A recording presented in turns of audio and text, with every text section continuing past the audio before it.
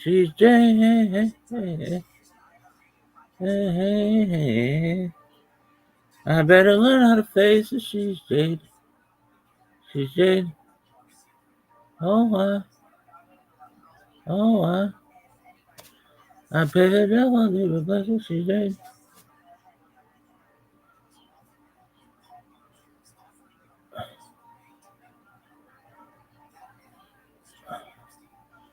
Look at this athleticism.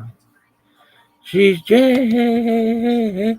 I better learn how to face it. She's Jade. She's Jade. Oh, I pay the devil to replace it. She's Jade.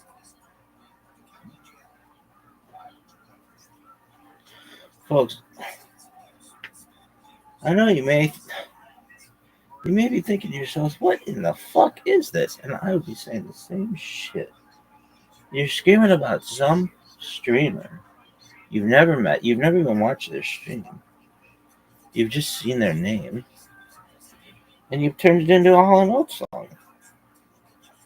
Why is that? Because she's Jade. I better learn how to face it. She's Jade. She's Jade.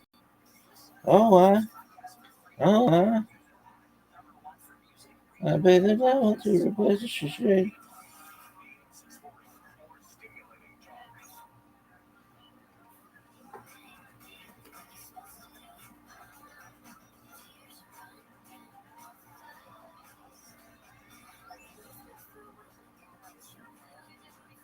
She's Jade. She's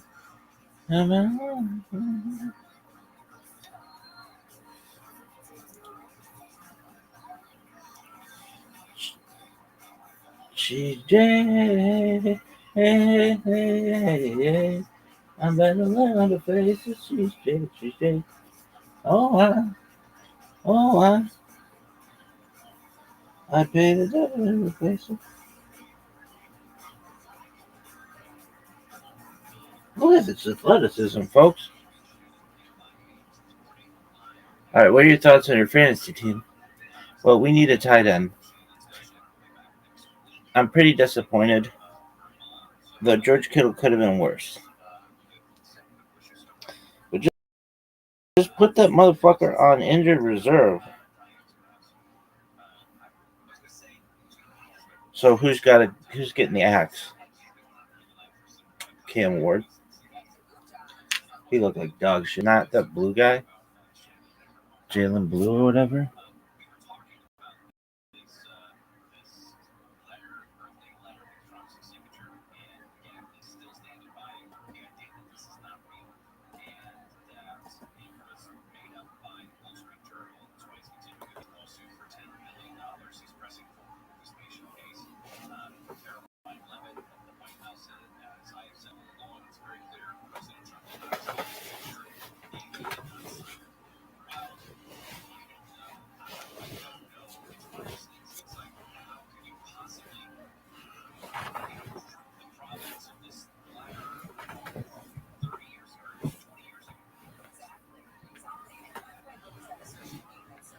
Dog, how you so fucking stupid? The guy only writes in butt permanent marker.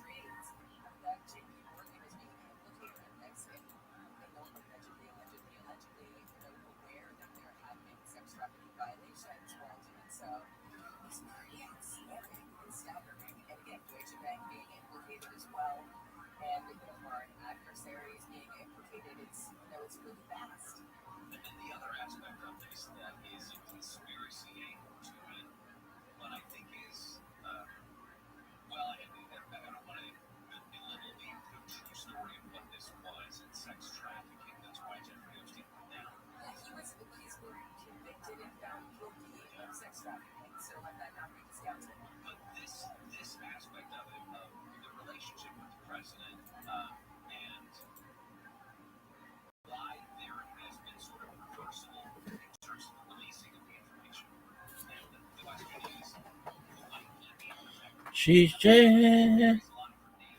Hey, hey, hey, hey, hey.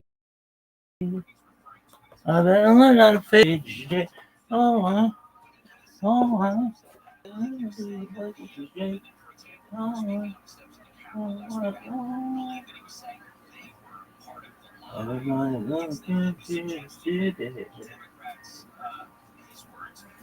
There's the trouble in my outside.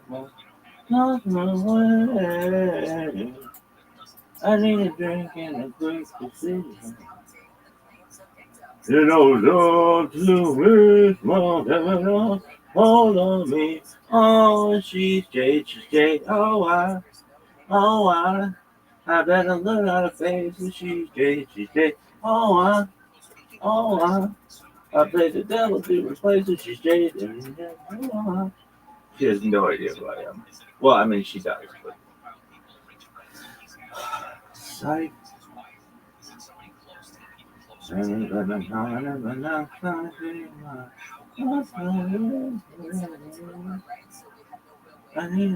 and a quick decision.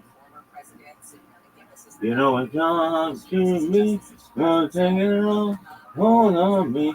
Oh, she's gone, oh, no, she's dead, oh, I better learn how to face it, she's dead, oh, I take a level, nigga, but she's dead, oh, oh, oh, why make a clip on my channel?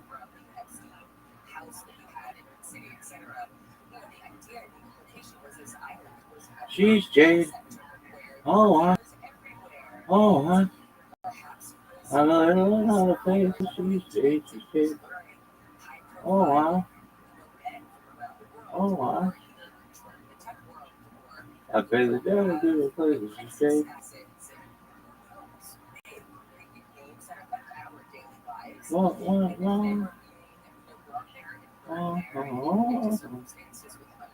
Everybody loves me.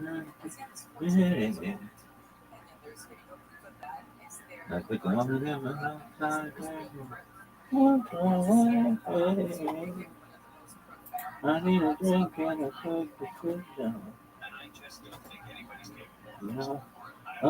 Choose me. I'm thinking, oh, me. Oh, she's Jade. I better learn how to face her. She's Jade. Yo, I'm here, baby. How you living? What's going on, Kidarka? Kidarka, go fuck yourself. No one wanted to talk to you. Not in a million fucking years. I remember when I was born, perhaps the first words out of my mouth were, no one's gonna want to talk with Kidarka. That person sucks.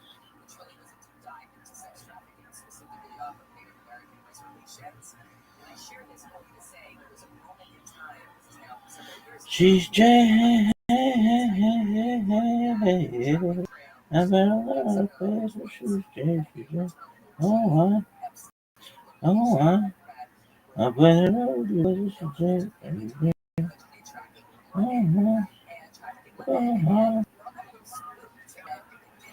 Everybody knows me in the city. Cause I come and I'm flying.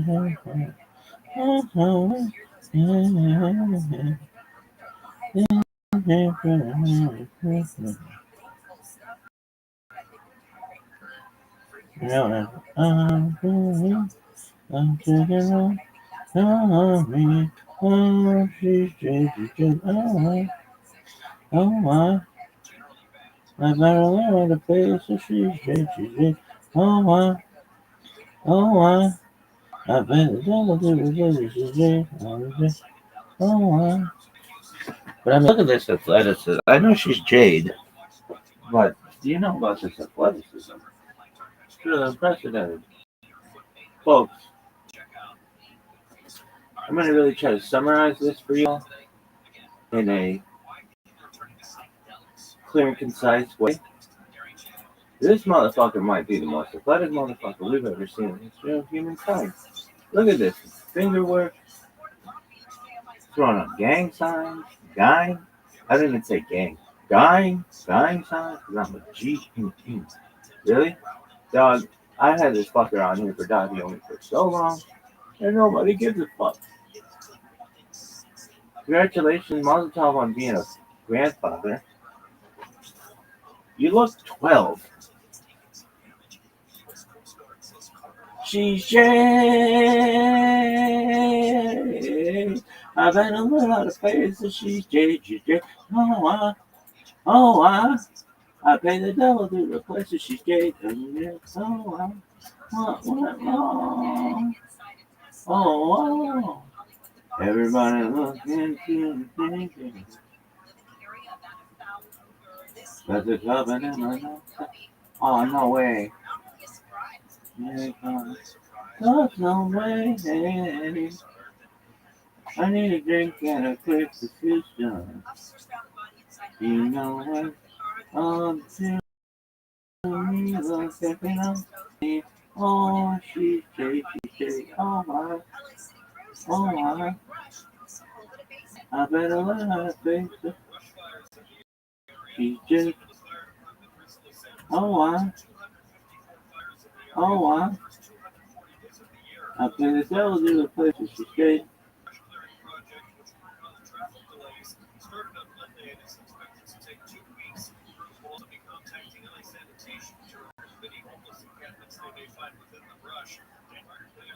I'm taking off. All on me. She's Jade.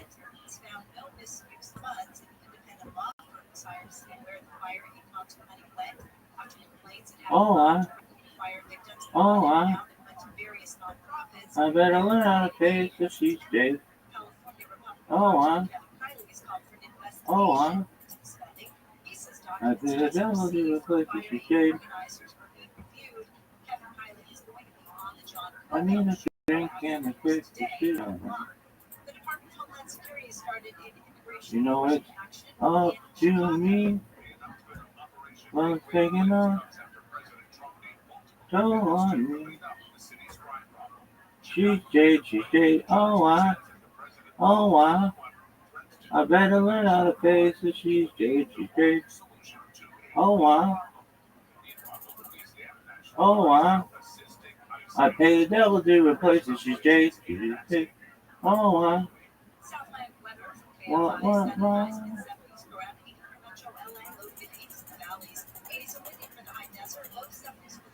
I can come in enough time.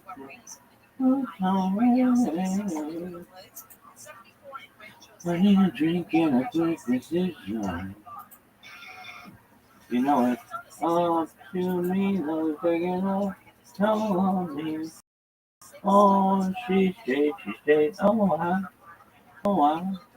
I better let her pay the she's Jade.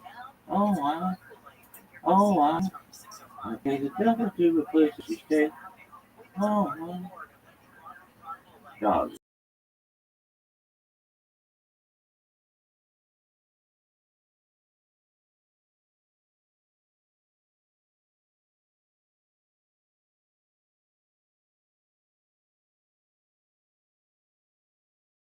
Great.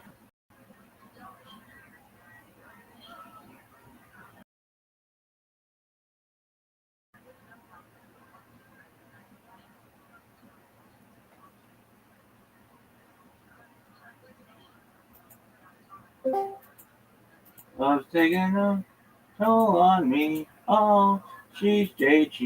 Oh, I better learn how to pay so she's Jade. Oh, Oh, I pay the devil to the place that she's dead. Oh, what?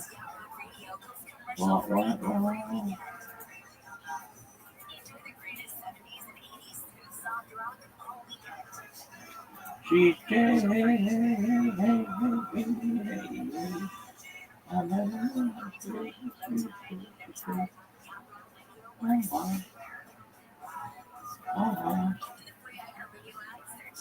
I pay the devil to the place that she's dead.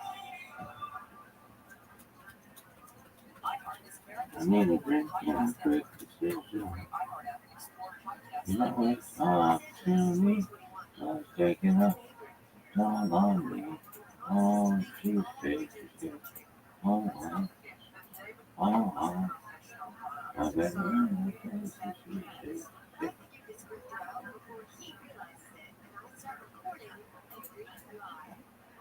Oh, I pay the devil to the place that she's dead. I need a drink and a quick decision. No, it's up to me. I'm taking a time on me. Oh, she's dead.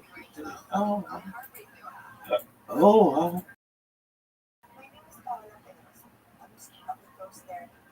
I better learn the place that she's dead. Oh, the dick is devil doing what she's dead. Oh, what went wrong? Oh. Everybody knows that you're really damn. They got coming in no way. Yeah, I need a drink. Quick decision. You went up to me. Something else. Don't want me. Oh, she's J. Oh, I better learn how to play. So she's J. Oh, and take the devil to a place so she's J. Oh,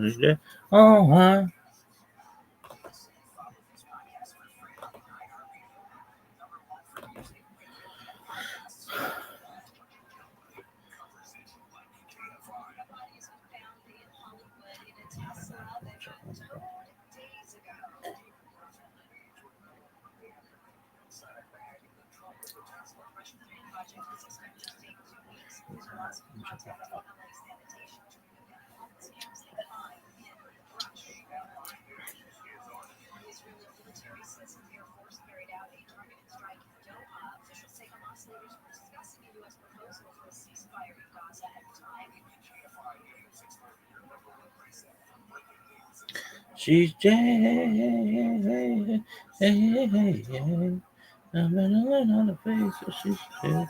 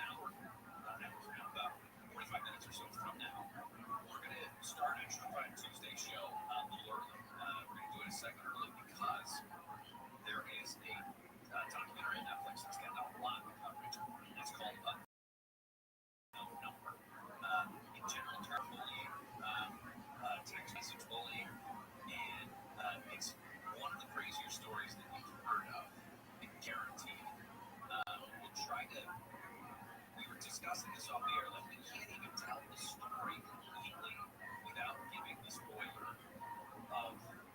That's a tough one, and I hate a spoiler if I haven't watched something, but this is getting so much chatter everywhere that it feels like, do you spoil anything? Well, and it's one of those, if you remember the story, it's a recent story. It's not like it happened 12, 15 years ago. It happened just the last couple of years. So there's a recency to it that you might go, oh, I do remember this Do thing. recall that story. And if you do remember it, then you know how crazy the ending is. But, Yes. but we'll talk about that again on our documentary coming up. And the term Rothschild's fight, right,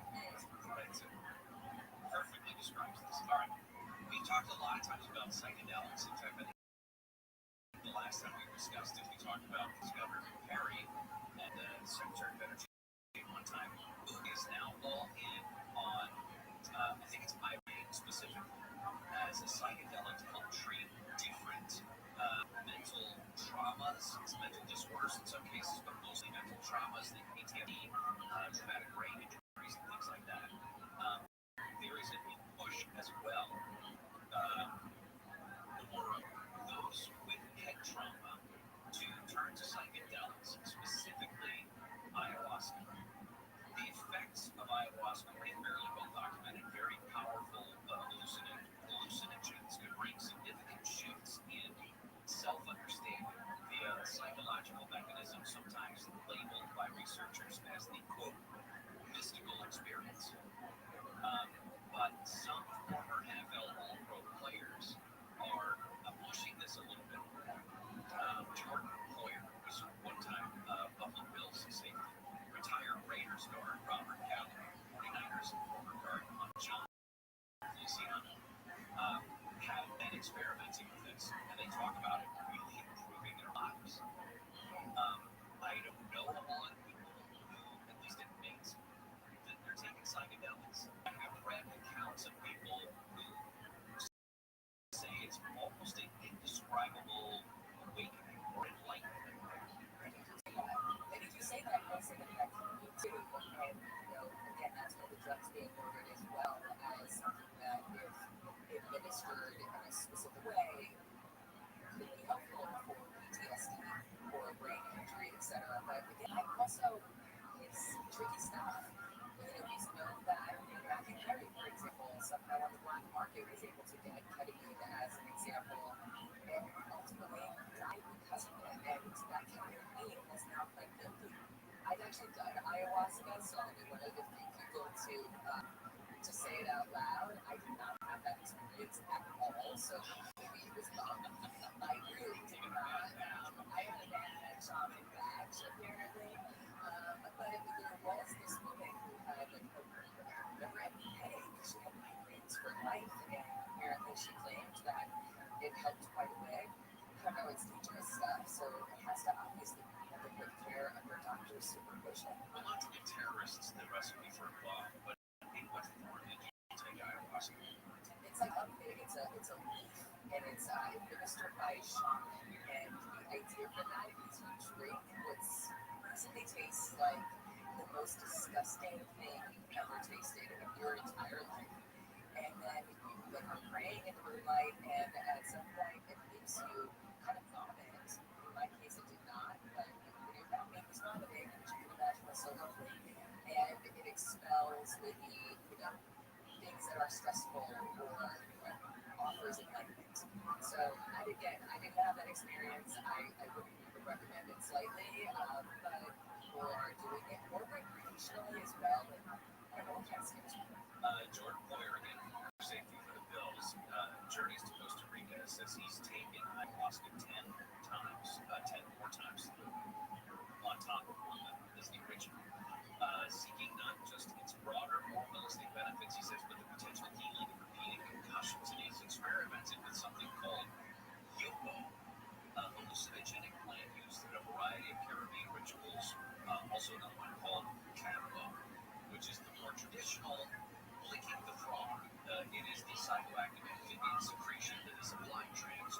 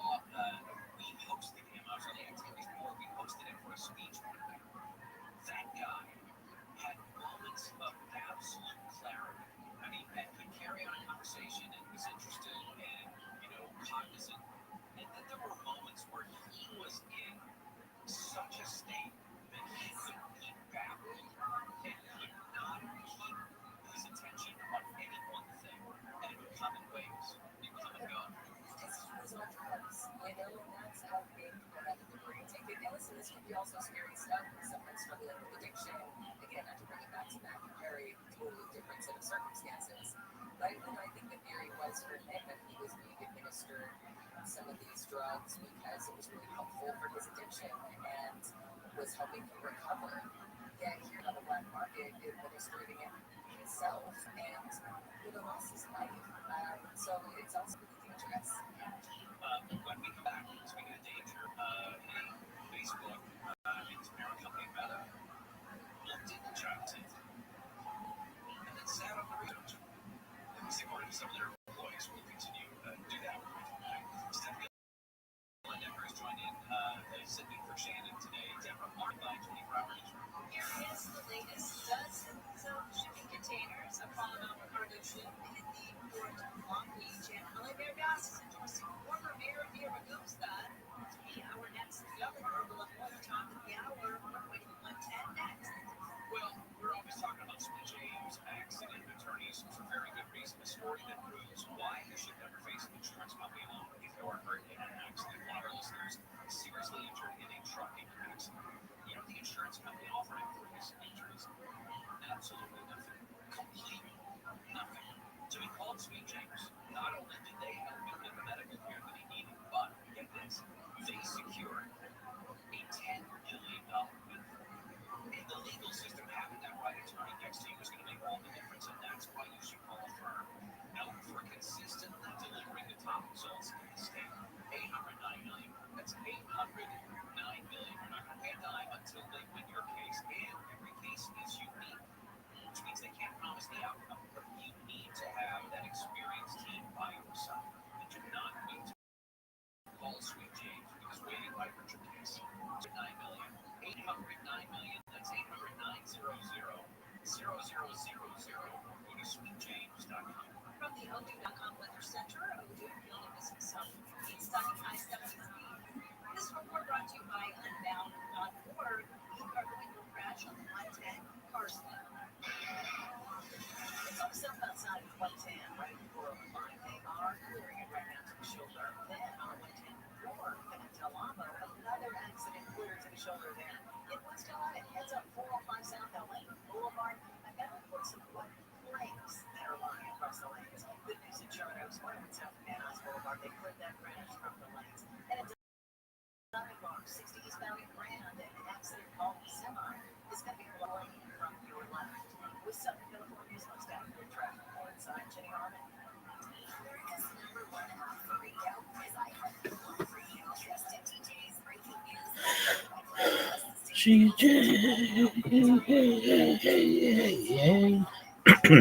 I better learn how to face it. She's J. Oh, I take the devil to a place that she's J. I like the part when he goes, she's gone. I better learn how to face it. She's J. I think the devil to a she's J.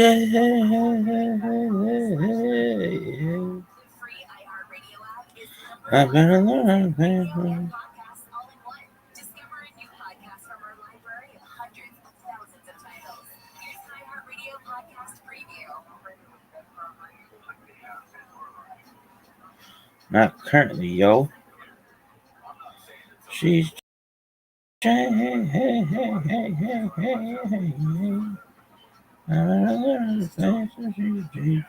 Oh,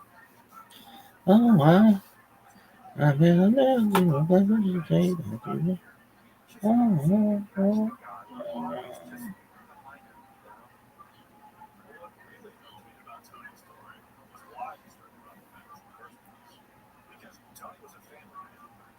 And everybody's having consolation. They're gonna come and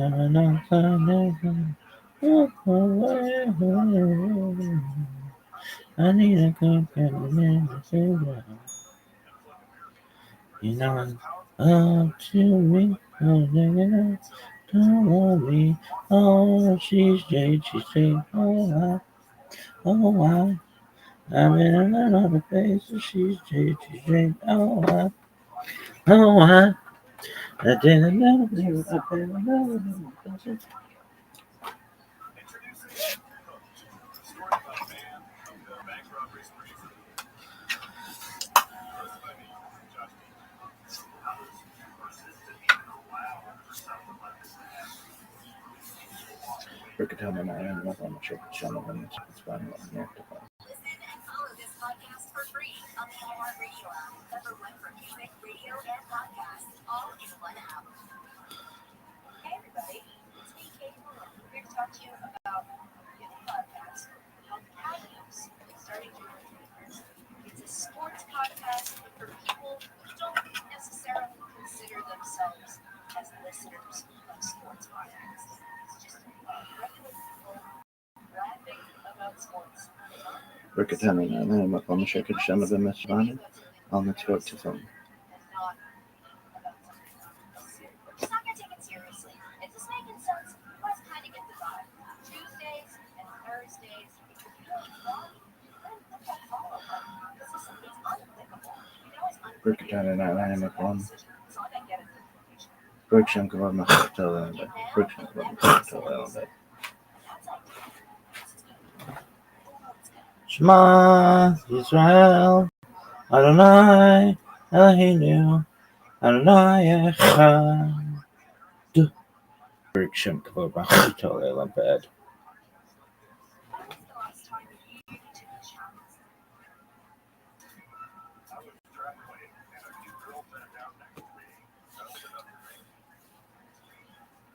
I'm Francesca Streets, CNN travel journalist, and this is Chance Encounters, a podcast about the incredible connections we make while traveling. Each week, we'll journey through moving, funny, and heartwarming real-life stories about how travel can lead to lasting love, decades-spanning friendship, and ultimately change your life forever. Join us wherever you get your podcasts. Just search for Chance Encounters with me, Francesca Streets.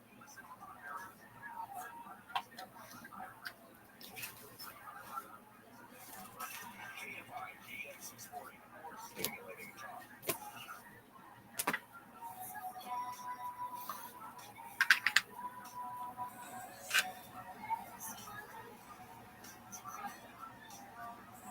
Jerry Channel, KFI 640, live everywhere on the iHeartRadio app. Check us out today, but do not worry, she'll be back next week. She is taking care of her mom. Her mom's going through some medical stuff, so she's taking care of mom. So our thoughts are with her.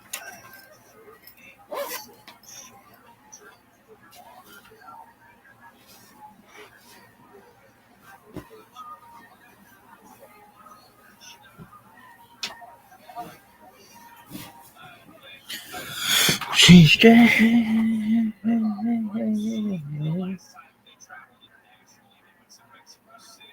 Now, they've been to London since then, but one of the games that they played, that the Chargers played, it was down in Mexico City. And she made the mistake of having, I think they were branded as meat tacos outside the state. Specifying which meat. It just said meat on the side. So that caused issues. Thankfully, she linked it up with tail. She said it was one of her greatest weight loss. Surprising about your life that we could never guess about you. This happened recently. I almost threesome with a married couple, but then they asked me for a picture and they told me that it was too big. So they.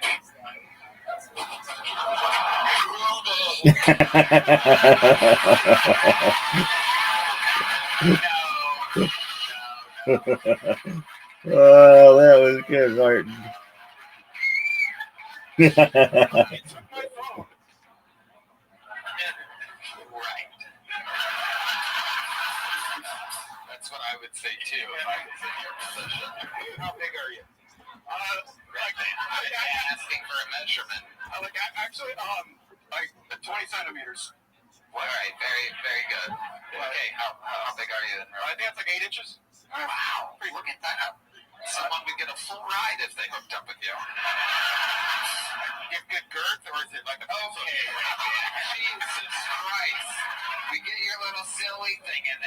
just have to push it to the limit.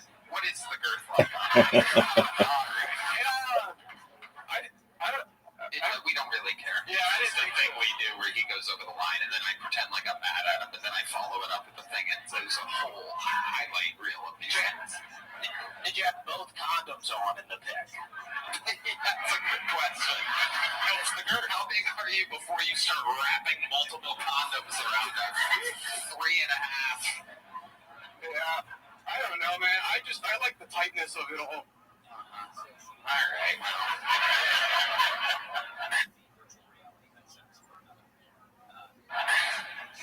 You're a weird guy. He really is. He really is. But a decent set, Pete. As wacky as you are and as odd as you are in the interview portion, I liked your set tonight. Here's a big joke book.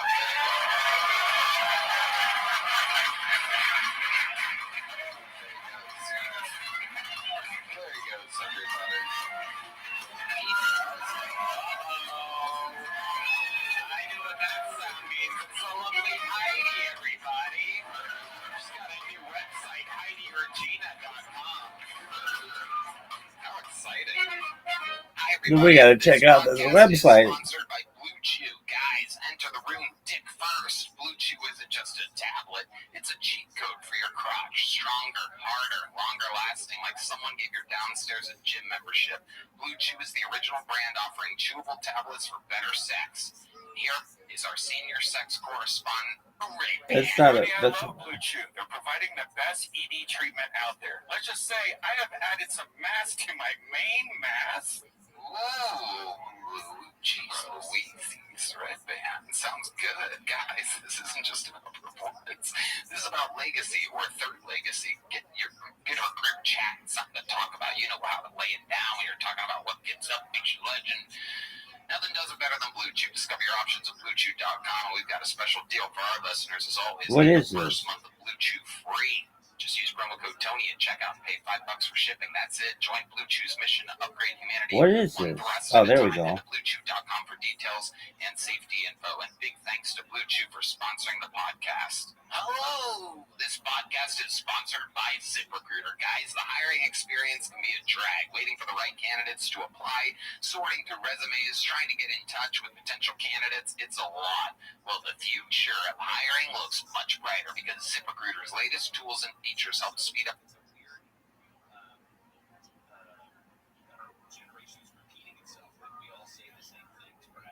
finding the right people for your roles so you can save valuable time. And now you can try ZipRecruiter for free at ZipRecruiter.com. She's Peruvian? Tony. Tony, I love ZipRecruiter. It's the best hiring site around. With ZipRecruiter's new advances, you can easily find and connect with qualified No, that's not candidates in Peru. minutes. And you're really interested in, you can unlock their contact info instantly. Yeah. So use ZipRecruiter and save time hiring. 4 out of 5 employers who post on ZipRecruiter get a quality candidate within the first day. And if you go to ZipRecruiter.com/Kiltony, Oh, shit. Oh, you should know that. free. Again, that's ZipRecruiter.com/Kiltony. ZipRecruiter, the smartest way to hire. All right, your next fucking poll, everybody, goes by the name of Jim Talley. Here we go, Jim Talley. Yeah, how y'all doing tonight? Fuck yeah, I want to talk about Elon Musk tonight, man. Yeah, I like the guy. You know, I don't like how he's trying to take humans to Mars. You know, I'm black. I'm not going, right? Look, maybe it's just my black anxiety speaking. I don't want to run the risk of getting in no space slave rocket. To be taking unknown lands, you know? You know what I'm saying? With those niggas in the back of the rocket next to the thrusters and shit. Smelling the gas leak and shit. Fuck that, alright? That's not NASA. That's NASA, alright? I'm gonna need to see a return ticket or something, is what I'm trying to say. But no, I will give him some credit. I think he got a lot of flack for that Nazi salute they said he did. I don't think it was a Nazi salute. I watched a lot of the historical footage, and the Nazi salute is a lot more zesty than that. I'm serious, you know, Hitler was on some gay shit, you know? So how many straight men you ever seen do this? See, Kyle, right? My name's Jim Tucker, guys. What up?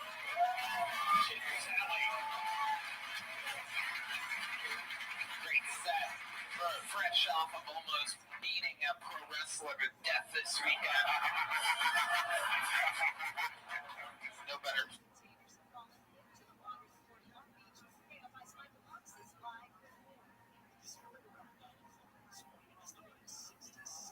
place to come hide out from the police than here. Yes, sir. Another ship. You are profusely sweating. Yeah, I was walking here, and apparently they called me, and I was still outside the building, so I fucking jetted here. I'm black, so I got here fast. Wow. Oh my goodness gracious. It is incredible. You are soaking wet. Yes, like you were just in a water park. You ever go to water parks? What do you think, Tony? No, I don't swim. I don't like deep water at all. Martin, well, the cat in fear.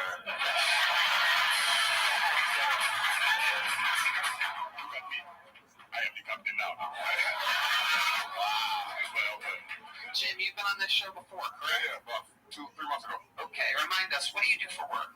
I'm a merchandiser for an international beverage company. Whoa. Yeah, I practice that backstage. Okay. Sounds great. I am afraid of how sweaty you are. It scared me, and I didn't want to say anything. But I don't want to go to Mars either. I'm with you. You Dusty Slay? Yeah. Oh, shit, hell yeah. I see you up in I want to fan in this whole place. That's what I'm talking about. A little respect there. Yeah, I see him up in North Dakota. Yeah, Dusty's the man. Okay. I think Dusty meet Ashy. Just kidding. It's the opposite of Ashy. It's a self-moisturizing machine. It's absolutely incredible. Amazing. So, Jim, what do you do for fun? I do this shit. I work out a lot. I practice voices from time to time. What type of workouts do you do? Are you out there lifting heavy white women? Yeah, I do look like I fuck white hoes, but nah. She likes skin, but yeah. But anyway, but nah, I like powerlifting and shit. You know, I want to be able to be in movies one day, so I want to be able to be in shape for that shit. Wow, okay. What else have you been doing to prepare for this possible movie career? Practicing monologues, again, voices and accents, all that shit I'm kind of good at. Yeah. I'd like to hear a voice. Yeah, me too. Yeah, let's hear some of these voices or accents. All right. Hello, guys. My name is Jim. As you can tell, I'm not from here. That's pretty good. I'm a few texts you tonight. I'm gonna laugh and I'm gonna go. Wow. You know what? I was going to arrest you, but I'm going to give you a warning instead. Wow. What else do we got? What else do we got up our sleeves over there? Don't do Mark.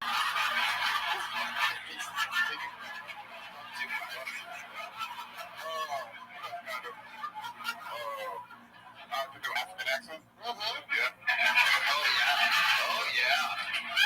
I actually was practicing this shit earlier. I was thinking, what if I was to narrate a documentary about your life? Me? Yeah. Okay. You know? In an African accent? Absolutely. Okay. Let's hear it. All right, here we go. Yeah, he's 20. He gave my...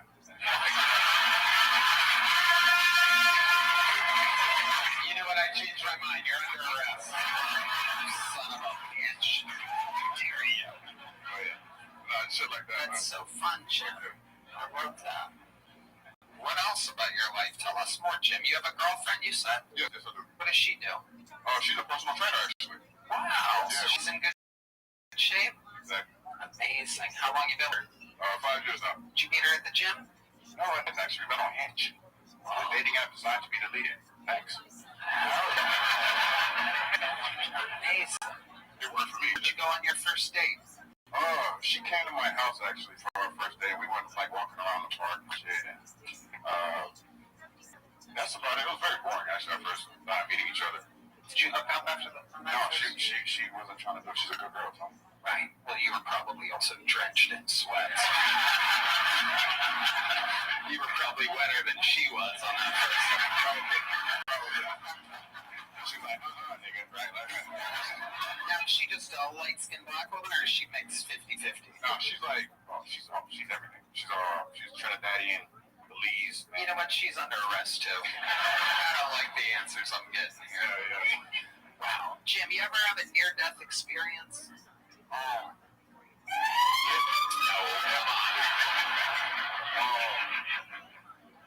near death, yeah. I mean, kind of almost died, but I had to get I had an abscess that got infected and it was closing up my tubes. It was kind of Let me ask you a different question. yeah, I didn't like that. What scares you? What are you afraid of? What Knives. Knives. Tell me more about knives. I'm scared of knives because I got circumcised in Africa when I was 16. Whoa, an African circumcision. That sounds like the near-death experience. I was hesitating on saying it, but yeah. My goodness. Yeah. They use a knife, a regular knife, on 16-year-old Africans when they need like a samurai sword or something like that? Bugger knife, a machete. Yeah. No, more like a machete. My dad actually got his cut with a machete. Really? Cause like I did my shit. Same time? No. 1, 2, 3. No. But not anyway. What do you remember about that? That had to be totally traumatizing. A 16-year-old going in for a circumcision. Yeah, it was December 25th, 2009 on Christmas. Wow. Exactly. I got 8 shots of anesthesia. You got what? I got 8 shots of anesthesia to my dick. 8 shots of anesthesia. They went around 4 times. They checked, and I could still feel it. And then they went around another 4. Listen, I ain't gonna lie. Like I couldn't scream because my dad told me I could be a bitch, but my dick let out like a dead. Like my dick was done. You know. Is this when you started doing voices? Yeah, my dick was the first one. Twisty first. Thank you. But my dick grew. It got bigger after that. It did. It's swelling. It's Swelling and it's scarring. So now I got ripped for her pleasure and shit. So hell yeah. Naturally. Absolutely. I take that back. Don't show that to you. Amazing. I'm gonna show this to my mom when she's watching this. Sorry, mom. That's right. Where's your mom watching from? Where's she at? Right now she's in South Florida. Okay. And she took you for the 16-year-old circumcision? No, I think I did that myself. You just went on your own? I asked the doctor. I just made sure that I beat to the actual hospital. It was cheap. It was like $39.99. Wow. Look at that. 8 shots of anesthesia. And your sister took you. Yes, sir. Her name's also Anesthesia. Close. It's the outside. So yeah. Really? Yeah, so wow. Incredible. Well, Jim Telly, fun times, fun set. I think you did it. Did you get a big joke book last time? I did. Well, then there you go. Keep working on it. Come back again. Jim Telly. Look at this. We're having a good time, which is also the name of Dusty Slice Podcast. And it's also what's happening right now. All right, your next bucket pool looks like a new one. Make some noise for Al Sadi, everybody. Al Sadi.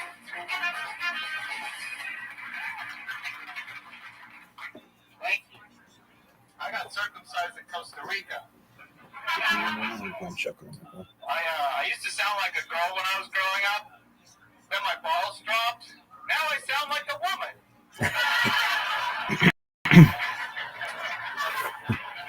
It's actually one of the reasons people would call me, so I stopped talking.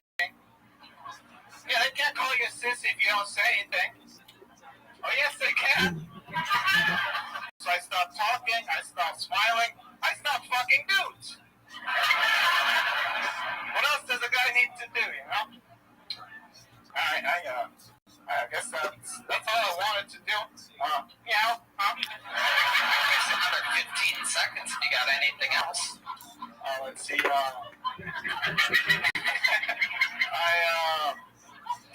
not a political guy, but actually my liberal friends, they annoy me a lot, and my conservative friends, they annoy me just as much. But what I think is cool about that is that you all thought I had friends. So, thank you. There it is. That was good. Welcome to the show. Is this your first time on? How long have you been on stand-up? About 6 years over a span of 12 years. Okay. I quit a couple times. Right. Yeah. Right. What made you quit? I got tired of like repeating my jokes, and I started doing improv, and I thought that was fun. It was? Then what happened? Then I like stand up more. Right. Yeah. And here you are. You live in Austin now? Yes, sir. For how long? About 3 years. Okay. Yeah. You moved for stand-up? Yeah. Okay. How's it going? It's pretty good. What do you do for work? I'm a web developer. Okay. Yeah.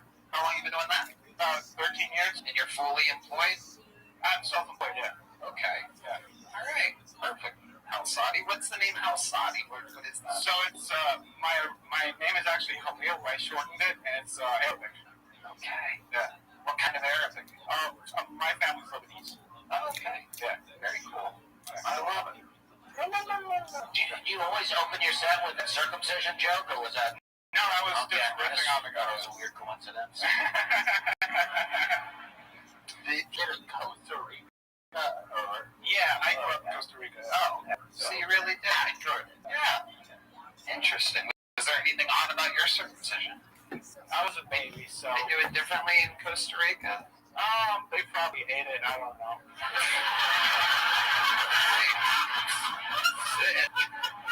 Yeah. How's your girth? Okay. Great band. Great band. Come on in, man. That's pretty thin. So tell us something interesting about your life, Hal. I hear the sounds of flies in my head. Okay. All right. Explain that a little bit better for us. In Costa Rica, there's a lot of bugs, so I always hated that. So when I moved here, I always make it. There's one rule in my house. It's always to close the door because that's how they get it. Right. Okay. That's how they get it. You hear these flies all the time? Yeah. You hear them right now? Yeah. Really? Yeah. Well, because of the noise. Yeah, but seriously, like. Sometimes I get PTSD from it because there was a time like multiple flies got into my house and I getting like looking all over the place hearing flies. Yeah. Wow. So you hear them when they're there.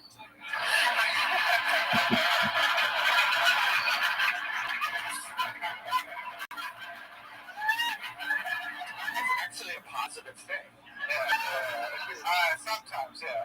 I think we all suffer from that. Do you need medication or something? What was that? Did you need medication or something? I think so, yeah. Yeah.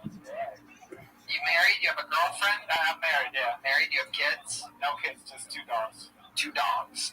Okay, you love your dogs. I love my What dogs. kind of dogs do you have? They're mutts. One's like they're both pit bull Damn. mixes. Alright. Yeah. That's a ticking time bomb. There must be more to you. How? What else? You have any big passions? You collect like the locomotives or something? I do like trains, yeah. Trying to think. I had like stuff that I would prepare, and then when I got here, it just went away. They just flew on your head. The fly. Yes, the fly.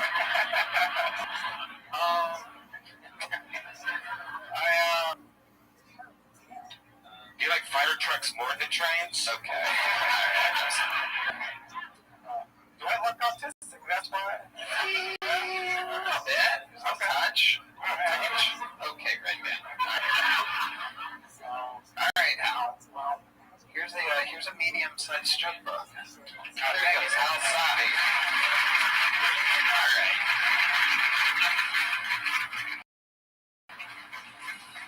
All right. We're having fun. You guys having fun out there? Here's another bucket full for us, ladies and gentlemen. Make some noise for Trip Callahan, everyone. Trip Callahan. Oh my God, guys! I saw Target. They got in trouble for selling tuck-friendly bikinis to children. I guess like a bikini with a little pouch where you can tuck the dick. And at first I thought it was weird, but then I realized it was probably even more weird to be against it. Because basically what you're saying, if your son's wearing a bikini, then I want to see the cock. It's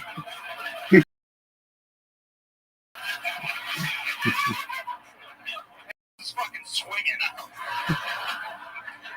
But I got weird opinions on everything. I still think race matters a lot. Like a white lab, that's a great dog. A black lab's also a great dog. But a Chinese lab, that will shut down the world economy.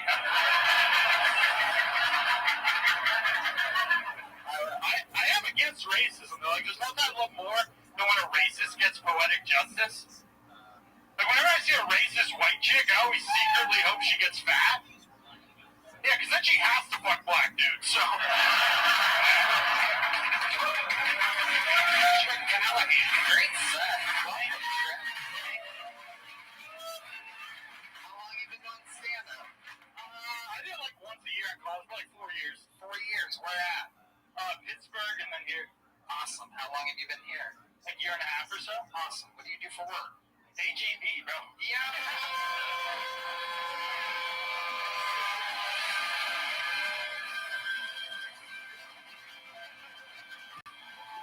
In the good Lords we trust. The one true God who watches over us. Lord HEB. We were literally talking about it before the show in the green room. If you're wondering what we're talking about fucking little HEB tricks that people even know. Red Band, would you like to tell the crowd what you informed us here just this evening? Not even fucking an hour ago. You know, if you buy crab legs, you just take them to them and they will boil it for you with a different kind of seasoning for frying. So if you get crabs or lobsters, you go, you know what? Now cook it for me. While I go shop, I'm going to come back and pick up the crab legs the way I fucking want them. I mean, I wouldn't recommend talking to people like this, but it's more like in your head, you know what I mean? I'd be like, please and thank you in real life, but in your head, you know they're just fucking cooking up for you. It's unbelievable. Is this a true fact? Do you work at HEB? Yeah, dude, I work in like produce. I got like Happy Gilmore's job, basically. Wow. Yeah. Incredible. So tell us more about your life at HEB. We love HEB. It's a dream sponsor. I'm sure it's right around the corner. Well, it's not that bad, actually. I'm stocking shelves, I'm moving around pallets, and then sometimes they put me in the back with like the Mexicans that I chop up fruit and stuff. Ooh, okay. Yeah, sounds racist, but it all checks out. Yeah. I'm like the only white person on my team, so it rules. Yeah, of course. Let me ask, there's a very controversial case. A young man, a young autistic boy, recently was working at a grocery store, and they caught him eating a little bit of the what would they call that? Go backs or like the fruit cups? Yeah, it was like outdated kind of stuff. I once worked at a grocery store when I was 16 years old. Giant Eagle. Kroger guy. We remember both of these places very clearly. Two Ohio-based, extremely prolific grocery stores. Nowhere near to the good words of HEB. But how do you bend the rules? You ever take an old magazine? Because there's a lot of things that go on at grocery stores that you people don't even think about. You non-GS. Well, we can take we can take like the fruit. We just have to say we're sampling it, so we're like can give the customer a better experience. So you're kind of allowed to at HEB, which rules a lot better than whatever the fuck that. You remember what that one was? No, I don't. Oh, it was. I do almost remember. It was Ralph's. No. It doesn't matter. No, it was. What was it? Yes. I got caught shoplifting. Very controversial. You got caught shoplifting? Yeah. What did you shop there? It was what's Clifford's 2 soundtrack and one of the Paulo Abdul albums. I guess there was 2 different ones. There was the red one, I think. I thought I was the gay one on the show. So I have to gain weight to balance this. We're supposed to play our characters. Unbelievable. Wow. So tell us more about HEB. Tell us it's clean, right? Yeah, it's pretty clean. I mean, I don't know. It's kind of just a like manual labor job. It's not that hard, but we know. Yeah, dude. Yeah. But I mean, I like it. It's bad. I worked in sales before. I hated that, dude. So I actually don't mind it. It's not that funny. Sorry, guys. else do you do? Well, I would just want like you dress like Adam Sandler and you have the job of Happy Gilmore. Are there other Adam Sandler things you do in your life? Yeah, is it true that you're still in 4th grade? Reading level, but yeah, dude. Dude, I play golf. I think that's Adam Sandler. Yeah, that counts. Yeah. I'm not good though, dude. I love it. Okay. Trip, what else? What else about you? Tell us something crazy about your life that makes you different than everybody else. Well, I knew when I was growing up, I knew a guy who tried to become a serial killer. Tell us more. He only got the 2. He failed. He got caught.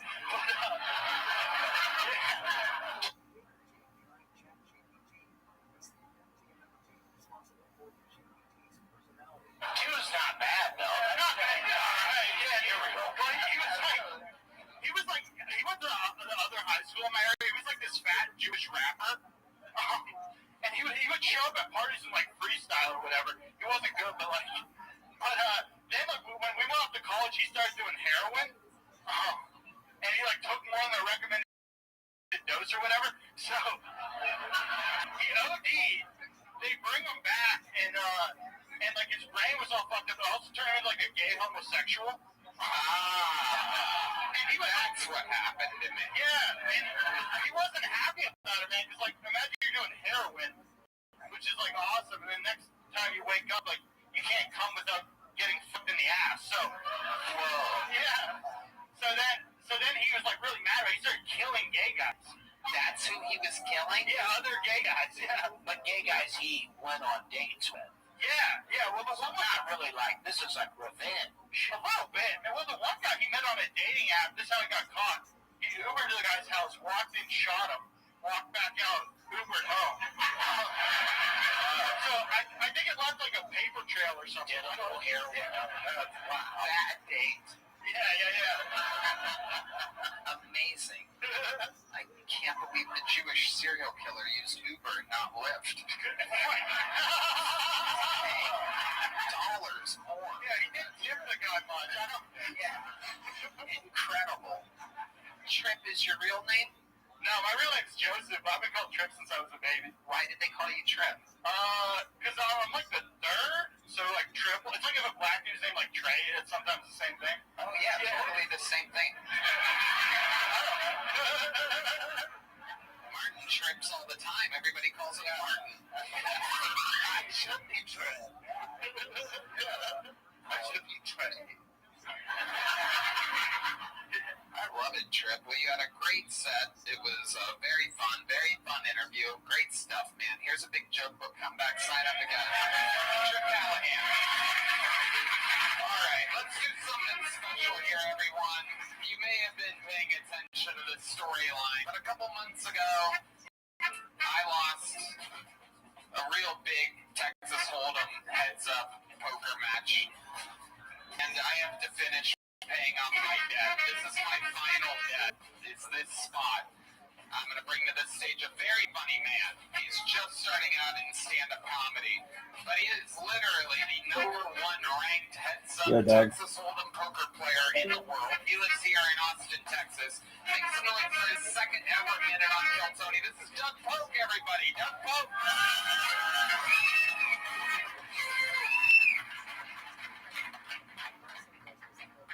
I'm a professional poker player, but this show changed my life. Since my first appearance, my DMs have been flooded with dick pics. Tony, can you please stop? I have a wife and kids. Besides, I only asked for one. I was at the store the other day and was denied beer by alcohol before 10 a.m. in Texas. It's a dumb law, right? But the crazy part, these were non-alcoholic beers. When you're buying non-alcoholic beer at 9 in the morning, you know you're a pretty serious non-alcoholic. You know when I knew? I had a late night out drinking. When I woke up the next morning, I could remember everything. It's getting pretty bad. I think it might be time to join Non-Alcoholics Anonymous. Can you imagine that? Hi everybody, I'm Doug. I don't have any problems. It's a 0.0-step program. It's just so nice not to take any daily steps. Am I right, Red Band?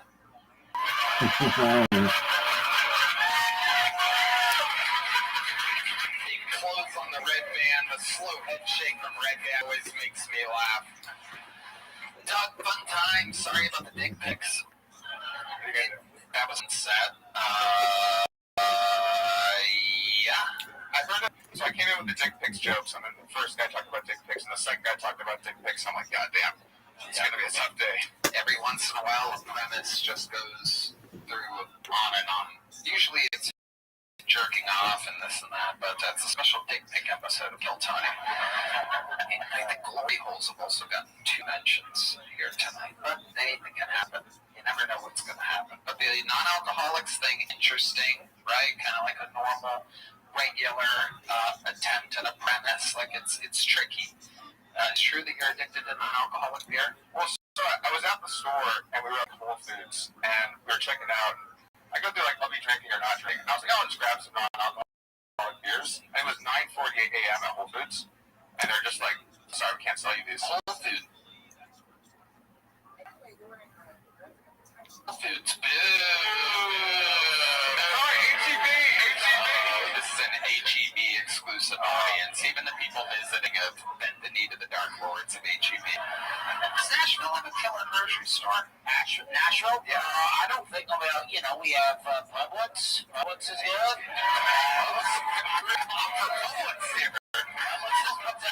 Where shopping's a pleasure, they say. Martin, where do you do your shopping? Walmart. Wow.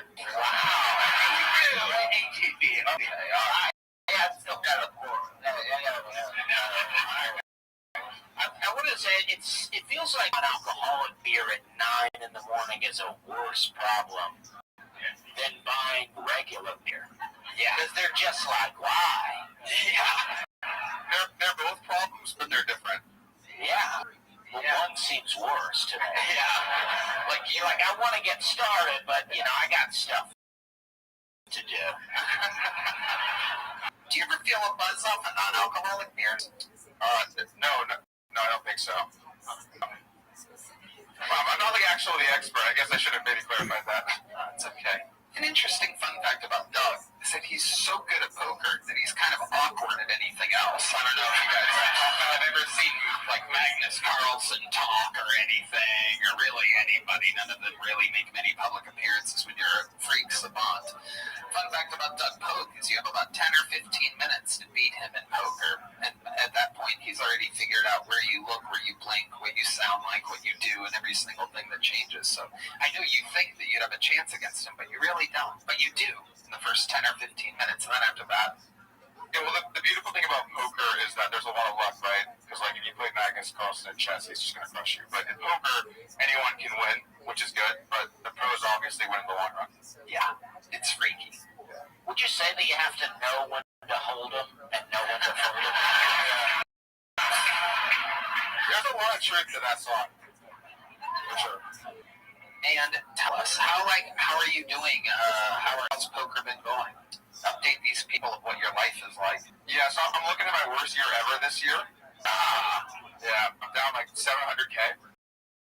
Oh, only $7, everybody. We'll get them there.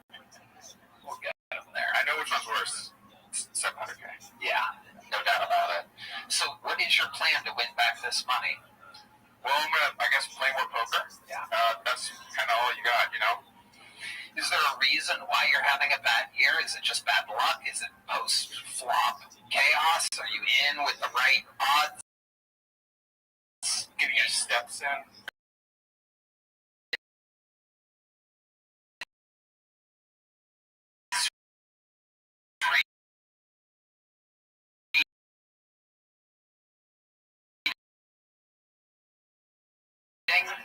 Oh, look who's getting his revenge now that he knows you're I've been hanging out with like Uncle Laser. And, oh no. You're getting non-alcoholic beer and then hanging out with Uncle Laser? That's even worse. Even D Madness is like, I'm out of here, dude. Bullshit. he had me come over for him the other day. Uncle Laser. Yeah, like a show there in Austin, yeah. I put on my nicest wife beater. That's great.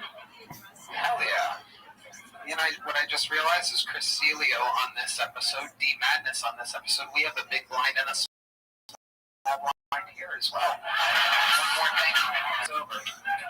One angry man just staring at me right now. It's incredible. He did not like that joke.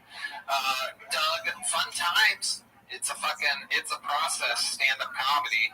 You came out and you nailed the joke on me. You closed with the red band thing, the non-alcoholic. I agree with Dusty. I think that it's worth examining kind of like that. If that makes sense, like flipping your take on it, because it seems like you would be the craziest human being buying non-alcoholic beer that early in the morning to really chase some demon. Yeah, but not at the same time. It's 700K, you know, sometimes you gotta know when to walk away and know when to run, you know. Doug, it's been fun. We had fun playing poker that night, and you're a great human being and very, very fun to watch. Make sure you check out his streams and whatnot. Very entertaining. Like a great athlete. This guy beats the shit out of everybody. Even though he's 700K in the hole. But he's won millions and millions and millions before, so it sounds a lot sadder than it actually. Fun out there, everybody. We're going back to the bucket. Everyone, make some noise for Matt Campbell.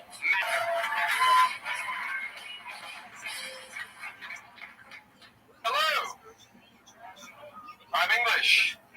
Or as you all like to call me, Gabe. Thank you for that. I had expectations when I came to this country, guys. Everything I learned about you lot is filtered through the media you send my way. So when I was coming up, High School Musical coming out. What the fuck was that? An all-white basketball team won a state championship? Fuck right off.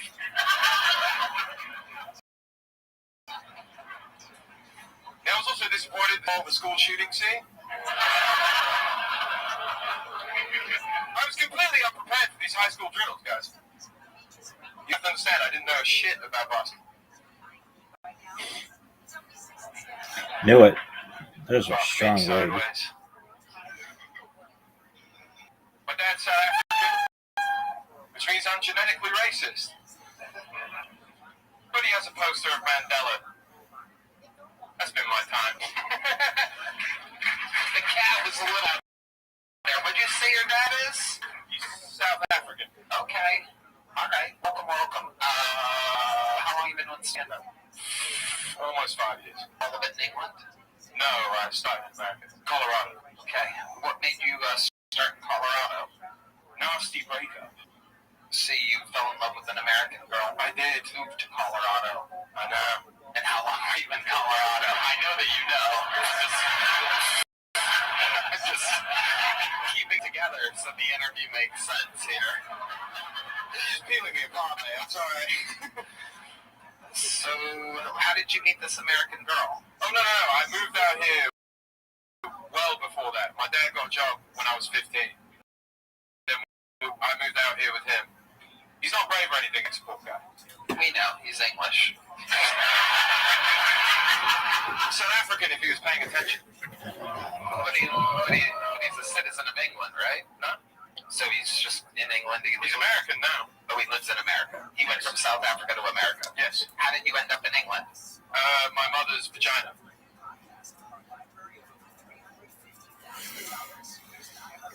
How did your dad end up in your mother's vagina if that was in England? He worked very, very hard. Did he visit England? A lot. Right. So your dad's been in England. Oh, yeah. But he never lived there? No, we lived there for a while, but he never He wanted 2 minutes. You little squirmy British bastard. Coming in to have your moment. That British comedian kills Tony.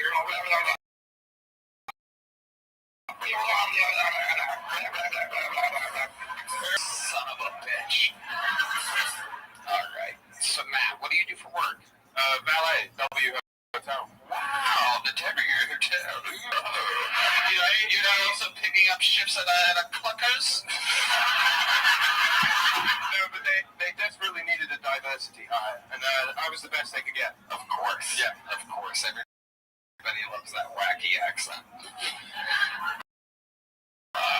Valet, a job that absolutely will be taken over by robots. What's your big goal? What are you going to do? You focus on stand-up? You do a lot of spots? Yeah. You love it. Going to Houston next month. Other than that, pretty good right now. What are you doing in Houston? Got apparently a drug show. I don't do a lot of drugs, but I'm prepared. What are they going to make you do? Smoke the devil's lettuce? Yes. Really? Wow. My dad likes to call it the wacky backy. Which is pretty fun. Wow. He's old. He's like near 70. Wow. Those South Africans, they just fucking... They age like black dudes. It's great. It's amazing. They're from South Africa. Yes.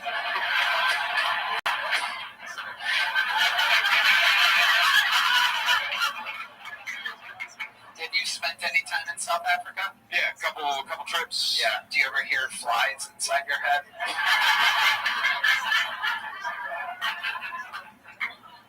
No, never flies inside my head. But I remember one trip, I went to visit my grandmother, and the most vivid memory I have of her is just her walking up to me and squashing a chameleon in front of me when I was 4. Wow. Yeah, just with a big rock. 60-year-old grandma. Were you playing with the chameleon? No, I was just looking at it. Wow. It's tragic. But you were looking at it, enjoying it. Yeah, I was happy in that moment.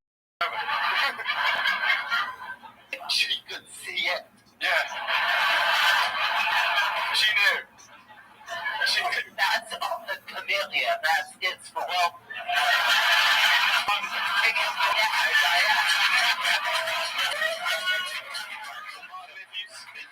If you know anything about South Africa, it was definitely the wrong color, right? That sounds like your grandma knows that about now. Chameleons, yes. Yeah. Different colors, I guess.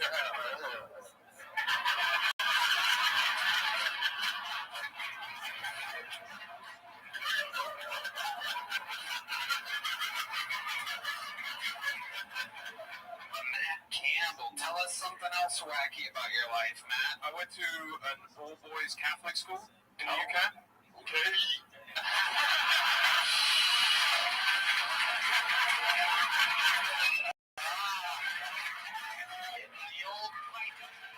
Celebrating victory.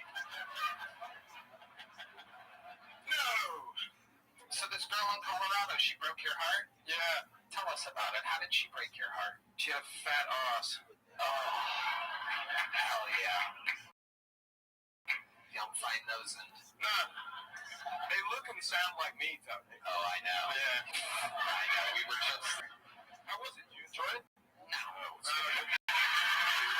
Literally hated everything about it. Worst week of our lives. Yeah, it was the worst. Were you thinking about doing comedy before the breakup, or did you just run right out and do No, it? I've always kind of liked comedy, but I never got the balls. She Like, discouraged you? Yeah, no, she, it's not that she discouraged anything, it's just, I sort of found nothing to care about after she gave that sweet pussy up. How did she let you know that she was breaking up with you? Oh, I found out she was texting a dude named Grandma. Ooh. Wow, turns out that grandma was crushing chameleons too. I know.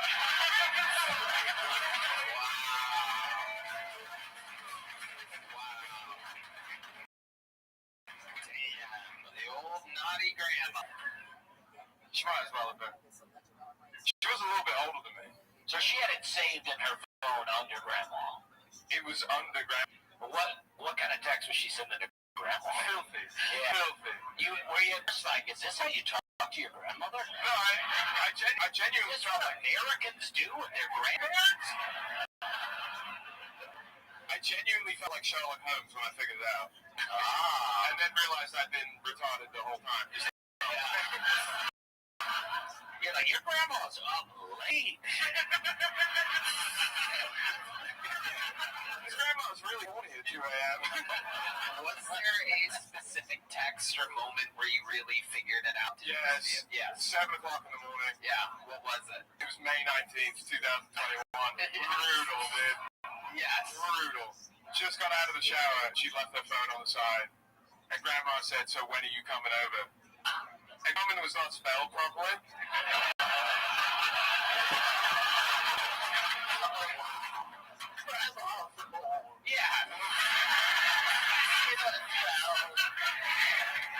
Yeah, I'm not sure you made the right move here. Yeah, South, when are you coming over? I mean, that's not as dirty as I was expecting. 2 M's. Well, I'm from Alabama. I got relatives in Kansas.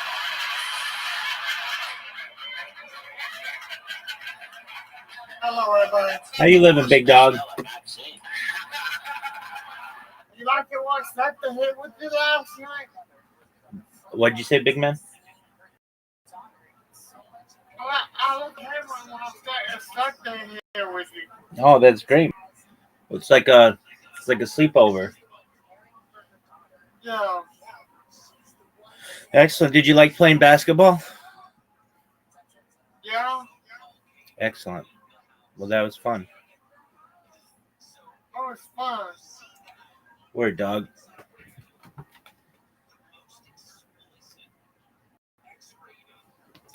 Oh.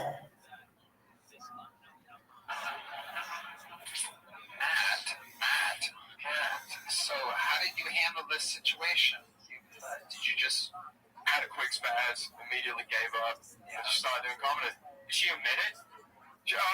Not immediately because she was like staring at Bible quotes, but like after we figured that out, She was staring at Bible quotes? we took Jesus out of it, Had the argument. What do you mean exactly? Well, then, like in the moment when I found her cheating on me, I found she was reading the Bible. Oh, yeah. Oh, that is the reddest flag humanly possible. So how did she talk to Jesus?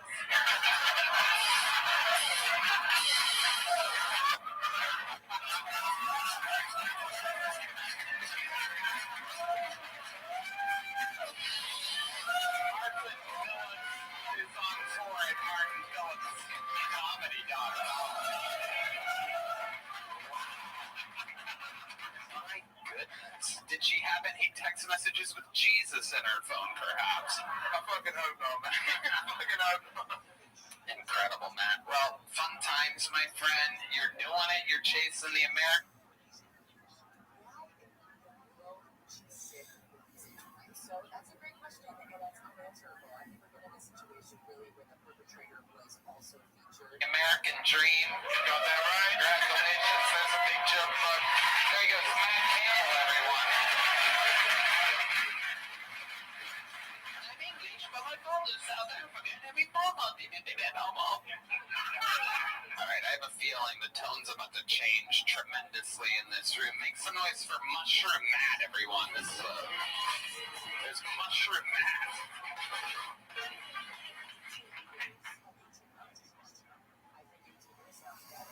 You folks. So I'm a bartender, right? Been bartending for over a decade. I've made thousands of drinks. People order some weird ass shit, and like I don't blame, but one thing does throw me off though, and that's when people order the drinks virgin. I don't get it. I've never fucked a drink before serving it to a customer. No, I don't pop the cherry before I garnish your Manhattan.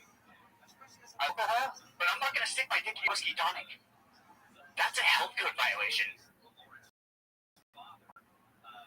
So, now different jobs, like a lot. I worked at over 40 different restaurants. Friends say I'm a bar slut, and you know, it's the thing you can't catch an STD from working in a bunch of restaurants. Actually, I take that back. Don't say it's at PF Chang's or Buffalo Wild Wings. They look fun, but it's not worth it. So did y'all hear? Okay, that's good. Did you want to finish it? Is it a quick one? Did y'all hear what?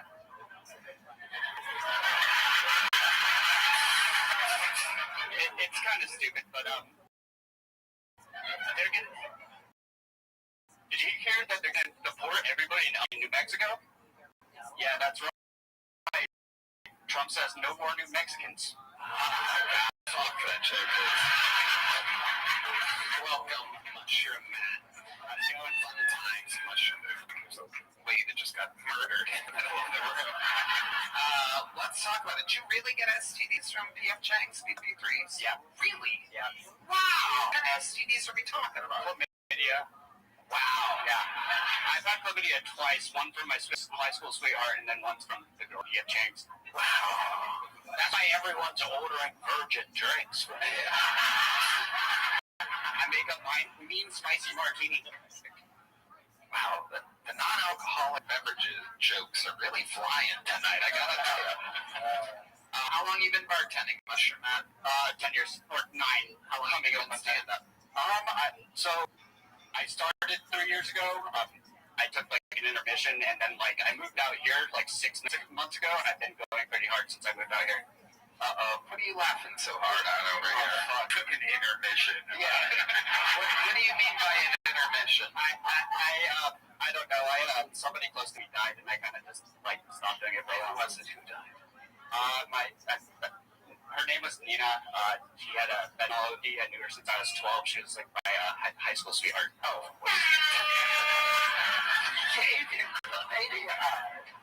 Yeah. Is she the one that gave you chlamydia? I don't want to put her on blast, but... Well, you can't put her on blast anymore, my friend. It's all good now. She's in a place where chlamydia doesn't exist. I hope so. Yeah, I really hope so. Did you say you worked at 40 restaurants? Yeah. Yeah, I've been out 9 years. Yeah. Yeah. I don't know. It's like you're not that good at it. It's like the restaurant industry is weird, dude. Like there's places you'll go and you'll work, and like after a month you're like, oh shit, this place sucks. Like they lie to you, and then like you start working for them, and then like you end up getting screwed, and you're like, okay, this isn't worth it. Then you get jump to another. It takes a while to like find a good spot, but once you find a good spot, you stay there for a while. Feel slow. So, have you been dabbling in some serious drugs? By the name Mushroom Matt. I am a big fan of mushrooms. We talked about last time. I've even announced before.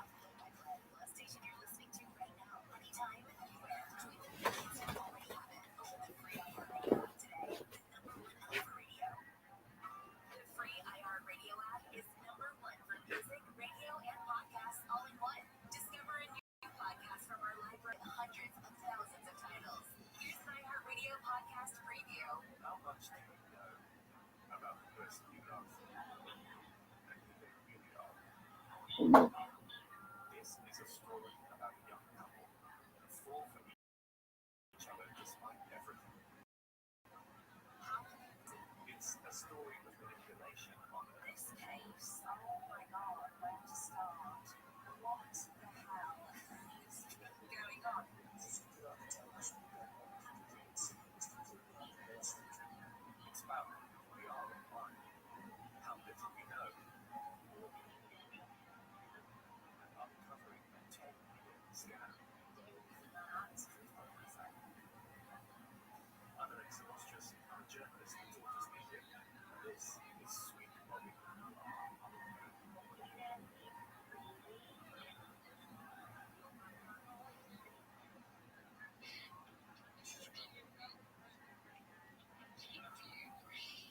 Listen and follow this podcast for free on the iHeartRadio app. Number 1 for music, radio, and podcasts, all in one app. Welcome. My name is Paula Pedrosa, a medium and the host of the Ghost Therapy podcast, where it's not just about connecting with deceased loved ones, it's about learning through them and their own perspective. Listen to the Ghost Therapy podcast on the iHeartRadio app. iHeart is America's #1 podcast network. Open the free iHeart app and explore podcasts like this. Los Angeles, 2021. The neighborhood appears out of nowhere and promises to make all my dreams come true. Let's not forget that David White was a professional con artist, so he understands chance. I figured this drifter out before he realizes it, and I start recording every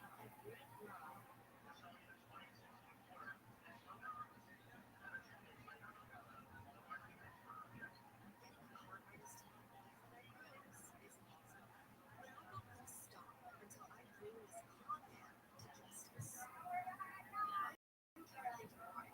Listen as I take down scammer on Once Upon a Con, starting February 12th on the iHeartRadio app. iHeart is America's #1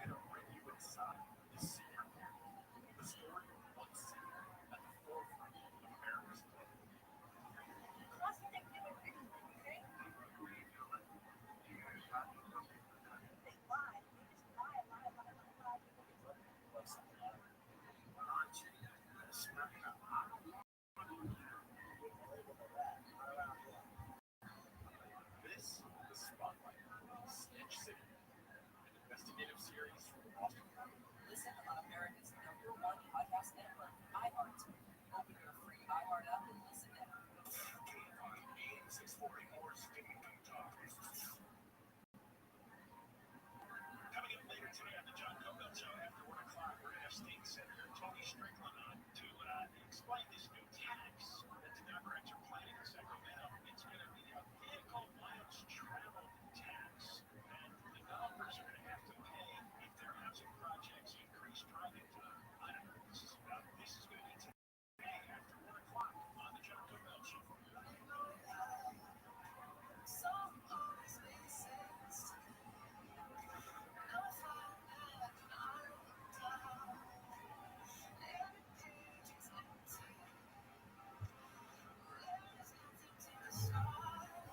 Gary and Shannon family, AM 640 live everywhere on the iHeartRadio app. Continuing our True Crime Tuesday conversation about this Netflix episode, Netflix documentary called Unknown Number, the high school catfish. And again, the reveal was mom was texting and cyberbullying her own daughter. And for years, and got so far as not just talking about her physical appearance or how whether her boyfriend liked her or not.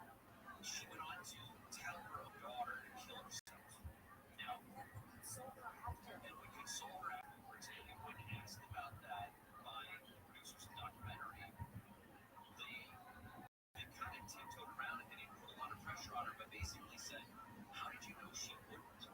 And mom said, "Well, I've had conversations with her, and I thought maybe she said she was confident that that's not where Lauren was, that she would never hurt herself like that." And I thought, how could you possibly, as a parent, come anywhere close to taking that gamble? And why would you hurt her? It's clearly very off. Right. This is an actual thing. She did something that I think is downright criminal. I think 18 months is a cakewalk. That seems like a traffic violation compared to telling her own daughter to harm herself, kill herself at that point. And by the way, mom, it seemed like at least, was also a little sweet on Owen because we later found out that mom was like, was going to Owen's games. Right. Even when they were broken up, she was still the mom that showed up. So how weird is that? So she was sort of stalking and maybe sweet for this young boy. So that's also disgusting. And all obviously some of these horrible things to her daughter. This is a very deranged woman, and I don't think she should be free. The Munchausen by proxy syndrome, or Munchausen syndrome by proxy.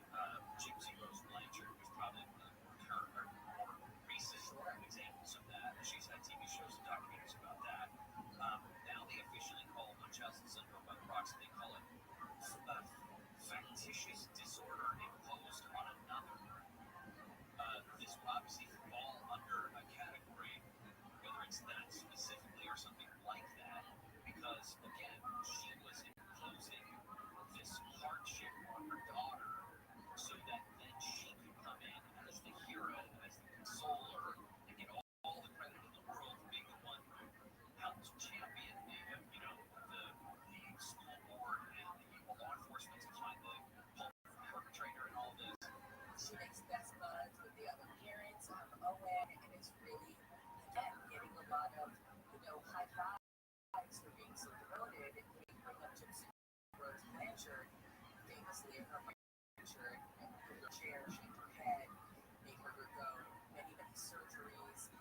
And listen, Gypsy Rose was living like a very sick little girl. And in fact, she was perfectly healthy. Mom causing this, and then also mom sick stuff. I just felt like she should have been.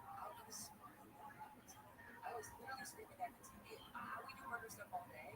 I feel like Kendra got a cakewalk of deal, and that Lauren deserves better, and she should be locked away. And I hope we're not glorifying her by giving her one stage. It was, and then for her to fall back on her own childhood trauma as one of the things. And one of the other moms on the show did say basically that, and she's like, I understand childhood trauma, and I get why it could, cause conflict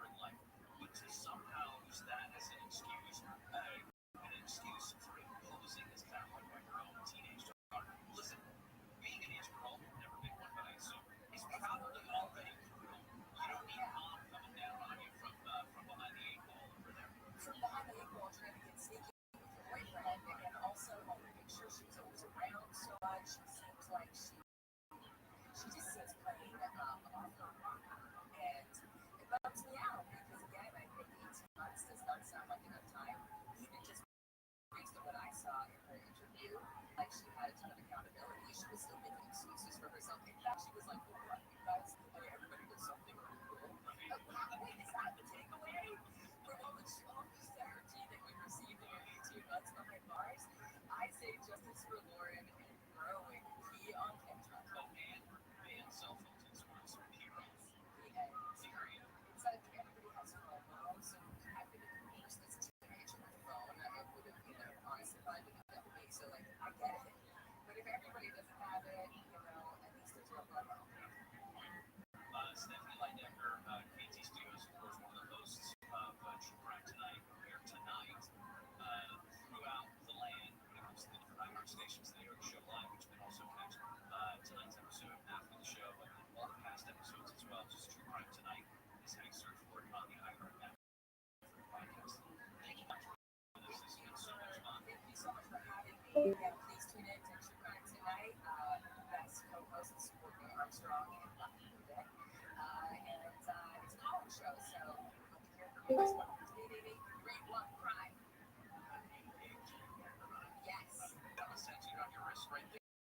Yeah, it's not to report a crime. No, I tattooed it on the front of my hand, but it's not to report a crime or to commit a crime, but it is to just join the show.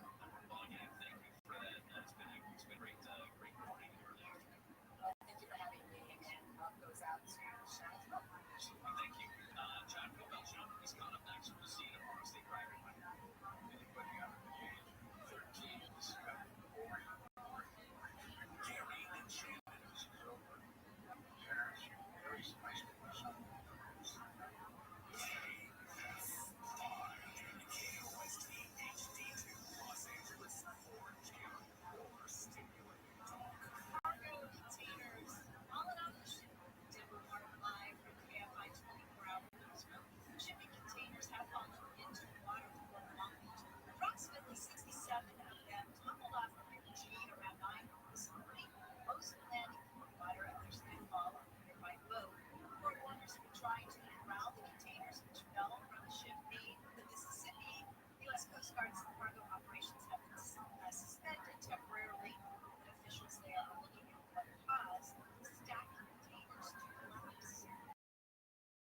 Members of the LA City Council have condemned the Supreme Court's decision on immigration enforcement in Southern California. Council issued a statement that there will be a temporary restraining order that barred agents from making stops based on race, language, or workplace. At today's City Council meeting, Council President Mark Dawson called it one of the darkest days in U.S. history. These folks are living their lives. Get decides it's about the race, by the neighbors expecting more than jobs. City Council has pushed through numerous measures in support of illegal immigrants, including campaigns to help their rights if stopped by federal agents. This key climate. A body was found in Hollywood in a Tesla that got towed 2 days ago. They took out on Monday afternoon inside a bag in the trunk of the Tesla. The car, Texas license plates, was towed to Hollywood after it was reported abandoned for as a week. ABC TV reports that the Tesla was registered to a warning housing at whose real name is David Whittenberg. BB scheduled to report today. Former LA Mayor Rabbi Rothschild has been endorsed by Mayor this one for governor. She made that announcement at a Rabbi Rothschild campaign event. We have always waited for the change. We should do it together. Build coalitions because our issues and our problems are simple. The two have been equal allies for decades. Recent polling from Mercy College shows former Congressman Peter Porter leading a crowd of Hilton candidates. Rabbi Rothschild was in fourth place in my quarter, and up against Steve Hilton, Riverside County Sheriff Chad Murphy. California is reportedly looking to pay a refinery to keep operating. Gas buddies and state officials are in discussions with Valero to pay the gas company to keep operating their refinery in Northern California. Valero is one of 2 companies shutting down operations in the state because of restrictions in California, which will raise gas prices. 5 people have been charged criminally and 50 others are being deported after ICE agents raided a workplace in central New York. The acting U.S. Attorney John Sarkozy asked these are the worst posts as President Trump promised to pursue. Sarkozy said his job to do. Obviously, going after anybody that's been crazy. ABC's Brian Clark reports that Governor Gavin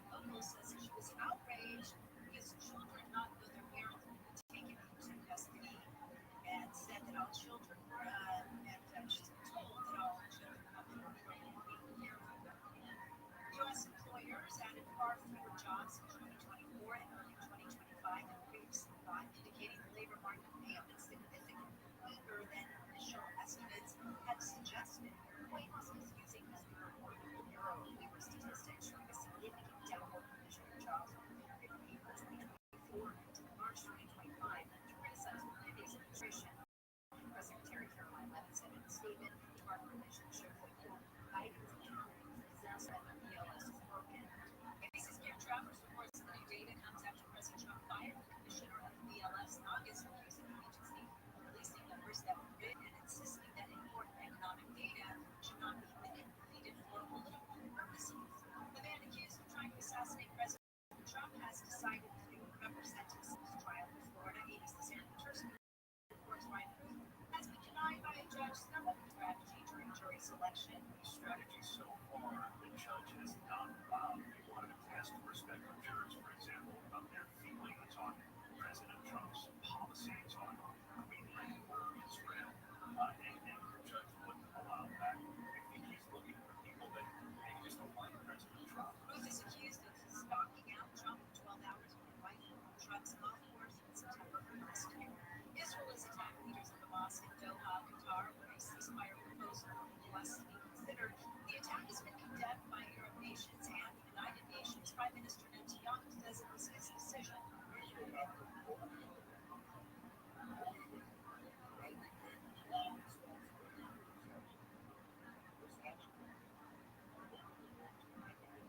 Some critics of the action say it could derail those ceasefire talks. Qatar is also attempting an attack on the flagrant of international laws and norms. Qatar has been mediator between Israel and Hamas in their ongoing war. Southland weather for KFI sunny highs mid 70s to around 80 for Metro LA, low mid 80s in the Valley's 80s and 50 for the high desert, low 70s in Coaches around 80. Inland OC low to upper 80s for Seal Beach is 80 in Buena Park, 89 in Agora Hills, 77 in Oaks. The KFI financial update, Dow closing up 97, S&P 500 up 17, actually 8, and NASDAQ is up 81. We have a crash on the 405 in Culver City. It's on the 405 southbound, right at Jefferson Boulevard. They just did bring up that moment to the right shoulder. Still, we see some delays from Santa Monica Boulevard in Lakewood on the 405 westbound for Long Beach Boulevard. Clearing a stall from the right lane. They're stopped right now from 710. In Anaheim, 91 westbound before you State College Boulevard. About a accident could be blocking the carpool lane. And on 91 east before you get to Naples, up to Ring reported in the right lane. In Orange, 22 eastbound before City Drive. A broken over accident, and it looks like only the carpool lane is going to be open there. It is stopped from Marco Boulevard in Arcadia to 10 westbound before you get to Baldwin Avenue. That accident still loading two right lanes, pretty heavy from Myrtle Avenue. With Southern California's most accurate traffic reports, I'm Jenny Arden.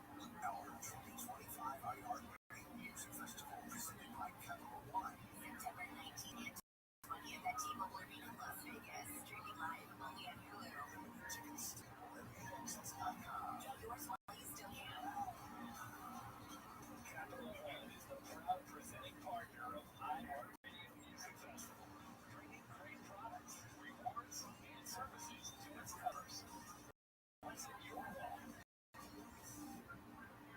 Widespread research in Pacific Island is a serious and devastating issue. This impact on lives and families. It's up to all of us to stand up and speak out. Jeez, something.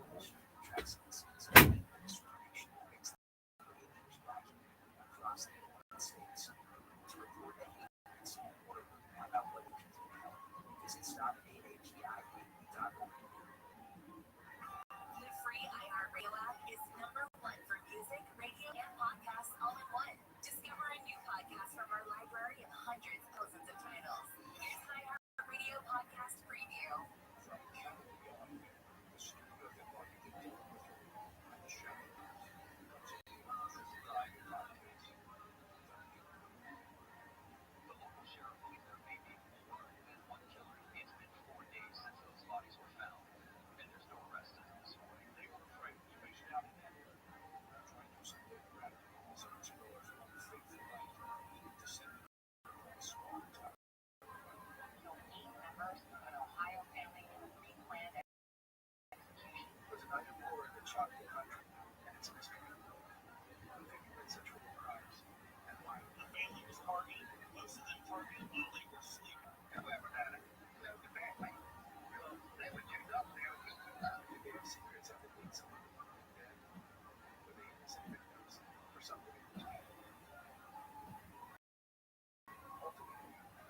story about family and loss and hope for redemption.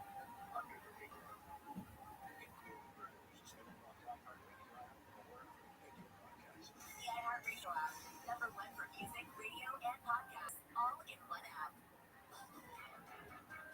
John Cookout Show came live at 6:40 live everywhere on the iHeartRadio app. Every day we're on from 1 to 4 o'clock, and every day after 4 we post the podcast, same radio show. John Cookout on Demand is the name of it, and you can listen to what you missed. We're going to talk fast. We're going to keep going. I've got at least 6 hours worth of material to bring into 3 hours, so there's going to be no time wasted today.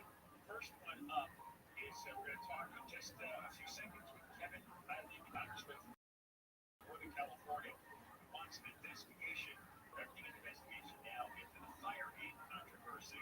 These were the concerts that raised $100 million, and then nobody knew exactly where the money went. It was supposed to go. Everybody thought it was going to the individuals who were affected by the fire in the Palisades and Altadena. But you couldn't find too many of those people, and so everyone said, "Where's the money? Where's the money?" Well, this just a couple of days ago, the fireman organization hired their own law firm to investigate Latham and Watkins, and they have released a report, and it's an international law firm, and well, their own law firm says nobody did anything wrong. I don't know if anybody believes that, but let's go to Kevin Conley, the Congressman. How are you, Kevin? How are you? I'm good. I have not read this report, but I have seen summaries of it in the local media. What do you know about it? And do you believe it? Yeah, so their report was done as sort of an internal review. They hired a law firm to come up with their own assessment, which is fine. So that's an internal process on FireAid's part. But as part of the Judiciary Committee, we're doing an independent outside review. And so we actually just received hundreds of documents from them yesterday, and we're determining to be posting those on my website, or at least the main documents highlighting where the money is. And so folks be able to see for themselves exactly where these funds were distributed, and make their own conclusions as to how well that will be intended to go. Well, looking at a local news report by Sue Pasco, she runs a news site on the west side of LA, certainlythenews.com, and she said that according to this report, FireAid never said they would give money to individuals, and some of the music stars on stage said that, but they never explicitly said these people receive cash or a check. And so they're saying if any star said they were going to get cash, that's wrong, and that's on the celebrity. And the aid wasn't necessarily direct money. So they're playing semantics here. They're playing we're doing work. But everybody, all the person thinks they were going to get money. Correct? Right. And, from the documents they gave us, there were a very small number of grants that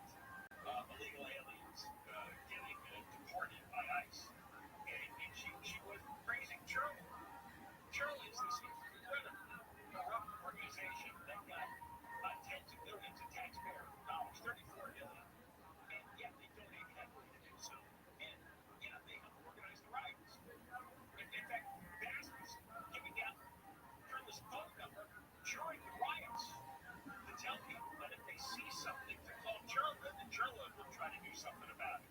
We protested. This is really going on. And then Bass was thanking Jordan. And the ACLU will play that come out in just a moment. I'd like just to give us one more point. According to Sue Casco in CirculaTheNews.com, there's a resident who's quoted about the firing money and said the wording specifically stated it was to help fire victims. The concert performers announced repeatedly that all funds would go directly to the victims.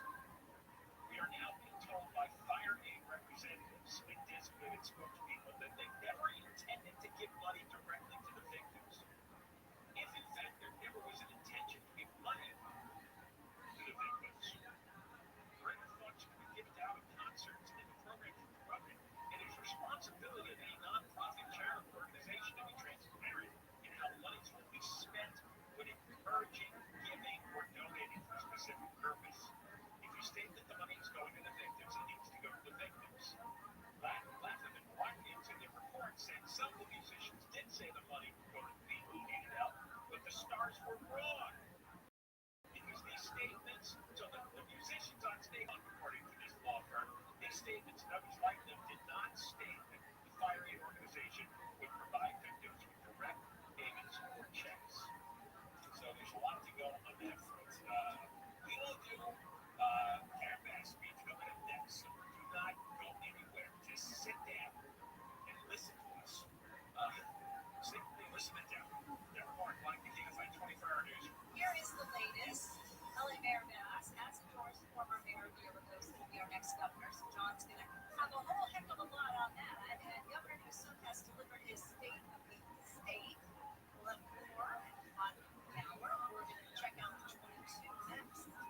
Your business owner. You got to listen. You cannot afford to get HR wrong in California. On that highway, on this schedule. You got a scary number 6, pay them losses. And that's why when it's given, our HR,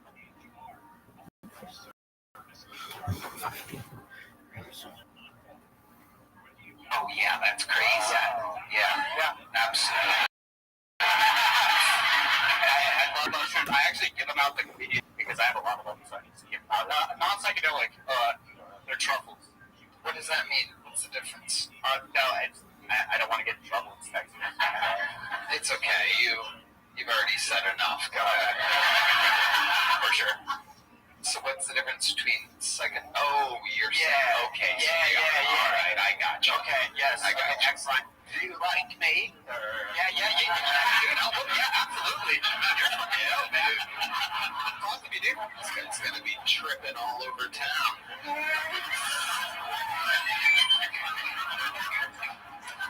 Mushroom Matt. So, but other than mushrooms, what other drugs have you done? I like to, that's like a lot. I don't know, like when I was 19, I was a pretty hardcore drug user, and then like I stopped doing hard drugs. Like heroin?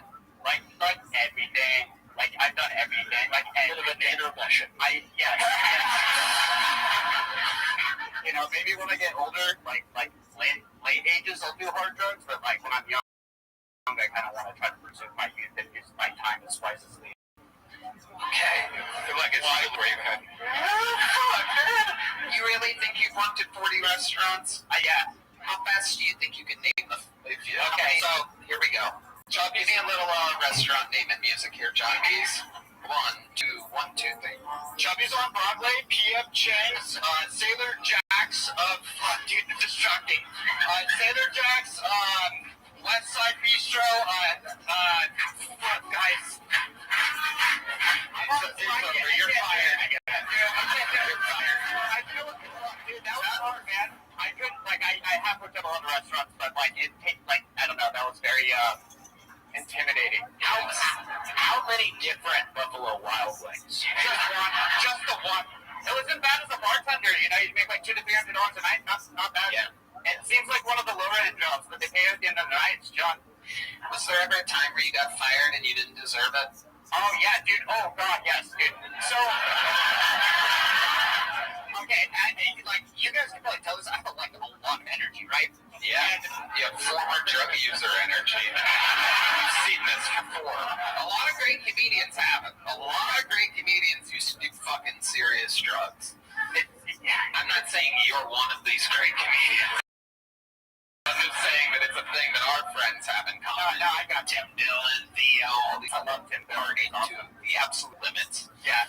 What was I saying? There it is. There it is. That indeed. Okay. Fuck, I lost my train of thought. Have you ever been fired and didn't deserve it? Okay, so I have a lot of energy and like I use the restroom a lot, and that like I have a really nervous guy, right? It looks bad. Like I've literally been fired from 3 different jobs because they thought I was like doing coke, and like I also right into the tip. We keep it out there. Been filed from multiple different restaurants because I have like a lot of energy and I use the restroom a lot, and it just comes off like I'm doing blow. But I don't always do blow at work, you know. Would you say you have more energy right after you pee? It's like I mean, usually less because I'm in a rush to get to the bathroom. So I'm like, you know, really jonesing for the bathroom. Yes. Yeah. I think you're on coke right now. No. See, that's what my manager say. I'm like, nah, dude, I'm just like this, man. Like, you should do coke for the interview, and it would always be lower. Wise words, man. Actually, yeah, that's a good strategy. What helped you get off the hard drugs? I don't know. I think someone out there watching the show right now just tied one off. Fucking heating up a spoon right now, getting ready to go work their shift in a PF Chang's. You could save their lives right now. Explain to them how you did it. You perhaps start a collection of locomotive trains. I don't know, like I never really had a dependent disease. I just like struggled to fit in, and like when I was doing drugs, there was like people to hang out with. So like I would do drugs, but like I like was on Adderall since I was 8. So like that wasn't really like, I don't know. I didn't really like it. I just did it because there's people doing meth with me. You know? So you were doing meth while you were on Adderall? No. Yeah. Well, no. What? That's exactly what a guy is still on meth and Adderall would say.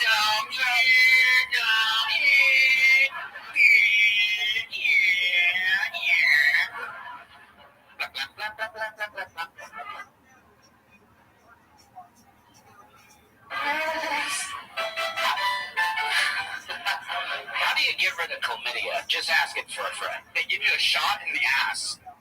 Wow. Yeah. Damn, that's how I got it. That's another gay joke, everybody. That's awesome. Alright. Mushroom Matt, fun times. There you go. Thank you. Mushroom Matt, everybody. Alright. Look at that, a compelling interview. There we go. Looks like we're going to get our first female comedian. I told them, man, these. One more time to the lovely Heidi, everybody. And now, looks like it could be a new name. Make some noise for Elena P, everyone. Elena P.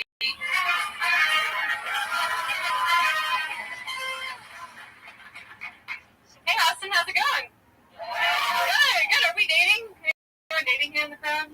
Yeah, I don't know why I'm asking. I really don't care. I'm dating a doctor, so and he's hot, so I win, you know? But, no, when I told my family and my friends I was dating a doctor, obviously mom super excited. Some of my friends were a little bit concerned. They were like, dating a doctor? I'm like, yeah. And they're like, haven't you seen Grey's Anatomy?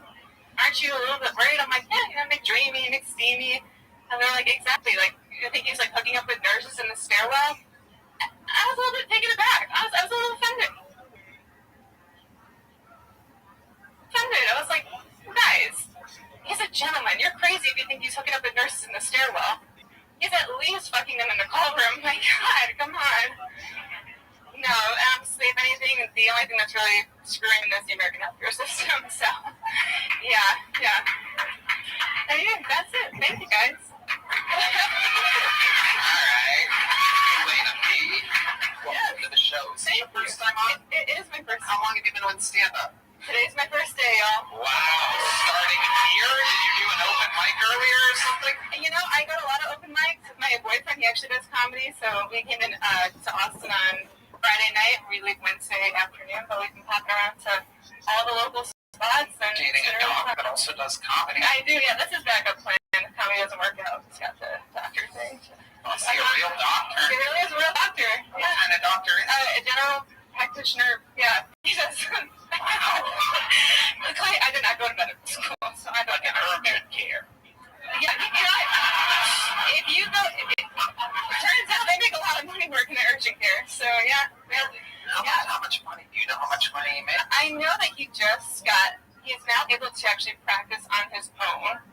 And if he got like a job at urgent care, I think they pay like $200 an hour or something ridiculous like that. It's crazy. I know. So Wow, that's a lot better than all these valet motherfuckers we got on today.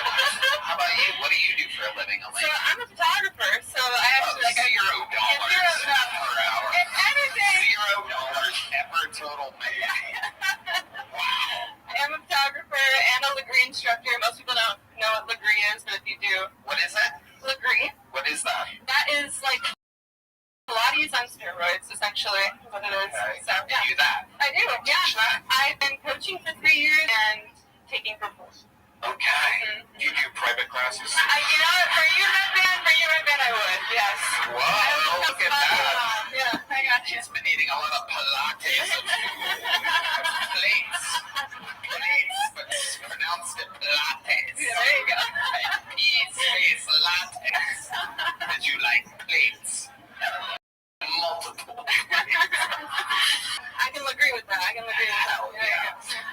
Elena, how long you been with this guy? We've known each other for a year, and we've been officially dating for 6 months, 11 months, 7 months. And you really trust him? Yeah. Does he ever text his grandma? You know, I don't actually know. I think one of his grandmothers is probably dead. The other one alive. I think he's supposed to be grandma. We'll see. I don't know. I haven't met my grandma yet. Get into personal life too much, huh?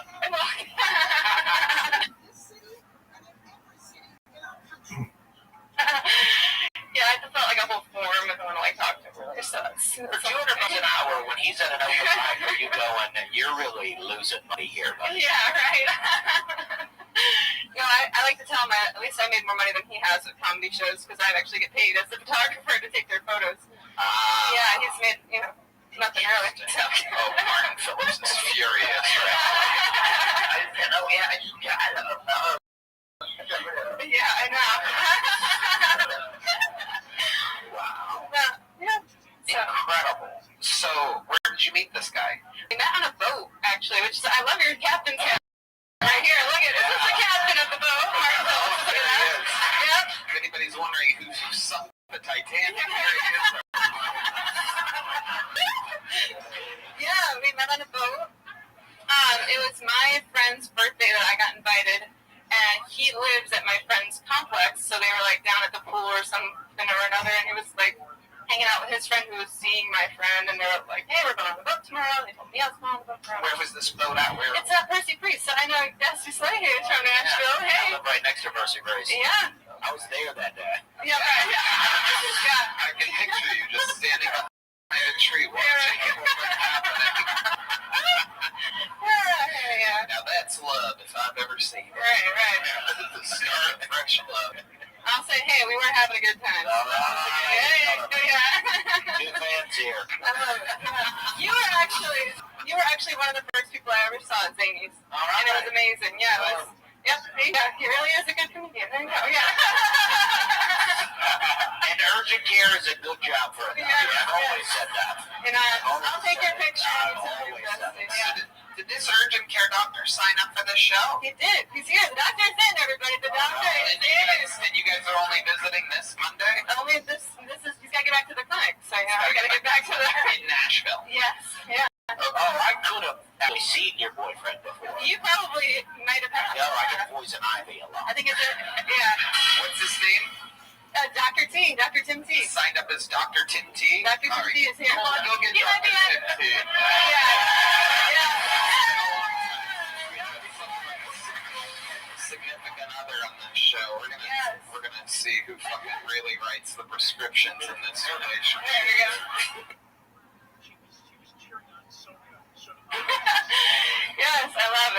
Yeah, he's great. Amazing. He's been great. And did he start stand-up before you, or were you doing He it? did. He started back in Arkansas. That's where he's from. And then he got really into it kind of when we started dating almost a year ago. He was really into it. And like, I just kept going on open mics. And the Nashville scene is really something out there. A lot of clean mics, but also there's some dirtier stuff that's angry. Oh, we're really doing it there. Yeah. While we wait for Dr. Timmy T, I'm going to ask you, do you always dress like you're about to do an open mic on Mars? You know, I was for the Comedy Mothership. I want to dress like an alien or like a Martian or something, but I love a theme, so that's that, you know. Alright. I love fashion, my girlies, you know. This is like a bad episode of the Kardashians right now. Would you say you're high maintenance? I just would like to think I have high standards. So that's a big glaring yes, all capital letters with 5 exclamation points afterwards. Yeah. What do you think is the most high maintenance thing about you? How long does it take you to get ready? If we were like, we gotta go. Oh shit, you're supposed to go to dinner with my parents. Let's go. How long would it take you? To be honest, I am always like chronically late, but I like to think, especially in the summertime, I like to do more of like a natural makeup look. So I try not to, this is the most makeup I think I've worn all week, but I usually try and do like a tinted sunscreen. 4 hours per. Yeah, right. Okay, great. I don't know, you guys, this is dirty hair. Okay. What time did you start getting ready for this show? I gave myself a good half hour. At least, yeah, a good half hour. So. That's the doctor. Yeah. The doctor is in. I've got a word. You can just hide out behind the horn players in front of the drums over there. Put that mic in the mic stand. As I introduced you, the guy, ladies and gentlemen, that not only does comedy with Elena, not only dates Elena, but has sex with her as well. Ladies and gentlemen, this is the Kill Tony debut of Dr. Timmy T, everyone.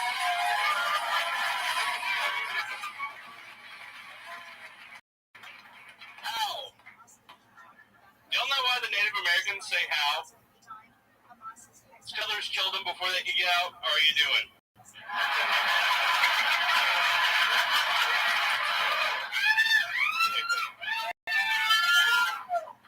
I went to this Indian restaurant the other day. When I walked in, there were swastikas all over the walls. Now from the south, that's not completely abnormal, but I went up to the guy at the front and I was like, hey man, what's up with all the swastikas? He was like, listen, it's Sanskrit for good luck. He's like, yeah, but it's Hebrew for bad luck.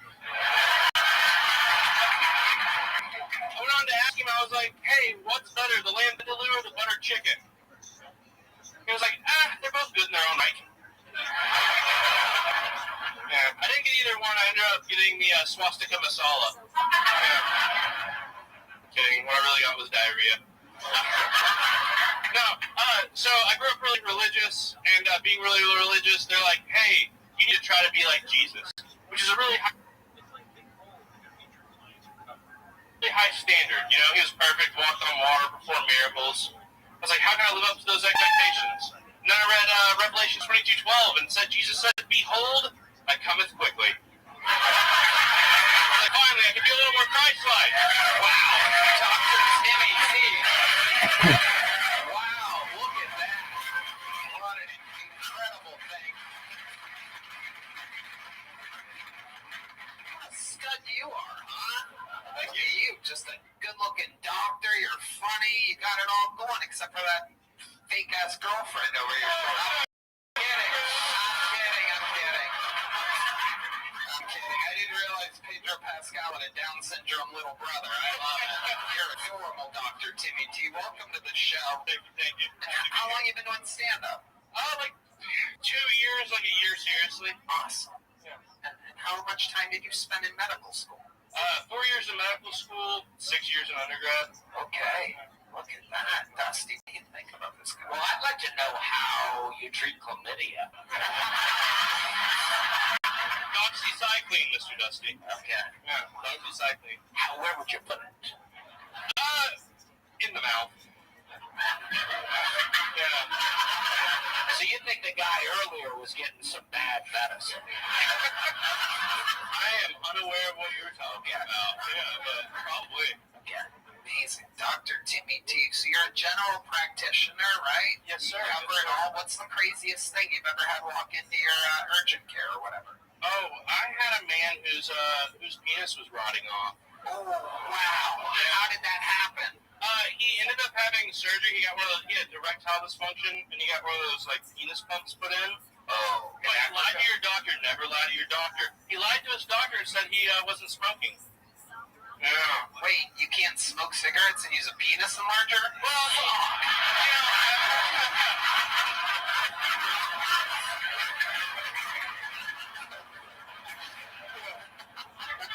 Oh, no! I'm going to need to see you behind the curtain in 30 minutes. That is weird though, because like all my whole life I would like say, "Do you smoke?" I'm like, "Yeah, not really," because you don't want to say that for the insurance or whatever. They should tell you, no, if you do, just say yes. Can you explain why? Oh, I can probably already tell. It probably restricts the blood vessels. That's right, Tony. God. You're a smart guy. I really am. You know, I think I could be a doctor too. You know, probably. Doxycycline. That's what I would just give everybody for everything. We'll call you Dr. Cycling. There we go. You're a real fucking guy. What do you do for fun, Dr. Timmy T? Oh man, I like to play sports. I play basketball, pick up basketball. Wow. Yeah, I have bonsai trees. Yeah. You really just do it all, huh? Yeah. Me and my girlfriend have been building Legos lately. Aww, amazing. Yeah. Wow. Between parts you ate. He has to partake in activities that she can do as well. Wow,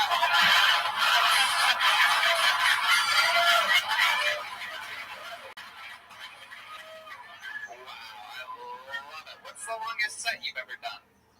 10 minutes. 10 minutes. Would you like to do like an 8-minute set at the Secret Show Thursday? Absolutely, I would. Yeah. There you go. The doctor is in, Dr. Timmy T. Doctor, here you go. Here's a big joke bug. Bill. And here's a little one for the lady right there. She got out a punchline and a half. Shut the fuck up. What an adorable couple, but congratulations. There they go. Dr. Timmy T and Elena P. How fun. I wonder if this is who I think it is. I wonder if this is our old cowboy friend. We're going to see. Make some noise for Carlos Lopez, everyone. Oh, it is.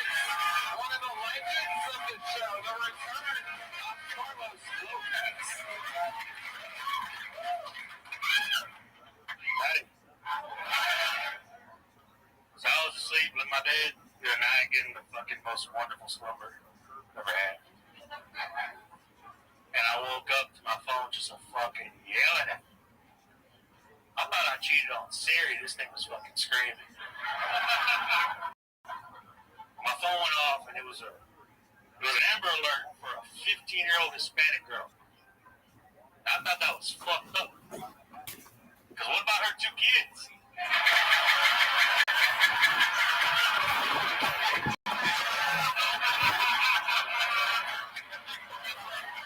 Are they okay? They get taken too? They're my thoughts and prayers. So this border situation's never been great, but lately I've been seeing it bring out the worst in people. I'll leave it on that. Go ahead, finish it. The other day I saw one man tell another man to go back to Mexico. I don't think he meant it. No, because if he meant it, he learned how to say that shit in Spanish. We actually watched him have his very start here on the show. And then, it's just like the nature of the beast, like what I was talking with Doug Polk about earlier. And then your second time, kind of rough, right? And then look at you, you're back with that same type of snappy, hard-hitting punchlines that you had that first time. You've been working at it, huh? Oh, yeah. Incredible. You take this seriously. Yes, sir. You're a serious man. You're a serious cowboy. sir. You're driving 18-wheelers. No, I retired. Oh, shit. You hung up the old truck nuts, huh? Yeah. What do you do now? I'm in real estate. Real estate?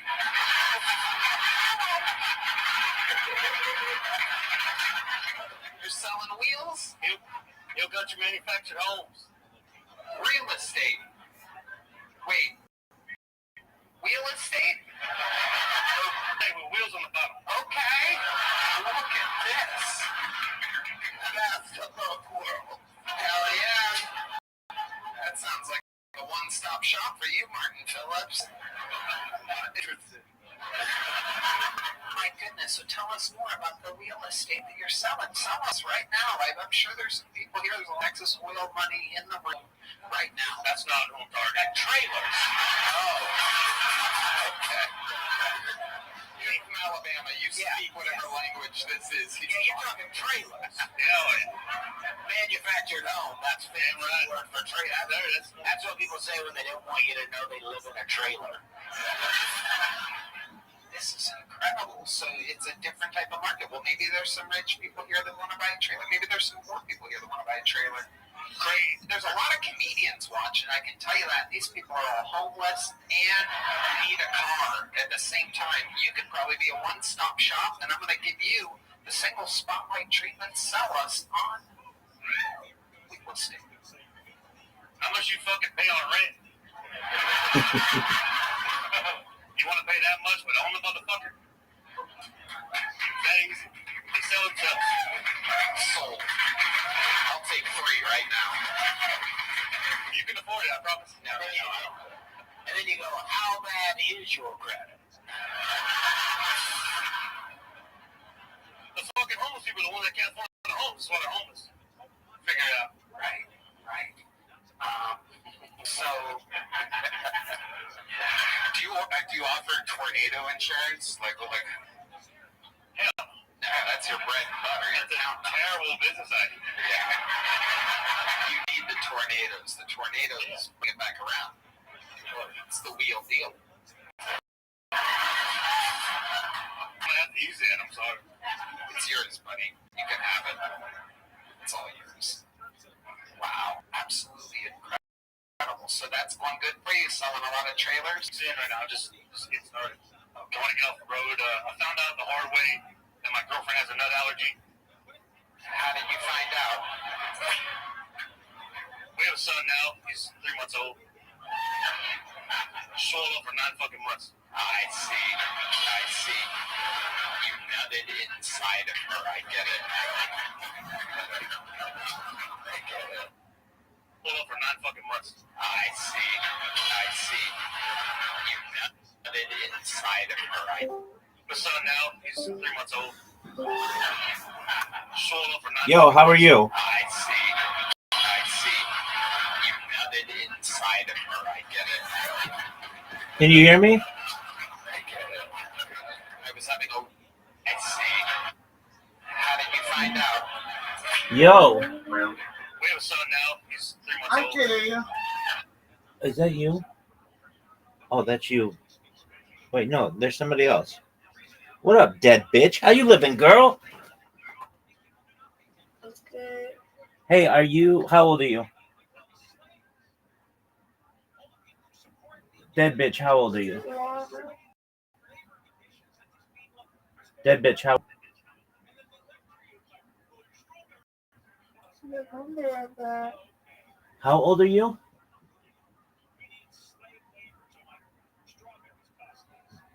Like 18. Yeah, I feel good. Dead bitch. In what year were you born? 2007. 2007. Okay, yeah, that would make you 18. Okay. How'd you find out about me? I literally just was in like a call on a group chat and he wasn't talking. I was talking most of the time and he was just like not there. Oh, okay. Well, very well. Yeah, so I live stream my life 24/7, 365 for world peace. I've been doing so for more than 3.5 years. My streams go back to the pandemic. We've seen the death of a queen, the birth of AI, the coronation of a king, and everything in between. Good bitch, have you ever seen the movie The Truman Show or the television show Big Brother? No. Okay, well, essentially, they're like the story of someone's life that's always on camera, and that's what I do. And so I'm live on 22 different YouTube streams simultaneously right now. You can watch my daily activities going back more than 3.5 years. I'm here to be a good person in your life, positive individual, have an optimistic view on society, and to give people hope. How does that sound to you? That actually sounds pretty. I need more people like that. Yeah, I think so. So, what are your hobbies? What do you like to do? I mostly sing and write songs. Okay, you like to sing and write songs. What kind of singing do you like to do? Rap and R&B. Okay, who are your favorite? Mostly plus my friends.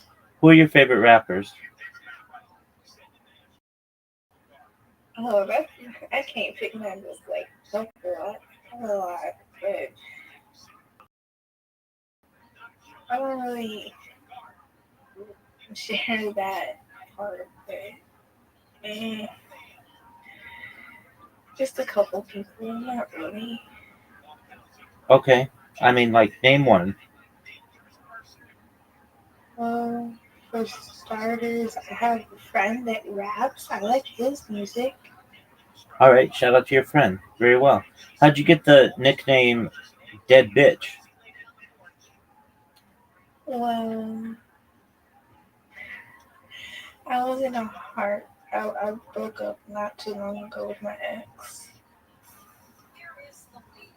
Oh, and a lot of things. And I was like, "Ooh, I'm like depression right now is like my best friend, honestly."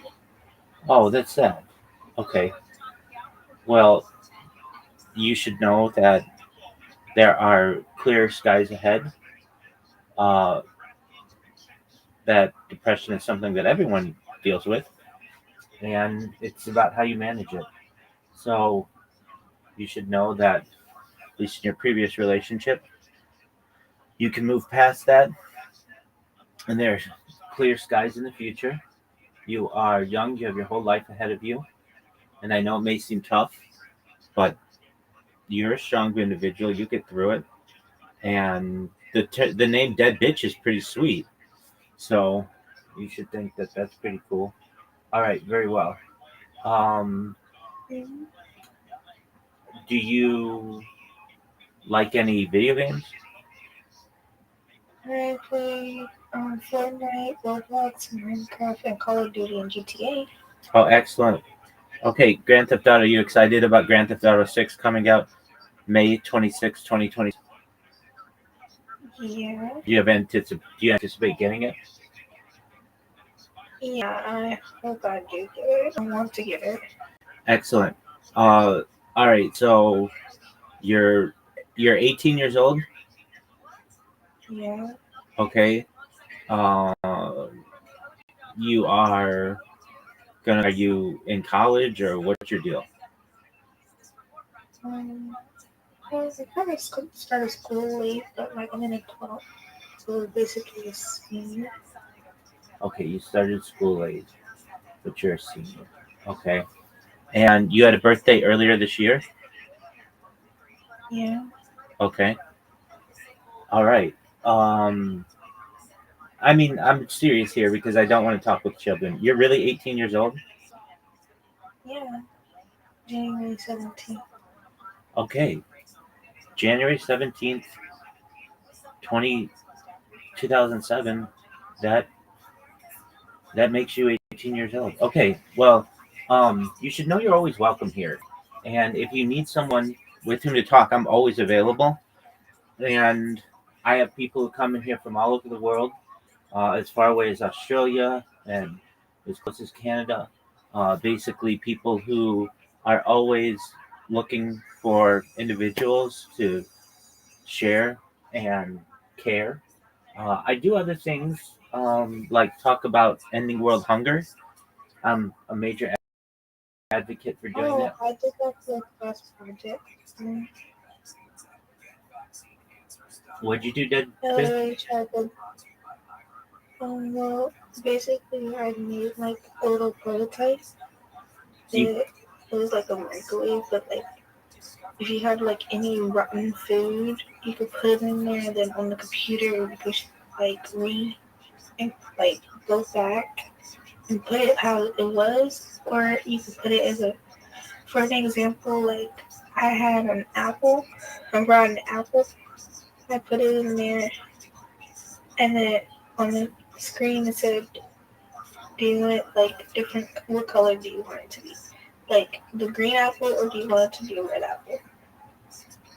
And obviously, I put like a red apple, and it just converted it back to where it was. Okay, and what Instead kind? of being nasty and tasty. Absolutely. And this was in a game, or this is invention you thought of? Yeah, basically, it was called Ruby Tech. I was creating it with my group members.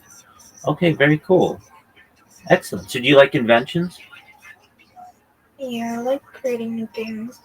I like building, singing, drawing, anything basically. I like chilling mostly Absolutely. and helping animals out. I have like 5 dogs, No 5 way. cats. You really love animals.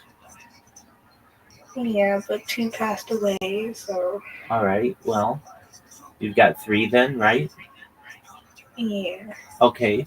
Uh, so after school, what do you want to do? And I'm mostly doing martial arts and hanging out with my other sister. Okay, but no, what I mean is like, what do you want to do as a career? Oh, basically just help out other people. Okay. Build how like be an architect or like maybe a singer. I don't really mind. Anything that can get the bills done. Yeah. No. Absolutely. All right. Well, you're in a good position, like being that you don't have any debt or anything like that, to try to stay out of debt. But you can get certificates, particularly in IT, and make real money at really young age. So, in just one moment, I'm going to use the and when I return, we can talk about that. It's a pleasure to meet you. Okay.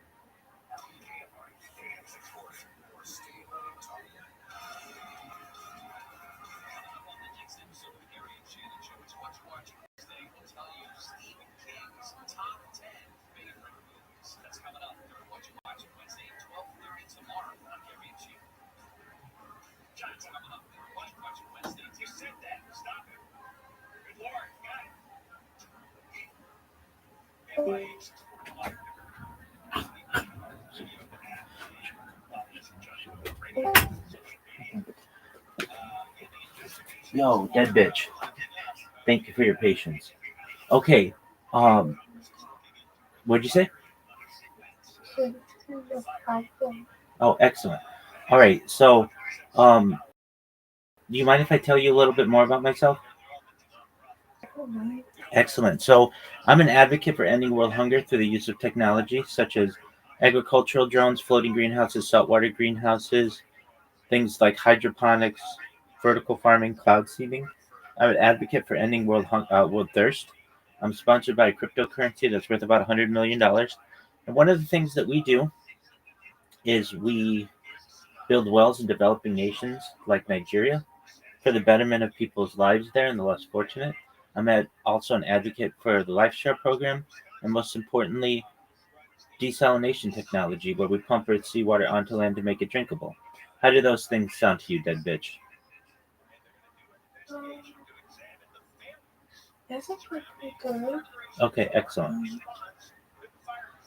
I talk about other things. Basically, data. Data is Earth's number one resource. According to The Economist magazine, it overtook petroleum in the year 2018. And I have more data archived on the internet than any person ever, which may make me an influential person. And if that happens, I'm going to make sure to spread the love, give you, your friends, your family, all an opportunity at financial independence if you don't already have it, at generational wealth. And I want you to be able to start charities and philanthropic organizations of your own. How does that sound? It sounds like my heart when I was a kid. It sounds like what? That sounds like what I used to want to do Oh, when I was like 13 or 14. okay, what changed your mind on that? A lot was going on in life. I used to live in multiple places, moving back and forth, so I didn't need to actually do anything I really wanted to do back then. Okay. Um, so have you ever thought about an IT career? No, Do you know what IT is? actually, honestly, no. That's okay. It stands for information technology, and you can make a lot of money doing it. And so I know you're a senior in high school right now, and probably all your friends are saying like they're going to go to college and do all these things, and that's cool. But Yeah. but if I go to college, I would get a certification in IT, and you can. They're very inexpensive, and you can start working at a right away, and you can make like $120,000 with them. So you don't have to do it today. I know you said, "Hey, I want to be a singer. I want to help people," and I get that, and those are all really good aspirations. But most of all, you said you want to pay bills. You want to be able to not have bills. You want to Anything that can get the bills done. exactly, and so IT is the best opportunity at that. AI, artificial intelligence, is going to be able to put a lot of people out of business, especially doctors and lawyers and such over the course of the next decade or so. But we'll need IT professionals. And this isn't coding necessarily, this is more like project management. And you manage projects in your everyday life, you manage school, you manage friendships. I get that. And I don't want you to just go to college and get a huge amount of debt and then be digging yourself out of it for the next 50 years, which is a very real possibility. And I want you to be able to make a lot of money at a young age. So um, I'm just planting that seed in your mind that an IT career is your best opportunity. Now, you said you like to sing, and that's wonderful. I like to sing as well. I like to sing karaoke and Yeah. songs and things like that. And you can still do that. No one says that you can't have a 9 to 5 job where you make $120,000 a year, and then at night either sing on TikTok or sing on at a karaoke bar. Singing is different. Pardon me. Singing is different. Singing is different, but it's very difficult to get a career at that. Uh, Oh, yeah. so, like, let's just say I assume you're an American. Correct me if I'm not, but like there are 300, like 400 million Americans. Okay, and there are like probably 10 singers, female singers that you can name, like Sabrina Carpenter. I'm not a, I'm a black African American. Okay, I mean that's Well, what I'm mixed because I'm white. that's okay. You should. I mean, not okay. That's wonderful. Uh, you should know that that makes you even rarer in IT. That makes you like the white whale. And if you don't know what that means, it comes from a book known as Moby Dick, where like the rarest kind of whale that this captain is trying to find is known as Moby Dick, and it's a white whale. And so you should know that you're really rare in IT for multiple reasons. Uh, I I want you to do it because I think that you have a lot of potential, and I want you to be able to make a lot of money and have a wonderful life and meet the partner of your dreams and not have any debt and have a great career? I mean, isn't that what you want?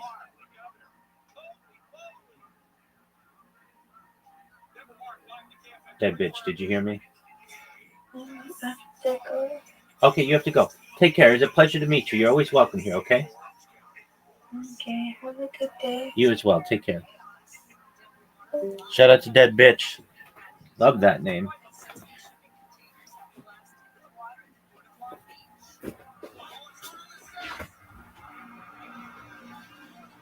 More workers are trying to corral the containers by spraying them with water to keep them near the dock. Some of the containers fell on a boat dock nearby. No injuries have been reported.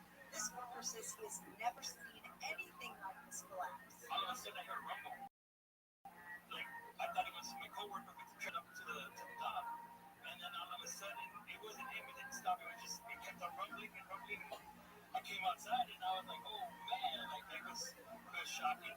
The containers fell from a vessel named Mississippi. The U.S. Coast Guard announced that cargo operations have been suspended temporarily. The news is brought to you by Sellers Advantage. The U.S. Supreme Court decision on immigration rates in Southern California has been condemned at LA City Hall. City Council President Marquise Harris Dawson says the court's decision allows for racial profiling. Yesterday was perhaps one of the darkest days in the history of our country, where our highest court essentially legalized the practice that had previously been known as slave catching. The court lifted a temporary restraining order that barred federal agents in Southern California from stopping people based solely on race, language, or workplace. The LA City Council has pushed through numerous measures in support of illegal immigrants since federal enforcement operations started here in June. LA City crews that started clearing brush in the Sepulveda Basin. In response to frequent brush fires in the area, the fire department recently said it responded to 254 fires in the area through the first 240 days of the year. Most of the fires are linked with homeless people. The brush clearing project, which will cause traffic delays, started on Monday and is expected to take 2 weeks. Crews will also be contacting LA Sanitation to remove any homeless encampments they may find within the brush.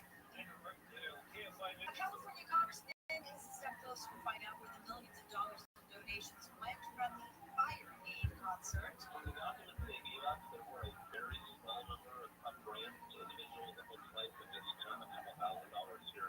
Congressman Kevin Kiley from Northern California was on John earlier today and said that a vast majority of the money went to so-called nonprofits. Multiple reports now say celebrities during the concert said the money donated was going to help the fire victims directly, but Fire Aid officials never said that, and the celebrity spoke out of turn. More than $100 million was raised during the concert after the fires in January leveled Palisades and Altadena. LA Mayor Bass has endorsed Iragosa for governor.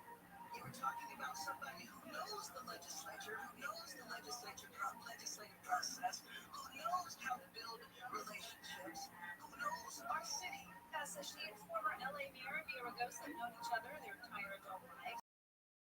Iragosa says he is honored to have Bass's support. Not just about friendship, it's about a common vision for this city and this state. A vision where we're all included. A vision where we're all sitting at God's table. Bass spoke this morning against the Trump administration's immigration raids and tariffs. John's going to have much more on Iragosa after the news. It's California's birthday. The Golden State turns 175 today. The date commemorates the day in 1850 when California was admitted to the Union as the 31st state. California was never a territory. It quickly became a state after the Mexican-American War because of the thousands of people who came here during the gold rush with hopes of striking it rich. Jason Cappadonia, KFI News. The Labor Department says the U.S. job market was much weaker last year and early this year than reported. Employers added 911,000 more jobs in the year that ended March. The department issues the so-called benchmark revisions every year. Final revisions come out in February. Israel has attacked leaders of Hamas and Doha, that's the capital of Qatar. Hamas reps were there to consider a ceasefire proposed by the U.S. Israeli Prime Minister Netanyahu says he authorized the strike in Qatar.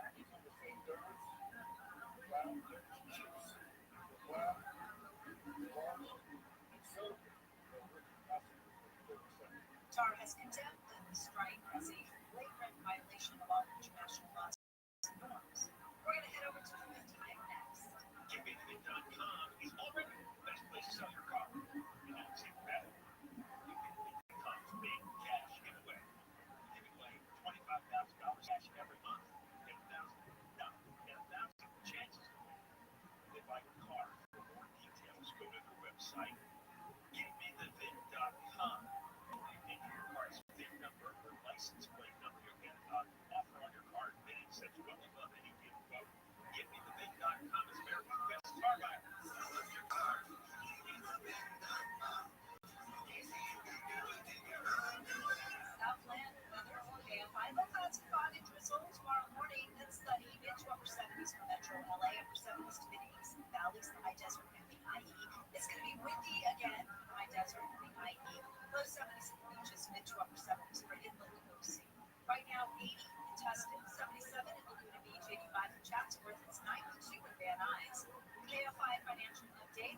closed up 196, S&P 500 up 17, Nasdaq up 81.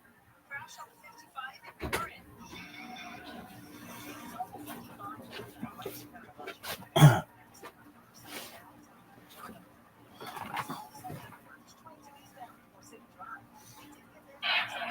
Sold up for 9 fucking months. I see.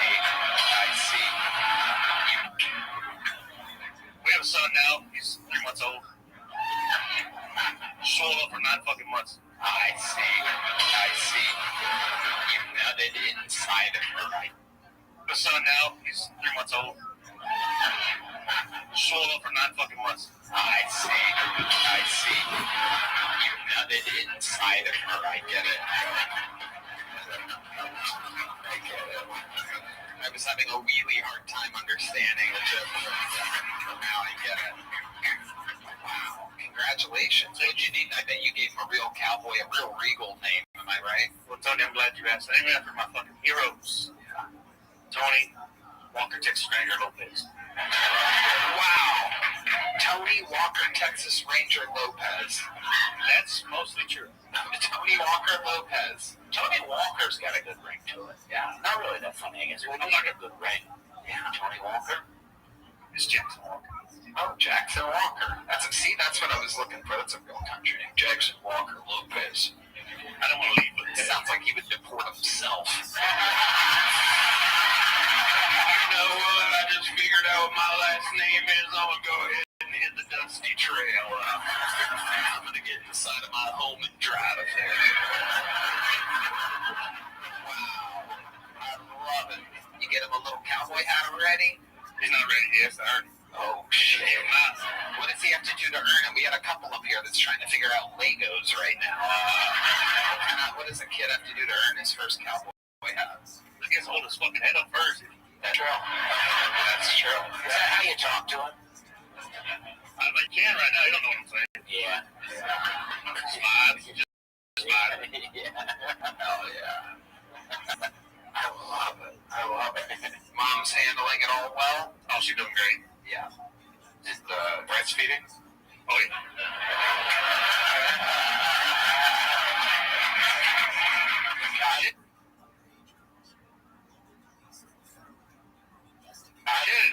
She had big tits when I met her, but holy shit, no.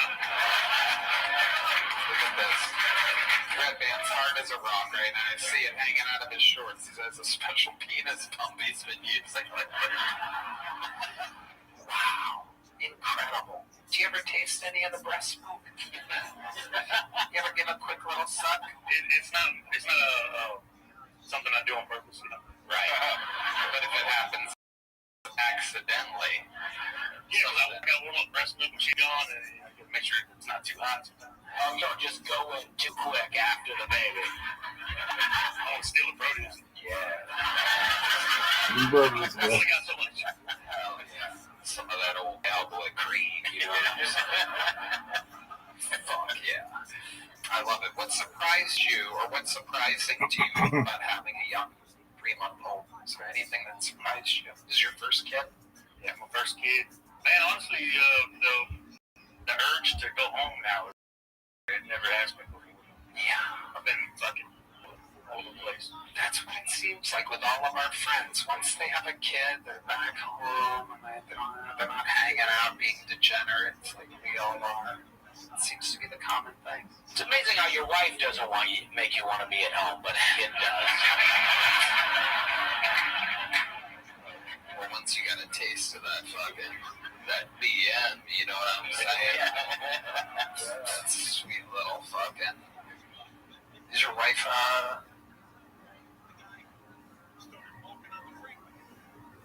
Mexican?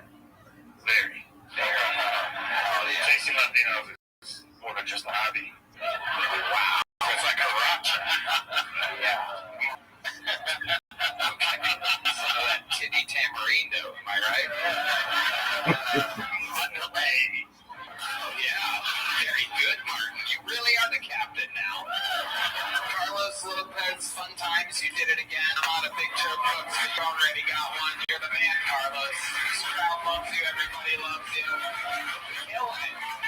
Daddy. Carlos Lopez.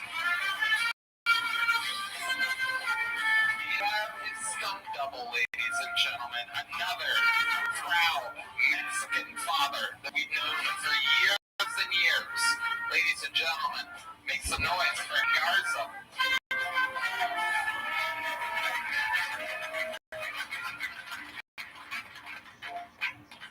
I believe that a lot of us in here are racist, but our algorithms aren't. Anybody else see that one post about that one group of people? And you're just like. Y'all know the ones I'm talking about. I really had it up to here with these bullshit weed names. And they're like, hey, it's exotic. It's like, dude, it sounds like diabetes mixed with blue or purple. It's not exotic. If we want to start naming weed as exotic, let's start naming it after shit that is exotic, like thick white women without black dudes in their DMs. Kush. The hardest part about me dating is actually, it's not even the wife and kids that I have at home. It's actually the sleep apnea machine. You know how fucked up it is when you have to take down the hose to go see the hose? Crazy. I want to end this on an impression.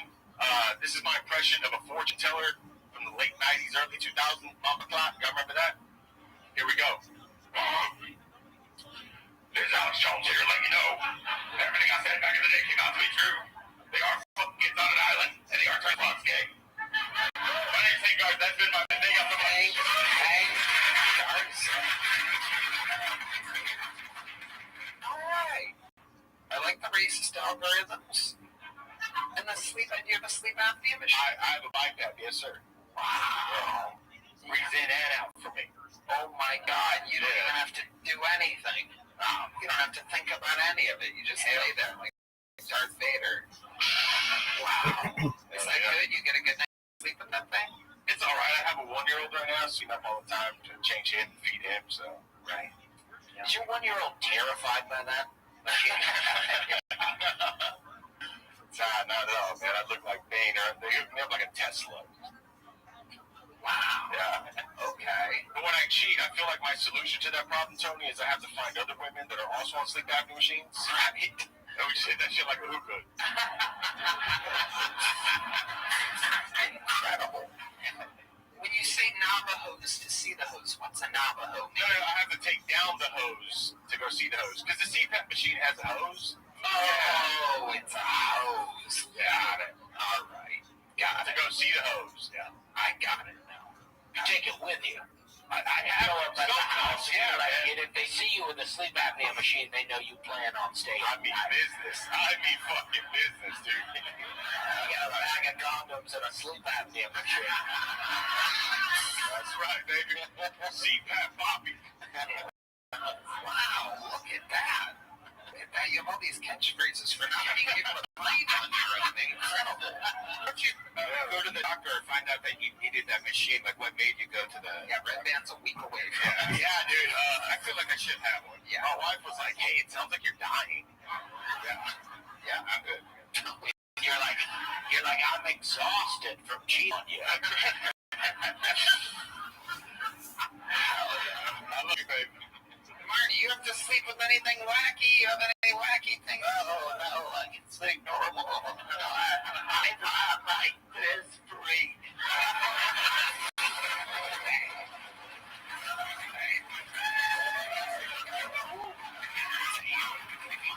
Real life.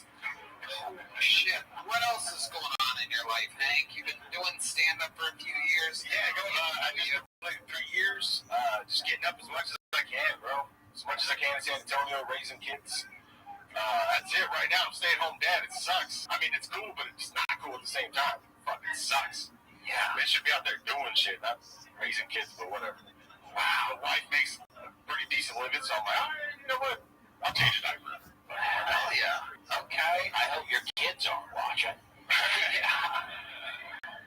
Way better set you had tonight than the last. Oh yeah, I was screamed last time. I know. It's very small. Last time I ate a huge dick on here on this show. Man, that shit was such a rude awakening for me. Where I was comedy wise and take the shit seriously. It's a ruder awakening when your CPAP machine runs out of water. Is that how those work? You Yeah. Oh, you know it. Yeah, it's like a humidifier. I like high humidity, dude. Then you put like 72 degrees. Oh, Yeah.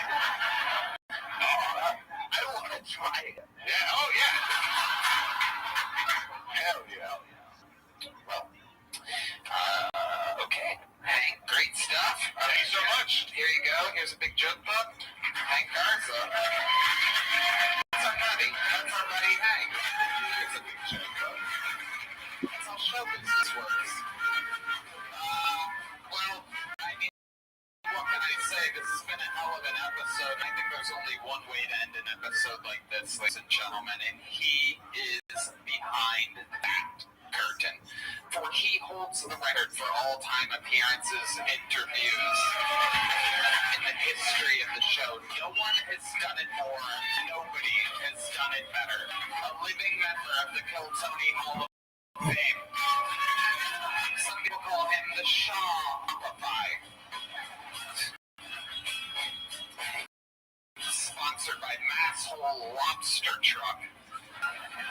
It's known as the Memphis Strangler, the Vanilla Gorilla, the Big Red Machine, in the flesh. This is William Montgomery.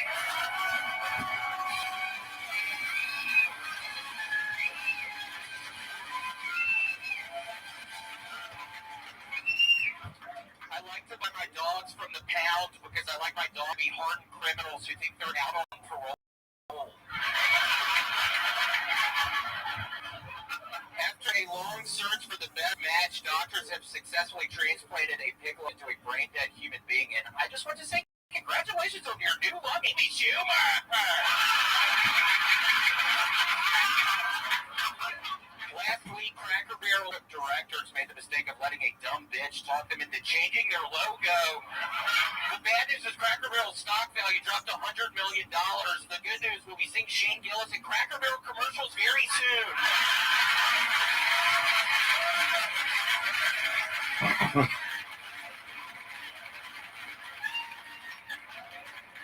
What were Kurt Cobain's last words? Courtney, don't!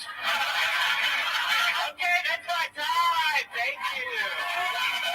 Exactly 59 seconds. 2 or 3 of the biggest jokes of the night. I feel like I have to let Shane know immediately after this episode the joke you just did. That is so funny. That is incredible. Because it's probably true. No, it's very related, and if y'all look up, seriously, it's crazy. If y'all look up the CEO of Cracker Barrel, she looks just like fucking the girl from, what is her name? Everyone that hates our show. You are correct. The saddest about that joke is I'm in a Cracker Barrel commercial right now. Really? Is that true? It is true. I don't know if it's still airing, but I did do a 15-second commercial. That is wonderful. I swear to God, that is a dream of mine. I happen to love Cracker Barrel. That really is so cool. That's so cool. What are you saying it? What do you even do? When I was in it, the stock was doing great, though. It was still doing really well. We had the old logo. Design. Yeah, you see, now that you mentioned, I could see why they would pick you as one of their clear representatives. Absolutely incredible. Wow. William, you did it yet again. I mean, incredible. What was the thing? Would you say a piccolo? A what? A piccolo? Piccolo? What did you say? What was the piccolo? Pig lung. Pig lung. Yeah, they literally, they found they did it in a brain-dead fucking person, and they put a pig lung in the brain-dead person, and the lung lasted for 8 days. Wow. Yeah, it's pretty cool. What a great experiment. I'm pretty sure the doctor that did that was up here just a few bucketfuls ago. It had a CPAP machine that breathed in and out for it. I mean, incredible performance. Really, really amazing. Well, you're really sweet. Well, Tony, I think it's had that the Courtney Love joke or whatever I have been listening to since last week because I'm in Spokane, Washington. This weekend is the first time I've repeated a comedy club. It's been like a year and a half, and I created this whole new set. It's 70 new jokes, 30 old jokes, and it took me forever. I was taking, Tony, don't be mad at me, but I was taking a little bit of Adderall, and I was smoking weed, and I spent 2 full weeks on it, and I've been listening to the song by Hole called Softer Softness probably 700 fucking times. For anybody who's hearing my voice right now, it's one of the best songs ever. I've been listening to it. It's on repeat, Tony, on my Spotify. It's not a good song. Oh, you don't like that song? You don't like anything, do you? he told me about this, and I was like, oh, this must be a great song. I used to have that album. It's just like a throwaway song, but you're addicted to the girl that played it that died of an overdose. You have this whole conspiracy about it that Courtney killed her also or something, right? Yes, I think Courtney was involved in the bass player's death. So tell us more about that. Tell us. Well, it's just so horrible. When I was up in New York City, something happened, and I saw the picture of the bass player for Hole at this point in time of their career, the second album, and I was like, oh my god, this girl's beautiful. And I started reading more about her. I was very intrigued, and she died at 27, and they're thinking the guitar player's the one who injected her with all the heroin, and then they're saying that Courtney Love told the guitar player to do that, so it's this whole can of worms starting. Wow, it's this whole can of worms. Are there more people that you think, oh, he does not like that's like a fucking laugh out of my nightmares when you do that. Not like Red Band's laugh. They have a lot of do not seem to get along. Hey, talking shit about that song, I think people will like Softer Softest when they listen to it later tonight. I think people will like the song. It's wonderful. So you think that Courtney Love is responsible for the death of the bass player of Hole, the death of Kurt Cobain. Is there anybody else who you think Courtney Love may have killed? The Soundgarden guy. Yeah. Okay. Tony lookalike. Chris Cornell. Cornell. No, I'm kidding. Yeah, Cornell was the guy from SNL. Yeah, Chris Cornell. Who else? Thanks, Jacob. Jacob, no, I'm kidding. That was awkward, and I can remember y'all's names.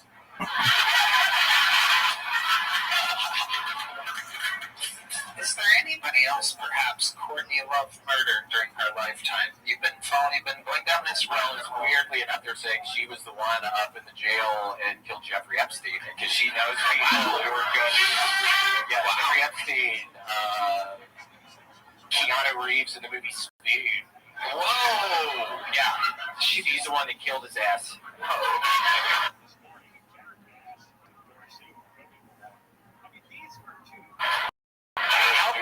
How many days have you been awake in a row? I slept till 1:30 today. The night before I only slept an hour, but I was able to sleep till 1:30 today, which is I really slept in today. I needed the rest. Wow, that's big. It's exhaustion. Lights for the amount of sleep that you got. What time did you go to bed? 12 p.m. There you go. An hour and a half. Oh, 12 a.m. Oh, there you go. Yeah, it's better. Is there anyone else you think like Army time? How do you even figure out Army time? Wow.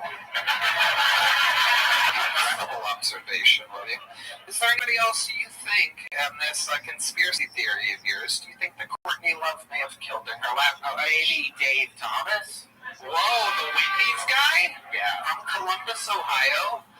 Red Band, that's right? Yeah. You told me that when we were a band, remember? Wow. How about let me know about that one, remember? All excited? When you found out about it? Yeah. Just another person? Wow. That's incredible. Dave Thomas. Can you believe that? Red Band can believe it. Red Band gets very sad when he's reminded of the death of Dave Thomas. Yeah, that might be my real dad. That might be my real yeah, well, your mom had sex with enough dudes. I don't know if we actually could figure we'll ever find out if he was his executive secretary, and then my parents got divorced and never found out why. It might be my real dad. Wow. I just hear executive secretary. It makes sense. I can see how Dave Thomas could be your father. I mean, you are a 52-year-old baconator, so here's the beef. Is there anybody else you think Courtney Love may have murdered during her lifetime? Lisa Frank! Whoa. I'm kidding about that one. Passionate about that. Kidding about that one. That's why I tripped. Who's Lisa Frank? The lady who made this.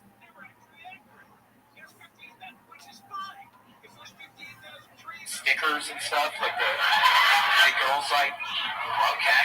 Who else? Is there anyone else you think Courtney Love may be responsible for their untimely death? What about maybe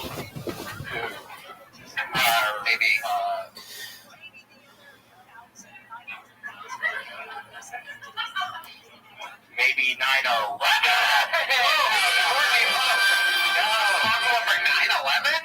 No, that's crazy. She didn't do that. How do you know that? How How do you know she had nothing to do with I that? was pretty sure she did it. I did the research. Maybe just building 7. Yeah. That's a smaller building. People forget about that building. People do forget about that building. Tower 7. Everyone remembers 9/11, but no one remembers Tower 7. Is there anyone else you think Courtney Love may be responsible for? Well, this was horrible. He's actually on my shirt. King Cobra JFS. Josh, rest in peace. He just died up in, I think, Wyoming. I think she had something to do with that. King Cobra JFS, rest in peace.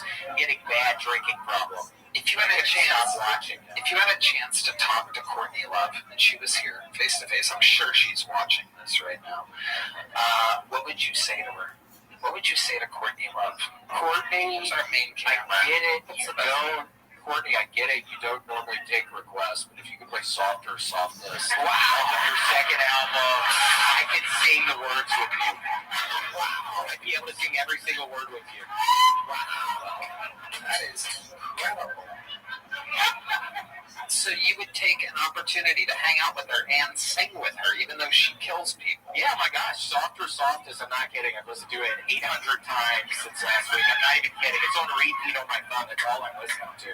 Wow. And it almost feels weird, because now I like it. Uh-oh. Seriously, now I like it. That's how it why started with Kurt Cobain. 1 second you're liking her music, the next thing you know. And you wrote 70 jokes listening to that one? 70? No, I was analyzing all of my Kill Tony minutes. I've done like close to 320 of these things, and I was analyzing these stuff. Wow. Doing it great to God, people laugh when I put it together in a certain way. I was going to say, that sounds like new comic advice. Listen to that song. Yes, my new comic. Seriously, if you're a comic who's thinking about getting into comedy, whatever, you're funny around your buddies at work, whatever, I think you should go for it. Listen to Softer Softness when you're analyzing your jokes, seriously. Do you think you're ever going to stop listening to Softer Softer? I don't think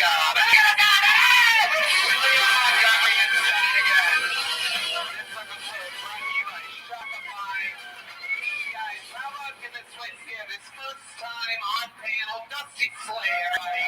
What Deep is on Netflix. Make sure you watch it on Netflix. He's on tour, DustySlay.com, and his podcast is We're Having a Good Time. Martin Phillips, first time on panel. MartinPhillipsComedy.com. He's on tour all over.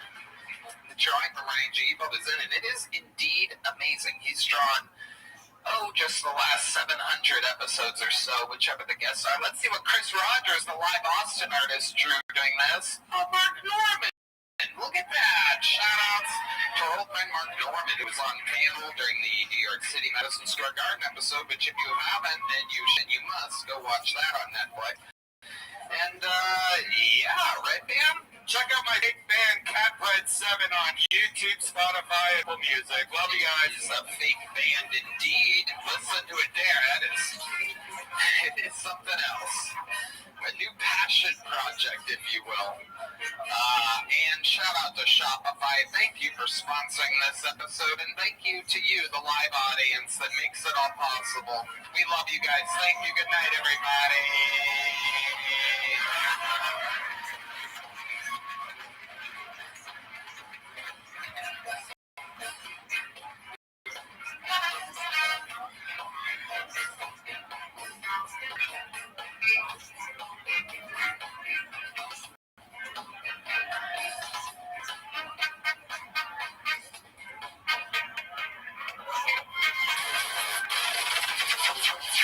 The Sunset Strip Comedy Club in Austin, Texas is now open. Check out Red Band's secret show every Thursday. Go to sunsetstripatx.com for tickets.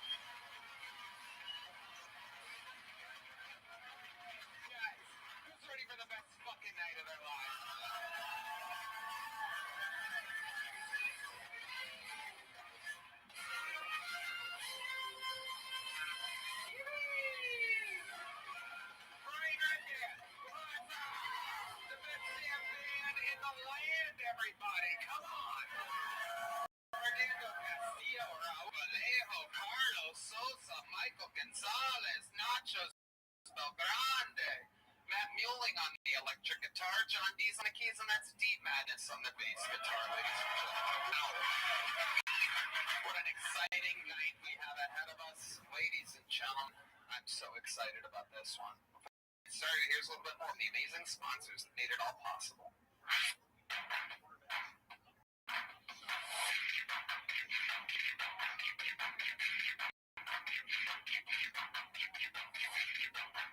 Hi, everybody. This podcast is sponsored by Blue Chew. Guys, enter the room dick first. Blue Chew isn't just a tablet. It's a cheat code for your crotch. Stronger, harder, longer lasting, like someone gave your downstairs a gym membership.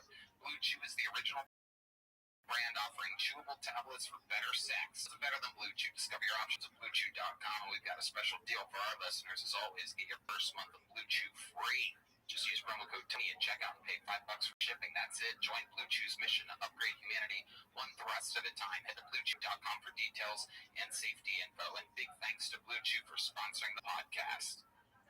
You guys ready to start tonight's fucking show or what? Every single week, I bring up two of the funniest human beings on planet Earth to join us. We are coming off hot of what I truly believe is our greatest episode ever with Rob Schneider and Donnell Rawlings. Tonight, I present to you another first-time duo on panel. One of them has one of the newest specials on Netflix, Wet Heat. The other is Kill Tony Royalty, being one of the most used and loved golden ticket winners ever. Yet he's never been on panel before. Ladies and gentlemen, make some noise for Dusty Slay and Martin Phillips. Yeah, Dusty! Welcome, Dusty. Martin Phillips. Fuck yeah. This episode brought to you by Shopify. Welcome. This is our first time working together, Dusty. Yes, it is. We were eating lobster rolls upstairs, having a good old time. I'm excited you to be here. Dusty has Wet Heat out on Netflix. The podcast, we're having a good time, and he's on tour at DustySlay.com. One of the best comedians working today. Thank you, Tony. Welcome. I like this panel we have here. You guys look like a before and after for hair. Phillips, how you doing down there? I'm good. I had hair. Hell yeah. I started just doing a minute. Now I'm on panel. Now I'm the captain now. Oh, there it is. That's why he's wearing the hat. Now it all makes sense. Yeah. You're the captain, though. And me and Mark did a show together 10 years ago at an Italian restaurant in Portsmouth, Virginia. And now here we are. Wow. Yeah. Look at that. Yeah. From Phil Tony to Kill Tony. Yes. An Italian restaurant to here. Captain Phillips. I came prepared because I knew I would be up on stage the whole night. So to make sure my head is staying straight, I have a mirror. What? Oh, he's got a mirror. To make sure his head is straight. You also have a corncob pipe. Yeah. I don't know. I can't keep the mirror still. So they got the coke's been spilling off in the back. So, party machine, Martin Phillips, Dusty Slay, his first time on the show. Dusty, if you don't know, over 300 human beings signed up for the opportunity to be on tonight's show. They're all slammed together in a bar next door. If I pull one of their names out like I'm doing right now, they get 60 seconds uninterrupted. You know their time is up when they hear the sound of a kitten. That means they have to wrap it up then, or else they bring out the angry West Hollywood bear. It's just a loud noise that interrupts them. I conduct an interview. We sit back, we learn more about the people, and we talk to them all together. The whole thing's improvised. Anything can happen. You guys ready to start tonight's fucking show? While we go wrangle that first fucking goal, we have a golden ticket winner to start us off with a brand new minute. This is his first time cashing in on his golden ticket. He won it just a few weeks ago when he came out blind as a bat and impressed us all. Ladies and gentlemen, the first golden ticket appeared by Chris Celio, everybody. Here he comes.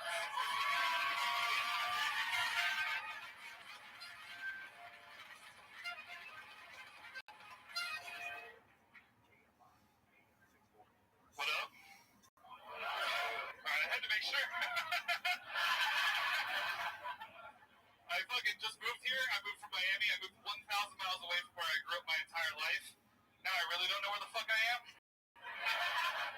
It's like I'm in a part of the video game that hasn't loaded yet. It sucks that like I'm the only guy here that just gets stuck like a Roomba. Like if I don't tap to find the exit, I'm just gonna stand there and beep until somebody picks me up. Like, home, please, I have to shit.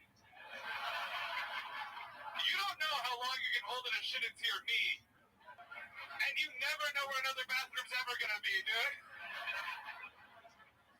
You're like, well, I guess I'm never gonna shit again. It sucks that like I'm the only guy here that has to send his dick pics to his boys first for approval. Yeah, I'm gonna be like, yo, is this a good one?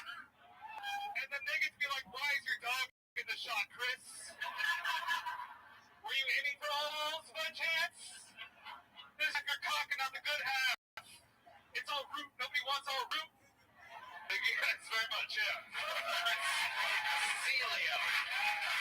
Hell yeah. Welcome back to the show, Chris. This time this way, right? Yeah, we're over here. There's speakers everywhere. Could be easily confusing. I love that you opened up with the line, what up? Because you literally don't know.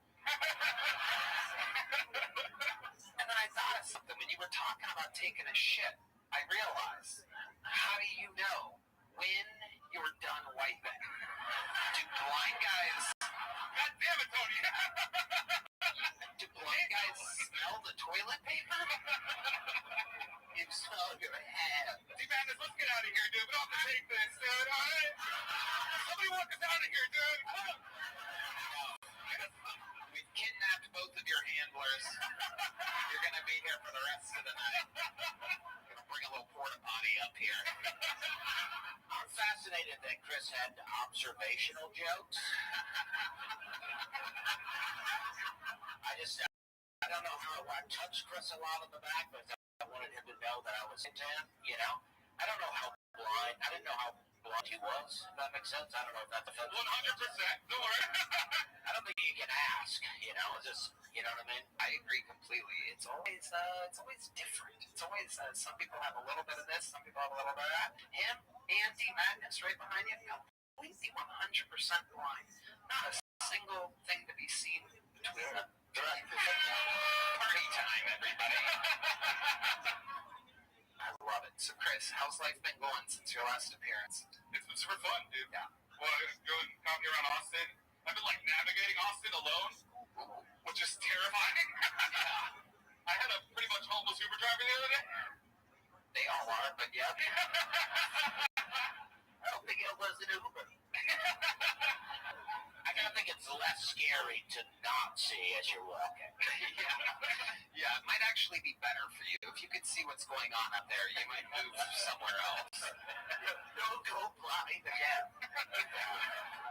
How do you navigate around by yourself? Explain that to us. But yeah, like, you know, I take a lot of Ubers, you know. This guy was, like, literally, like... I am just fumbling my way through homeless encampments, avoiding HIV and stabbings. We all. The guy's come the other day, and all of his change fell out. Oh. It's like all of the money I think he owned. How much was it? Could you tell from the sound? Amazing stuff. So, Chris, tell us what do you do with the rest of your days? Like, what else goes on? I just jerk off a lot. All right. Look at that. Red band. You can go blind any day now. No, I need...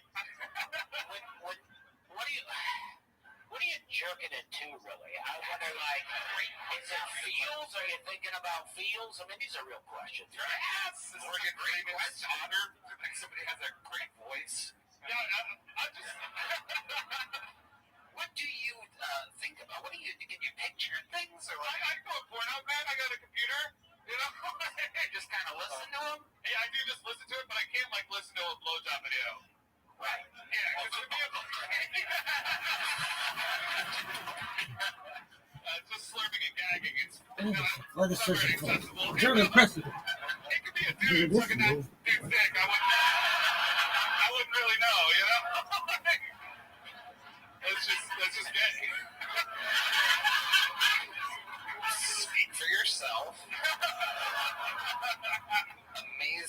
stuff, Chris. Do you ever go on dates? What's that like? Yeah, I don't know. I don't go on a lot of dates. I gotta take girls to like different restaurants, different dates, you know? Yeah. Yeah, I don't think it's fair that I go to a restaurant unless we're both blindfolded. You know? I don't think it's cool that you just get to watch me eat steak with my hands. You know? Like, Yeah. God's chopsticks, alright? I'll take a girl like an escape room.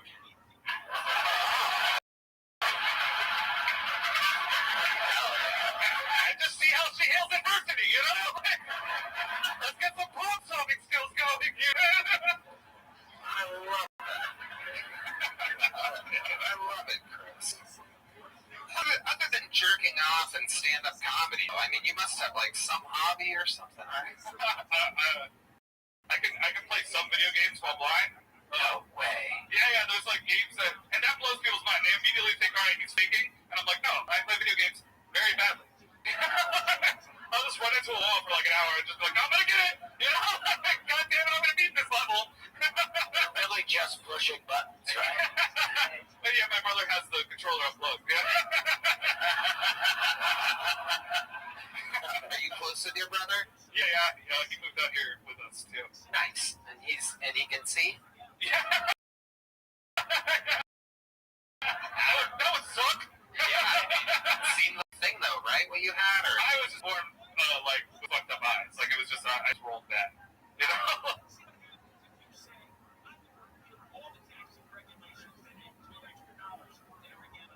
Well, you're pretty annoyed right away. Just rolled them right back. I was born with the fucked up bag. I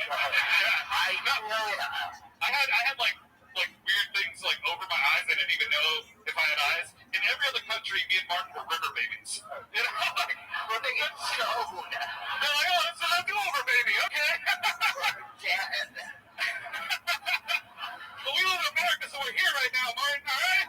Absolutely. The American dream. Well, Chris, it was a great set. Great, amazing stuff. Well written. You really crossed your I's and dotted your T's. It was amazing.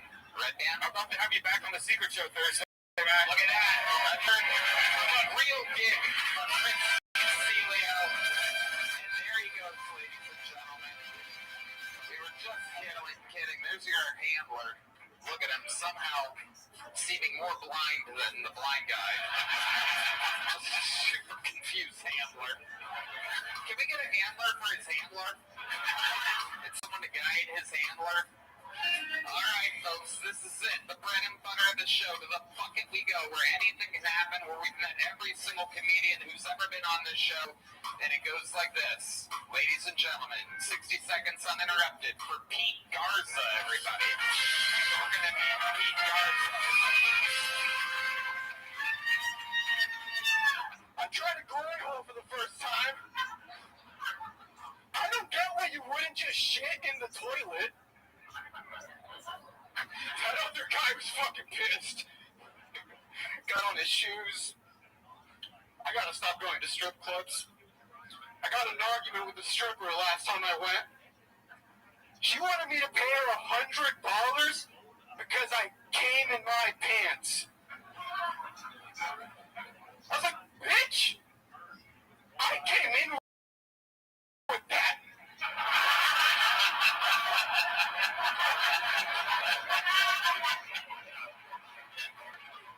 It's not even my cum. You don't know. You dumb fucking slut. I did still pay her the money, though. Because I wanted to have sex with her. But hey, you guys know me. I always fuck with 2 condoms. Not even scared of pregnancy or STDs. I just hate the way that pussy feels. My name is Pete Garza. Thank you so much. All right, Pete Garza. I liked it. You're a wild boy. How old are you, Pete? I know this. I'm 24 next month. Okay. All right, so you're 23. Yes, I believe so. Perfect. How long you been doing stand-up? Oh, I know this one too. You don't have to say that before every I'm sorry. About a year and a half, right? Yeah, because around the time Floopy the rat died. Okay, Pete, wow. All right. What the fuck is Floopy the rat? What? Oh, no, he was a rat. He's dead now. What's he? Yeah, you could call him that. Yeah, he lived in a cage in my apartment and stuff. Your energy makes me uncomfortable.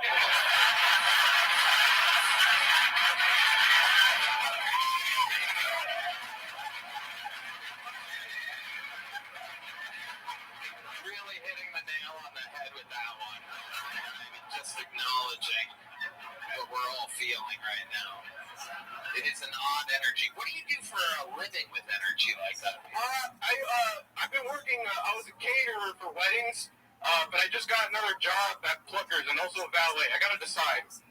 You have to decide whether you want to work at Pluckers or ballet. Mm-hmm. Big decisions. I know. I don't. I also gotta find a place to live, but you know. Wow, where do you live now? I'm crashing at a couple friends' houses. Okay. How much stuff are you lugging around to each place? Well, I got most of my things in Laredo right now, so I just have a couple bags with me. But I take both jobs.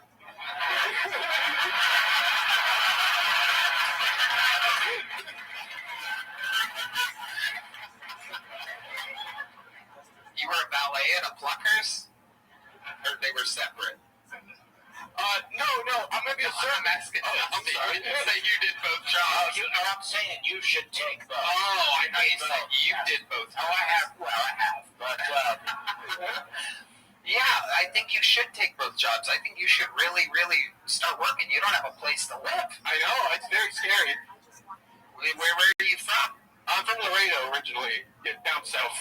How long have you lived in Austin? 5 years. 5 years. Have you ever had your own place? Yeah. I moved here with my ex-girlfriend to go to UT. That did not work out. Really? Oh, shit.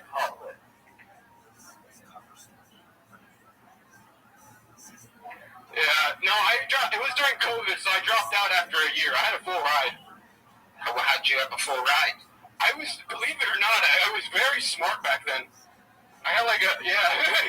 I think we're all going with not. Right. Yeah. I don't think the strip club is the right move for you. I agree. You're having some financial issues, it sounds like. Yeah, well, I used to be doing pretty good. I was a valet at like a really nice resort, but I got fired from that. Why'd you get fired? I was late a lot.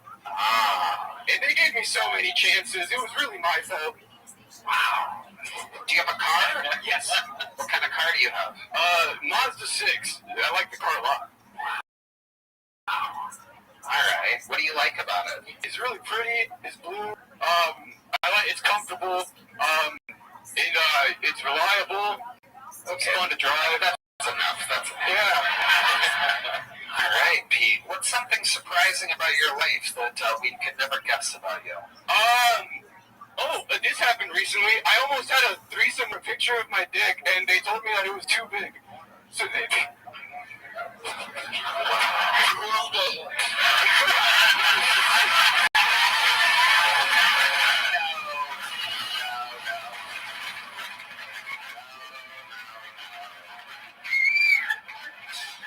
They took my phone.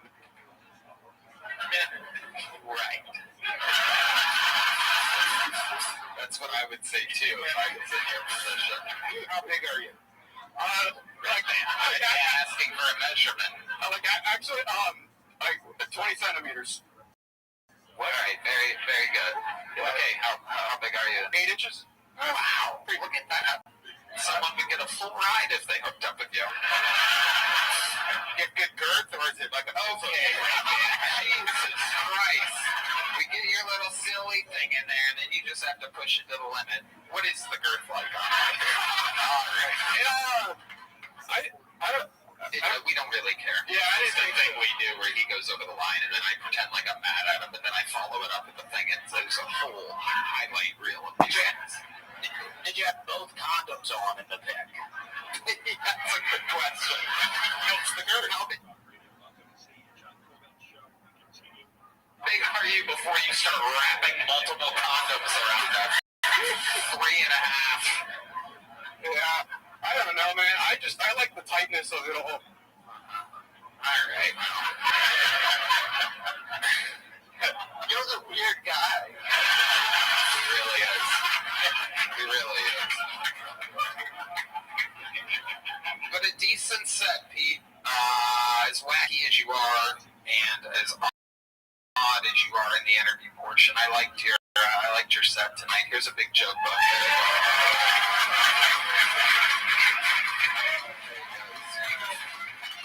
There he goes, everybody.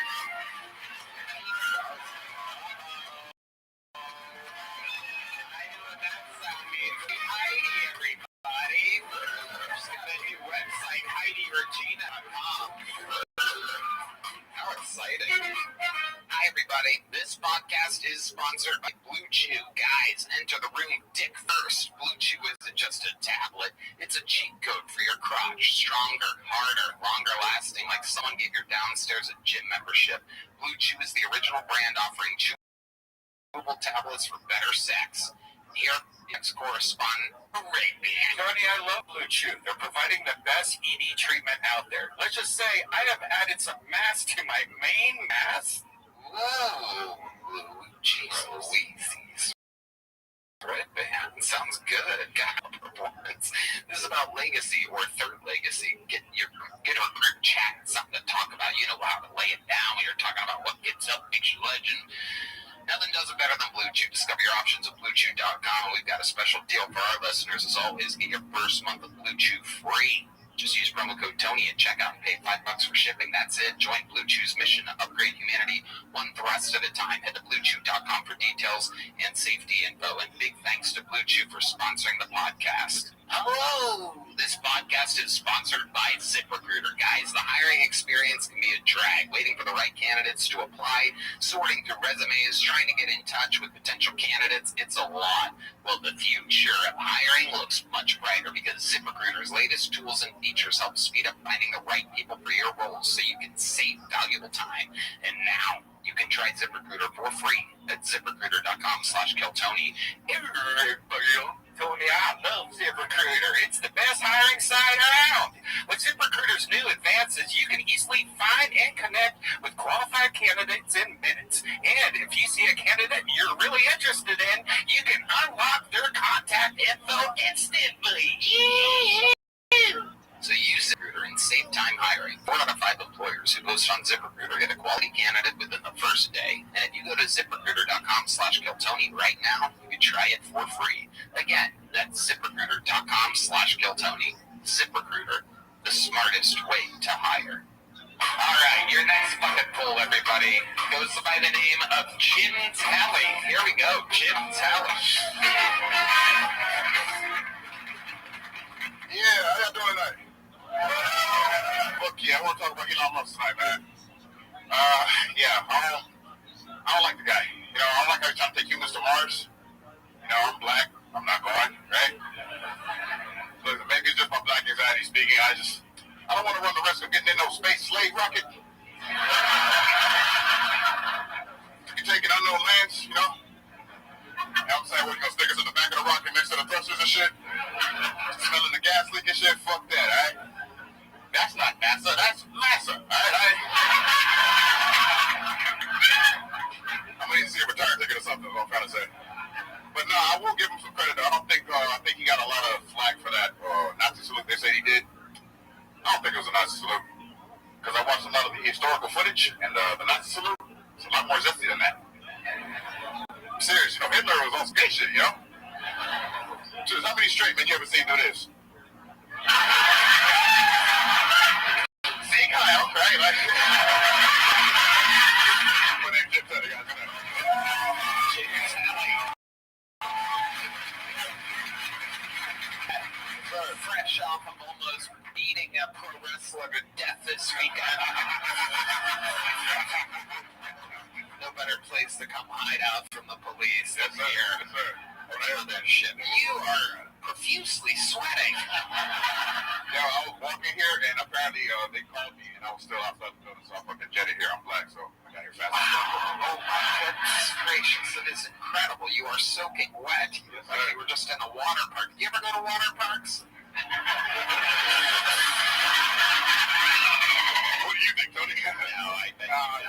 don't swim. I don't like to swim. I don't like deep water at all. Martin Wells, the captain fear.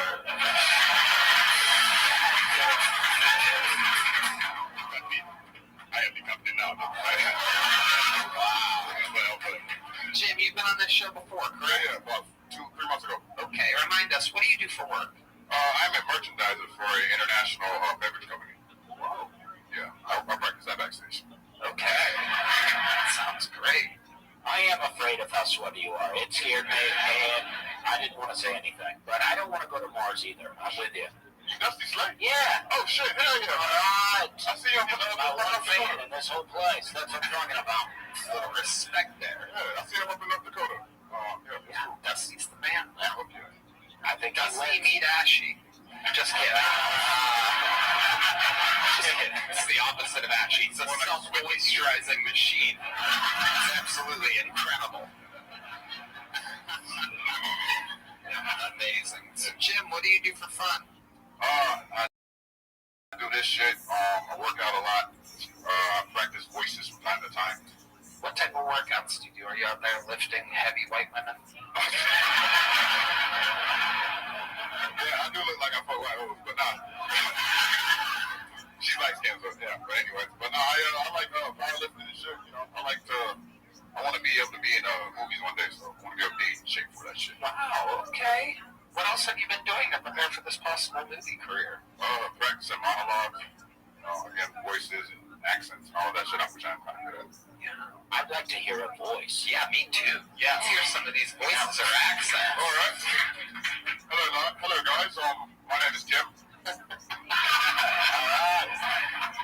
As you can tell, I'm not from here. That's pretty good. I'm into I've got a few jokes for you lot tonight. I'm going to do them, you're going to laugh, and I'm going to go. Wow. You know what? I was going to arrest you, but I'm going to give you a warning instead. Wow. What else do we got? What else do we got up our sleeves over there? No, don't do Mark.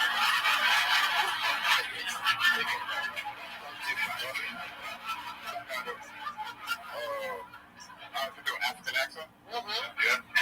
Oh yeah. I actually was practicing this shit earlier. I was thinking, what if I was to narrate a documentary about your life? Me? Yeah. Okay. You know? In an African accent? Absolutely. Okay. Let's hear it. All right, here we go. Yeah, he's 20. He came out.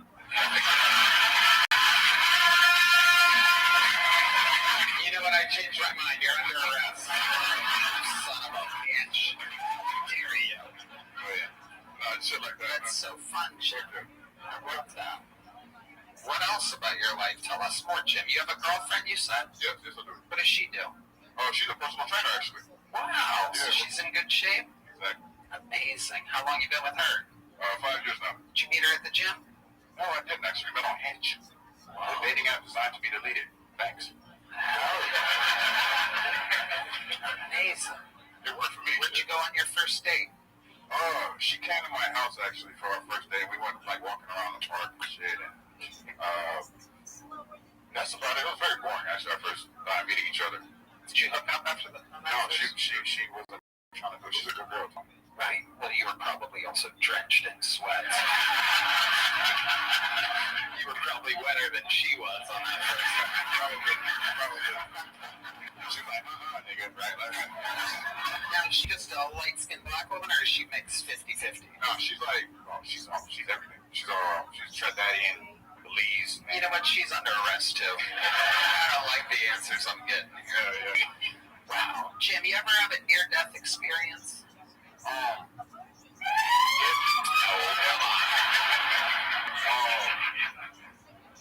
Near death, yeah. I mean, kind of almost died, but I had an abscess that got infected and it frozen up my tubes. It was kind of. Let me ask you a different question. Yeah, I didn't like that one. What scares you? What are you afraid of? What Knives. Knives. Tell me more about knives. I'm scared of knives because I got circumcised in Africa when I was 16. Whoa, an African circumcision. That sounds like a near-death experience. I was hesitating on saying it, but yeah. My goodness. Yeah. They use a knife already? regular knife on 16-year-old Africans? Wouldn't they need like a samurai sword or something like that? Butter knife, a machete. No, more like a machete. My dad actually got his cut with a machete. Really? Like I did my shit. Same time? No. 1, 2, 3. No. 2 teeth. But no, anyway. What do you remember about that? That had to be totally traumatizing. Yeah, A 16-year-old going in for a circumcision. Yeah, it was December 25th, 2009 on Christmas. Wow. Exactly. I got 8 shots of anesthesia. You got what? I got 8 shots of anesthesia to my dick. 8 shots of anesthesia. They went around 4 times. They checked, and I could still feel it. And then they went around another 4. I ain't gonna lie, like I couldn't scream because my dad told me not to be a bitch, but my dick let out like a like my dick was done, you know. Is this when you started doing voices? Yeah, my dick was the first one. Was the first. Thank you. But my dick grew. It got bigger after that. It did. Just swelling. It's Swelling and the scarring. So now I got ribs for her pleasure and shit. So hell yeah, naturally. Absolutely. I take that back. Don't show that on TV. I want to show this to my mom when she's watching it. Sorry, mom. That's right. Where's your mom watching from? Where's she at? Right now she's in South Florida. Okay. And she took you for the 16-year-old circumcision? No, I think I did that myself. You just went on your own? I asked the doctor. I just made sure that my sister could take me to the actual hospital, but no, I did that myself. It was cheap. It was like $39.99 per second. Wow. Look at that. 8 shots of anesthesia. And your sister took you? Yes, sir. Her name's also Anesthesia. Close. It's Yasa. So yeah. Really? Yeah, so I got wow. Incredible. Well, Jim Telly, fun times, fun set. I think Big Joke went last time. I did. Well, then there you go. Keep working on it. Come back again. Jim Telly. Look at this.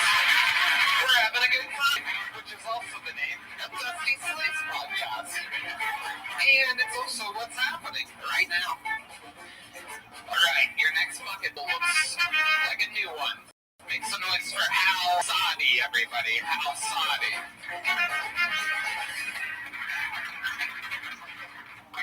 Thank you. I got circumcised in Costa Rica. I used to sound like a girl when I was growing up.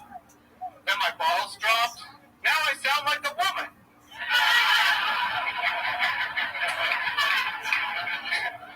It's actually one of the reasons people would call me gay, so I stopped talking. Yeah, they can't call you a sis if you don't say anything. Oh, yes, they can. So I stopped talking, I stopped smiling, I stopped fucking dudes. What else does a guy need to do, you know? I guess that's all I wanted to do. Meow. It's another 15 seconds if you got anything else. Let's see. I'm not a political guy, but actually my liberal friends, they annoy me a lot, and my conservative friends, they annoy me just as much. But what I think is cool about that is that you all thought I had friends. So, thank you. There it is.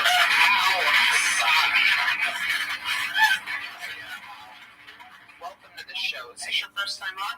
Yes. How long have you been on stand-up? About 6 years over a span of 12 years. Okay. So I quit a couple times. Right. Yeah. Right. What made you quit? I got tired of like repeating my jokes, and I started doing improv, and I thought that was fun. It was? Then what happened? Then I liked stand-up more. Right. Yeah. And here you are. You live in Austin now? Yes, sir. For how long? About 3 years. Okay. Yeah. You moved here for stand-up? Yeah. Okay. How's it going? It's pretty good. What do you do for work? I'm a web developer. Okay. Yeah. How long have you been doing that? About 13 years. And you're fully employed? Self-employed, yeah. Okay. Yeah. All right. Perfect. Al-Sadi? What's the name Al-Sadi? What is that? So it's my name is actually Halil, but I shortened it, and it's Arabic. Okay. Yeah. What kind of Arabic? My family's Lebanese. Oh, okay. Yeah. Very cool. I love it. No. Do you always open your set with that circumcision joke, or was that? No, I was okay, just riffing Oh my god, that was a weird coincidence. Did you still live in Costa Rica? Or? Yeah, I grew up in Costa Rica. Oh, okay. So you really did? I could. Yeah. Interesting. Was there anything odd about your circumcision? I was a baby, so. They do it differently in Costa Rica? Oh, they probably hate it. He said, you can take me to that, you give me $35. Yeah. How's your girth?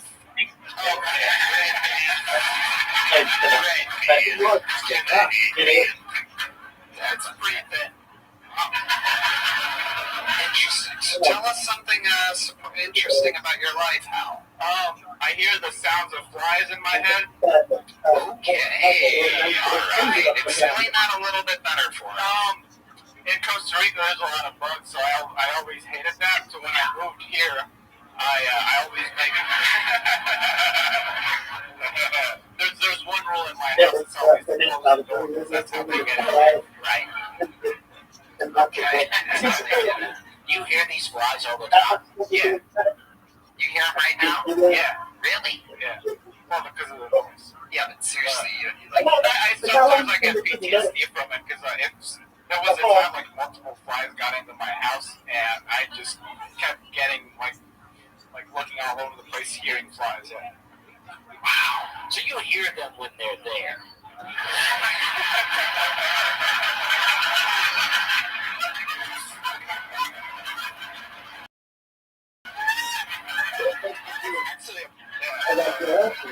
Sometimes, yeah. I think we all suffer from that. Do you need medication or something? Do you need medication? I think so, yeah. You married? You have a girlfriend? I'm married, yeah. Married? You have kids? No kids, just 2 dogs. 2 dogs. Okay, you love your dogs. I love my dogs. What kind of dogs do you have? They're mutts. They're both pit bull mixes. Yeah, it's a ticking time bomb. There must be more to you, Hal. What else? Do you have any big passions? You collect like locomotives or something? Oh. I do like trains, yeah. I'm trying to think. You know what? I had like stuff that I would prepare, and then when I got here, it just went away. They just flew out of your head. The flag. Yes, the flag.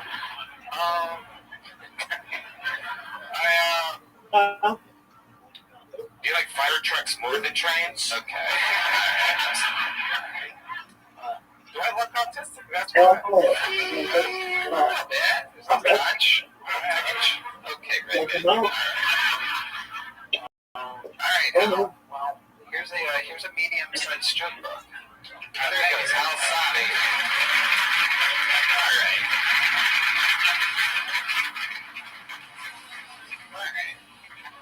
We're having fun. You guys having fun out there? Here's another bucket full for us, ladies and gentlemen. Make some noise for Trip Callahan, everyone. Trip Callahan. Oh my God, guys! I saw Target. They got in trouble for selling tuck-friendly bikinis to children. I guess bikini with a little pouch where you can tuck the dick. And at first I thought it was weird, but then I realized it was probably even more weird against it. Because basically what you're saying is your son's wearing a bikini, then I want to see the cock.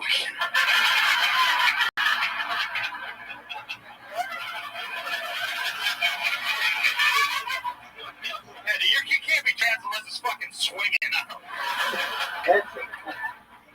But I got weird opinions on everything. Like I still think race matters a lot. Like for example, a white lab, that's a great dog. A black lab's also a great dog. But a Chinese lab, that will shut down the world economy.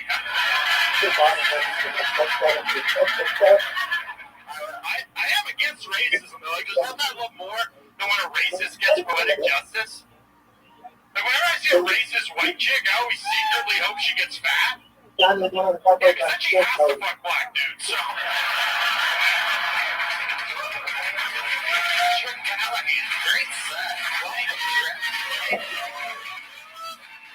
How long have you been doing stand-up? I did like once a year in college, for like 4 years. 4 years. Where at?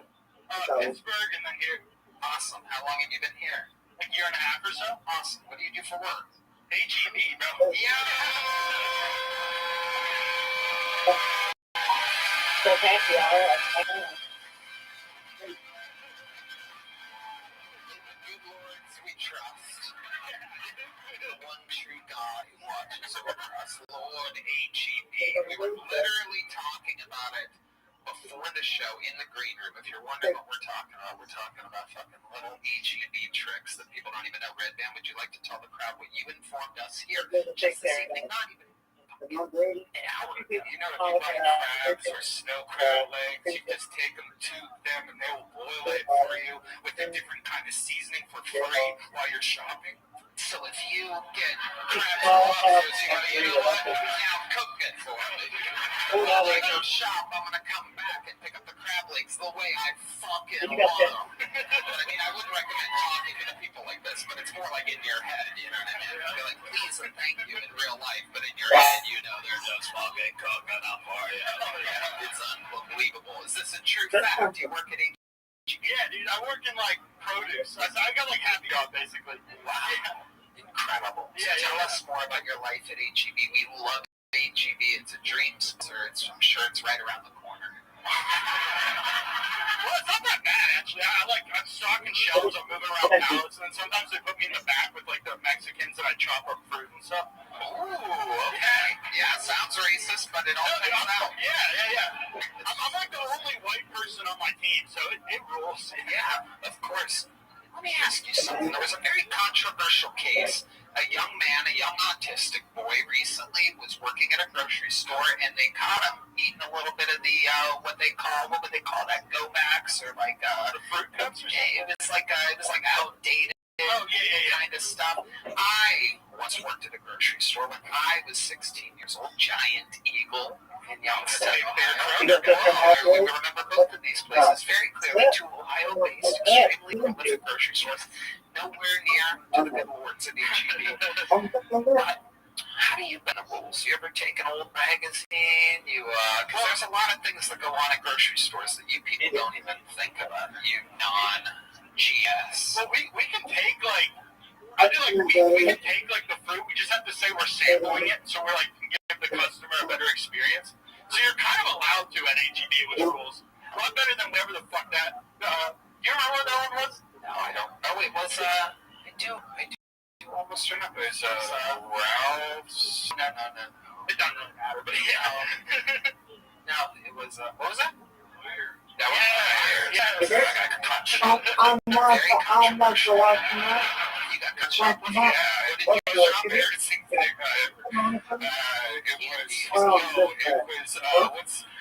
What's that? Ghostbusters 2 soundtrack and one of the Paul Abdul albums. I guess there was two different ones. There was a red one, I think. I thought I was the gay one on the show. The gay way to balance this. We're supposed to play our characters. Unbelievable. Wow. So, tell us more about HEB. Tell us it's clean, right? Yeah, it's pretty clean. I mean, I don't know. It's kind of just like manual labor job. It's not that hard, but no, we know. Yeah. But I mean, I like it. I worked in sales before. I hated that, dude, so I actually don't mind it. It's not that funny. Sorry, guys. Well, I would just want you dress like Adam Sandler and you have the job of Happy Gilmore. Are there other Adam Sandler things you do in your life? Yeah, is it true that you're still in fourth grade? Reading level, but yeah, dude. Dude, I play golf. I think that's Adam Sandler. Yeah, that counts. Yeah. I'm not good though, dude. I love it. Okay. Trip, what else? What else about you? Tell us something crazy about your life that makes you different than everybody else. Well, I knew, when I was growing up, I knew a guy who tried to become a serial killer. Tell us more. He only got the 2. He, failed. He got caught. Two's not bad, though. Not bad. Yeah, you're real. He was the other high school in my area. He was like this fat Jewish rapper. And he would show up at parties and freestyle or whatever. He wasn't good, but college, he started doing heroin. And he like took more than the recommended dose or whatever. So yeah, he OD'd. They bring him back and like his brain was all fucked up, but also turned into like a gay homosexual. And he was That's what happened to me. yeah, and he wasn't happy about it, man. He's like, imagine you're doing heroin, which is like awesome. And the next time you wake up, like you can't come without getting fucked in the ass. So yeah. So then he was like really mad. He started killing gay guys. That's who he was killing. Yeah, other gay guys. Like gay guys he went on dates with. Yeah. Well, the one guy Really like, this is like revenge. He was the one guy. He met on a dating app. This is how he got caught. He Ubered to the guy's house, walked in, shot him, walked back out, Ubered home. So I think it left like a paper trail or something. That date. Yeah. Amazing. I can't believe the Jewish serial killer used Uber, not Lyft. $dollars more. Yeah, he didn't tip the guy much. Incredible. Trip is your real name? No, my real name's Joseph. I've been called Trip since I was a baby. Why did they call you Trip? Because I was like the third, like triple. It's like if a black dude's name like Trey is, that's the same thing. Oh yeah, totally the same thing. Martin trips all the time. Everybody calls it Martin. I should be Trey. I should be Trey. I love it, Trip. Well, great set. It was very fun interview. Great stuff, man. Here's a big joke book. Come back, sign up again. Trip Callahan. All right, let's do something special here, everyone. You may have been paying attention to this storyline, but a couple months ago, I lost a real big Texas Hold'em heads-up poker match. And I have to finish paying off my debt. This is my final debt. Is this spot? I'm going to bring to this stage a very funny man. He's just starting out in stand-up comedy. But he is literally the #1 ranked heads-up Texas Hold'em poker player in the world. He lives here in Austin, Texas. Makes it for his second ever minute on Kill Tony. This is Doug Polk, everybody. Doug Polk.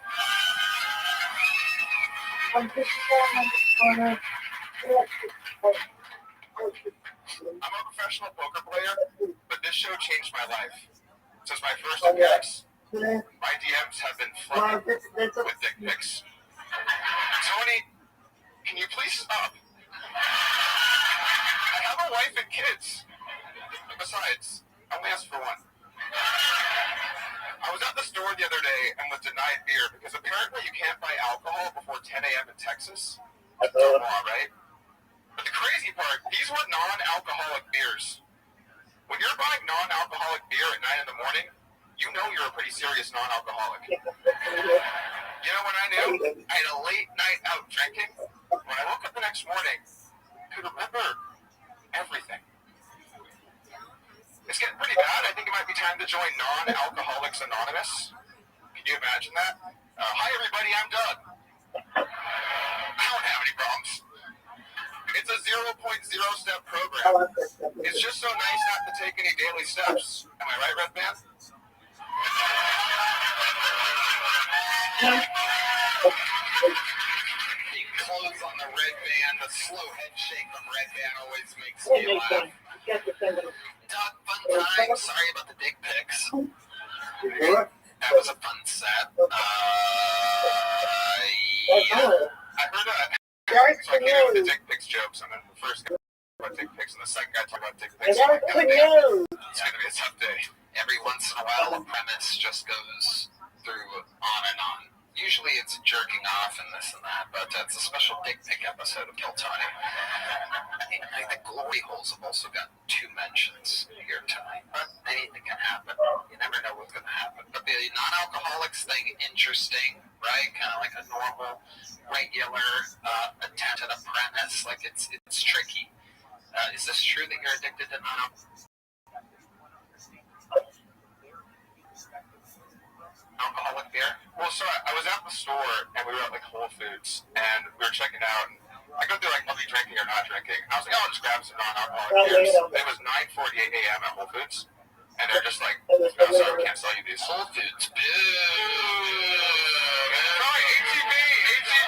This is an HEB exclusive audience. Even the people visiting have bent the knee to the dark lords of HEB. Does Nashville have a killer grocery store? Nashville? Yeah, I don't think. I mean, you know, we have Publix. Publix is here. Oh, some real talk for Publix here. Publix is what's that? We're shopping's a pleasure, they say. Martin, where do you do your shopping? I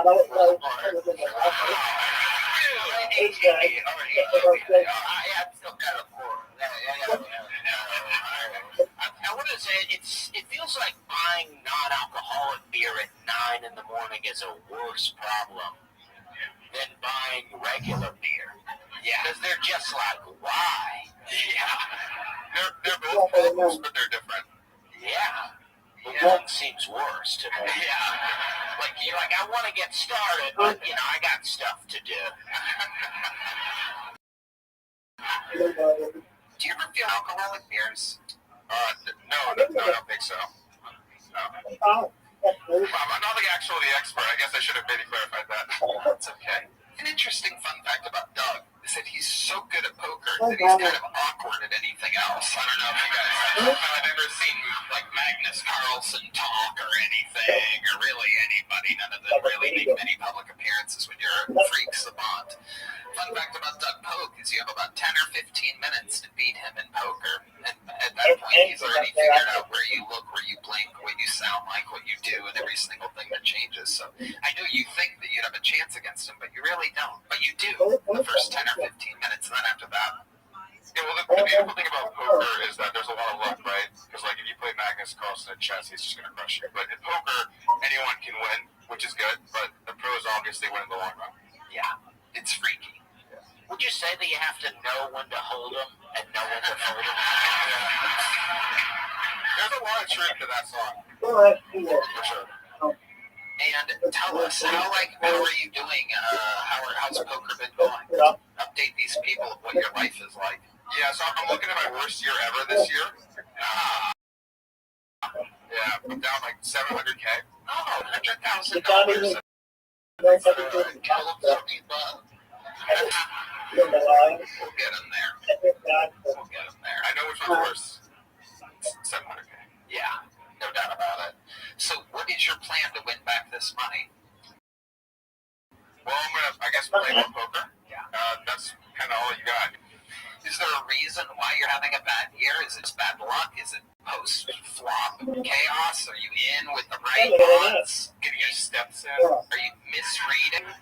Oh, look who's getting his revenge. Now that he knows you're down $700K. I think a little bit of it is I've been kind of focusing more on comedy and stuff like that, and hanging out with some of the guys here or whatever. Yeah, we're a bad influence. Yeah, well, obviously I'm the one that's doing badly, but I've been hanging out with like Uncle Laser. Oh no! Fuck, dude. You're getting non-alcoholic beer and then hanging out with Uncle Laser. That's even more. Even D-Madness is like, I'm out of here, dude. This is bullshit. He actually had me come over for him the other day. Uncle Laser. Yeah, I think we should have got Austin, yeah. Put on my nicest wife beater. That's great. Hell yeah. You know, what I just realized is Chris Celio on this episode, D-Madness on this episode. We have a big blind and a small blind here as well. One more thing. See the worlds, they cross over. One angry man just staring at me right in my eyes. Incredible. He did not like that joke. Doug, fun times. It's a process, stand-up comedy. You came out and you nailed the joke on me. You closed with the red band thing, the non-alcoholic. I agree with Dusty. I think that it's worth examining kind of like flipping that, if that makes sense, like flipping your take on it, because it seems like you would be the craziest human being buying non-alcoholic beer that early in the morning, like you're trying to really chase some demon. Yeah, but not at the same time. It's $700K, sometimes you gotta know when to walk away, know when to run, Doug, it's been fun. We had fun playing poker that night, and you're a great very fun to watch. Make sure you check out his streams and whatnot. Very entertaining. Like a freak athlete. This guy beats the shit out of everybody. Even though he's 700K in the hole. But he's won millions and millions and millions before, so it sounds a lot sadder than it actually is. Are we still having fun out there, everybody? We're going back to the bucket, everyone. Make some noise for Matt Campbell. Matt Campbell.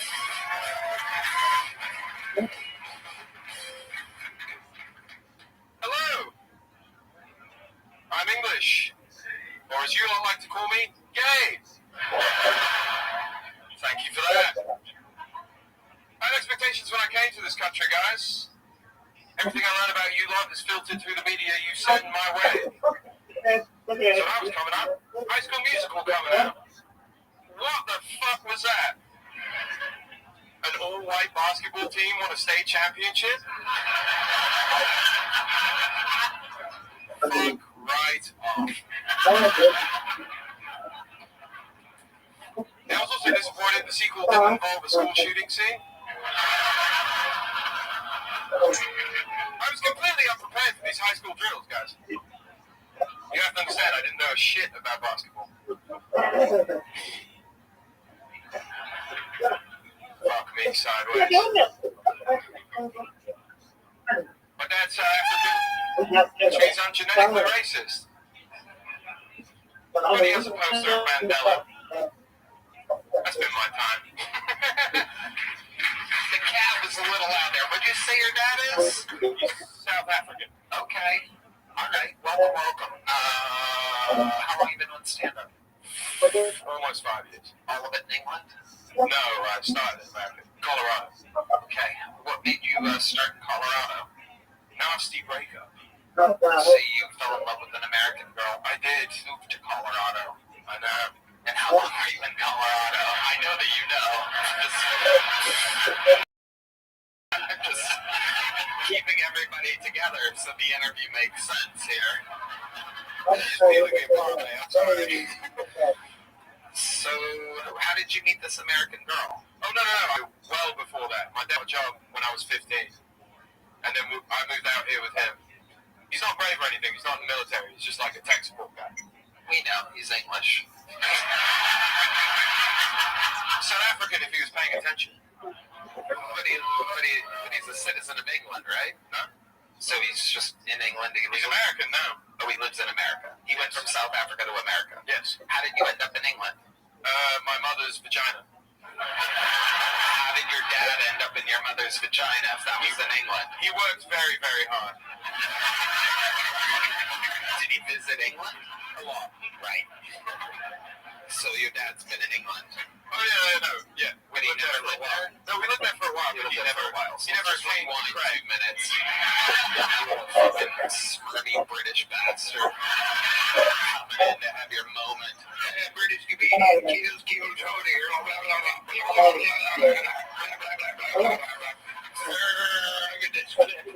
You son of a bitch. Alright, so Matt, what do you do for work? Valet, W Hotel. Wow, the terrier too. You know, also picking up shifts at a Cluckers? No, but they desperately needed a diversity hire, and I was the best they could get. Of course. Yeah, of course. Everybody loves that wacky accent. So you're a valet, a job that absolutely will be taken over by robots in no time. I'm sorted. What's your big goal? What are you going to do? You focus on stand-up? You do a lot of spots? Yeah, you love it. Going to Houston next month. Pretty good. Right up. What are you doing in Houston? Got apparently a drug show. I don't do a lot of drugs, but I'm prepared. What are they going to make you do? Smoke the devil's lettuce? Yes.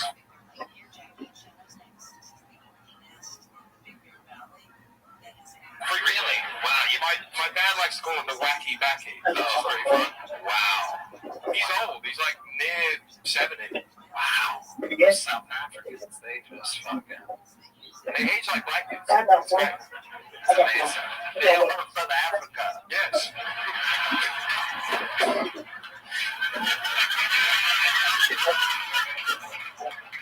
Have you spent any time in South Africa? Yeah, a couple trips. Yeah. Do you ever hear weird flies inside your head? No,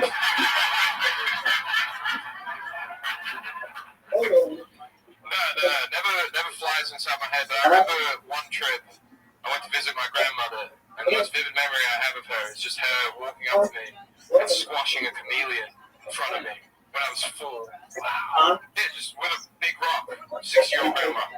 Were you playing with the chameleon? No, I was just looking at it. It's tragic. But you were looking at it, enjoying it. Yeah, I was happy in that moment.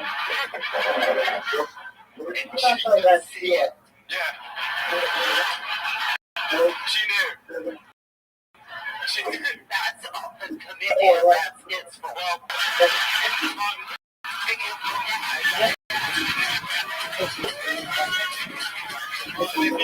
Well, if you know anything about South Africa, it was definitely the wrong color, right? That sounds like your grandma. Chameleons, yes. Different colors, I guess.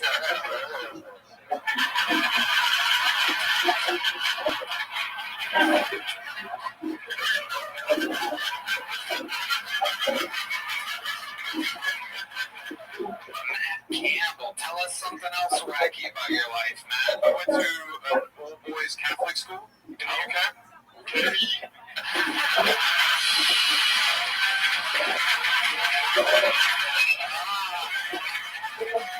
old fight. Celebrating hockey victory. So this girl in Colorado, she broke your heart? Yeah. Tell us about it. How did she break your heart? She had a fat ass. Oh. Hell yeah. England. They look and sound like Nita. Oh, I know. Yeah. I know. We were just there. How was it? Did you enjoy it? No, it was literally hated everything about it. Yeah, it was the worst. Were you thinking about doing comedy before the breakup, or did you just run right out and do it? No, I've always kind of liked comedy, but I never got the balls. She discouraged. Yeah, no, she. It's not that she discouraged anything. It's just I sort of found nothing to care about after she gave that sweet pussy update. How did she let you know that she was breaking up with you? Oh, I found out she was texting a dude named Bob. Wow, turns out that grandma was crushing chameleons too. I know.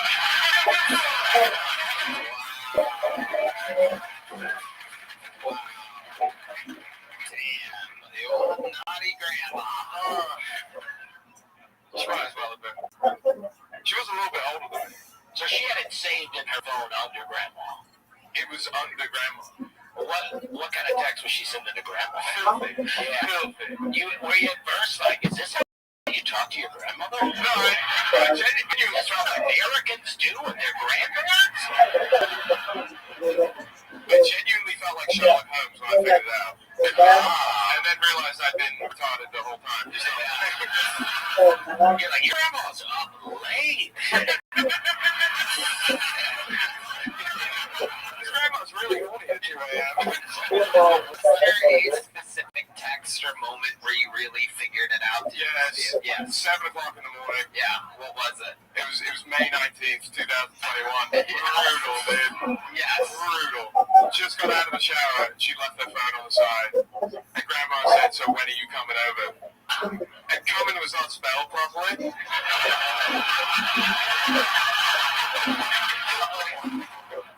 Yeah,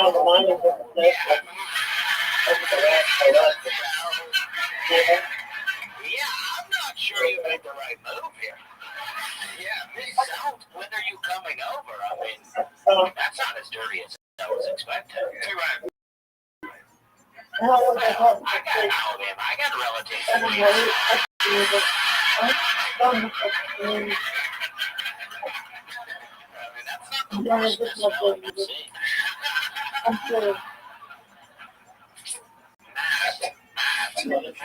So how did you handle this situation? Did you just Had a quick spaz, immediately gave up, just started doing comedy. Did she admit it? Not immediately, because she was like staring at Bible quotes, but like after we figured that out, She was staring at Bible quotes? he took Jesus out of it, yeah. Out of the argument. What do you mean exactly? Well, then, like, in the moment when I found her cheating on me, I found she was reading the Bible. Oh, yeah. Oh, that is the reddest flag humanly possible. So how did she talk to Jesus?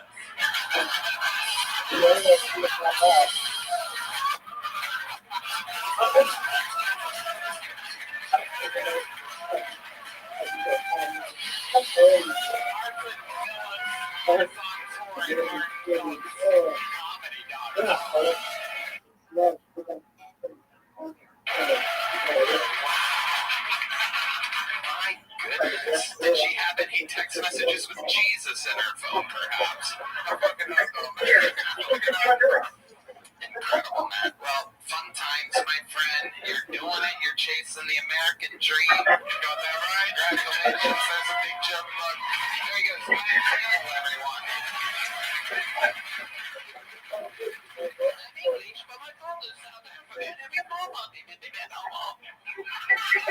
Alright, I have a feeling the tone's about to change tremendously in this room. Make some noise for Mushroom Matt, everyone. This is Mushroom Matt.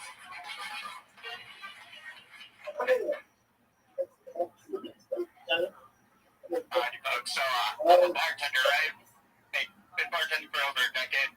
Made thousands of drinks. People order some weird ass shit, and like I don't blame, but one thing does throw me off though, and that's when people order their drinks virgin.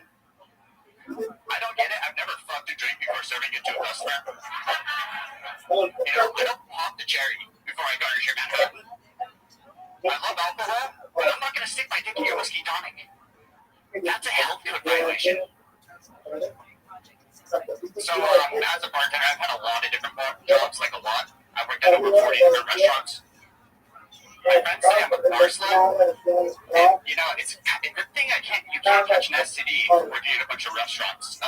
Actually, I take that back. Cocktail waitresses at PF Chang's or Buffalo Wild Wings. They look fun, but it's not worth it.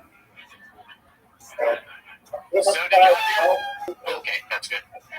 Did you want to finish it? Is it a quick one? Yeah, it's a quick one. Did y'all hear one?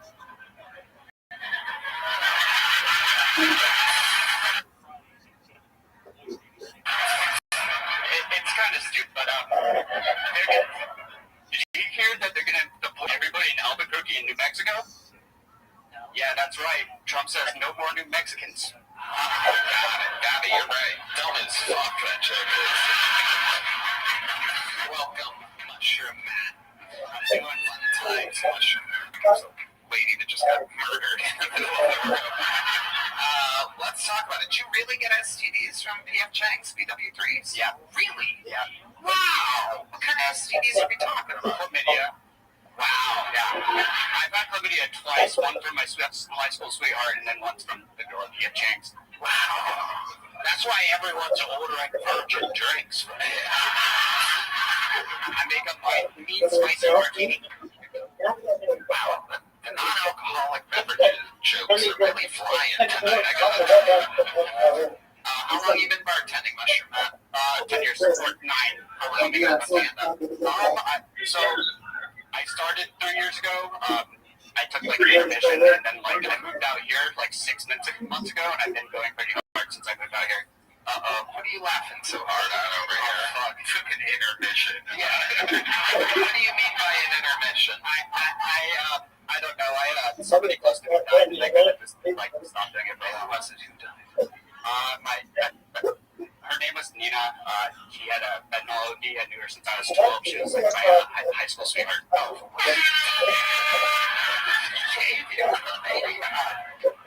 Yeah. Is she the one that gave you chlamydia? I don't want to put her on blast, but Well, you can't put her on blast anymore, my friend. It's all good now. She's in a place where chlamydia doesn't exist. I hope so. Yeah, I really hope so. Did you say you worked at 40 restaurants? Yeah. Yeah, got 9 years. Yes.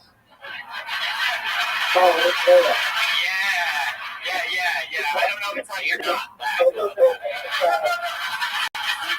It's like the restaurant industry is weird, dude. Like, there's places you'll go and you'll work, and like after a month, you're like, oh shit, this place is out. It's like they lie to you, and then like you start working for them, and then like you end up getting screwed, and you're like, okay, this isn't worth it. Then you get jump to another. It takes a while to like find a good spot, but once you find a good spot, you stay there for a while.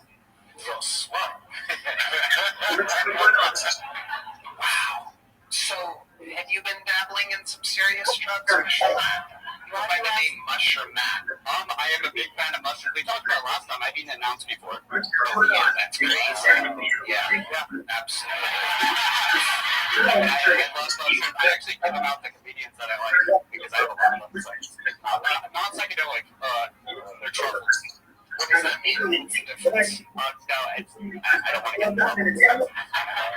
It's okay. You've already said enough. Go ahead. For sure. So what's the difference between second? Oh, you're okay. Yeah. All right, I got you. Okay, yes, I got it. Excellent. You like me?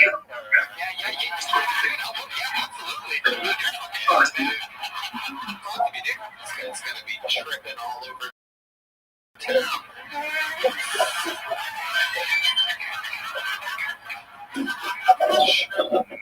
So, other than mushrooms, what other drugs have you done? I like to, like a lot. I don't know, like when I was 19, I was a pretty hardcore drug user, and then like I stopped doing hard drugs. It's like heroin, like everything. Like I've done everything, like intermission. Yes. You know, maybe when I get older, like late ages, I'll do hard drugs, but like when I'm young, I kind of want to try to pursue my youth and use my time as wisely as I can. Okay. I feel like it's too late for you, man. Fuck, man. You really think you've worked at 40 restaurants? Yeah. How fast do you think you can name them? Okay, so here we go. Chubb, give me a little restaurant name and music here, Chubby's. 1, 2, 3. Chubby's on Broadway, PM Chase, Sailor Jack's, fuck, dude, it's distracting. Sailor Jack's, fuck, guys. It's over. You're fired again. You're fired. Dude, that was hard, man. I could, like, I have worked at a lot of restaurants, but, like, it takes, like, I don't know, that was very, intimidating. How many different Buffalo Wild Wings? Just the one. It wasn't bad as a bartender, you know, you'd make like $200 to $300 a night, not bad. It seems like one of the lower-end jobs, but they pay at the end of the night, it's junk. Was there ever a time where you got fired and you didn't deserve it? Oh, yeah, dude. Oh, God, yes, dude. So, okay, like, you guys can probably tell this, I have, like, a lot of energy, right? Yeah. And you have former drug user energy. I've seen this before. A lot of great comedians have it. A lot of great comedians used to do fucking serious drugs. I'm not saying you're one of these great comedians. I'm just saying that it's a thing that our friends have in common. No, I got Tim Dillon, Theo, all these guys. I love Tim Party to the absolute limits. Yeah. So, what was I saying? There it is, ladies and gentlemen. Confirmation that indeed. Okay. Have you ever been fired and didn't deserve it? Okay, so I have a lot of energy, and, like, I use the restroom a lot, and, like, I'm a really nervous guy. It looks bad, right? It looks bad. Like, I've been fired from 3 different jobs because they thought I was, like, doing coke.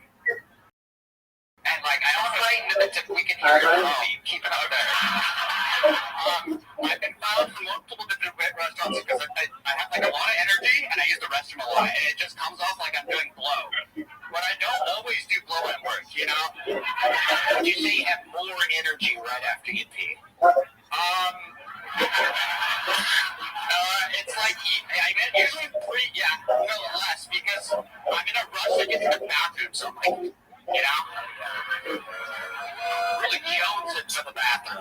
Yes. Put that other arm out there. I'm thinking about coke right now. Like Kevin Spacey.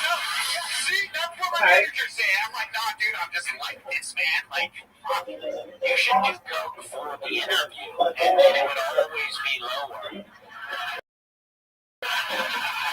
Hey, my strategy, actually, yeah, that's a good strategy. What helped you get off the hard drugs? I don't know. At least someone out there, watching the show right now, just tied one off, fucking heating up a spoon right now, getting ready to go work their shift at a BF Chang's.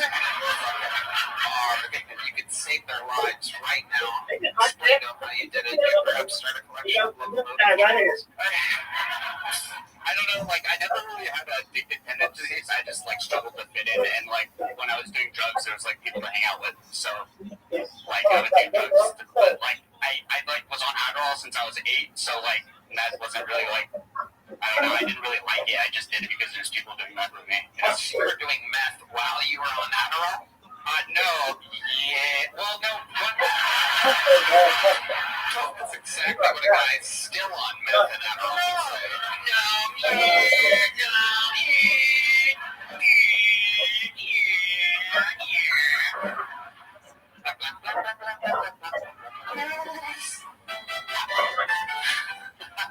How do you get rid of chlamydia? Just ask it first. They give you a shot in the ass.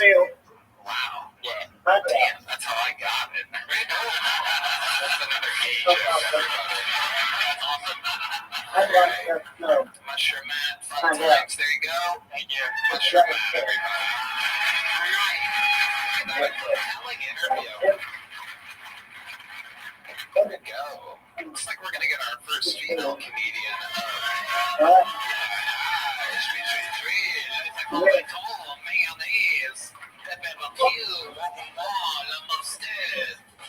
One more time to lovely Heidi, everybody. And now, looks like it could be a new name. Make some noise for Elena P, everyone. Elena P. Hey, Austin, how's it going? Good. Are we dating? Is anyone dating here in the crowd? Yeah, actually, I don't know why I'm asking. I really don't care. I'm dating a doctor, and he's hot, so I win.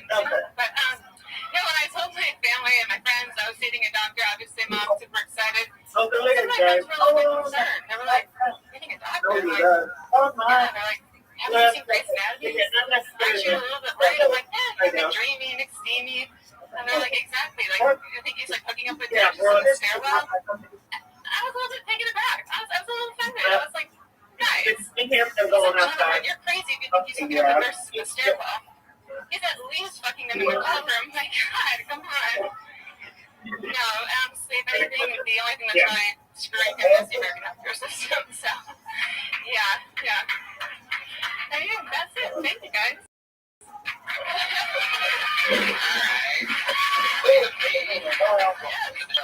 First time on? It is my first time. How long have you been on stand-up? Today's my first day, y'all. Wow. Starting a year? Did you do an open mic earlier or something? I go to a lot of open mics. My boyfriend, he actually does comedy, so we came in to Austin on Friday night. We leave Wednesday afternoon, but we've been popping around to all the local spots. And it's been really fun. So does comedy. I do, yeah. This is back in plan. Comedy hasn't worked out. It's got the doctor thing. Is he a real doctor? He is a real doctor. What kind of doctor is he? A general practitioner. Yeah, he does.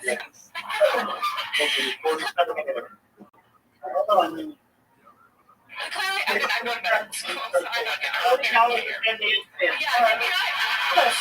you go, turns out they make a lot of money working at urgent care. So, How much money? Do you know how much money he I makes? know that he's now able to actually practice on his own. And if you got a job at urgent care, I think they pay $200 an hour or something ridiculous like that. It's crazy. I know. So, wow, it's a lot of all these LA motherfuckers. How about you? What do you do for a living? I'm a photographer, so I actually $0 ever total man. Wow. I am a photographer and a Legree instructor. Most people don't know what Legree is, but if you do. What is it? Legree. What is that? That is like Pilates on steroids, essentially. That's what it is. Okay. So, yeah. You do that? I do, yeah. Teach that? I've been coaching for 3 years and taking for 4. Okay. Do you do private classes? I do. For you and I would, yes. Whoa, look at that. Yeah, I got you. He's been eating a lot of Pilates and plates. Plates, but pronounced it Pilates. There you go.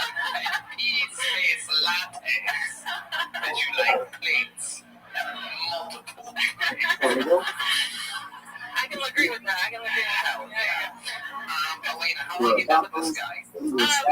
each other for a year, and we've been officially dating for 6 months, 11 months, 7 months. And you really trust him? Yeah. Does he ever text his grandma? I don't actually know. I think one of his grandmothers is probably dead. The other one's alive. I think he's close to the grandma. Let's see. I don't know. I haven't met the grandma yet. To personal life too much. Yeah, I just felt like a whole form of want to talk to him. So it's $200 an hour when he's at an open mic, are you going, and you're really losing money here, buddy? Yeah, right. I like to tell him at least I get more money he has with comedy shows because I actually get paid as a photographer to take their photos. Yeah, he's nothing early. So. Oh, Martin Phillips is furious, right? Yeah, I know. Wow. Yeah. So. Incredible. So, where did you meet this guy? We met on a boat, actually, which is, I love your captain's hat right here. Look at this. This is the captain of the boat. Martin Phillips is our captain. Look at that. Yep. If anybody's wondering who sunk the Titanic, Yeah, we met on a boat. It was my friend's birthday that I got invited, and he lives at my friend's complex, so they were like down at the pool or something or another, and he was like hanging out with his friend who was seeing my friend, and they were like, hey, we're going on the boat tomorrow. They told me I was going on the boat tomorrow. Where was this boat at? Where? It's at Percy Priest, so I know Dusty Slay here is from Nashville. Hey. I live right next to Percy Priest. Yeah. I was there that day. Yeah, right. Yeah. I can picture you just standing behind a tree watching what's happening. Yeah. Now that's love if I've ever seen it. Right. Did it pause? No? Start a fresh love. I'll say, hey, we were having a good time. All right. Yeah. Good fans here. I love it. You were actually one of the first people I ever saw at Zany's. All right. And it was amazing. Yeah, it was. Yep. Yeah, he really is a good comedian. There you go. Yeah. And urgent care is a good job for a doctor. Yeah. I've always said that. And I'll take your picture. I've always said it. Yeah. Did this urgent care doctor sign up for the show? He did. He's here. The doctor's in, everybody. The doctor is here. And you guys are only visiting this Monday? Only this is, he's got to get back to the clinic. So now I got to get back to the. In Nashville. Yes. Yeah. Oh, I could have actually seen your boyfriend before. You probably might have had. No, I get Poison Ivy a lot. I think it's yeah. What's his name? Dr. T, Dr. Tim T. He signed up as Dr. Tim T. Dr. Tim T is here. Go get You might be Dr. Tim T.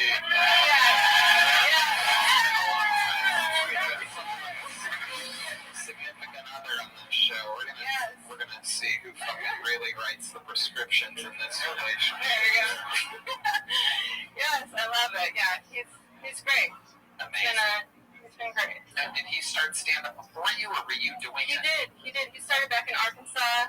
That's where he's from. And then he got really into it kind of when we started dating almost a year ago. He was really into it and just kept going to open mics. And yeah, the national scene is really something out there. A lot of clean mics, but also there's some dirtier stuff in St. Louis. So, yeah. We're really doing it there. Yeah.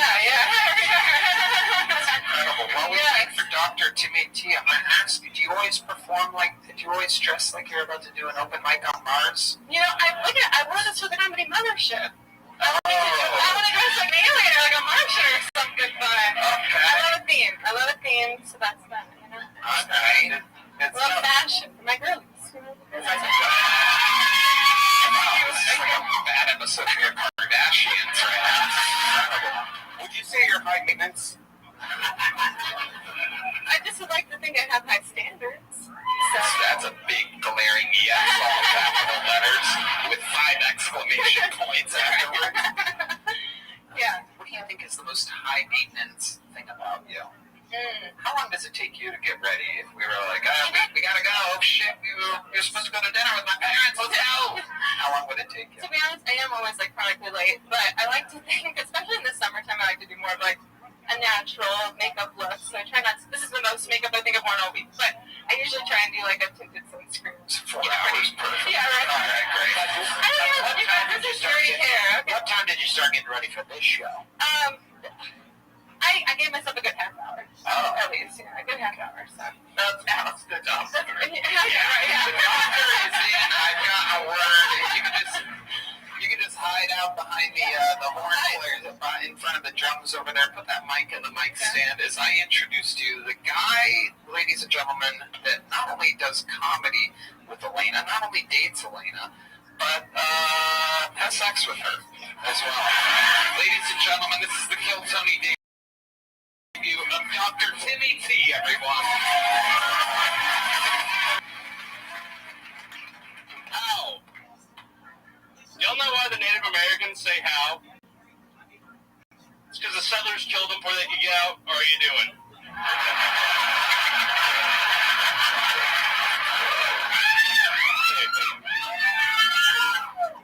I went to this Indian restaurant the other day. When I walked in, there were swastikas all over the walls. Now from the south, that's not completely abnormal, but I went up to the guy at the front and I was like, hey man, what's up with all the swastikas? He was like, listen, it's Sanskrit for good luck. It's like, yeah, but it's Hebrew for bad luck.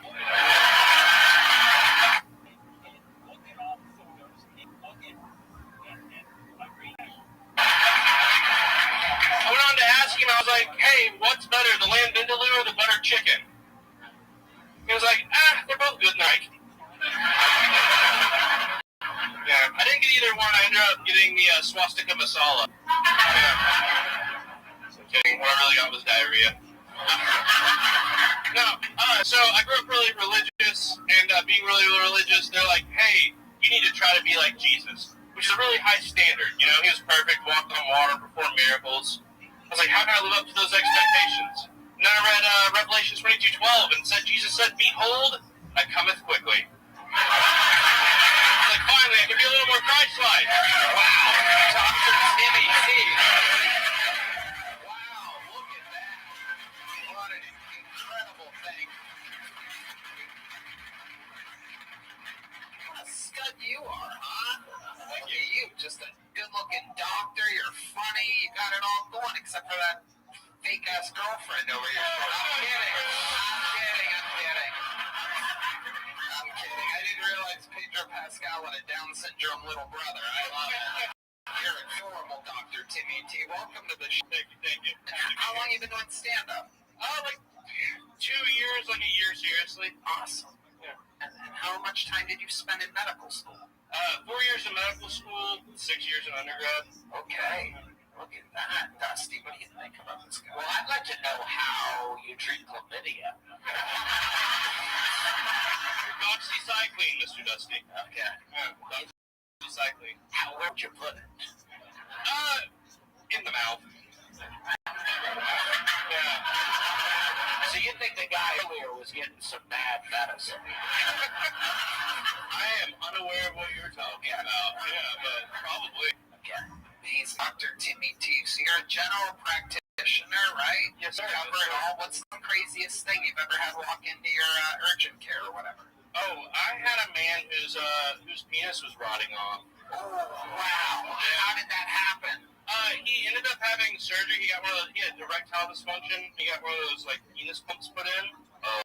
But he lied to your doctor. Never lie to your doctor. He lied to his doctor and said he wasn't smoking. Yeah. Wait, you can't smoke cigarettes and use a penis enlarger? Well,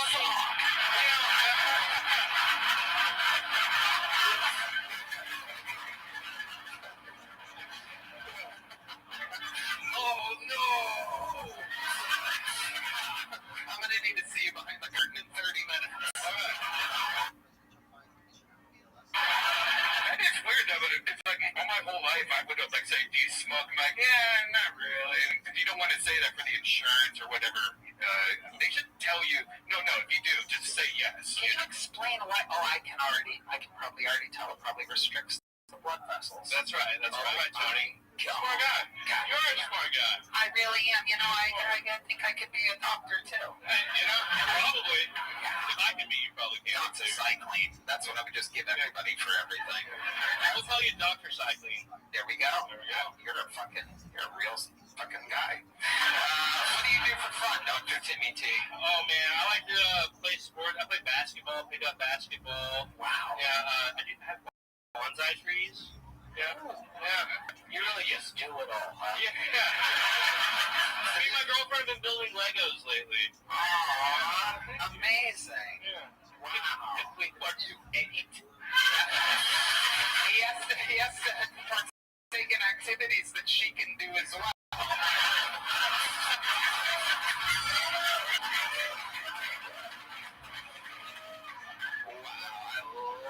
What's the longest set you've ever done? 10 minutes. 10 minutes. Would you like to do like an 8-minute set at the Secret Show Thursday? Absolutely, I would. Yeah. There you go. Doctor is it. Dr. Timmy T.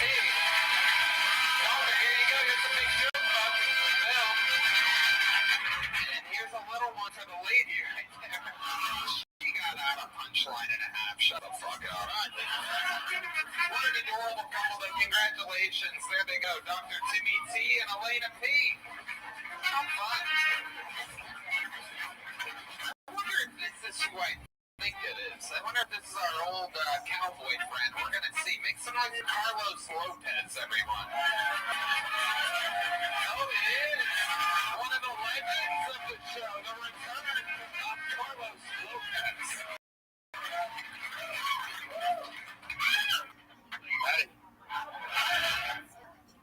So I was asleep in my bed the other night getting the fucking most wonderful slumber I've ever had. And I woke up to my phone just fucking yelling at me. I thought I cheated on Siri. This thing was fucking screaming. My phone went off and it was an Amber Alert for a 15-year-old Hispanic girl. I thought that was fucked up. Because what about her 2 kids?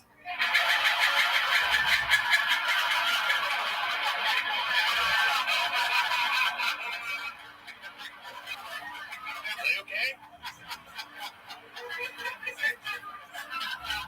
Did they get taken too? Hear my thoughts and prayers.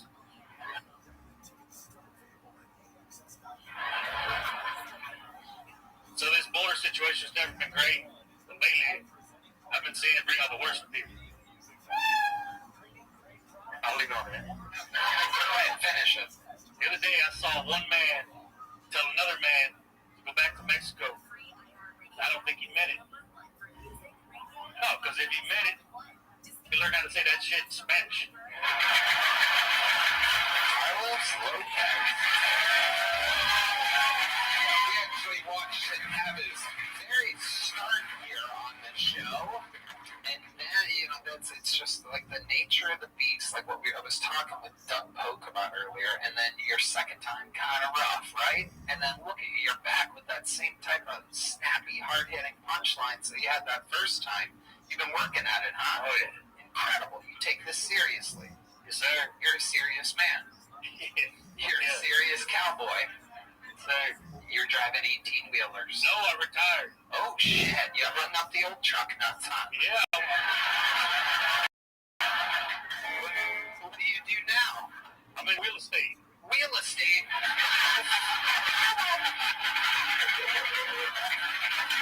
You're selling wheels? Hill Country Manufactured Homes. Real estate? Wait. Real estate? It's like real estate with wheels on them. Okay. Look at this. That's the world. Hell yeah. That sounds like a one-stop shop for you, Martin Phillips. Interesting. My goodness. So tell us more about the real estate that you're selling. Sell us right now. I'm sure there's some people here. There's a lot of Texas oil money in the room right now. That's not a home target. Trailers. Oh. Okay. You ain't from Alabama. You speak whatever language this is. You're talking trailers. Yeah. Manufactured home. That's Damn right. Yeah, that's what people say when they don't want you to know they live in a trailer. This is incredible. So it's a different type of market. Well, maybe there's some rich people here that want to buy a trailer. Maybe there's some poor people here that want to buy a trailer. Great. There's a lot of comedians watching, I can tell you that. These people are all homeless and need a car at the same time. You could probably be a one-stop shop, and I'm going to give you this single spotlight treatment. Sell us on real estate. How much you fucking pay on rent? You want to pay that much, but own the motherfucker? That easy. They sell themselves. Sold. I'll take 3 right now. You can afford it, I promise. And then you go, how bad is your credit? The fucking homeless people are the ones that can't afford the homes. That's why they're homeless. figure it out. Right. So, do you words like Hell, no, that's your bread and butter. that's a terrible business idea. Yeah. You need the tornadoes. The tornadoes bring it back around. It's the wheel deal. I'm gonna have to use that. I'm sorry. It's yours, buddy. You can have it. It's all yours. Wow. Absolutely incredible. So that's going good for you, selling a lot of trailers? I'm 4 weeks in right now, just getting started. I want to get off the road. I found out the hard way that my girlfriend has a nut allergy. How did you find out? We have a son now. He's 3 months old.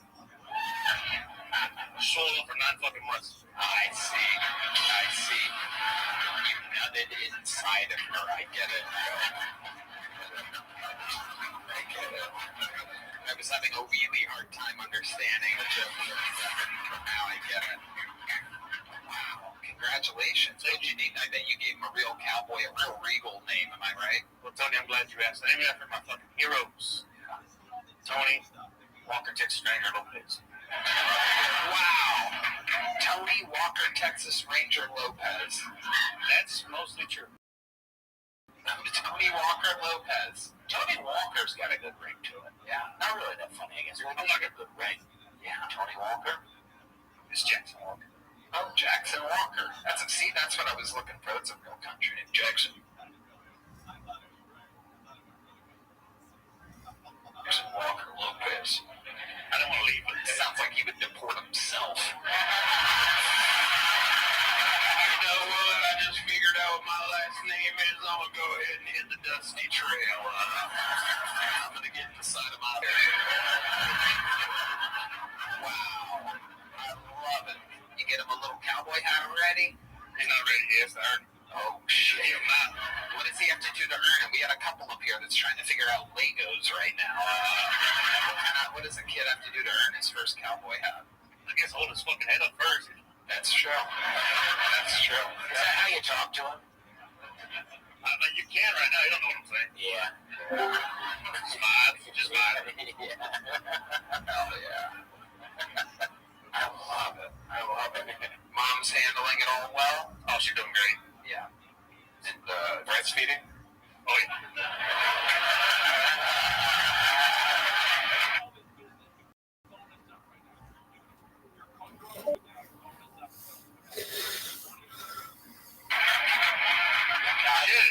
She had big tits when I met her, but holy shit, no. Look at this. Red Band's hard as a rock right now. I see it hanging out of his shorts. He has a special penis pump he's been using. Wow. Incredible. Do you ever taste any of the breast milk?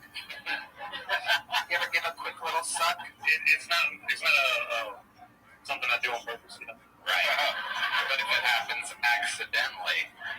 Yeah, I gotta warm up breast milk when she's gone, and you gotta make sure it's not too hot. Oh, you don't just go in too quick after the baby. I want to steal the produce. Yeah. Only got so much. Hell yeah. Some of that old cowboy cream, you know. Fuck yeah. I love it. What surprised you, or what's surprising to you about having a young 3-month-old? Is there anything that surprised you? This is your first kid? Yeah, my first kid. Man, honestly, the urge to go home now is there. It never has been before. Yeah. I've been fucking just rambling all over the place. That's what it seems like with all of our friends. Once they have a kid, they're back home, and they're not hanging out, being degenerates like we all are. It seems to be the common thing. It's amazing how your wife doesn't make you want to be at home, but a kid does. Well, once you got a taste of that BM, you know what I'm saying? That sweet little fucking. Is your wife Mexican? Very. Oh, yeah. Tasting Latinos is more than just a hobby. Wow. It's like a rock. Yeah. Some of that titty tamarindo, am I right? Oh, yeah. Very good, Martin. You really are the captain now. Carlos Lopez. guys. Fun times. You did it again. I'm on a big show, folks, but you already got one. You're the man, Carlos. This crowd loves you. Everybody loves you. Killing it. Daddy's home. Carlos Lopez.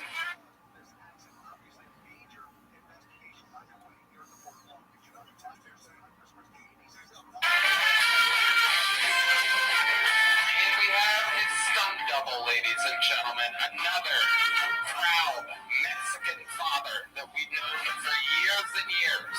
Ladies and gentlemen, make some noise for Hank Garza.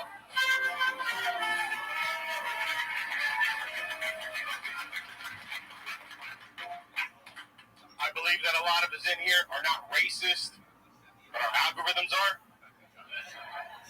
Anybody else see that one post about that one group of people? And you're just like, y'all know the ones I'm talking about. I've really had it up to here with these bullshit weed names, and they're like, hey, it's exotic. It's like, dude, it sounds like diabetes mixed with blue or purple. They want to start naming weed that is exotic. Let's start naming it after shit like big white women without black dudes in their camps. Kush. The hardest part about me dating is actually, it's not even the kids that I have at home. It's actually the sleep apnea machine. You know how fucked up it is when you have to take down the hose to go see hose? Crazy. I want to end this on an impression. This is my impression of a fortune teller from the late 90s, early 2000s on the clock. Y'all remember that? Here we go. There's Alex Jones here, let you know. Everything I said back in the day came out to be true. They are fucking kids on an island, and they are turning the frogs gay. My name's Hank Garza. That's been my best. They got some Hank Garza. All right. I like the racist algorithms. And the sleep, do you have a sleep apnea machine? I have a BiPAP, yes, sir. Wow. Breathes in and out for me.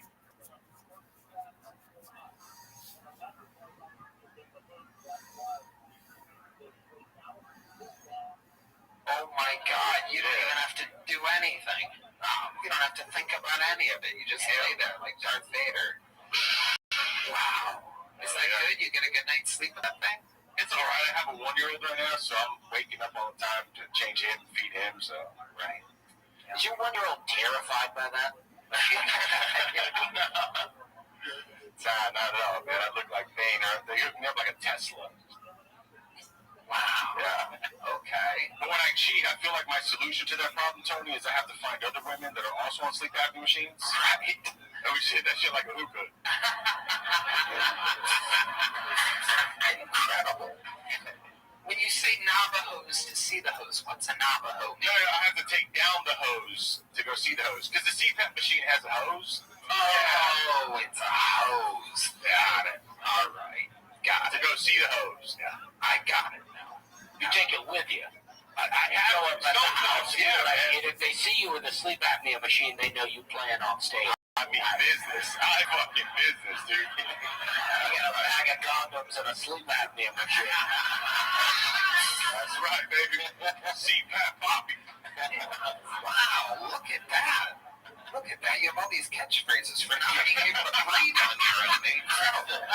How'd you go to the doctor and find out that you needed that machine? Like, what made you go to the... Yeah, Red Band's a week away from Yeah, dude. I feel like I should have one. Yeah. My wife was like, hey, it sounds like you're dying. Yeah, I'm good. And you're like, I'm exhausted from cheating on you. I love you, baby. Martin, you have to sleep with anything wacky? You have any wacky things? No, I can sleep normal. I'm like this freak.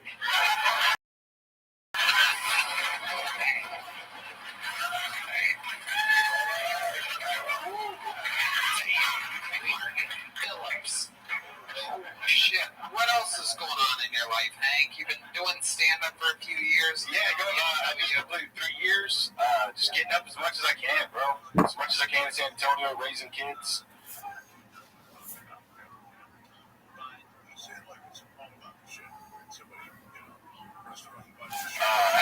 now I'm stay-at-home dad. It sucks. I mean, it's cool, but it's not cool at the same time. It fucking sucks.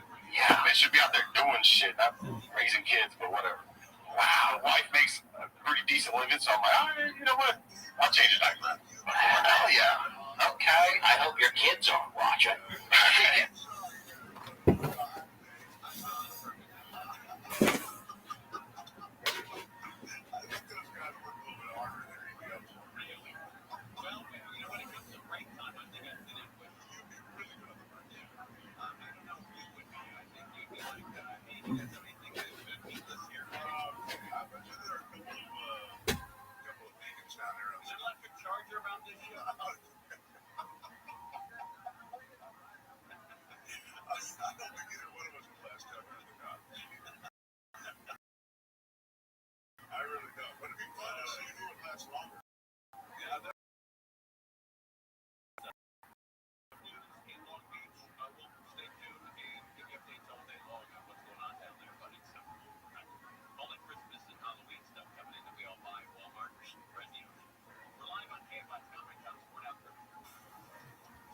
Customization use registering number dog to vote and casting ballots twice as rare.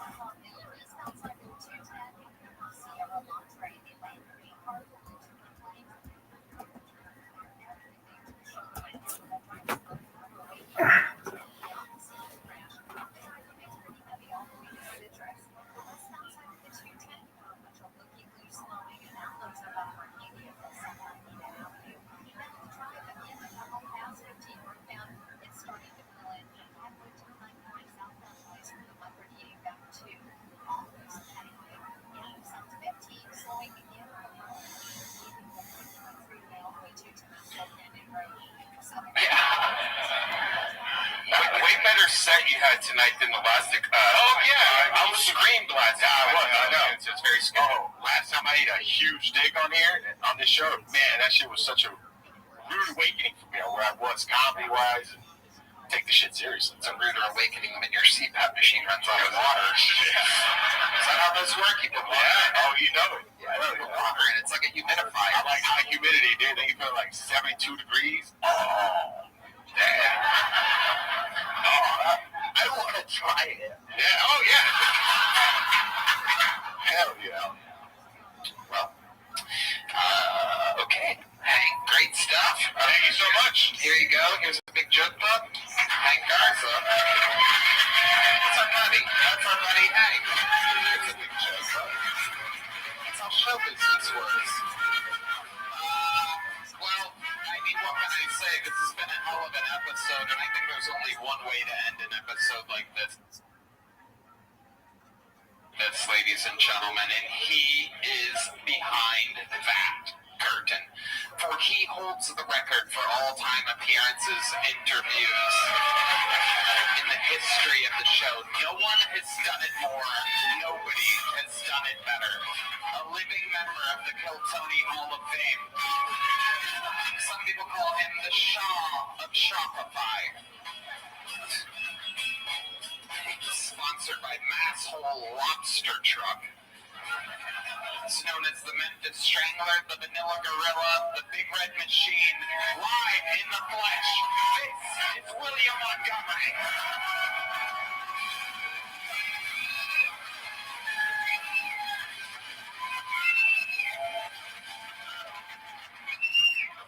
I like to buy my dogs from the pound because I like my dogs to be hardened criminals who think they're out on parole.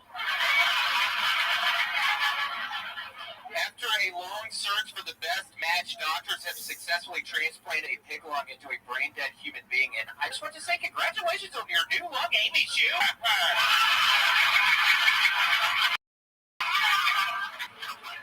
Last week, Cracker Barrel board of directors made the mistake of letting a dumb bitch talk them into changing their logo. The bad news is Cracker Barrel's stock value dropped $100 million. The good news, we'll be seeing Shane Gillis and Cracker Barrel commercials very soon.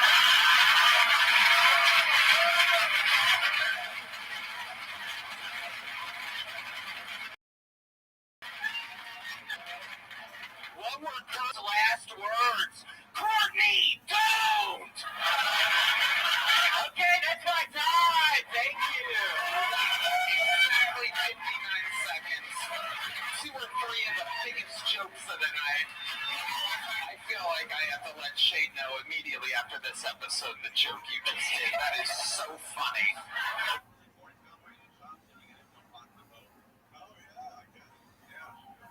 That is incredible because it's probably true. No, it's very true. I fucking hate it. And if y'all look up, seriously, it's crazy. If y'all look up the CEO of Cracker Barrel, she looks just like fucking the girl from, what is her name?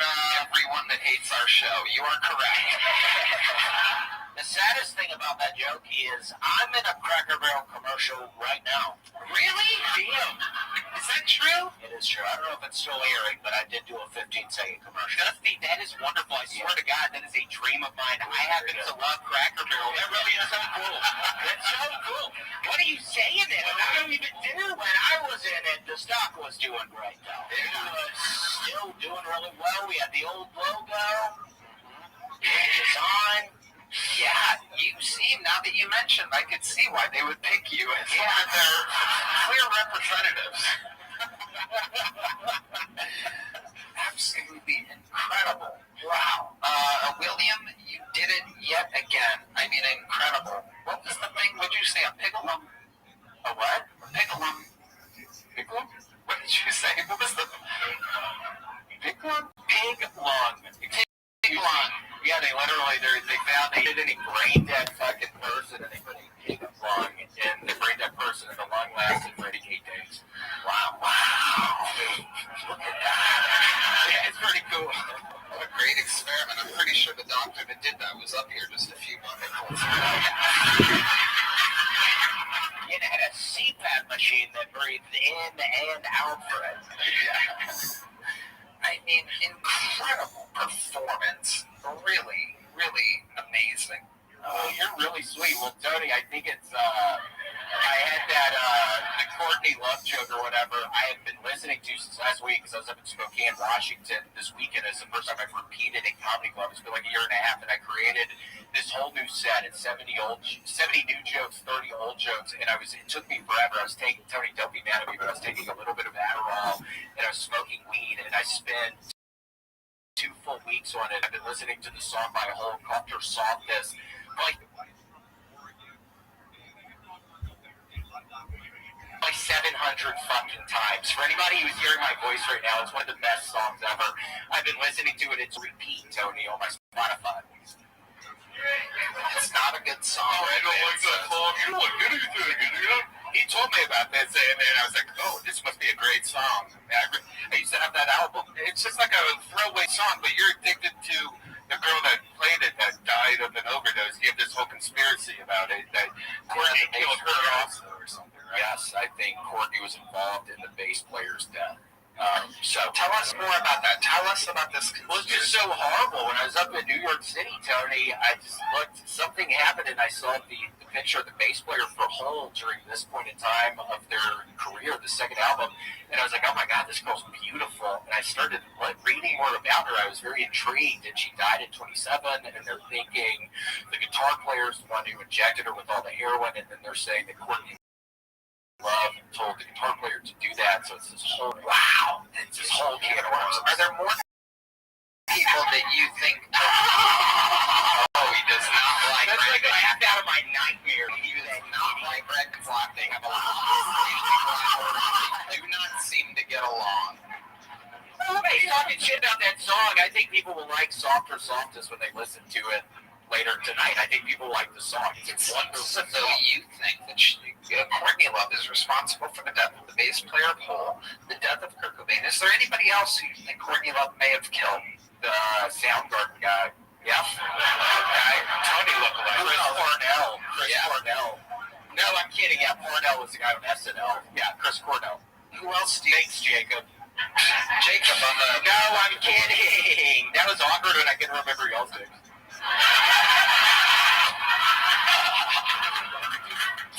Is there anybody else, perhaps, Courtney Love murdered during her lifetime? You've been going down this road, and weirdly enough, they're saying she was the one up in the jail and killed Jeffrey Epstein because she knows people who are good. Yeah, Jeffrey Epstein, Keanu Reeves in the movie Speed. Whoa! Yeah, she's the one that killed his ass. Oh. How many days have you been awake in a row? I slept till 1:30 today. Because the night before I only slept an hour, but I was able to sleep till 1:30 today, which is I really slept in today. I needed the rest. Wow, that's cool.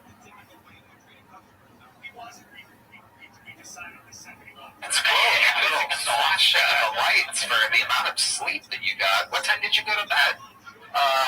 12 p.m. There you go, an hour and a half. That was 12 a.m. Oh, there you go. Yeah, that's better. Is there anyone else you think like Army time? How do you even figure out Army time? Wow. Incredible observation. Yo. Is there anybody else you How you doing, dead bitch? A conspiracy theory of yours? I see that. What did you make? I made some meatballs with pasta and stuff. Were they amazing? Yeah. Okay, well that's. I seen you went to sleep. I came back earlier, but you were asleep. Oh yeah, apologies. Yeah, that's something that I do. I had a friend of mine who kept me up till like 5 a.m, and I stayed like all the way to like 4. no way. On a school night? Yeah. Wow, that's pretty intense. And today I was supposed to go to school, but I didn't, so I'm gonna stay home. Why didn't you go to school? I don't really feel well. Okay, well that's understandable. All right. Do you think you're gonna go to school tomorrow? Yeah, I am. Okay. I'm gonna see my friends. Absolutely. Do you have lots of friends? I'm gonna go to bed around 11 then. Okay. Do you have lots of friends? Due to that fight that I had with that little girl, yeah, I have friends. Oh, okay. There you go. Excellent. That little girl was like bullying other people, and I was like, nah. And then she tried to bully me, and I whooped her ass like 2 or 3 times already, and she still won't accept the loss. Oh, world star. Good on you. All right. So you just be whipping bitches' ass in high school, right? Mm-hmm. All right. Take it out of line, like me or my friend. Oh, okay. Would you consider yourself a bully? Not really, because like I'm trying to help other people. Because like, why are you bullying other people? They didn't do shit to you. There you go. So you're like an anti-bully. Very well. What are your favorite courses in school?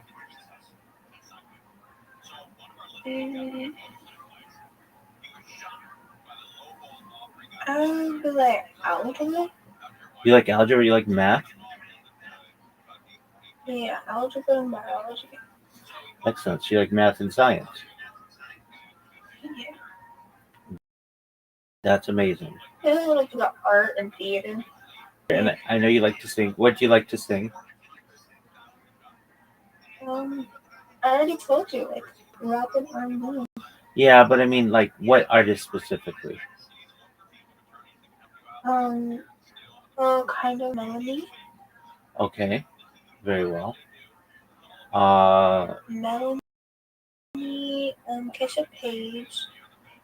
Melanie Kesha Page. Those are those type of like love songs, slow, and then raps are like just you already know the basics. Sure. Cardi B and stuff like that. Absolutely. This is a question I've been asking people. Who do you like more? Cardi B, Megan Thee Stallion, Nicki Minaj, or Doja Cat? I'm gonna have to say Doja Cat on this. Dude, that's crazy. Everybody's saying that. Yeah, I like Doja Cat too. Good on you. She actually makes some good music. Now, if you said Sexy Red or like Glorilla or Ice Spice, Ooh, that's who I that's threw. gonna be a whole different story. Okay, so I throw Ice Spice in there sometimes as well. So those are some good ones. What about let's see here. Do you like Lizzo? I've heard of her. I heard like a little bit of her songs, but I don't know her for sure. Okay, very well. And what about male artists? Who do you like? Juice WRLD. And that's just number one for Juice WRLD. Lil Uzi, Drippy Red. Let me go through my playlist today. Sure thing. Mel, Outcast. I like them because they make Miss Jackson.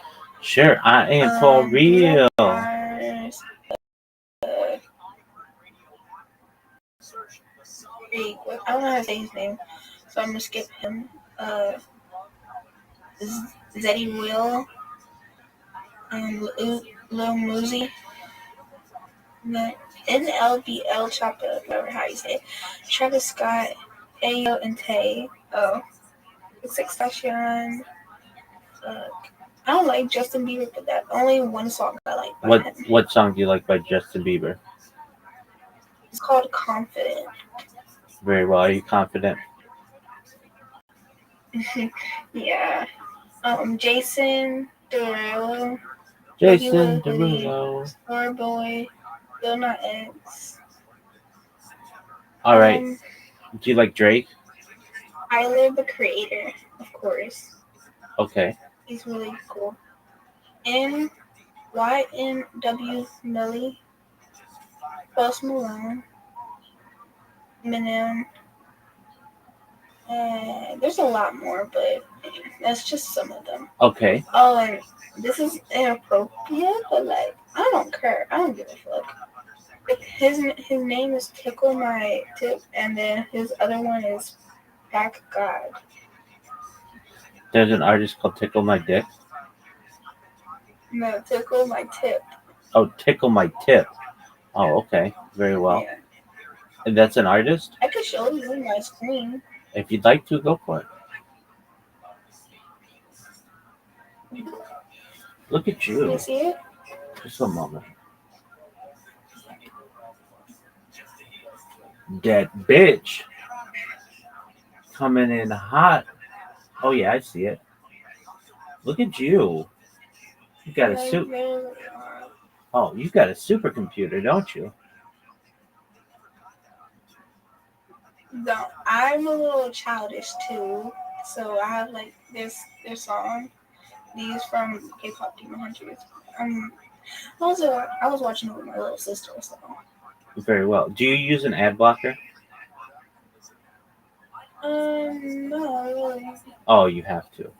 That means you won't get ads on YouTube and such. Okay, do you use Chrome? What's your browser? Yeah, you're using Chrome. The red and green one and yellow?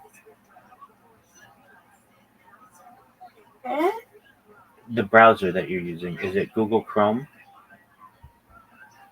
No, yes, but I'm on MacBook, so Oh, you're okay. So are you using Safari or are you using Chrome?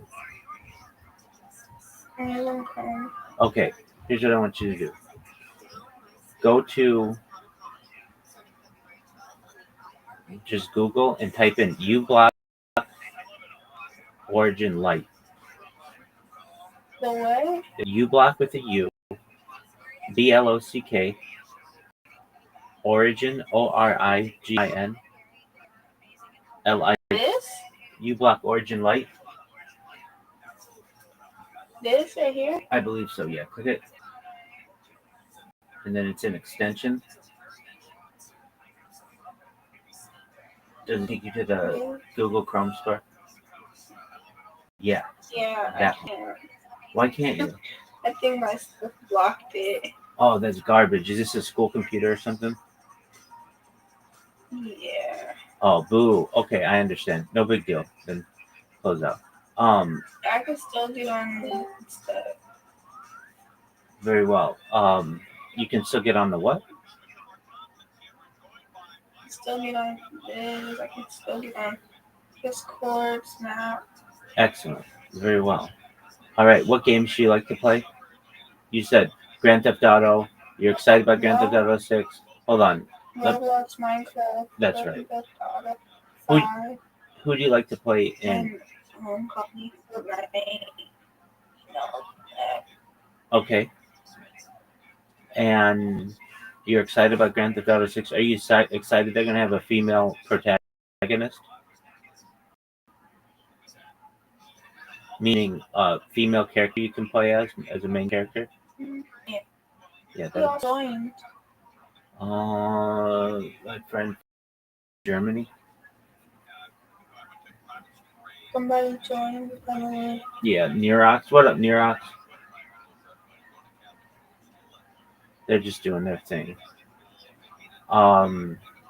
Okay, what Discord did you find me in? I can show you. Go for it. Can you see my screen again? I'm going.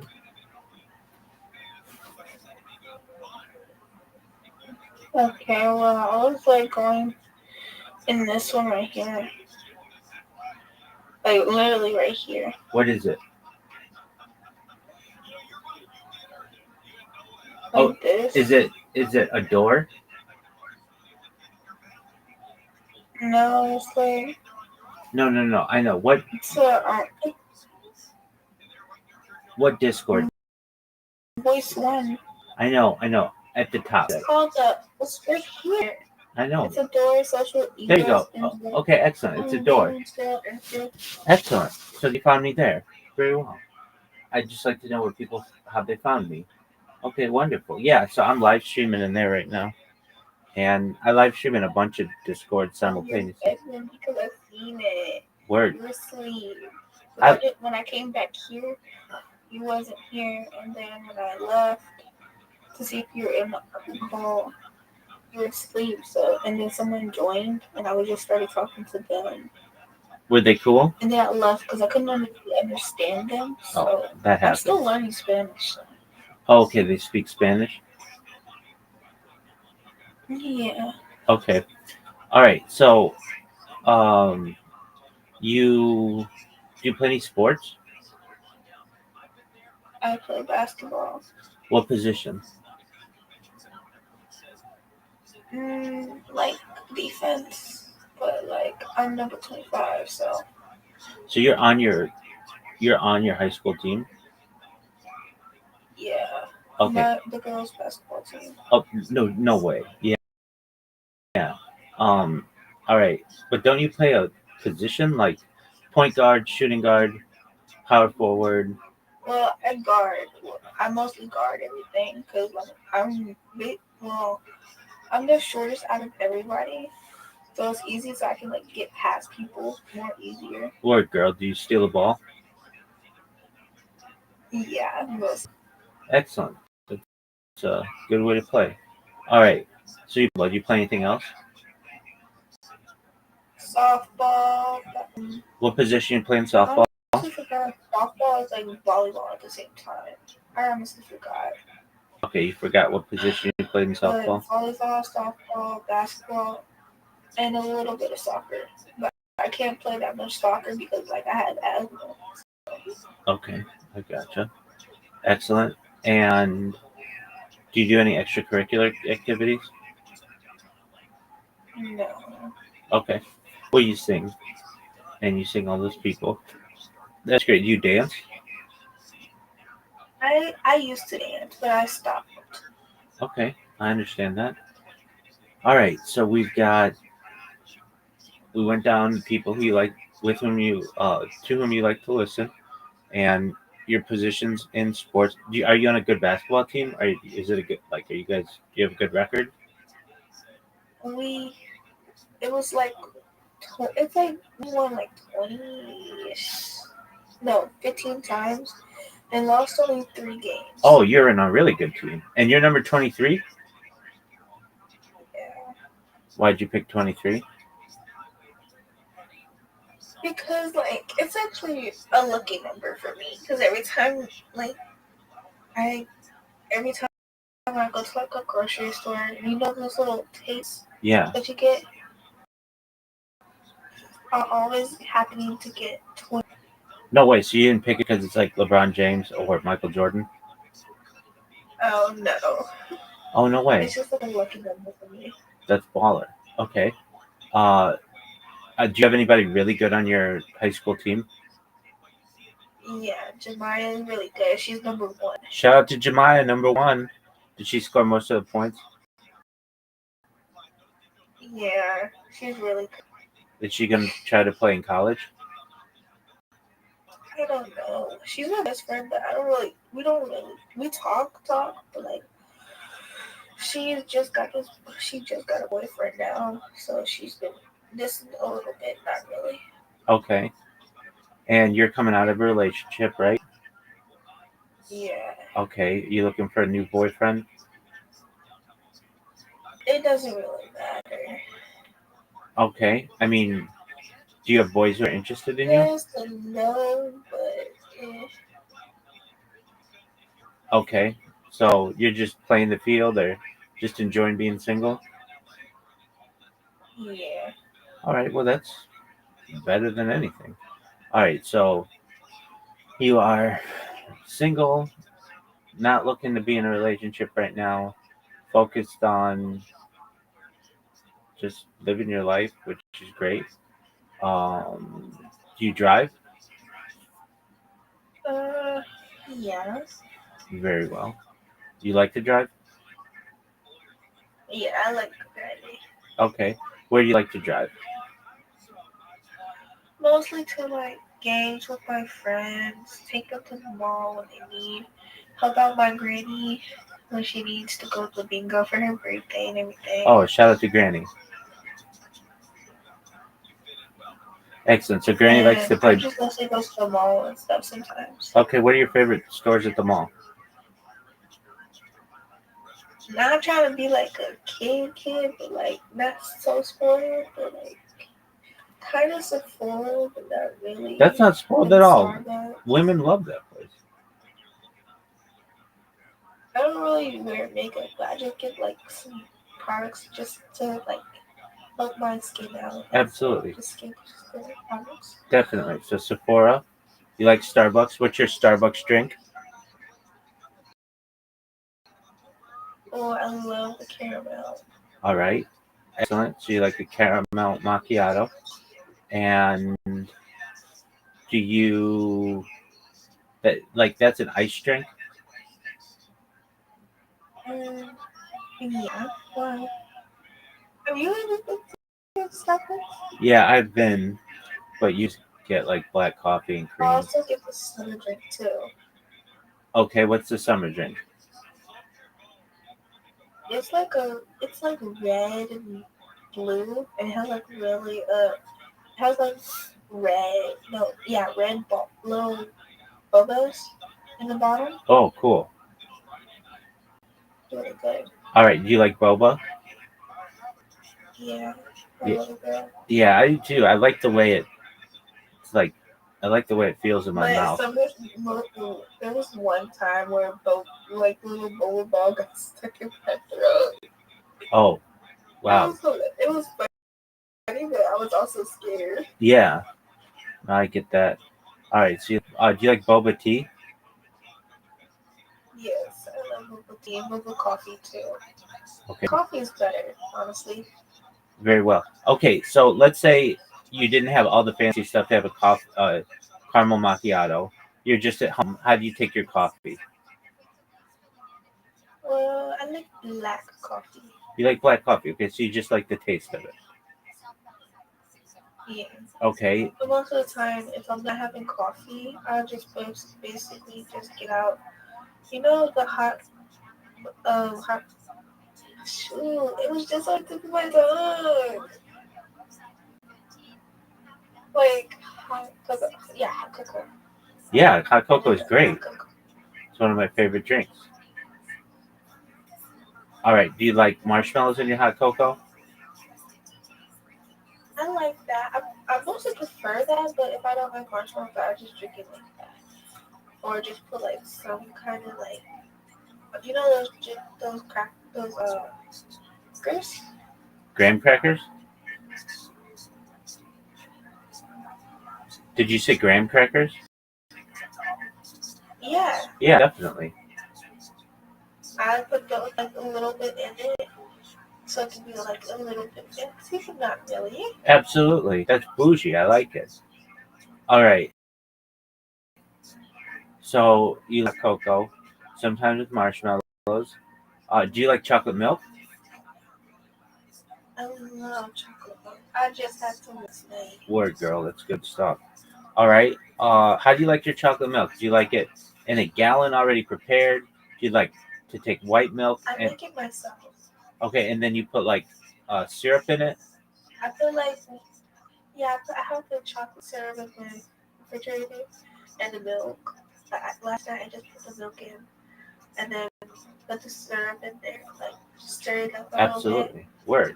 and then put just a little bit of sugar, and then that's it. Okay, so you don't do the powder, you do the syrup.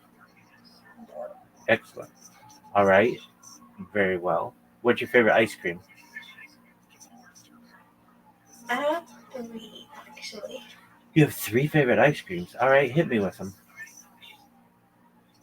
Cookie dough, cookies and cream, and chocolate. Okay, cookie dough, cookies and cream, and what else?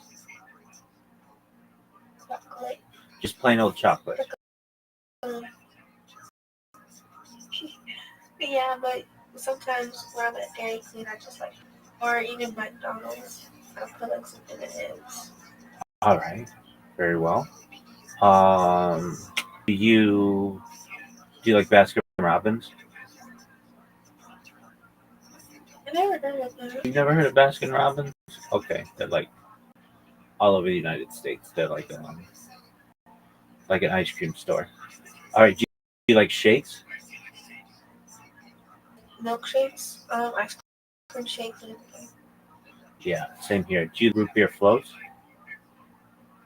Oh no, my sister loves root beer, but I don't. Okay.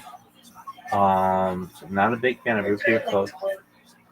Do you like Sunday? Do you like banana splits? I don't. You don't, but you like Sundays. Yeah, What's your I favorite? don't know. It's so weird. I get it. What's your favorite part of a Sunday? Mostly the chocolate syrup that you put on it. Absolutely. And stuff like that. I get it. I get it. My favorite's the cherry. I love maraschino cherries. I don't really like berries though. Oh well, you're missing I out. take my cherry off. Okay. So not a big fan of cherries. Uh, if you're gonna have an ice cream sundae, do you want it with vanilla or do you want it with chocolate or cookies and cream or cookie dough? Uh, I don't know. Wait, shit, hold on. Can you repeat that? I wasn't really paying attention. Most Somebody certainly. texted me. Certainly that. Telling me they saw my link. You're good. You're good. Okay, so do you like an ice cream sundae with vanilla ice cream, like plain vanilla and chocolate syrup, or do you want it with cookies and cream, cookie dough, or Oh, and also birthday cake. chocolate? Oh, you like birthday Okay. cake? Okay, very well. So, birthday cake ice cream. Yeah, I love that too. Okay, very well. Do you like bubblegum ice cream? Yes, I like that too. Okay. There's Uh, also what's it called? Oreo. It has Oreos in it. or yeah, like just like Oreo ice cream. Yeah, like Oreo ice cream too. But there was a name that was I don't know. It's kind of like cookies and cream, right? Yeah, it's kind of like that. Okay. Do you like Moose Tracks ice cream? Yeah. Okay. What about cherry ice cream? Mm, I don't like berry ice cream. Okay. How about strawberry ice cream? No strawberry. Okay. Do you like mint chocolate chip? Yeah. Word girl, that's a good one. Um. All right. What about like what do they call it? Like not just chocolate ice cream, but like what do they say? Like fudge ice cream. That's not great. Me and my sister love that too. Okay, good. Um. All right. Have you ever had Superman ice cream? Actually, no. Okay. Do you like sherbet? Now that you lost me there. I don't know what you're talking about Yeah, now. sure. Sherbet is a little different than ice cream, and I want to make sure that we explain this correctly. So just one moment. I like to use AI to explain things sometimes when I don't have the exact reasoning. What is sherbet? All right, here we go. It's a frozen dessert made of water, sugar, a dairy product such as cream or milk, and flavoring.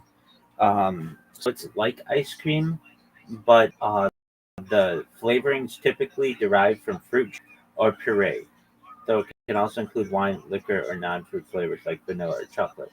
It is distinct from sorbet, which lacks dairy and is generally creamier than sorbet due to the inclusion of a small amount of dairy, usually 1 to 2% butterfat, which is significantly less than the fat content in ice cream. The small amount of dairy gives sherbet a smoother, creamier texture while maintaining a lighter profile than traditional ice cream. All right, so it's basically like ice cream, but it usually has like a fruit uh, taste more than like a dairy taste. All right, so don't know much about sherbet. What about like like ices? You know what I mean, like slushies and stuff. Do you like those Slurpees?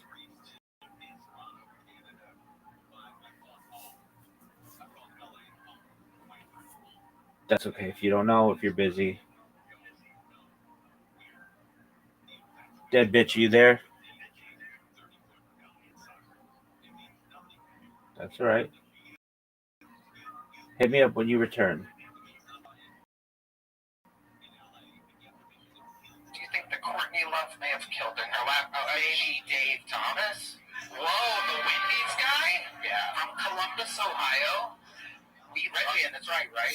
Yeah. Yeah? You told me that when we were a band, remember?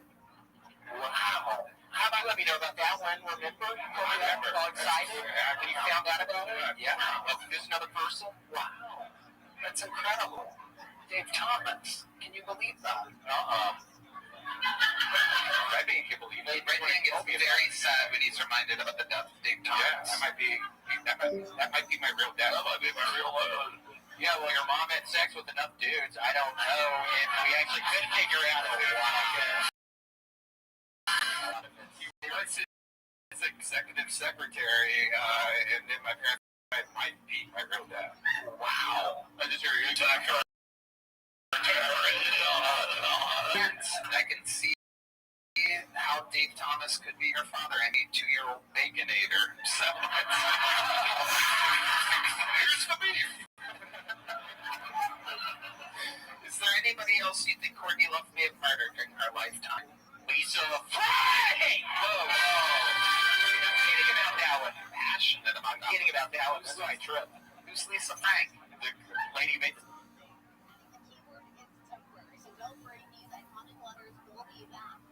You made the stickers and stuff, like the site.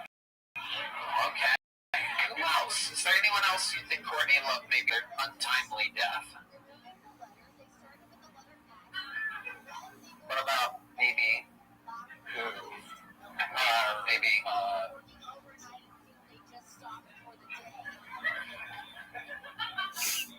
Maybe 9/11. Oh, Courtney Love. No. Responsible for 9/11? No, that's crazy. She didn't do that. How do you know that? Huh? How do you know she had nothing to do with that? I'm just pretty sure she did it. I did the research. Maybe just filled with heaven. Yeah.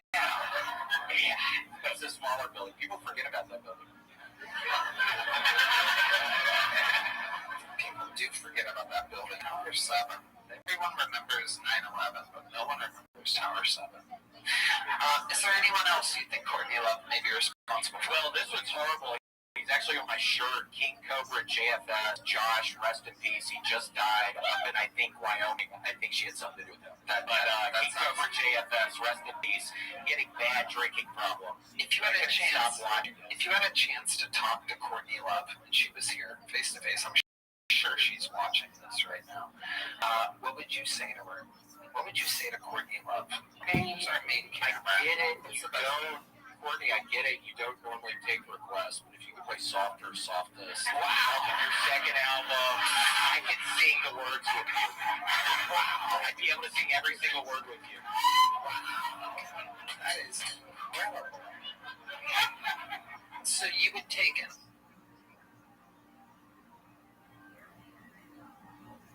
an opportunity to hang out with her and sing with her, even though she kills people. Yeah, my gosh, Softer, Softest, I'm not kidding. I've listened to it 800 times since last week. I'm not even kidding. It's on repeat on my phone. That's all I'm listening to. Wow. And it almost feels weird, because now I like it.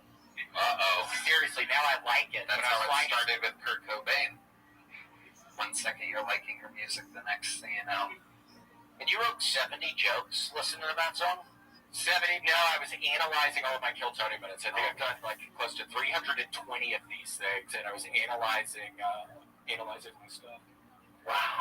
Doing a little bit praying to God people will laugh when I put it together in a certain way. I was going to say, that sounds like new comic advice. Listen to that song.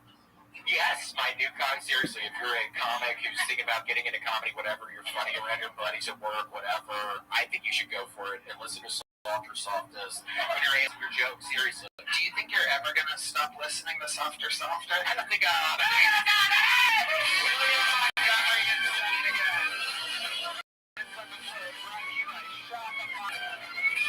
how long can this place give? It's first time on panel. Dusty Slay, everybody. It's on Netflix.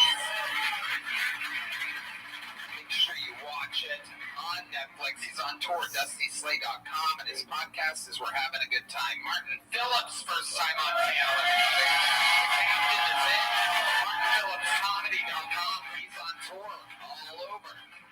The drawing from Ryan G. Bob is in, and it is indeed amazing. He's drawn just the last 700 episodes or so, whichever the guests are. Let's see what Chris Rogers, the live Austin artist, drew during this. Mark Norman, look at that. Shout-outs to our old friend Mark Norman, who was on panel during the New York City Madison Square Garden episode, which you haven't, and you should, and you must go watch that on Netflix.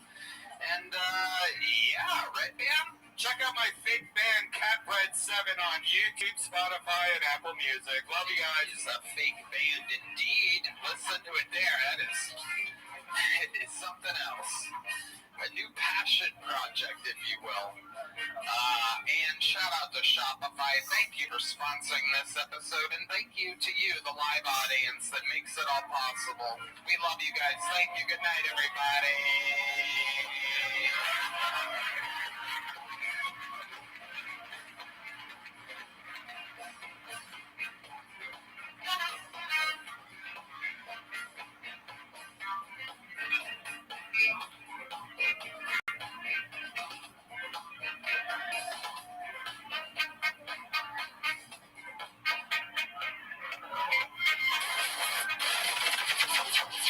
The Sunset Strip Comedy Club in Austin, Texas is now open. Check out Red Man's Secret Show every Thursday. Go to sunsetstripatx.com for tickets.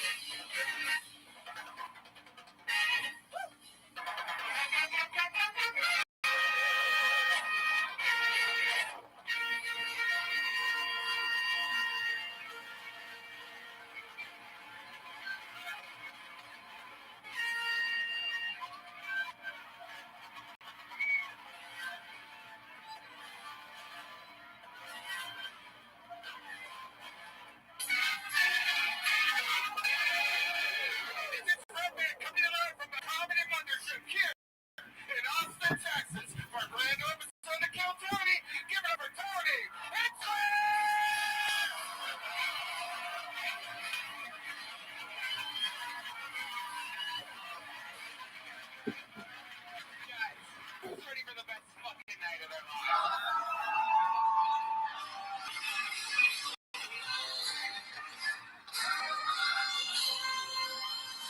Yippee!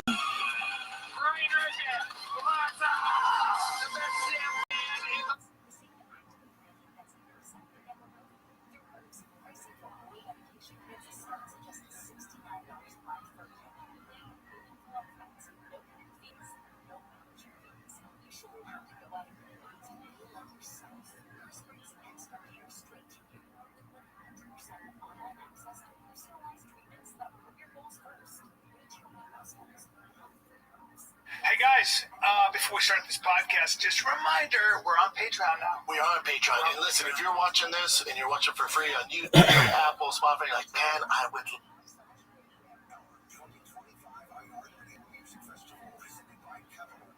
September 19th and 20th at T-Mobile Arena, Las Vegas. Streaming live only on Hulu.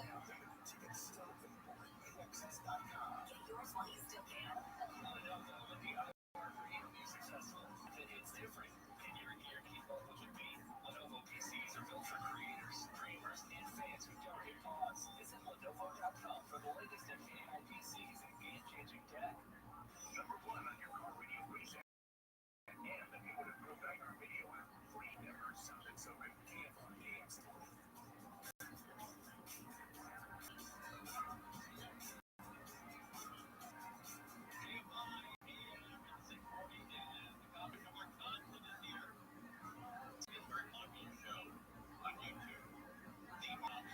Yeah, it's like politics and news and stuff. I like to come over here and splash around. And you get entertainers spilling into Long Beach, into the craziness of downtown LA, the wild convention center plans. You want to take, let's do a whip around. And, Sam, you got to whip around because Hey guys, before we start this podcast, just a reminder, we're on Patreon now. We are on Patreon. And listen, if you're watching this and you're watching for free on YouTube, Apple, Spotify, you're like, man, I would love it if they just got a little more risky. I wish they were a little longer. I wish there were so many ads. Well, guess what? There's an option for you. Go to patreon.com/TFATK. Not only do you get this episode ad-free, it's funner, it's uncensored. Get once a month fan questions. You behind the scenes Oh, content. dude, we got all sorts of tasty Like content. me teaching you guys self-defense on We're bread. gonna put Brian's balls on there finally. What's it People called? are asking, $100 a month? dude, it's $5 a month. You get $5 legit, it would ad free, and you get the shop show ad free.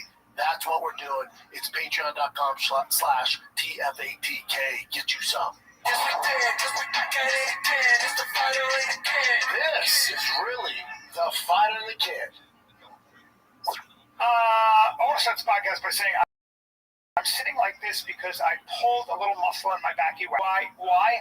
Because I shot a single. Power My bottle? singles get Your good. power bottle? My single. I shot a single today. Should have Are you posted referring on to wrestling? sorry. I wrestled at 58, and then I boxed after that. Now, here's the thing. I rode the Aerodyne bike. I didn't do enough warm-up. You just can't warm up for 5 minutes and then jump in there. At your age, there's not enough. You can't warm up for 5 minutes. I have to warm up for 20 minutes. And that's the way it goes. But I don't get it. Your shirt says Strong. strong. Mark Bell's company. Strong. He sent me this. And Mark Bell Send me one of those if you want actual representation. Right? Yeah. If you want actual I'm pretty representation. strong, buddy. I'm pretty strong when it comes to my opinions. I have strong opinions. And strong opinions on vaccines. on vaccines. Did you have fun on the bike opinion? You know, such a You brought it up and you were like this. No, I brought it up. I always look at Jamie and I look directly at the camera and go, Rogan and I, people don't know this, Rogan and I have known each other 30 years and we'll get down I and was going to clear it up. So if you and I don't talk to each other like that, No. Rogan, that's Rogan's language. He says, shut the fuck up. Yeah. Now, if I ever, I don't think I've ever told you that. No. I don't think you've ever told me. No. No. Because you and me don't communicate like No, that. but Joe does. So he always And has. I've known him 30 years, so I know. But Joe will say, shut the fuck. If I'm like, he'll say, the best pizza in town is this place. Right. I know, it's Austin Slice. Yeah. Like, Slice of Austin. Hey, you Best shut the pizza. fuck He goes, shut the fuck up. Right. That's how he talks and doesn't bother Yes. me. If you and I are on this podcast and I ever go, shut the fuck up, I'm dead serious and we're close to fighting. Oh, we're going. That's the difference between me and We're Rogan. going nose to nose. Yeah. It's So when Rogan goes, shut the fuck up, I think a lot of people are like, oh God, Rogan's so I know him That's so how he well, talks. and I know that he's going to get heated over this because and what I was actually trying to say while we're at it was simply this. Look, the government and the science community lost our confidence. How? Let me just go on. See, once Rogan said he vaccinated his kids, but it's just a delayed schedule, notice how I stopped talking? I was like, oh, now we're going to get into the minutia. I'm not doing that. I don't know enough. Yeah, I'm not an immunologist. I'm not a virologist. No, Yeah. here's what I was trying to say. But you fucking when he said, okay, I didn't know you were a doctor. I'm like, ooh, Well, I knew that because I know how to get him. I know how to get under his skin. Now, here's the thing that I was trying to say. Look, the government, and this is where Rogan's coming from, and this is where I'm coming from. Government, the science community, the public health bureaucrats lost our trust. You know why? Let's go through it.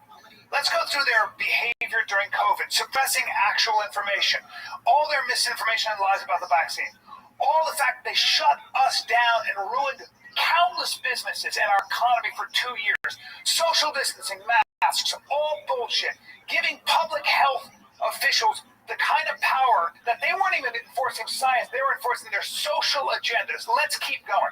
The whole transgender ideology. A man can get pregnant. We're like, what? No, throwing mammalian biology out the I know, but you gotta understand too, like people when it comes to the vaccines too.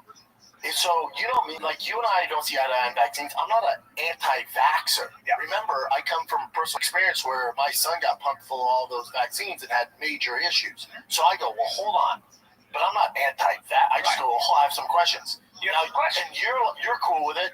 The internet's like, oh, you're anti-vax. Yeah. Whoa, why are you attacking me? Right. I have some questions. Yeah. So that's what I was going to get at. My whole thing was just this.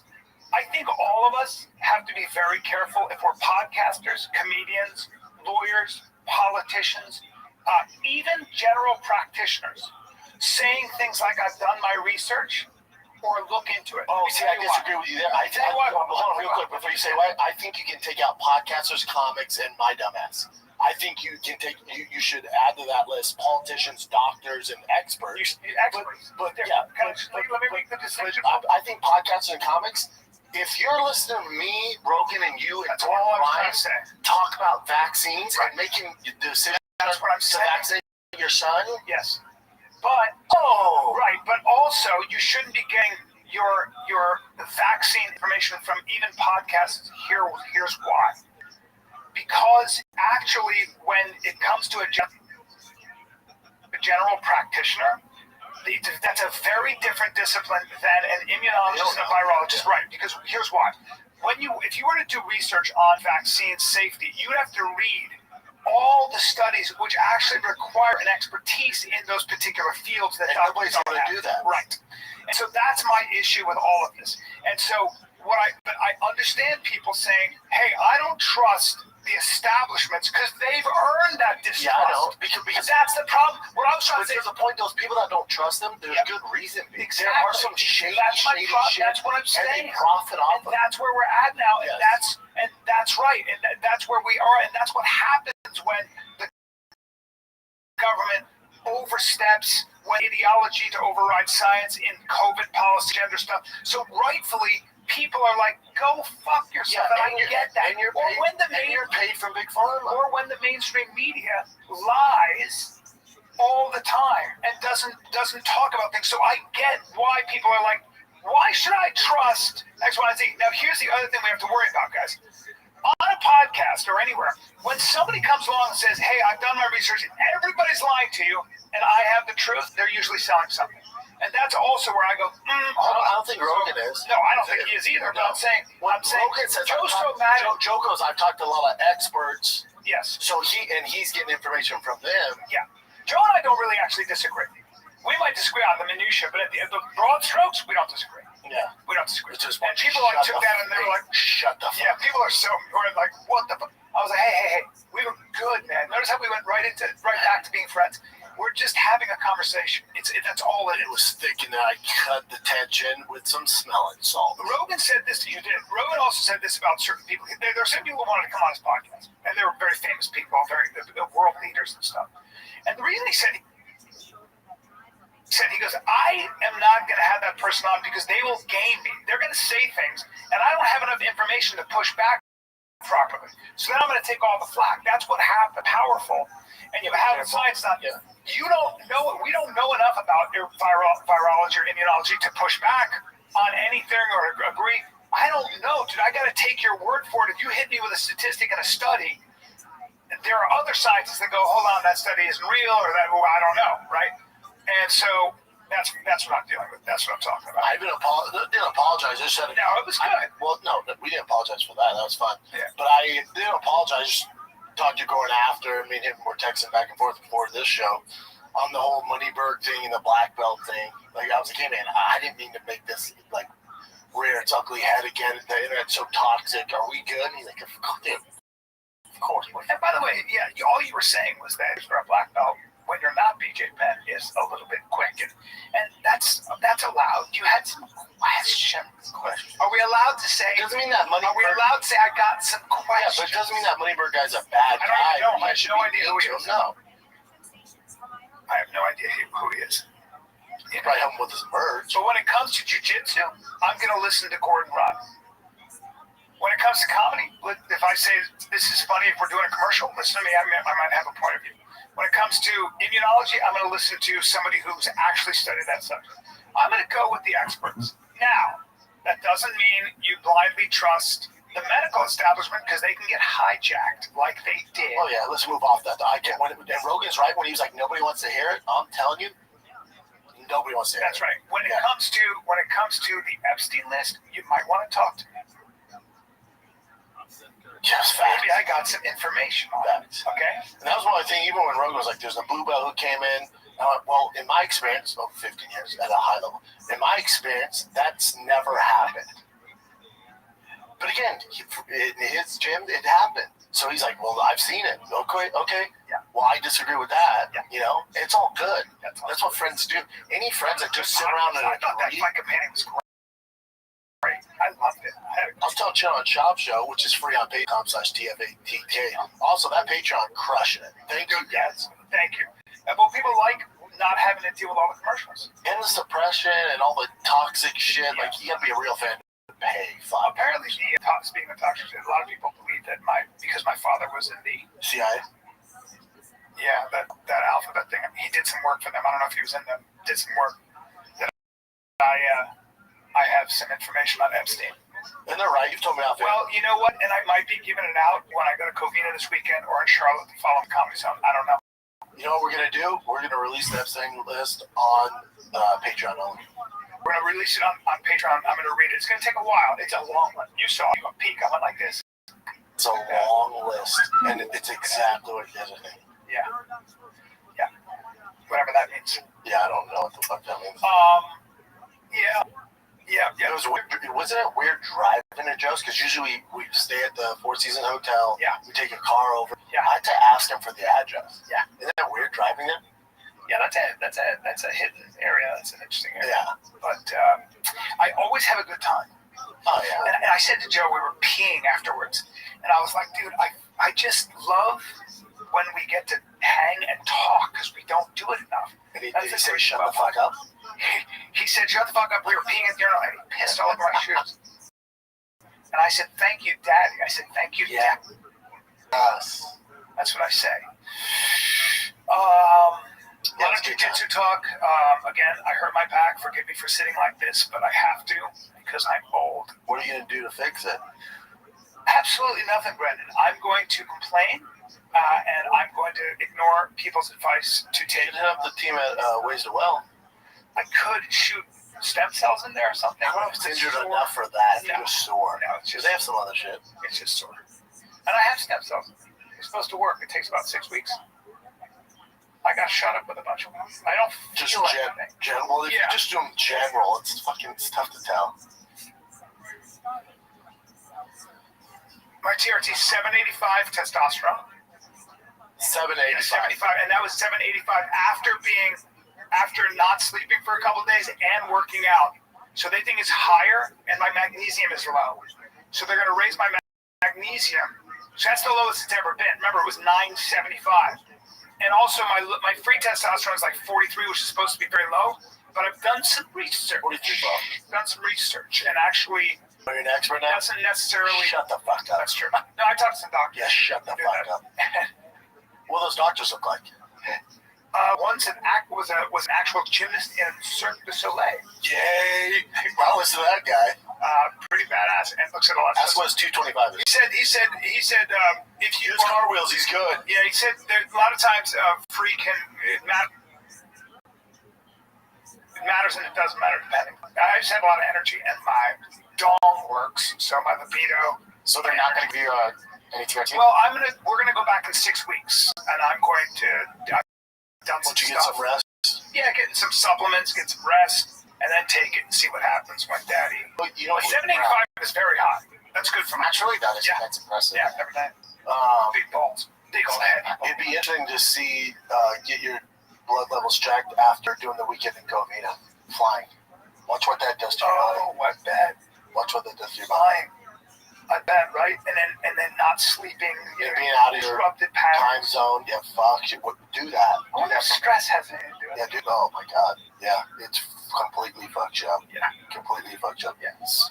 Let's take a little break, dude, because you have a once-in-a-lifetime fight going on this Saturday. Get bet on the Canelo Crawford fight? 2 pound-for-pound greats, 1 ring, 1 night on Netflix. Canelo versus Crawford, the we've all been waiting for. And DraftKings Sportsbook is your all-access pass to all the action.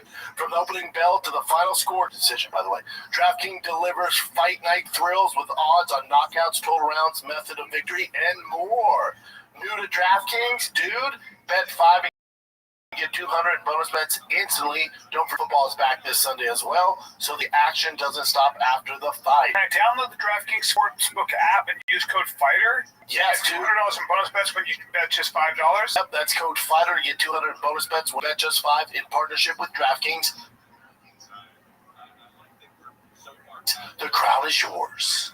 Gambling problem? Call 1-800-GAMBLER. In New York, call 877-8-HOPE-NY or text HOPE-NY 467-369. In Connecticut, help is available for problem gambling. Call 888-789-7777 or visit ccpg.org. Please play responsibly. On behalf of Boot Hill Casino and Resort in Kansas, 21 and over, age and eligibility varies by jurisdiction. Void in Ontario. Bonus bets expire 7 days after issuance. For additional terms and responsible gaming resources, see dkng.co/audio. Yeah, Luke Thomas was talking about they did some blood work on a guy after cutting weight. See how bad it is for him, and it's insane. It's what it does to you. Insane. Hey, you don't have any nicotine patches in your mouth? Yeah, I do. Oh, you do? You have 3 of them. The fuck you think this is? Shut the fuck up. It's so rude. Maybe Get the fuck out of here. Hey, it's not bad coming from Rogan. If it's from me or you, it's if I told Rogan or if I'm like, hey man. Well, my buddy Andy called me up and stuff. You okay, man? I've never heard him talk to anybody like that. I was like, hey, we've been friends 30 years. That's how we always talk that way. We always have. We have good arguments. Not lately, but one of the things that Joe and I always talk about is it's super important to realize you're not your ideas. You're not your opinions. I have an opinion based on some data that I see. Depends what it is. Yeah, I have my opinion on. Oh, you guys talking vaccine? Yeah, I can change my no one should be. Politics too. We just have politics, vaccine, all that bullshit. Nah, what? Not just teams and both your readers and information you heard from other smart people. Right. That's right. But if it came to like comedy or if you're jiu-jitsu with me or fighting, yeah. Well, I'm gonna because I do. I'm gonna die on that hill because I do jiu-jitsu. But even Rogan, when I heard you say RDR's the toughest matchup for Hamzat, I said, I wasn't being facetious. I went, I know you're the expert. You've seen so much shit. I'm gonna disagree more, dude. And you're so good when you do that. Like I wanted to. I said some stuff about Canelo, Bud, and I have a different point of view now because I educated yourself a little. Well, I did, and I'm with you. Here's the thing. Right to your point. Canelo is bigger and has experience in fighting in a bigger place. Bud hasn't fought for 2 years. Bud has to go up to 68. That's such a huge jump. Insane jump. He had to put on a lot of weight. When you put on all that muscle, you are now dealing with losing speed and sometimes power because you're losing speed or whatever. He's a great boxer. Usually gives you the guy more power, but I'd say this to the power, angle out there. Canelo's, read my lips, never been dropped. So he's taking punches from Kovalev. He's taking punches from his head, Triple G in his prime, Yokota. Excuse me, sir? So if that's the angle that Terrence Crawford's going to put on weight, he's going to punch harder, cool. Canelo's dealt with some of the biggest punches and never had. Kovalev? You mean Bivol? Hey, no, Bivol didn't drop him. I'm saying he's never dropped harder punchers. But also, and then the other thing is too, is you got to look at, and I know this might be strength of schedule. Who's the toughest guy Terrence Crawford's fought? You'd say Earl Spence. Very good question. Well, Earl Spence fell out of a fucking Ferrari and it was compromised. Also didn't fight a very good fight. He fought a very sort of 1-2. But also long layoff. Yes. There's a long layoff. Yes. So I just go strength of schedule. Canelo should win by decision. Here's the other thing you gotta remember. Canelo is the darling of boxing. Has always been. He's the face of boxing. Should be. Triple G aspects probably beat him. Maybe. The judges aren't gonna give you a decision over Canelo in any fucking facet. Terrence Crawford, we like him. He is not a star. He's a generational talent and he's amazing, but he's not the face of boxing. He doesn't earn them any money. His pay-per-view numbers suck. Do you think that those 3 judges in Vegas are, if it goes to, are going to go again, unless it's an app, can't even deny it? You and I might go. There's a possibility where we go, where if Crawford knocks Canelo out or something, we will go, oh my God, maybe greatest ever or something. Oh yeah, that's up for debate. You're talking I don't about, see that what did he fight? What did Crawford fight at? Did he fight at 47? Yeah. So 47 to 68 is a gigantic leap. I don't think people realize it. It's like in the UFC, name a 135er to beat at 170. If I told you, you go, dude, you're fucking out of your mind. Now that's what he's attempting to do now, and he's attempting to do it against one of the best ever, who's also never been knocked down, who's also younger. Now he has more fight miles on him, but age-wise, he's younger. Now Crawford's younger, and No, that Canelo's younger. what? Did you know that? What? Canelo's younger than Crawford. No, that's not true. He has more miles on Let me see that. What? How old is Crawford? 37. He's 37. I think Canelo's 32. 35. Oh, dude, what? But now he has more miles on him fight-wise. Now hold on. That's true. Taking very little damage. But here's the thing. Our boy Bud is 37, and part of what makes him very good is his ability to move. His IQ. His IQ for sure. But you put on, he's probably weighing, somebody said he's probably walking around 180. Huh? That's a lot of weight to carry on his frame. And if you can stay at 47, and it'd be one thing if you went to 80 and then did 2 tune-up fights to see how he feels and went to that in addition. Right. But he's doing it and then fighting less ever. So let me ask you this too. When you have to put on that kind of weight, how much road work can you actually do? Because you know what I mean? And when you do that much cardio, it's very hard. But I do think what's going to happen is I bet Terrence Crawford takes like the first 4 rounds because Canelo, the speed is going to be tough for Canelo at first. The speed's going to be tough. And then that weight he's put on will start to show 5th, 6th, 7th, 8th, 9th, 10th, 11th, 12th. And then Canelo's going to start landing. But I think the first 4, maybe even 5, people are like, man, Terrence is kind of doing his thing. And then that weight's going to start to rear its ugly head. But Canelo's also going to download the movement, the speed, adapt, and then I bet he wins 6 or 7 rounds. There is a little caveat. I don't know if, I think I'm right. Can you bring up whether or not Victor Conti is in Bus camp? Well, I've been or worked with him? I'm not saying anything. I'm saying this is a man who knows how to put on muscle.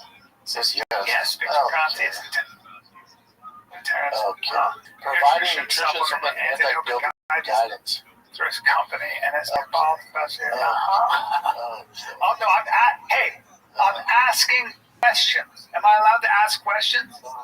I'm not allowed to ask some questions. I'll pick Crawford by first round. All I'm doing is asking questions, and you have to put on that kind of weight. I don't know that you do it just with eating a lot of meat. But hold on. You think Canelo's all natural? Because he's been busted before. He blamed on Mexican tacos. Tainted Mexican tacos. Now, I've ate those tacos, and that's all I'm saying. Fine. Yeah. Wow, I didn't know Victor Conti was still working. Yeah, so you learn some things here, and you go, things that make you go, trace amounts of a banned substance. Albuterol, that's the clear. He blamed it on eating tacos in his native Mexico, and the Mexicans did not like that. He got some heat for that, but we forgive him. He's the darling of boxing. Yeah, they sent me. Wastewell sent me DHEA and Prexanol. Yeah, something like that. Prena. Just take it. That's an anabolic agent. That's a bad anabolic agent. Oh, you can test it, right? How's your body doing right now? It's hurting right now, dude. So take what the fuck they give you. Stop pushing drugs on me, bro. Just saying, if you want to feel better. I want to lose my hair. Yeah. Prenolone. Hormone naturally produced in the body by the adrenal gland. Just take what if they give you? Just shut your mouth and take it. Really, just do it. Just fuck it. Just get gobble it down. Yo. Gobble it down. No one wanted to talk with you. No one. Literally. I don't know. Get the fuck out of here. Let's go, Brian. That's what version they use on the other side is working out negative. Brian's like, you're a medium white guy in your late 50s. Who the fuck are you talking to? Exactly. I'm like, I'm like, no, this is the year. Every time I work out, I think something's going to change. And he's like, you could tell somebody, you've been working out, I've been working out 35 years as hard as I can. You could tell somebody that you've never lifted weights once in your life, and they would believe you. Both sides. Right? Dude, you know who I was watching the MTV Music Awards last night? Have you seen Ricky Martin, who's 56? I'm sure he looks fantastic. Buddy, he makes you look like... Bring him up. Yeah. Well, Well, I want you to bring out Makes you look like Nancy Rick Pelosi. Springfield shirtless. No, bring up. Well, let's stick to it. Bring up Ricky Martin, MTV Music Awards. Even my wife and I were like, "Holy shit, just gay as shit." Well, you gotta do it. Living the vida You don't loca. get laid unless you look beautiful when you're. Dude, broke so many girls' hearts when he came out. Count 56. Homeboy's 56. looks great. He's so handsome. Are you serious? Look at his face, dude. I know, they look good. Dan, Look at his face, bro. And all the young kids in the audience didn't know a single word to it. Really? He looks That's him last night. How do you compete with that? Look at his arms. You can compete with it because I'm trying to fuck guys. Yeah, but he's gorgeous. Look at him. What, is that his chest? Yeah, dude, living the vida loca. Bro, how are you gonna compete? Come on. Go to his man. What in the His fuck? man? Yeah, let's see his significant other. Well, let's see him with his shirt off. Oh, Ricky Martin's shirt. Hold on, boyfriend first. Yeah, boyfriend first. Let me see his boyfriend. Oh, boyfriend's a bottom, huh? Soft bottom too. Boyfriend's handsome shit too, bro. Yeah, he's all right. These are good-looking guys. Ooh, that's gay. That's you and I in fucking Greece when we hit it big. I don't think. I can't wait to stop pretending and we just leave our families. It's gonna be so great. Living the vida People loca. are gonna be like, who's the bottom? And then you're gonna go, I know, everybody thinks I would be, but I'm not. I love getting to Ricky Martin dated. Oh, look at that. Ricky Martin dated like the who's who in Mexico too. The who's who. Oh, sure he did. But you know, I knew he was gay forever ago. I did. That caught me by surprise. Oh, one of my best friends is gay as shit and fucked him. So really? Yeah. Now I don't know if he did or I don't know how that works. But look at Ricky Martin's body. Are you kidding me? You win. He wins, dude. Living la vida loca. 1, 2, 3, 4. Living la vida. Oh, wearing a sarong. Fucking, you're a multi-millionaire, and you look like that, and you get to have a sarong. Hey, see what girls? Things are going well. He dated before, dude. Look at him. See what girls he dated and didn't have sex with. Well, I bet he did, but hated it. I bet you he didn't. He probably kissed them, but that was it. No, he probably fucked it. Upside, inside out. Why'd you say Nathan Lane?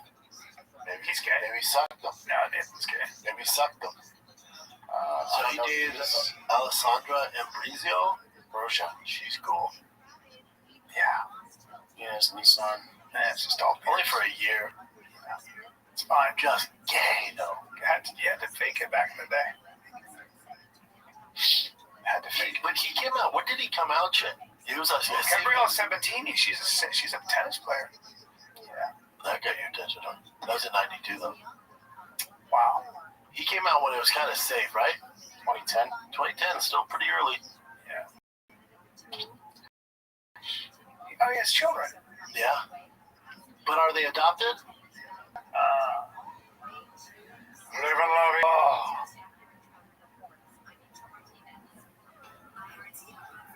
Yes, they're biological. Oh. Wait, through his use of gestational. Does that mean they came out of his wiener? Then you have some. You don't need eggs. If I was some fucking athlete, I would. Oh, interesting. That's cool. They're his. That's cool. Yeah. Yeah. Be kind of lit to have two dads. They would. If they're like two dads, they're like both like gearheads, but fuck each other when we go to bed. That'd be lit. My kids. Who's making dinner? My babies, when they wake up in the middle of the night, I always try to cuddle them. They're like, I'm not going near you, dude. I want my mom. Yeah. I want soft mommy. I don't want you. Yeah, I know you smell old. Gross. I smell old. Yeah, you smell especially cigars and shit. You just smell that. I came back from the podcast and smoked 2 cigars. My wife was like, you stink. Really? What'd you do this weekend, Jen? Watch The Companion, jack off. While watching The Companion. Hey, dude. Hey, take it easy. How weird would that be? We're on Patreon, baby. No, you not this one. Yeah, they will. I will see. I fucking put this on there. We don't give a shit. I put furniture again, like dresser drawers. It's just boring stuff. It's taking you 6 years to get your house together. Dude, they always on back order. Yo. I barely got on. How are you, twisting dick? You need that headboard. Twist his dick. No, dude. What? You guys don't The have old headboards? dick twist. Well, because it's got to be strong when you're banging straight. You're hanging on to it, doing it. Yo, twisting dick, how are you? Do you talk? Can you hear me? Twisting dick, can you hear me? Twisting dick. Yo, dog, can you hear me? Twisting dick. Yeah, go fuck yourself. I might want to talk to you. The wall. It's just nice when you, like, just lean on it, watch TV from bed. Of course. And There's Just a lot of and jack off. finish your fifth scotch. No, I don't touch hard liquor. No? I told you this. No, man, clean it off. Just wine. I don't even touch wine anymore. What do you have? Beer? I've tapered it all the way down to beers, and then now less percentage of beer. Just hard IPAs. Yeah. Good for you, though. No, but true, but I've tapered it down to less hard. Yeah, for you. Hey, Chin, I think that's great. Yeah, I had a planner. How many beers are you having? Tell the truth. Maybe a 6-pack a day. Okay. What's wrong with that? No, You're good. okay. Considering where I came from. I know, dude. What were you drinking, do you think? Dude, I was drinking like crazy. What did you think you could drink? I mean, 2 6-packs a day? I could drink A case? way more than that. A case? Yeah. Wow. But I wouldn't want. The reason why You were drinking a case of beer and you had I wasn't drinking. Okay, but you could. Yeah, if I had to. And you wouldn't be fall down drunk. Your body metabolizes it something special. Well, my health is not great. I'll say that much. So it's hard. Yeah. But he was inspired by Ricky Martin because Ricky came out, and then he came out with his album. Same time, yeah. That's true. You know, if you ever have any sexual secrets, we would be there for you because we don't care. I think you guys would be freaking stoked if I was gay. You guys would be so happy. I would. I'd be fine. Like, oh, I knew it. Yeah, dude, I'd be so now, happy. if they found hands and a head in your closet, man, like, Chin. You know, that'd be least surprising. No, Chin's such a sweet human being. There's no way. Oh, you never know. That'd be crazy if you came out. I mean, I'd fire you, but that'd be cool, man. Can you imagine? I thought you were fishing for victims. For a cause. All right, what do you got, Jen? Let's take a little break here because this episode of The Fighter and the Kid is brought to you by O'Reilly Auto Parts. Ow! O'Reilly Auto Parts offers friendly, helpful service and parts knowledge you'll need for all your maintenance and repairs. They've got thousands of parts and accessories in stock, either in store or online, so you never have to worry if you're in a jam. The team at O'Reilly Auto Parts got you covered. So whether you're an expert or a rookie, you'll find the employees at O'Reilly Auto Parts are knowledgeable, helpful, and best of all, super friendly. All right, so stop by O'Reilly Auto Parts today. Visit them at O'ReillyAuto.com/fighter. That's O'ReillyAuto.com/fighter. This podcast brought to you by Progressive Insurance. You choose a hit play on this podcast today. Smart choice. Progressive loves to help people make smart choices, and that's why they offer a tool called AutoQuote Explorer that allows you to compare your Progressive car insurance quote with rates from other companies, so you save time on the research or savings when you choose the best rate for you. Give it a try for this episode at Progressive.com. Progressive Casualty Insurance Company and affiliates not available in all states or situations. Prices vary based on how you buy. Hurry on, Tony. Yo, live La Vida Loca, man. Living La Vida Loca. Did you watch any football beer now? What'd you do? I watched the finals of the U.S. Open of tennis. I didn't watch any football. I know. You just don't do manly shit. It's no, come on, dude. Come on. Listen. Hold on. The opening week of the NFL and you watch tennis? Who looks good? Did not feel gay at all? A little bit. And then you jumped and got fucking snacks in your Tesla? Do you ever just man, I do some gay shit? Ever? Wait a minute, I got snacks in my Tesla. Yeah, like you watch tennis, like, ooh, we need snacks. And you jump in your Tesla and you're like, oh man, this is pretty gay. You don't know that that's what happened. Well, if you're gonna get snacks, the only car you take. Like, did I suck a popsicle in my Tesla? Is that what you're saying? Or you ate a fucking banana with a spoon like that raging gay guy? Dude, I didn't do any of that. Listen to me. You don't have any buddies that are like, hey, bro, you watching the game? No, I do, and their names are Brendan's job, and I never see them. Now, here's the thing. No, I don't text you that because I just assume you're not. Tell me who I'm going to say who looked good. Well, no. Bills look good. Bills look good. They were down. I mean, Broncos look good. Nah, Broncos didn't look good. Lose 4 turnovers. We won, but we didn't look great. Bo Nix had some issues. Okay. Defense. One. Packers look good. Yeah. With Micah Parsons, they look fucking. Packers going to be a problem this year. Yes. And Colts by And how did Aaron Rodgers look great? He did. They won 6-yard field goal in New York against his old team. Okay, it's great. Yeah. Chiefs lost, so Chargers look pretty damn good. AFC West can be tough. Yeah. Well, the Chiefs have had a crazy run, but sometimes I'm sick of them. And we got you leaving the Vida Loca. Living La Vita Loca. Another baseball thing that happened. I'm sure you guys have seen this by now. The Karen. Have you seen this beat? No. So ball gets a break. Home run goes up. This is in Philadelphia. The guy grabs it, gives it to his son. This bitch gets furious. And the dad's like, oh my God, here, just take it. That's what I would do. Yeah, I think she's lost her job now. I don't know about that, but That's what I don't like. It's like this fucking...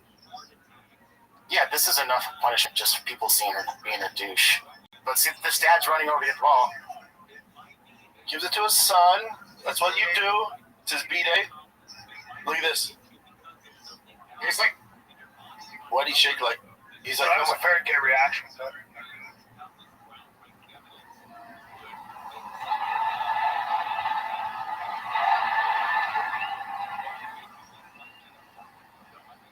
Look, the dad's like, fuck it, take it. Get out of here. So, she took some heat. Oh, let me see this again, because how does she think? So her reasoning was that that's their section. You know, the guy was in a different section. Doesn't matter. And then she accused him of actually pulling the ball from her hand, which is not true. Free-for-all, Let's see what happens. He didn't grab it from the hand, though. Let's see what happens. Let's see what happens. That other guy could be mad too. And it wasn't. That is his section. That is his section. I mean, he walked over, but I would say, okay, how he went like this. Yeah, but he walked over, like he took 3 steps. Watch this. Go back again. Watch this. I'm gonna prove it. That's his section. Watch this. Ready? It doesn't matter. I know. So he's right here. Watch this. Oh, he's there. All right, go. All right, That's his section. 1, 1,000, 2, 1,000, 3, 1,004. But they're gonna say that's the So it section. took 5 seconds. It's a seat section. So that should, if you're whatever section 112, that's all 112. It's exactly. It It's took actually 5 seconds to walk. Yeah, it's in his She had to reach over. It took him 5 seconds to walk over there. That's his section. 5 seconds. But she's getting torn up online. I'm pretty sure she got fired from her job too. Oh, let's see this. Let's see this.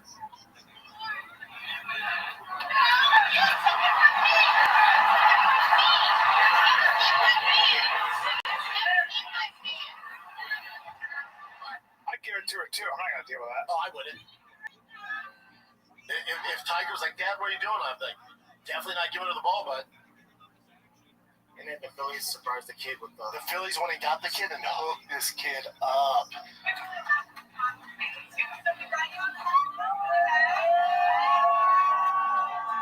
Is that what the Phillies did, or Yeah, Phillies did this. They saw what happened. She said, I'm so sorry. Hey, bitch. She should let that He was kid have that. going home with a signed bat from Bader. How cool is that? He has to meet the players. Let It's his that birthday. fucking let that. That's such a big. Dude, I'm telling you, look at you're a what- kid. You look- need a pro athlete like that. Damn. Dude, I remember I went to a game with my dad, and he was like, here, wait here, players are coming. And my dad was like, hey, can you sign my kid's ball? And the guy went, no. And I was like, so heartbroken. Do you know how old I am? You know who I met? Mickey Mantle. I met Jack Lambert and Carl Eller. You don't even know who they I are. know Jack Lambert. Yeah, and that was in 1975, and they were the biggest, most amazing They were cool. things I'd ever seen. And Steve Grogan, who was the quarterback for the Phillies, like I saw them and I was like, oh my Can you god. see this chick? Oh, this article makes me. No, she's taking flack on the internet, and that's all fair game. But hopefully they don't dive too deep and like harass her. on her job, but Cheryl Richards. I mean, she's a raging cunt, Yeah. right? And that's super mean to do to a kid. But the internet will bully her enough, and that's good. And then Yeah, after a that's week fine. or so, That's fine. she deserves a week of bullying Yeah. online. Yeah. Then after that, yeah. so she's a teacher? The school has come forward with a statement that should shut down the rumor that Phillies Karen was fired from her job. I bet. The woman identified on social media as Phillies Karen is not and has never been employed. Oh, she's not a public school. Okay. That's fine. Yeah, she sucks, but like she doesn't deserve to lose her job. People suck. Keep what? So You see that? Well, the public square wants blood all the time. Fuck off. Apparently, I'm wait, Richard. Apparently, I'm treading up. I'm not the crazy Philly mom. So, do we know what happened to her? That's the first I heard she was fired. Richardson Wagner? Yeah, that's not her. It remains to be seen if the internet successfully identifies the real Phillies carryout in the coming days. So they still, how old is this chick? Oh, they'll find her. Yep. They can find any. Yeah. Yeah, she get beat up online for a little bit, which she deserves, but then just leave her, don't harass her at home and shit. Yeah, leave her alone. This just came out right now. She's a cunt. If I'm that dad, I mean, granted he did the right thing. His son got to meet the players and got a bunch of free swag. But I'm like, are you my bitch? This kid's 9 and 5. You wouldn't do this. He went. No, it's a struggle response. That's a. Yeah, no shit, That's dude. a thing where you're like, oh. Yeah. He said that in an interview. He said he was startled, like his skin. He jumped out of his skin because someone just ran up in his face. But I mean, he's still a man, so it's kind of. At least care to identify. Go to that. This is times of India, so I don't know. Phillies care to identify and fired after taking an estimator home run ball from Drew. Yeah, that's all right. I don't think they found it. And that's in India. Harrison Bader is the brother of Ryan Bader. And Ryan's a better baseball player, but chose wrestling. I like to spread rumors. See, here's a rumor. Read yesterday the school system she worked for fired her ass. Yeah, so that is that rumor. Yeah, it's all fake. All right, move on. A teacher wouldn't do that. Move on. Would you would give the ball to her? I don't know. If my son was young and really liked it, absolutely not a shot. Absolutely not. Bring your husband over and talk to him. Not happening, bitch. This is Drewski at a NASCAR event. You guys know who Drewski is? Do you know who he is? I don't. You've never heard of Drewski? He's the funniest dude on the internet. His satire is right up there with Key and Peele in Living Color. That's right. Did he dress up as a white man? And it is so fucking funny. Let's see this.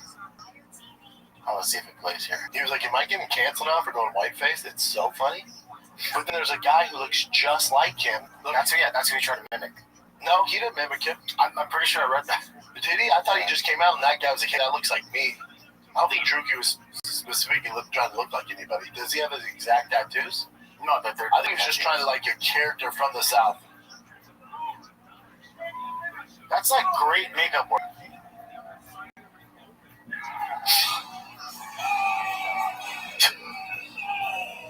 He's a straight black guy, Brian. I like he sees this black guy. What's this? That's incredible. You need to go the real one, Chid. If you go the real one, yeah, it's just Drewski's profile. When he sees the black guy, he goes, "You lost?" And the kid's like, "Hell," he's like, "You sure you not lost?" It's so good, dude. He's brilliant. Is this from? Yeah. Right oh there. Yeah, that guy. He was on fucking Theo. Yeah. Yeah, him and Theo are boys. Who did that makeup, dude, with the tans? The sunburn light? He's so good. Amazing. He's so spot on, too. How'd they do that, man? The makeup artist is crazy. And notice it's not like production either, so it looks real. It's so, dude. Your tongue all loose, flat. Talking. And a hell of a wig, too.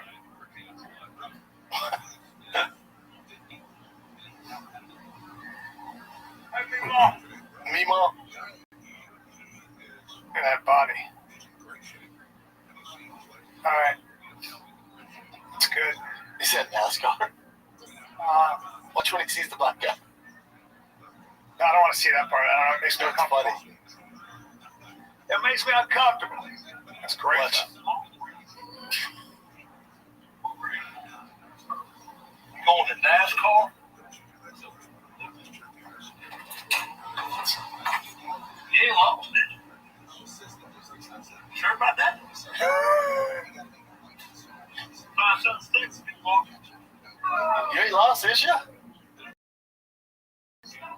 How good is he? Amazing. Look at him. It's so spot on. Look at that. Have you seen his other skits, like where he acts like a Latina girl? No. Dude. I gotta get to know Drewski. Oh, Jeff, dude. What is he ever? Oh, he's insane. Yeah. Just special. He's a TV show. He's just a TV show. Wastes too much money. No, TV show. It's not Takes too 1990. much money doing this. Yeah, you crush it. Go to the one where he's dancing like a girl. Look at him.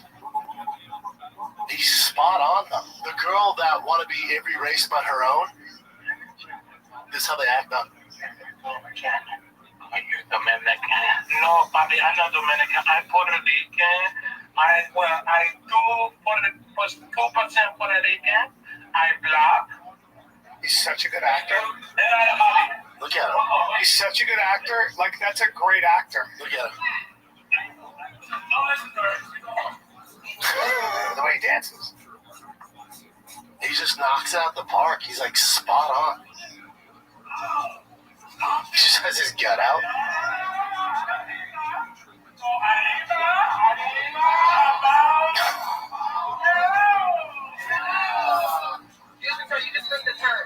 Watch this.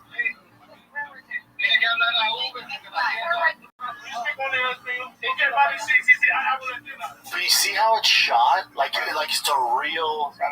Isn't it good? It's so creative, man. So good. He's talented. He's on. Like getting canceled now. What is Justin Bieber saying? What's up, fellas? I'm good, brother. What time it was? Hey, I'm trying to do 2 days. Just give me 2 spots you need me to pop up on. I need you in LA too, because I know you hit the whole JC? Let me know, man. I'm gonna do the schedule for you right out. Let me have white folks on the. No, you might be. Hold on. Justy, I don't need you up in the stage. X, we just need you to put a shirt on this tour, man. We can't do no tour with the shirt off. You gotta pay extra for that. No, you ain't beefing with little Johnny no more, is you? That's my brother. Tell him to come on out. Oh, I'm about to say, hey, we good then. Hey, Drewski, so what city you want me to perform in, bro? A couple cities? It's macaroni time. Who that big girl at? That's BM, folks. Everybody get off, man. Everybody leave. All right, it's game, man. But the best gonna be crazy, man. Hey, Drewski, I was gonna do a couple shows. What's the deal? Bro, what? Crazy. Wow. Yeah, he's talented. Super talented. Yeah, no kidding. So funny. All done on social media.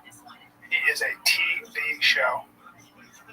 Yeah, but I think the whole thing with this is he's getting flack for doing whiteface. Yeah. Get the fuck out of here. Hey, you got my approval. Shut up.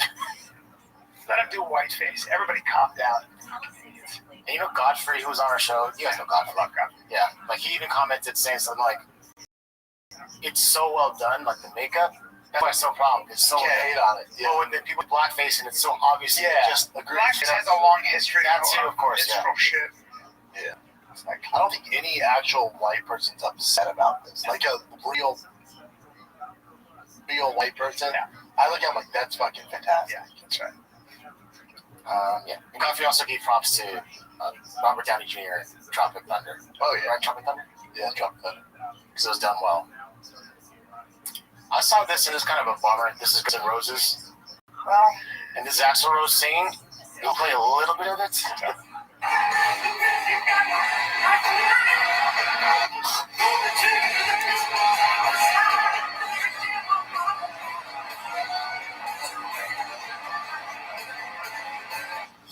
His voice is that's some stuff, man. Yeah. It's just it sounds like Mickey Mouse. Yeah, it's tough. People say one Earth happened to his voice. Years of singing, they're fucking worn out. And he's 70 something going on with that. I don't know. How old is he? You would think they'd be able to help with some technology enhance his voice and the mind. It's a muscle. 63. It's a muscle. Yeah, hit them high notes stuff. Now, some people can keep doing it, like Springsteen, Mick Jagger. And a lot of it's how you take care of your voice, how much work you do, like in vocal hormones. Smokey Robinson still hits it. Gotta be super disciplined. This is such a bummer. I can't watch it. I don't want to watch her die, but let's just talk about this Ukrainian refugee who was killed, this beautiful woman, by a dude who was arrested, I think 14 times, has felony convictions, was ordered by the courts to do mental health counseling, didn't show up, of course, and finally gets killed on a bus, okay? And this is what happens, and has NPR, has the Wall Street Journal, has CNN. The New York Times, has CNN, has any major news organization covered this? No. They covered the Daniel Penny thing, though. The white Marine who choked that schizophrenic black homeless guy who was saying he was going to kill people. If Daniel Penny had been on that bus, maybe this woman would still be alive. But because he's black and she's white, the mainstream media and the mayor of Charlotte doesn't want to stoke problems. It doesn't fuck you. This is when we lose our faith in it. This is what happens. Now, does she get a statue like George Floyd? Of course not. Of course not. Where's all the what a beautiful woman. What a beautiful girl. What a horrible thing. Fuck you. Fuck you to all you legacy media motherfuckers. You hypocritical bitches. Fuck you to the mayor of fucking Charlotte. And this is why we don't treat anything that comes out of mainstream media's mouth, including when they start talking about public health. You guys earned that skepticism. And so I blame this left-wing horseshit. What else you got, Jim? Fuck you. All right. This is the Coldplay Kiss Cam mistress. She filed for divorce from her husband. Says she doesn't seem like wife material. Yeah, no shit, bud. Yeah. Now, if she files for divorce, does she still get half his money? How does that work? That's a good question too. Sure. Depending on what state you're in, yeah. But she's on camera cheating. It's a no-fault. If it's California, it's a no-fault state. There are a lot of no-fault states. I don't think they're at California, though. Even still, like even in Georgia. I know Florida's great. So Georgia will say, hey, you know, if you cheated, you don't have to pay out. It doesn't stand in court. Lawyers can completely circumvent that. If you've been married for a long time, you're paying heavy alimony. Yeah, because if she got caught cheating on him, he would still have to pay for her lifestyle, 50-50? I guess it depends if there's kids and stuff. A long time, sure. Absolutely. If the wife is wealthier than the husband and wants a divorce, will half her assets be divided? Yep. Yeah. It goes both ways. There are a lot of actresses who marry, dudes. Oh, yeah. Have to pay. I know a couple of J-Lo. Situations like that, yeah. Now, if you're J-Lo, you have locked in prenup. Or you get some settle. By the way, prenups are a bitch. They take about 4 months. Yeah. It's like a divorce.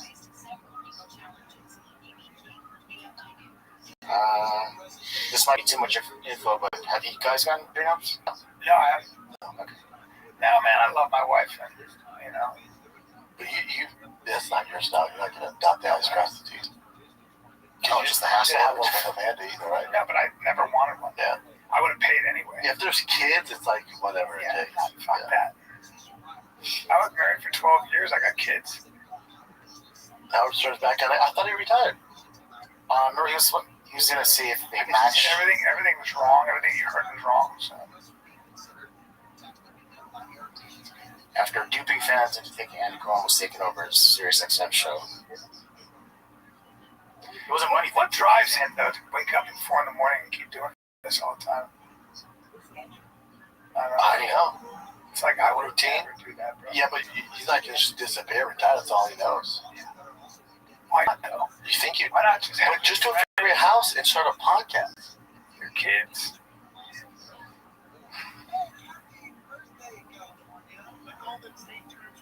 That doesn't matter. It's just not that interesting. Nah, not with Howard. It's over. She banged a lot of guys. Did you hear about that? They said flipping the mattress over. Or no, flipping the menu over. Did we talk about this? No. You ever heard this? He goes, yeah, I fucked some guys. I call it flipping the menu over. Well, when you do those kinds of stimulants, Well, he was doing meth. yeah, Or crack. that'll get you to bang guys. He said it was so free. He goes, who cares? Yeah, no, listen, that's your health. But, Yeah, when Charlie said he flipped the menu over, he means he decided to try something different. as in having a dude. It's a weird expression to go, I flip the menu over. I mean, sometimes I get your normal steak and eggs, and then every now and then I flip the menu over, and I go to fucking Browntown. Anus. No, we know what you're talking about. Oh, yeah. You're going to Browntown. In case you guys didn't know, what Brendan meant was he had a guy put his dong in his bunghole, Yeah. if you know what I mean. Yeah. If you know what I mean. But just casually say, I flip the menu over sometimes. Yeah.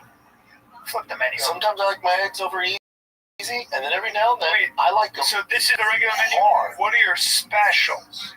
So this is the regular menu. Do you have any specials there? Charlie's like, I'll take the mud 5 whistle. days a week I'm getting my regular steak and eggs. And every now and then I go, what's your special of the day? Oh, you have elk sausage in a bunghole. Yeah. There you go. Yeah. Rogan gave me some delicious elk sausage. Yeah. Did you get any elk? Oh, yeah. Oof. Yeah. But, every now and then he goes, you know what? I want a little gravy this morning. Yeah. You know what? I will do my traditional steak and eggs.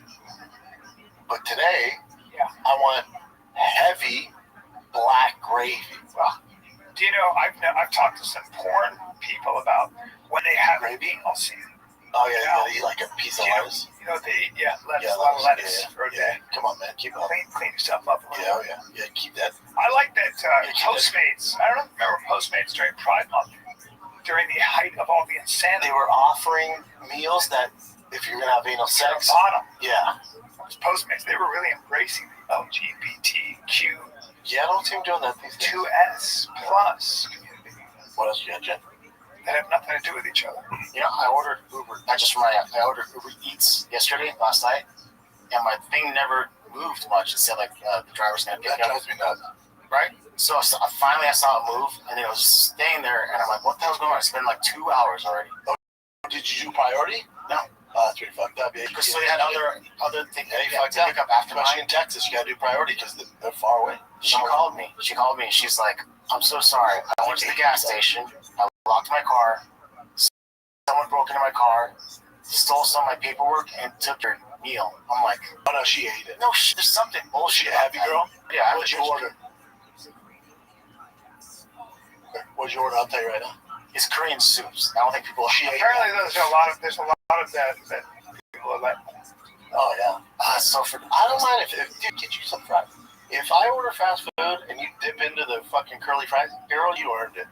Get your big ass some curly fries. I don't give a fuck. That's right. Don't eat all of them. okay, I guess this is from Turkey Al Sheikh, and this is in show Netflix has dropped like their version of 24/7 on Canelo Crawford. I think they've dropped 2 parts. Yeah, What's and this, some Jen? footage of Canelo before He had that bunch. Dude, his fucking car collection, he had a mint F-150 Lightning. Oh, that'll get some cool stuff. Let's see this. Let's see. Just a few days before Canelo leaves the Sierra Nevada mountains to begin Look at his setup. There, the high altitude will better prepare him for the potentially draining 12-round fight that awaits. At sea level, there's a bit more time to Rubicon play with his 392. toys, a bit more quality time for family. You see the red lighting, Brian? Right there. It's very nice to hang out with my family. Best pound-for-pound fighters of their era colliding in Las Vegas on Mexican Independence Weekend. Wow. Reinvigorating the sport and thrilling the fans who have been waiting for a moment just like this one to happen. It's pretty cool. That's good, right? Is that good? No, he lives right outside San Diego. I think he has a home in Mexico, but his main property is right outside I San live in Diego. Mexico with He lives in Rancho. stuff that goes on. Yeah, especially when you're here. I could never do that. Yeah, you're a target for. No, he lives right outside San Diego. I've seen his crib. It's insane. Yeah. Better to live in America. His car collection. selection is fucking tasty. What's this now? It's just Floyd Mayweather, flashes money. To all the haters, because you know that he's fighting Mike Tyson in an exhibition match next year. Yeah, I just don't get it, but okay. Shit, I'm pretty sure I'd be upset too if I was somebody else. I'd be mad at me with it too. I'm fucked for 29 years and 30 years. You keep getting money like this. I'd be mad too. I'd be hating on me with it too. Continue to hate. Yo, people only talk about winners on the winner song. Continue to talk. Keep your bread fresh. Put it in the bag. I'll be a bread man. Take money. Crocodile phones. Himalayan phones. Crocodile bags. Be back. My gloves is free. I gotta take my plane free. Hey, man. Yeah, he's rich as fuck. Give him that. It looks pretty hot. I gotta be honest. And by the way, Looks like he's living pretty awesome. got punched twice in his career. Yeah, he's been hit maybe 3 times. I mean, that's so incredible. Yeah, got punched. No, I don't really give a fuck about him fighting Mike Tyson, but I hope he gets paid. Him and Mike. Yeah, that'd be weird. Doesn't it come off kind of lonely though? No, Actually, to me, this looks so lonely. no, he's living La Vida Loca. Yeah. Bringing full circle, and I don't think people realize what his life's like. The access to the finest of all things. Yeah, I think he's fucking crazy hot girls, but up to Chin's point, I think he's pretty lonely. Well, he has kids, doesn't he? Sure. Not married, nothing. His one baby mama got murdered. But the thing is she died of overdose of fentanyl at Starbucks parking lot, but never did drugs. So she was gonna write a tell-all book about him. But the thing is his fight coming up against Mike Tyson. You don't know the story? No, I don't. Yeah, some darkness there. Anyways, he looks like he's having fun, man. What else you Yeah, got, I feel Jen? like you just dropped a whole bunch of fucking rumor bombs and Look into it.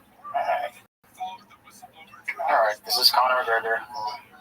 See, here's my thing. How's it work over there? Because I've heard Luke Thomas saying, like, it doesn't look like this. Like, he doesn't have a chance in winning.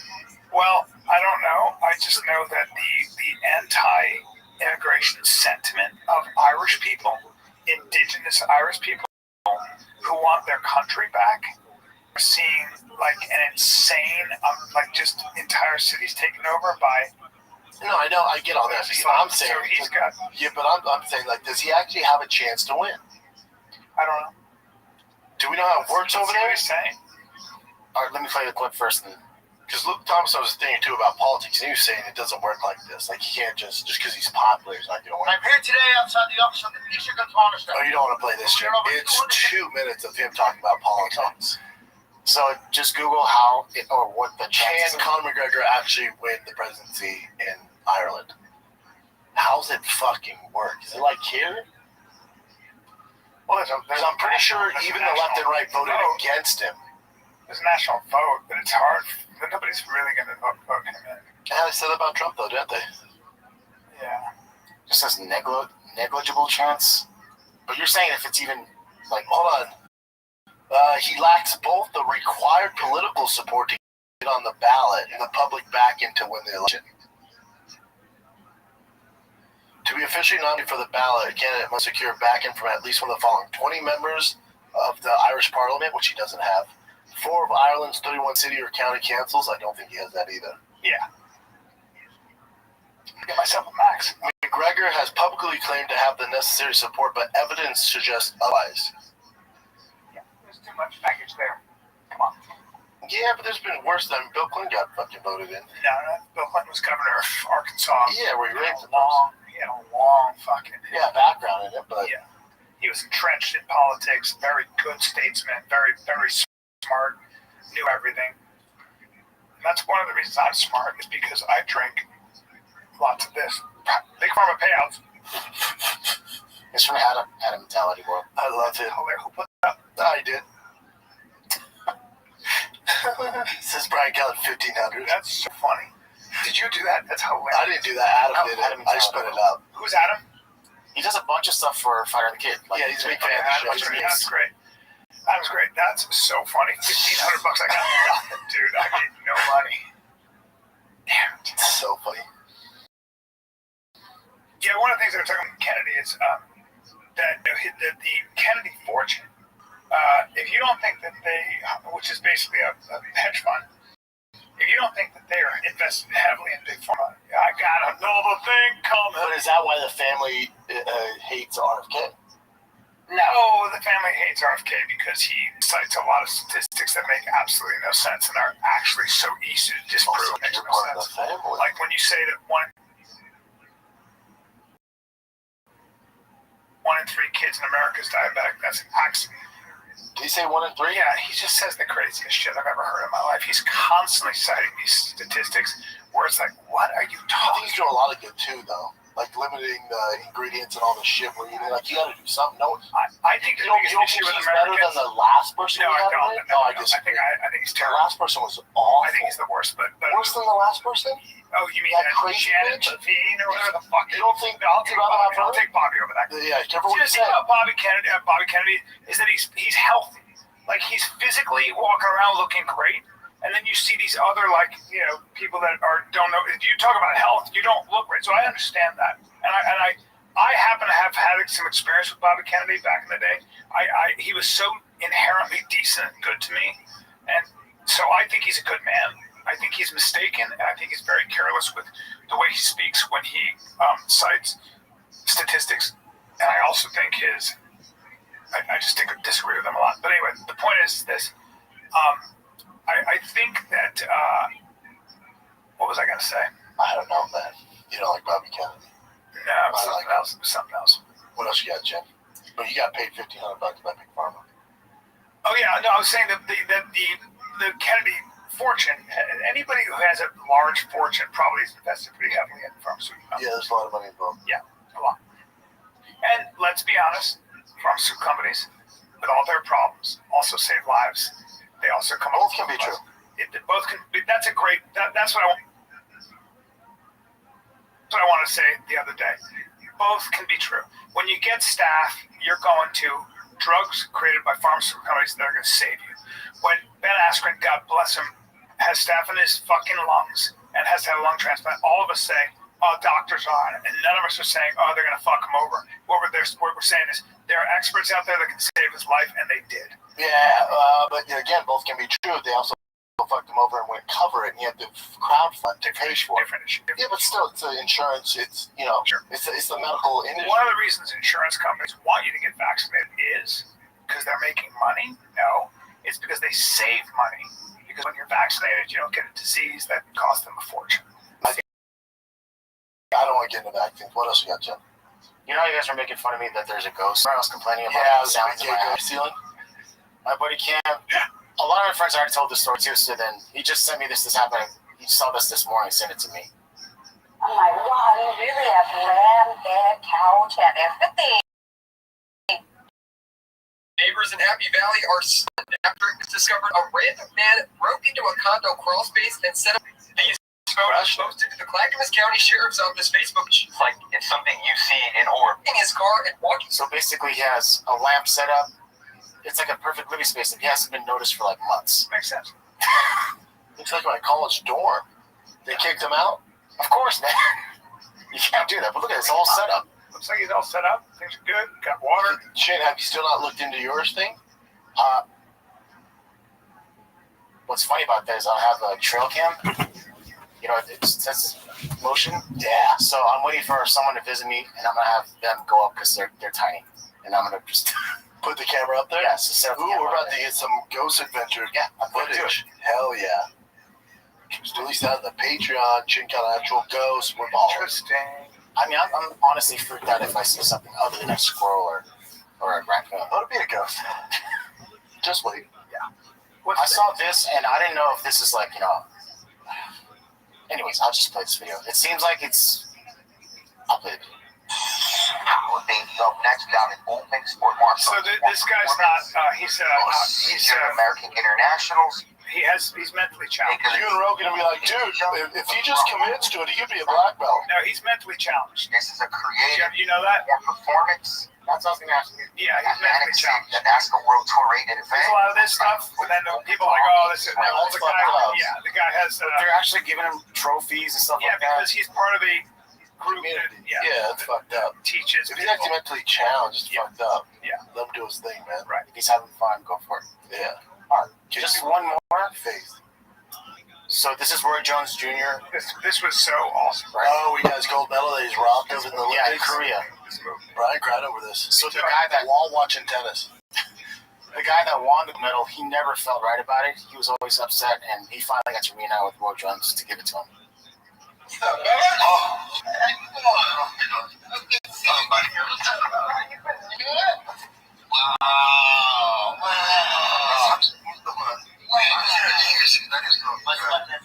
Wait 36 years.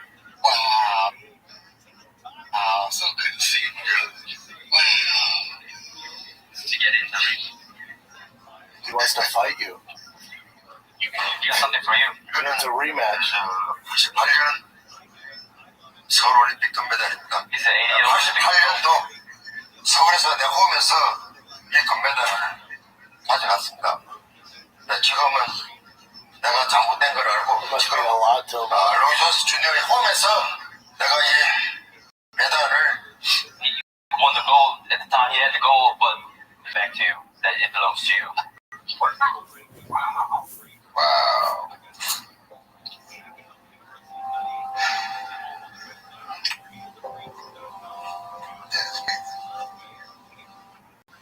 What's up, brother? That's so cool, man. It's really cool. Anyhow, Because did you see that? Oh, yeah, he would clearly got robbed. I mean, could you have done it sooner? Or? It's still Waited 36 years, probably didn't have the money, didn't know when Roy Jones Jr. is not in Korea. 1,000 things. Yeah. Well, plane tickets are expensive. you did that to You could have got a hold of him in 30 years, man. Trying to find him is hard. Maybe I wanted to give this to you. I know it happened in 1988. I'll hold on to it for a while. I wonder why I did take that long. It's a good question. Oh, did you feel bad? Listen, it's 2025, When you're and Korean, I could have used this a long time ago. when you're Korean and you're a gold medalist, you know it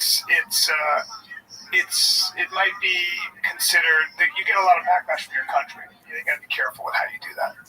And you could have done it sooner. Yeah. Yeah, I think they did it in the U.S. 4 years prior, the Olympics, and they screwed over like 3 Korean boxers. So then I guess this is a way of when they did it in Seoul 4 years later, then they did the same thing to him. Oh, a little back. Oh, yeah, that was beautiful. And, Yeah, it's great. You can tell it was important. Covina, California. Yeah, that's a great bud. I love that. Covina's Oh, great. yeah, it's great. Good pizza right across the street. Oh, yeah? Great pizza. Really? Yeah. See you this weekend. A lot of Also, biker gangs in Covina. really? Yeah. Come get some. You know, in a good way. Charlotte, North Carolina, September 1920. I'll be there in Albuquerque, New Mexico. I'm at Hyenas, October 3rd and 4th. Very happy. And then just Patreon reminder. Yes, Oh, get yeah. on the Patreon extended episodes, Q&As. We got all sorts of fun stuff on there, extra content, ad-free. Every episode's ad-free and extended, and you have ad-free shop show on there as well. Go to patreon.com/TFATK. Get you some. We love you guys. Thank you for making this Patreon worth our while. We love you guys. This is The Fighting Kid. We're out. I was traveling and a new girl sat down next to me. That was enough for me. I'm Francesca Street, CNN travel journalist, and this is Travel. Hey, bro. Hey, hold on. You're on the podcast, so be respectful. All right? Oh, hey, buddy, what's up? It's Mr. Ruined Everything. No, I didn't ruin everything. Right. No, I was shooting my show, and I couldn't guarantee 10 o'clock, and I got here at 10:30. I don't believe him. Why don't you, today, why don't you go to the gym and work out only your legs and do that for about... Dude, I work out my legs, man. I work out They my don't legs. grow, huh? Do you think it's because you've never had any adversity in your life, so you never had to really worry about how to root yourself to the ground? Dude, I have a low center of gravity, you know that. I'll admit that I have very weak legs, and I'm working on them, okay? All right. Everything's a joke.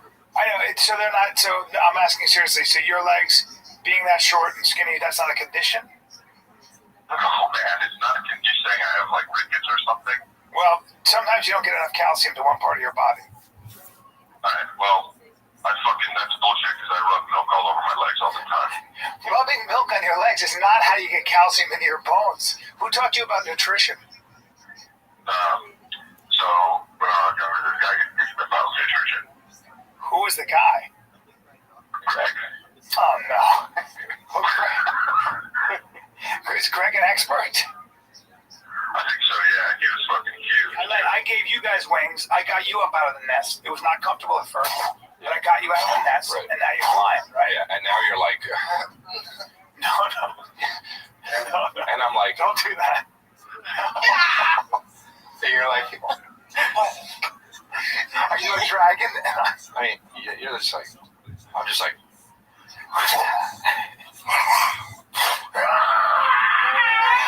you know, and you're like, you know what I'm saying? Wait, that's he's trying to latch on. That's the noise. And I'm just like, That's me. For you guys don't know, he's kicking. He's kicking at me. It's like Game of Thrones. You guys, I wish you could see this. That is him. I know, but people listening, he's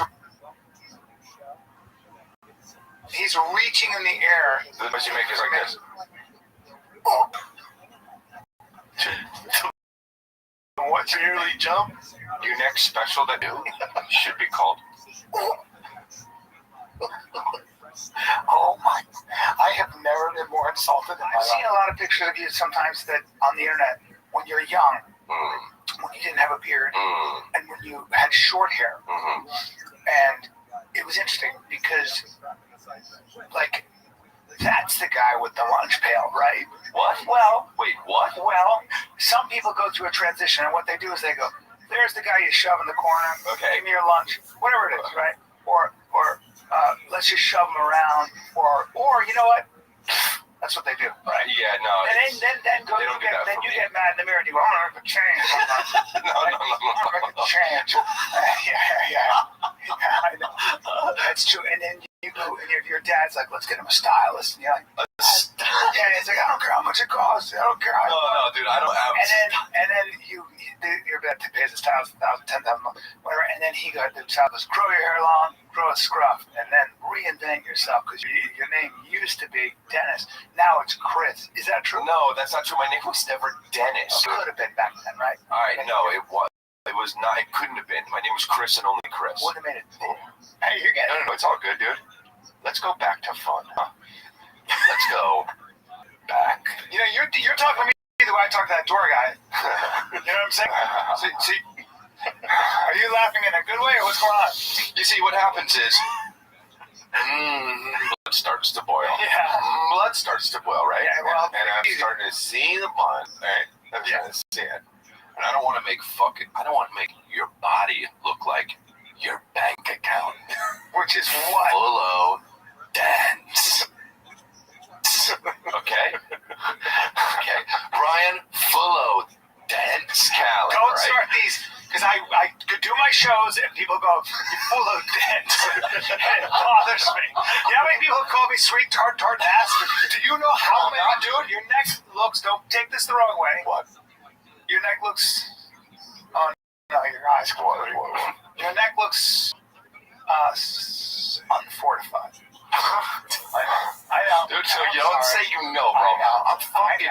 It's just I can beat a body. I can beat a body. Box You don't jumps. do anything for your legs ever, and we know that. I squat, and that's okay. I squat every fucking 3-4 days. Not just the bar, dude. What do you squat? Because your legs. I can do 225 5 times. Probably not true, right?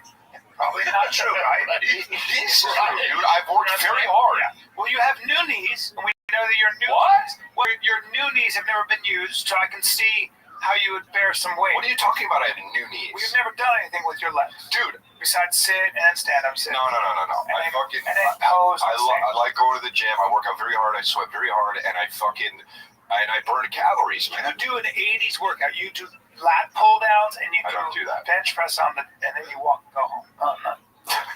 What are you doing? Hey, Brendan. Why are you doing that? I'm on the fighter and the kid, dude. I'm being respectful. Don't do that.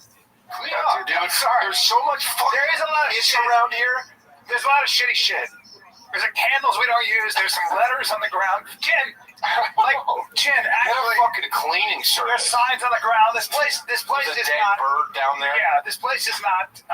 Remember last time? It looks like The Hangover. It looks like that movie I was in. No, you weren't in it. You weren't in it. Which one of the three? It's not fun. I do that because I have flames right here. That's what's up. So I go. We've actually never spoken about that. Terrible. No, it's not terrible. Well, it's fucking amazing. Okay, but why did you go? Did you wake up and you were like, okay, I just had a coffee and I'm tired of that. I'm gonna get flames on my hand. You gotta keep nothing it about moving, you. dude. There's nothing about you. Nothing that would signify flame. Are you fucking out of your mind, dude? What if you know what? You're not. Oh, dude, I'm on fire. That's why I had to get it. Say it like That's that. why I had to get it. No, dude. don't say it like that. I'm on fire. Don't do that. Okay, but I am on fire. That is like a terrible 80s rock. No, you're not. And there's nothing about you that's. There's nothing. You are basically low energy all the time. Bullshit. You're human broccoli. I'm not kidding. No, it's fine to be that way, but you are.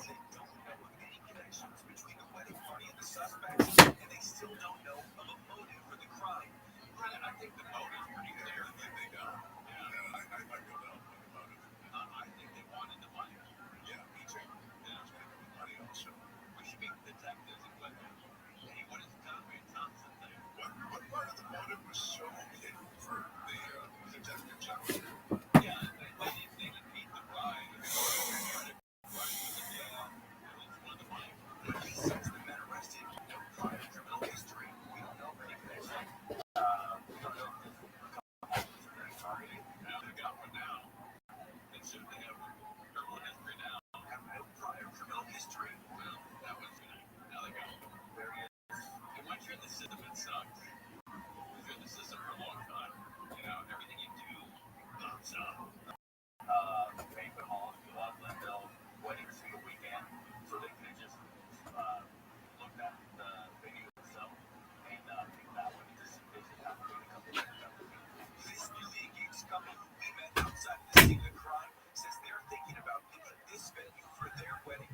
After hearing about the heist on the news this week and finding out about the arrests, they're hopeful that this could be the venue they choose for their wedding, and they already have a game plan to keep their gifts safe. We just tell people to have to secure it better when it comes time for our wedding. Empty the box out every hour. Make sure an uncle or aunt keeps an eye on it, just so that way you're secure, Or else it can happen to anyone. Or just use fake money and then write them a check later. You can have fake money that looks pretty authentic. Yeah, I get served that on Instagram all the time. They're the hundreds that look big. Right. Yeah, they look, and when you're drunk and you're 30 yards away, it looks exactly like real people. But keeping these people away from your wedding shouldn't be that hard.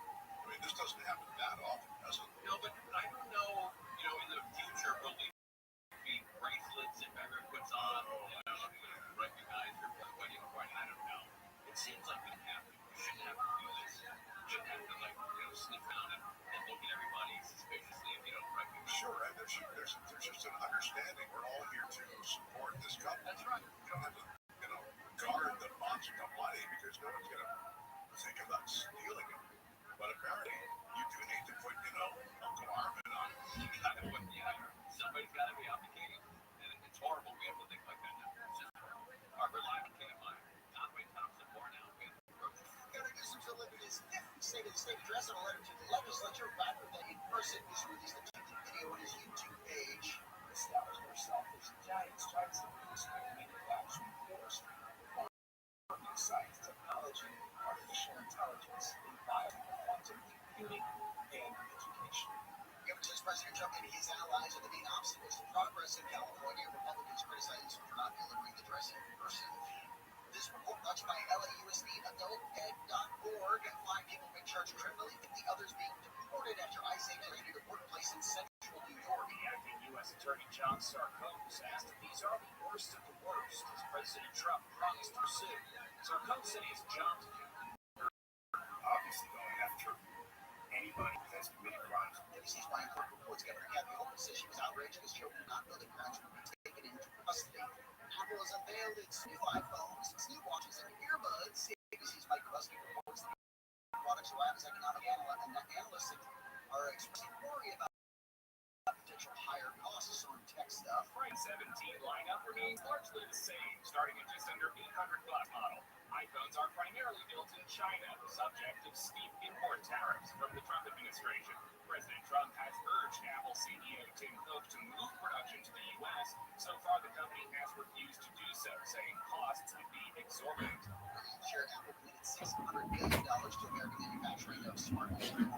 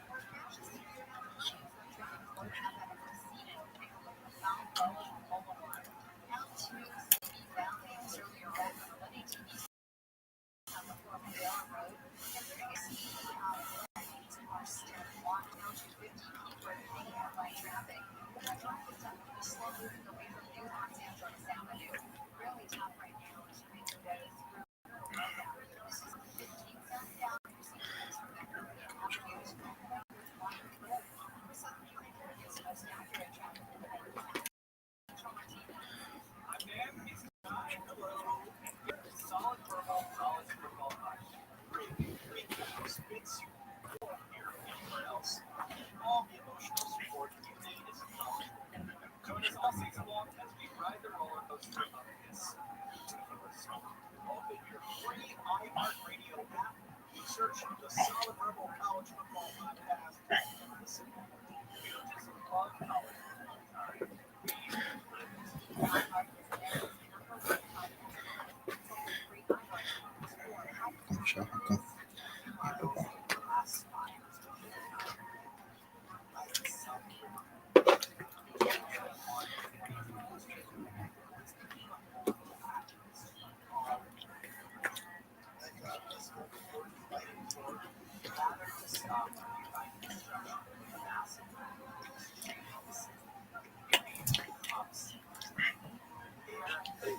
Forgot to say Yahweh Yahweh.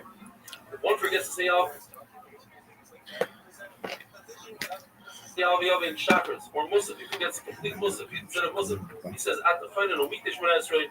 If he's in a tzibur, he doesn't repeat Shemona Esrei because he gets from the Shnei tzibur, and he himself is going to repeat Yahweh Yahweh later on at Mincha. But if he's davening b'Yidus, he should repeat Shemona Esrei. If a person forgets Yahweh Yahweh by Ma'ariv, Rabashi says never repeat Ma'ariv with Yahweh. Why? Because Rosh Chodesh is Mekudesh in the daytime, not at night. So it's not enough Kedusha in order for us to make him repeat Yahweh Yahweh. However, Amemar says that's only in a 2-day Rosh Chodesh where you can say Yahweh Yahweh in the second night of Rosh Chodesh. But in a 1-day Rosh Chodesh, you do repeat Shemona Esrei. A person must repeat Shemona Esrei because he forgot Yahweh Yahweh. Or he's davening in Musaf immediately after Shacharis. He must wait enough time for him to walk down the Van Green Choice krijg je positieve energie met 100% groene stroom. En door samen de natuur een handje te helpen.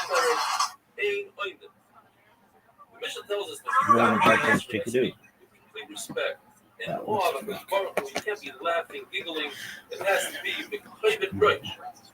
The Hasidim Rishonim would contemplate and meditate about their davening for 1 full hour before the daven. If even a king comes over to you to speak to you while you're davening Shemona Esrei, you're not allowed to answer him. If a snake wraps himself around your coat, and we're going to discuss it on the snake, don't move. Gemara says, you don't learn from Chana. That says by her, she had a bitter heart. Chana is different. She couldn't have children. You don't learn from David HaMelech. It says, Vani Brev Chazlecha V'Sefa, Sheshtacha V'Echa V'Shecha V'Yirossefa. Fear. David HaMelech is different. We know that he worked extremely hard on himself. Be fearful of his Baruch Hu. Perhaps you can learn from the pasuk Bahadras Kodesh. Sometimes the Hein Ches can be interchangeable. So we heard that space. The Joe Rogan Experience. Written by the Joe Rogan podcast by him. Okay. What up, dog? Don't worry, we're back. We're back again. How many text messages? Exchanging back and forth. We're like, what the fuck? No, it's nuts. It goes so deep. This is, to me, this is one of the most exciting moments in terms of like politics, in terms of like who's in control. Like having RFK Jr.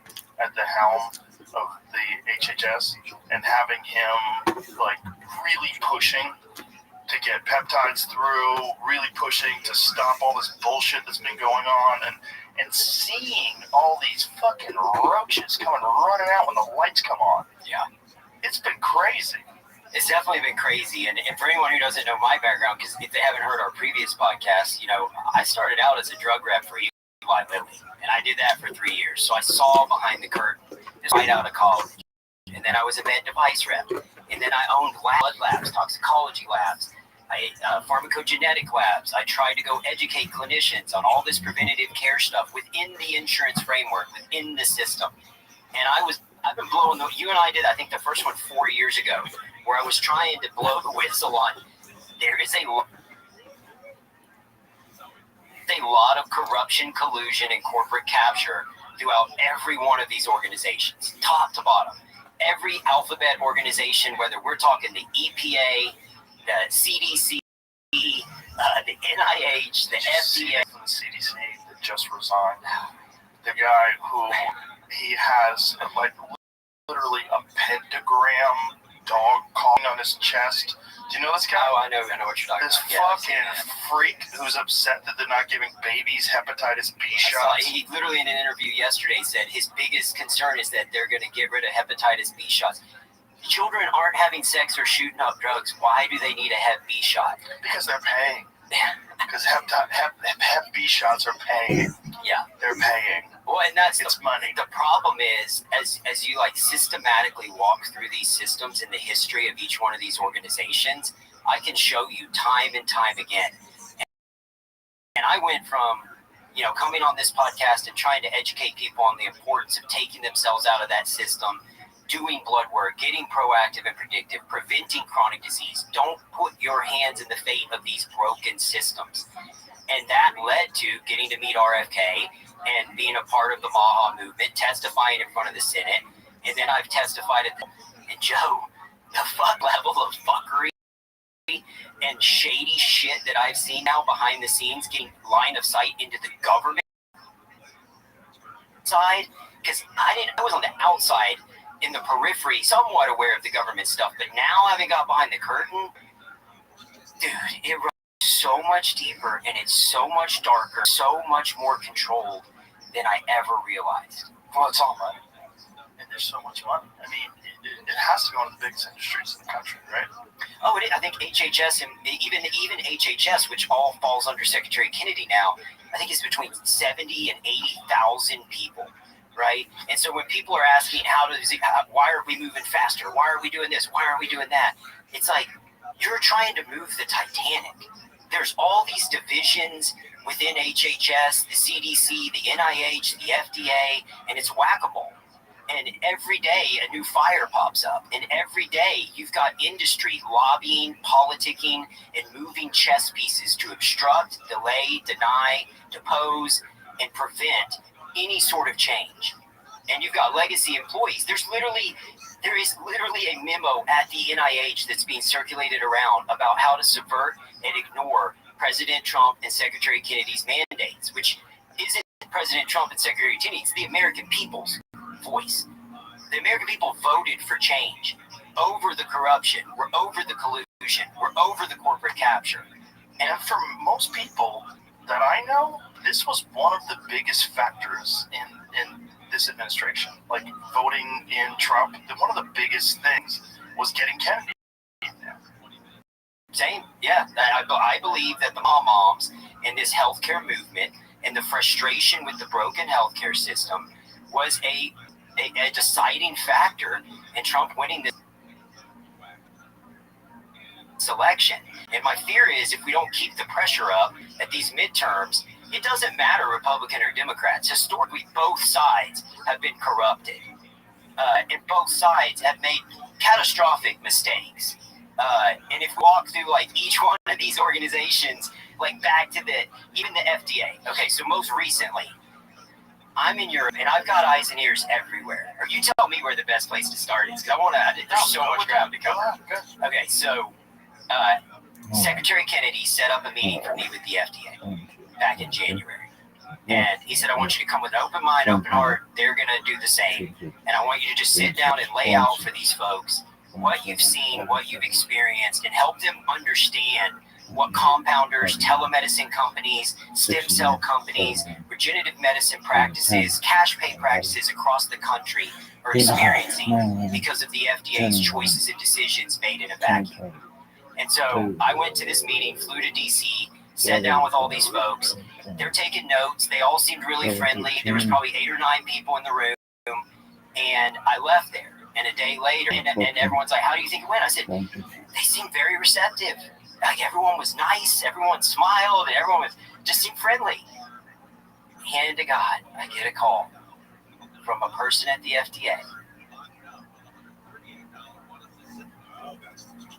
And they say, I want you to know they're going to smile, fuck you.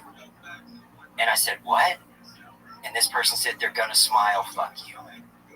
And I go, what do you mean? They're going to smile to your face and they're going to ramrod all the things that you went in to talk to them about. So like one of the things that I wanted to talk to them about was the GLP-1s. Forget whether good or bad. Let's just shelf that for the moment. GLP-1s have their origination at the National Institute for Health. Let's explain to people. That's Ozempic, Wegovy, yes, correct. Those weight loss. All these blockbuster weight loss peptides.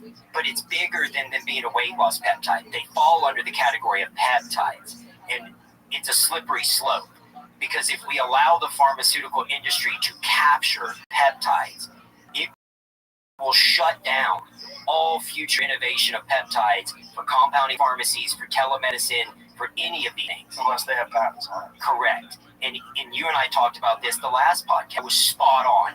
All the things I was telling you, I have now confirmed, having gone to meetings with the FDA. I said in that meeting, and I said, so what happened is Eli Lilly is now one of the largest makers of this weight loss peptide. It's essentially Novo Nordisk and Eli Lilly.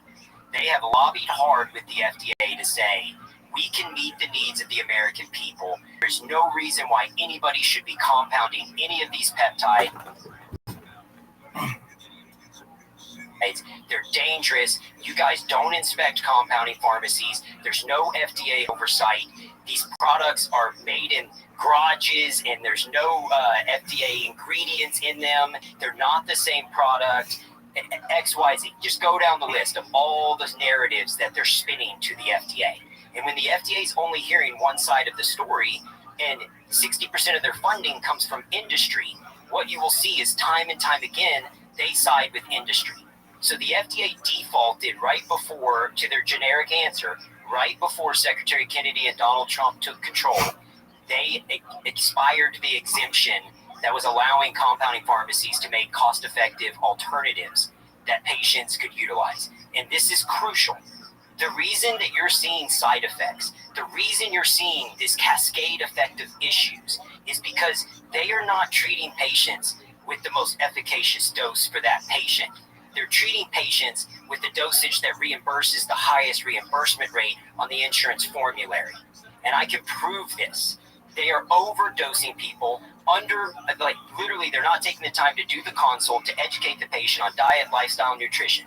There is zero doubt that GLP-1s are overutilized in America. There's zero doubt that they should not be a frontline defense. There is zero doubt that they don't come with some sort of risk factors. But most of those risk factors are found in higher dosages. So why would you start a patient on a higher dosage? Why would you rapidly titrate them up to a higher dosage where you're causing catastrophic muscle loss? It's because it reimburses more. It's not because it's what's better for the patient. It's because it's what's better for Wall Street. Okay. And then their answer is compounding pharmacies, we titrate at a lower dosage. We're unique to the patient. So what we try to do is start you at a micro dose. And then Also, what we do is compound it and add other peptides. So, like one example of they're literally working to patent a combination of a GLP-1 and IGF-LR3. We've been making that for 5 years, like 4 years. Say that again. So GLP-1, the weight loss, and IGF, insulin growth factor, LR3, release insulin growth factor. And the reason being, IGF preserves lean muscle mass. IGF preserves bone density.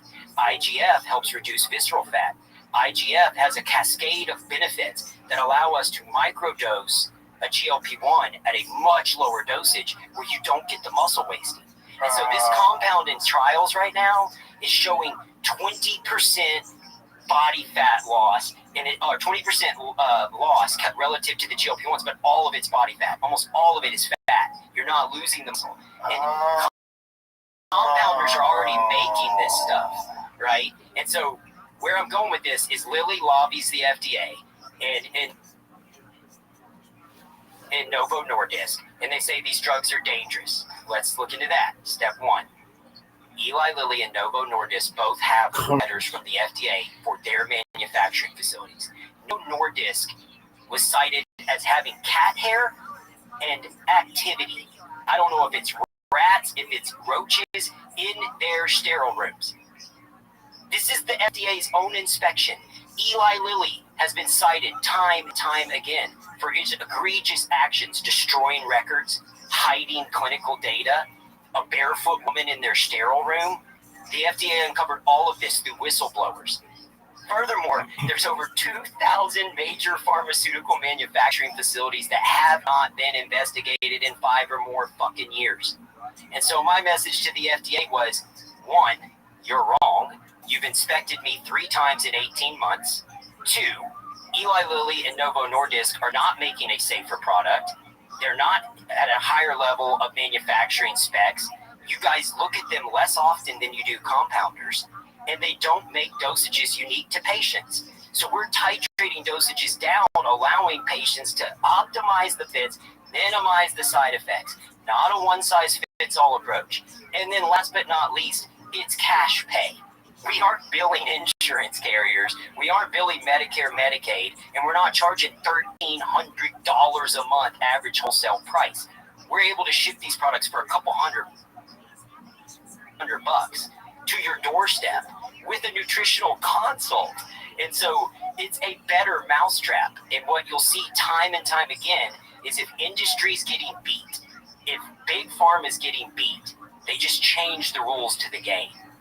And so where this is going, though, is so much bigger and grander, Joe. So I asked the FDA, what made you think that this is no longer on a backlogs list? Because it was an emergency backlogs list. The FDA provides a list every year where they tell compounders, we can't get these drugs. We need you to compound these drugs. Think of it like the bat signal. Bat signal goes off, we jump to it, we start compounding those drugs. The exemption expired under Biden right before Secretary Kennedy and Trump took control. The old regime at the FDA ran it through. Now it's not exempt. Now 503B pharmacies cannot compound it because they don't make patient specific, which means a lot of those products are no longer available. But they did that decision based off the fact that these crucial diabetic patients would be able to get the drugs they need. This is where the plot thickens. We called over 30,000 pharmacies for 12 months. I turned all of this into the FDA. Less than 6% of the lower dosages were available for patients, which meant what? They had to go to the higher dosages, which meant what? All of these programs get billed a higher reimbursement rate, a higher billable rate. Eli Lilly and Novo aren't mad that compounders are making the product. They're mad that they're getting exposed for the corruption, collusion, and manipulation of our healthcare institutions time and time again. And it's going to get 10 times worse as I lay this out for you. But I'll pause. Okay, so pause right here. So what is the response to this? So you lay out this information. What can be done, and what is the response? So they were friendly. They smiled. They were jotting down notes. One of the head clinicians, one of the clinicians from the FDA, Kaylee, who's never practiced medicine, it said there's no medical need for peptides in this meeting. And he's like, but today we're going to talk mainly about GLP-1s. There's a need for GLP-1s. Okay, I dig in. Where did this guy do his, he is a clinician, but his first stint in politics was in the state of Indiana, in Indianapolis, Eli Lilly's headquarters. I worked for Eli Lilly. Eli Lilly owns the state of Indiana, and they absolutely own the state or the city of Indianapolis. And this guy did his first stint in politics under a congressman, in the state of Indiana, in Indianapolis. And this congressman has released multiple tweets and messages and attends Eli Lilly factory openings and is a huge proponent of Eli Lilly. And this is just one example of the issues with that system. There's also the statement that peptides have no medical use when GLP-1s are fucking peptides. That's literally what I said. I said, you do understand that a GLP-1 is a peptide. Insulin is a peptide. Yes. There are over 150 peptides that Big Pharma is attempting to patent right now because the future of medicine is peptides. And here's why. We aren't compounding a drug. We're taking something found naturally in nature, a signaling cell found in your body, just like stem cells, just like amnion, just like all of these crucial building blocks to our health and longevity that are deficient in our foods, deficient in our diet, deficient in our lifestyle. We don't get enough sun.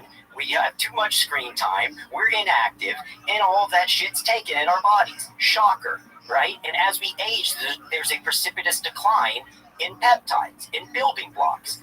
One example, GHK, copper peptide. We know we have roughly 30 to 40% of the level of GHK in our bloodstream in our 40s that we had in our teens. Why is that important?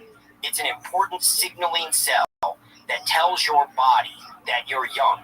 Your cells are young, your skin's elastic, heal this injury, heal this wound, reduce this inflammation, right? It's safe, it's benign, it's found in nature. We're synthesizing that. That's what peptides are. And Big Pharma got beat to the punch by compounding pharmacies. And compounding pharmacies have an array of peptides in their tool belt. And the war on peptides has gone beyond the GLP-1s. And this is what I wanted to explain. So it's very complicated. I got to make sure I nail this right because it's important for President Trump to understand this. President Trump, the art of the deal, the master negotiator, is attempting to play hardball with Big Pharma. And he is going to negotiate a deal for best in class, but best in the world drug pricing for the American people. And that's very admirable. And I respect the hell out of him for trying to get it done.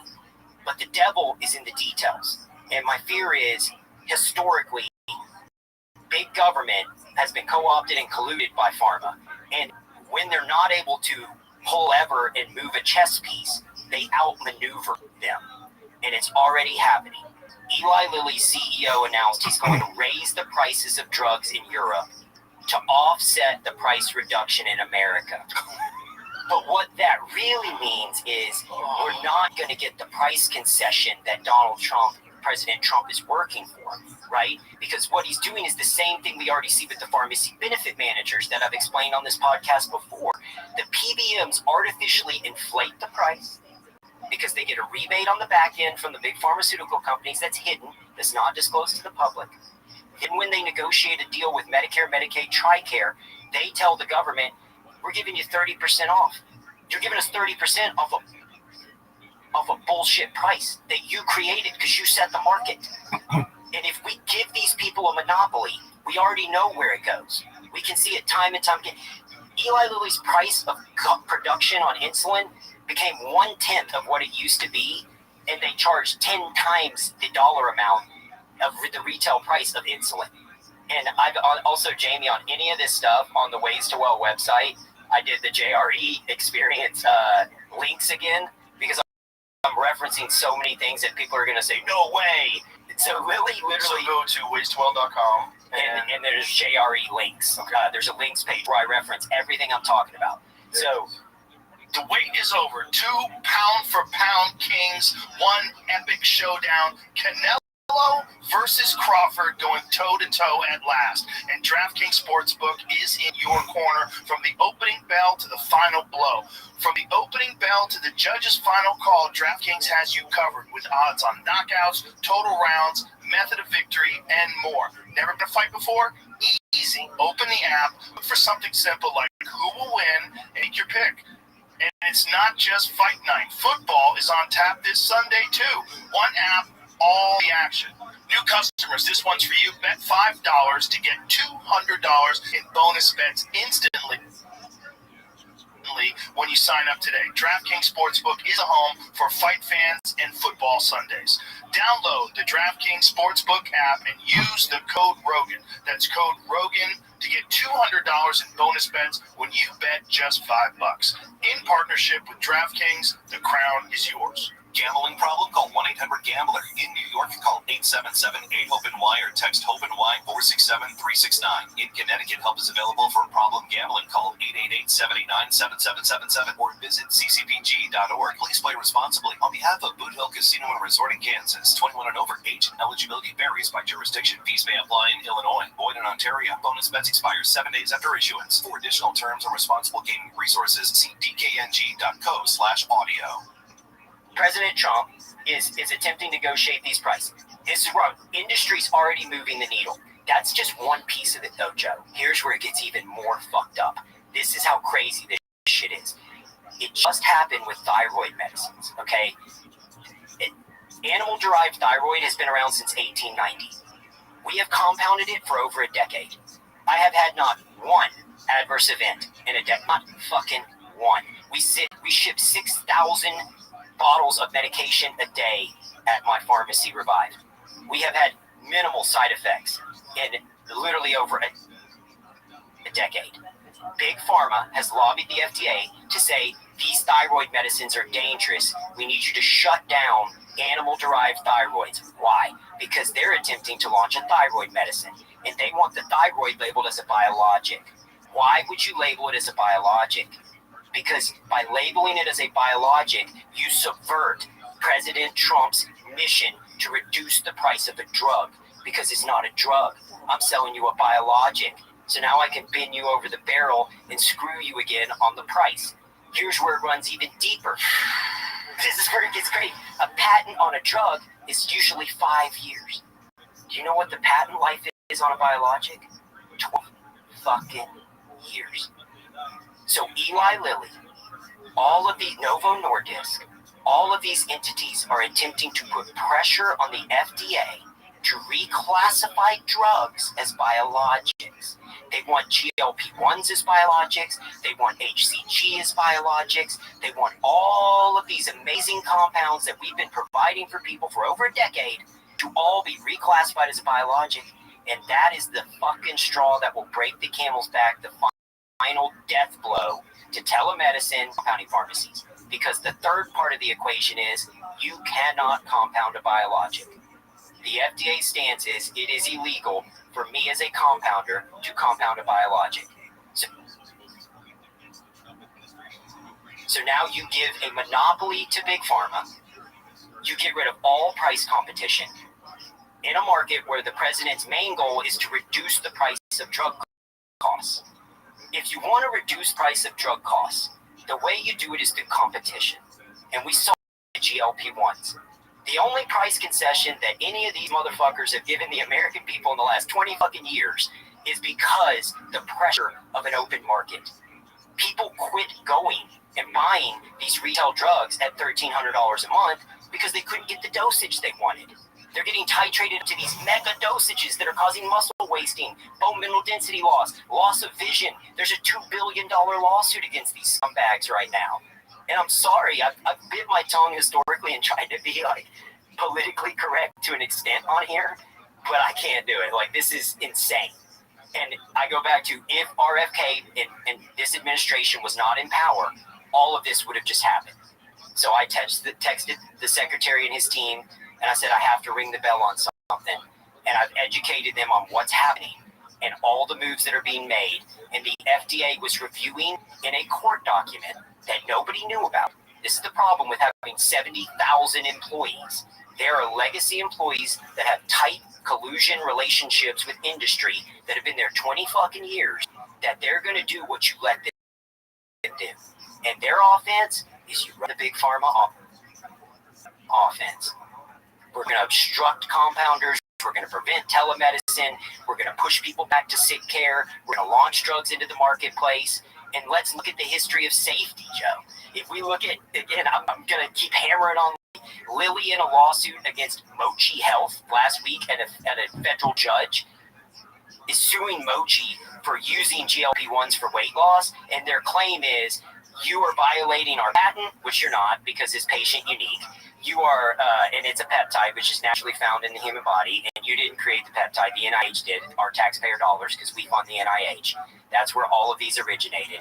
Out of the last, there's so much, but out of the last 210 blockbuster drugs between 2010 and I think 2016, 210 blockbuster drugs.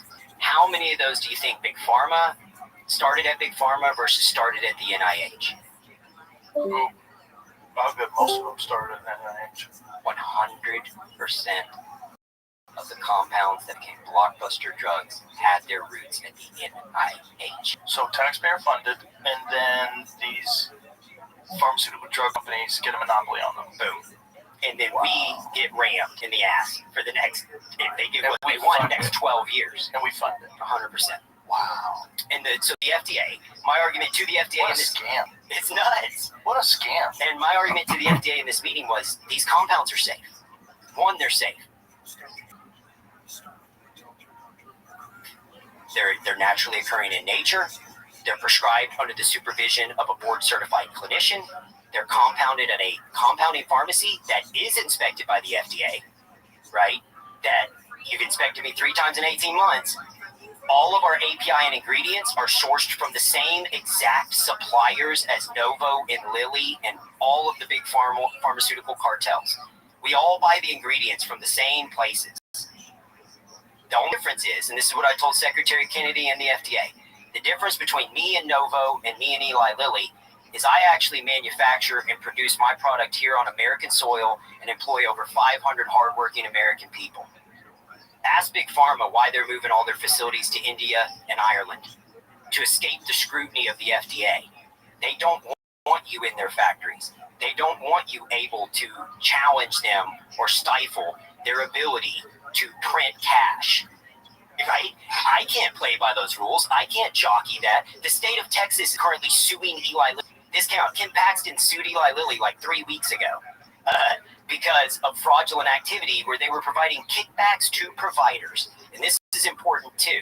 If you have a clinician and you go to your doctor and they will not prescribe you a medication, you need to understand you, the patient, get to decide where that prescription goes. Not your doctor. That is not your doctor's decision. So when a doctor says, I'm not going to let you go to a compounding pharmacy, you need to fire that fucking doctor.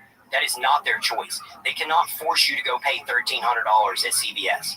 That is not their choice. And there are academic institutions like Methodist Hospital that have policies that say, we're not going to prescribe compounded medicines on GLP-1s. You've got to go to the retail drug because we think compounds are dangerous. Where is this coming from? Where in this court document I was going to that just came out last week, Eli Lilly sued Mochi Health, claiming that they're violating the corporate practice of medicine.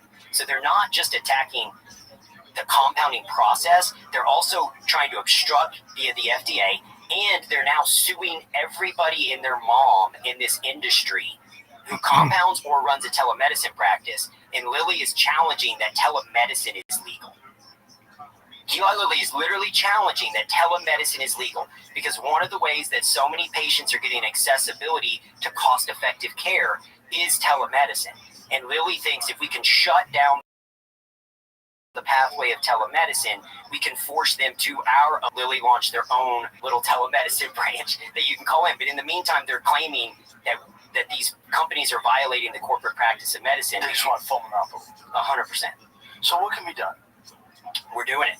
Like, candidly, we're doing it. So I leave that first meeting with the FDA. I get that message from this individual at the FDA, and I thought, I'm going to wait and see. I hope this person's wrong. let's see what happens. And when we were in Europe, I get a call from another source that said, hey, they're doing it. They're in a court document. The FDA is going to make a stance that says there is no medical necessity for peptides, which would in effect ban over 50 peptides that have been being compounded. Now remember, they already put, I think, over a dozen peptides on a bulks list a year ago. That from the GLP-1. Why did they do that? Because of the lobby of big pharma. You have people at the FDA who are legacy employees of the FDA who have legacy relationships with big pharma. We've already gone over how many heads of the FDA have gone to work for industry and then come back to work for the FDA and then gone. It's a revolving door. They're swapping spit. They're lobbying together. They're going to dinners together. They're spending time together. And the CEO of Lilly is up Trump's ass. I was with another high level person at HHS, and their phone kept ringing. I swear to God, kept ringing, and they looked at their phone and they go, God, man, these people from Eli Lilly are aggressive. And all of this was happening in the dark. And so what we can do is what we're doing. This podcast, getting President Trump's attention, gaining the attention of Secretary Kennedy and the team at the FDA. And Secretary Kennedy and his team are playing whack-a-mole, you know, because you got to think, it's not just the FDA. It's the CDC, it's the NIH, 80,000 employees. I think they have 200 appointees from the new administration. You're literally, it's like the Spartans versus the Persians. You got 200 hard hitters trying to fight 80,000 people that have been co-opted. And I'm not there to say all those people are bad. There's a lot of good things that have been done at all of these organizations. But there's also a natural innate bias when a big chunk of your funding pivoted in the 90s, where over 60% of the FDA's funding is based off fee schedules. And those fee schedules generate the revenue that create your jobs. And you have an open door policy to meet with the FDA, but you're not meeting with compounders, and you're not reading the emails from compounders, right? And so when I told the FDA that you decide this backlog was over, they said, well, industry told us they could meet the need. And I said, okay, well, did you see the email I sent you where we contacted over 30,000 for 12 months and they can't meet the need? Less than 6% of prescriptions were available. They cannot meet the need. They're going to force people to dosages, and it's going to cause a catastrophic health consequence to the American people, and it's going to bankrupt our systems. Did you not see these emails? And they just sat there dead quiet. And so, jump forward, I get wind that in a court document, and it's all in secret, right? All this shit happens in the shadows, and then they play dumb. Oh, we didn't know. What do you mean? We didn't understand. That's just a court document, Secretary Kennedy. Bullshit. It's a court document that sets precedent, and that precedent says that peptides have no medical necessity, while at the same time you have big pharma trying to patent 140 fucking peptides as biologics that we were already making for the last decade. Jesus. Is it about safety? Is it about safety? Because all of the adverse events that have been reported, almost all of them, a huge majority of the adverse events, which aren't even that many, came from black market peptides.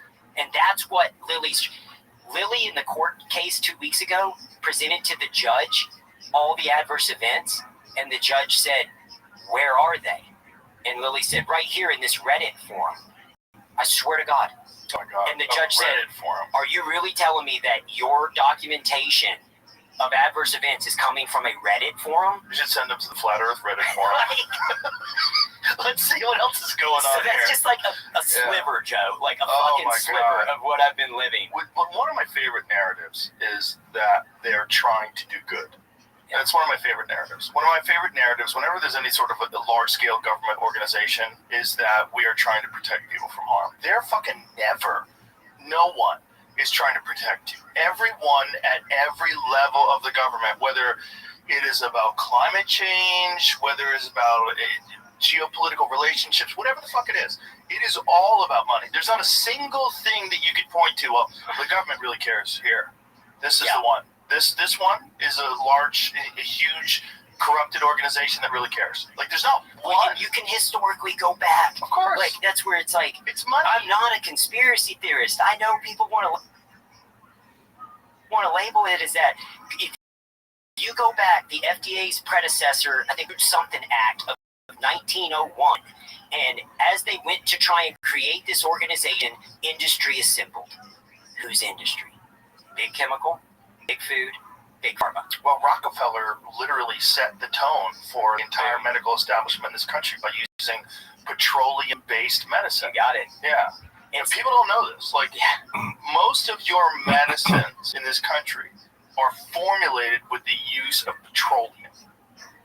And that is because of Rockefeller. Yep. Because 100%. he had a monopoly on that. And that's why the side effect profile is higher. And that's why peptide, any of these things. Again, we're synthesizing short-chain amino acids found in our body that we're deficient in. And so as we begin to see a precipitous decline in all of these raw elements that allow our bodies to heal and recover, we can bring you back to a state of homeostasis through the utilization of peptides. And Big Pharma is realizing they got beat to the punch, and they're scrambling to capitalize and monopolize this entire sector. And the only way they can do that is to try and horse trade with President Trump and the administration and pretend like they're going to play the game, but they're not going to play the game. They're just going to move the goalposts. There's no way Trump is aware of all this.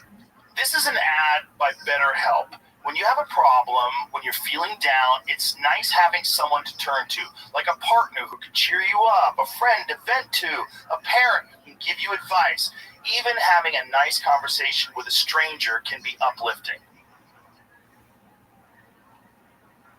Whoever you like to turn to, though, probably won't have all the answers. That's where therapy comes in.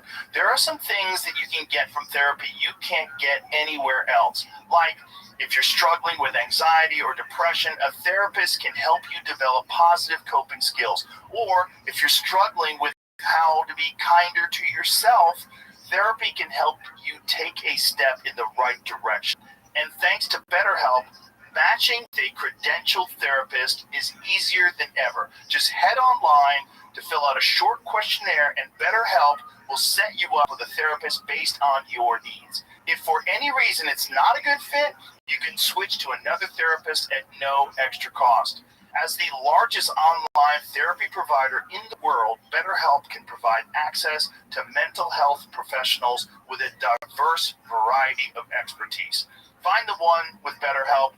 Our listeners get 10% off their first month at betterhelp.com/JRE. That's betterhelp.com/JRE.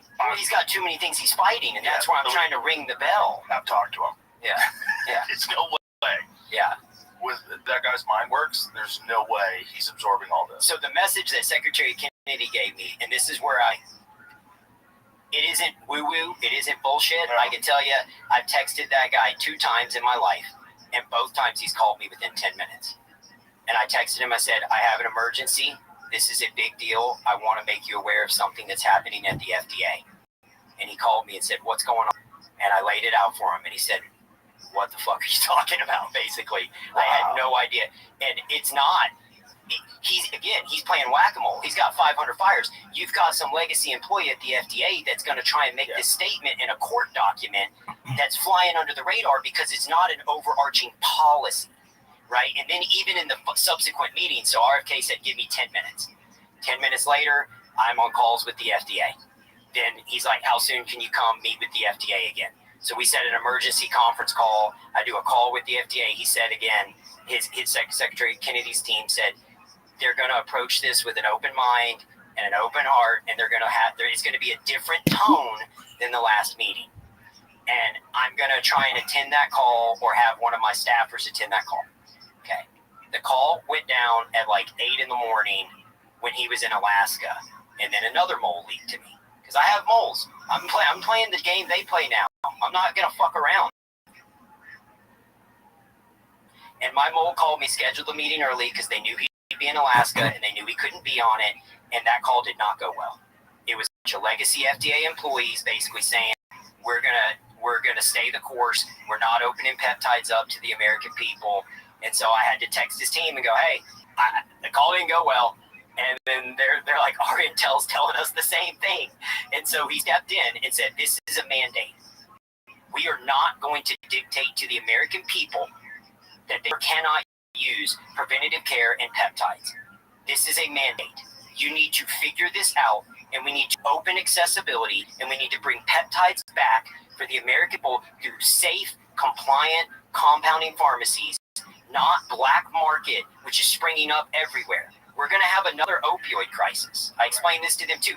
Everywhere out there, there are peptides that you can buy online now with no checks and balances, with no FDA inspection, with no validation testing, with no way of telling if there's any contamination, cross-contamination. Or if they're even real.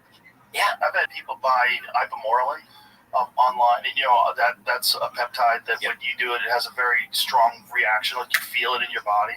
Like immediately after, there's nothing. They get nothing. I'm like, it's probably bullshit. Yeah. You're buying bullshit peptides. But the point is, like, if Kennedy is not aware of all this, there's no way Trump is. Yeah. He cannot. No, they have too many things they're fighting. He's literally involved in Rwanda having like peace talks with enemies that have been enemies for 20, 30 years, trying to bring them to the table. All the shit that's going on with Gaza and Palestine and Israel, all the shit that's going on with Ukraine and Russia. Do you think he even understands peptides? Yeah. Like, look at him. Well, the healthcare system's complicated. It's nuanced. And the challenge is you have some of the best litigators and attorneys in the world on payroll for these big pharmaceutical cartels. Of course. And they fund 60% of the FDA. And the history of the FDA is that I've said over and over again, it's captured, but the truth is all of these organizations were born in captivity. They were born in captivity. The news. Yeah. That's the craziest thing. Yeah. Anderson Cooper, brought to you by Pfizer. Well, they're even doing it right now, making it look like the world's turning. I don't know if you saw Bernie Sanders tweeted, RFK's got to go. Yeah. All these people. But the truth is, last week they announced the approval ratings, and RFK is up 7 points in their approval rate, the highest rating of any elected official. The American people are not turning on RFK. Even the CDC debacle that people are turning into the news is making out to be a debacle. You lost legacy employees.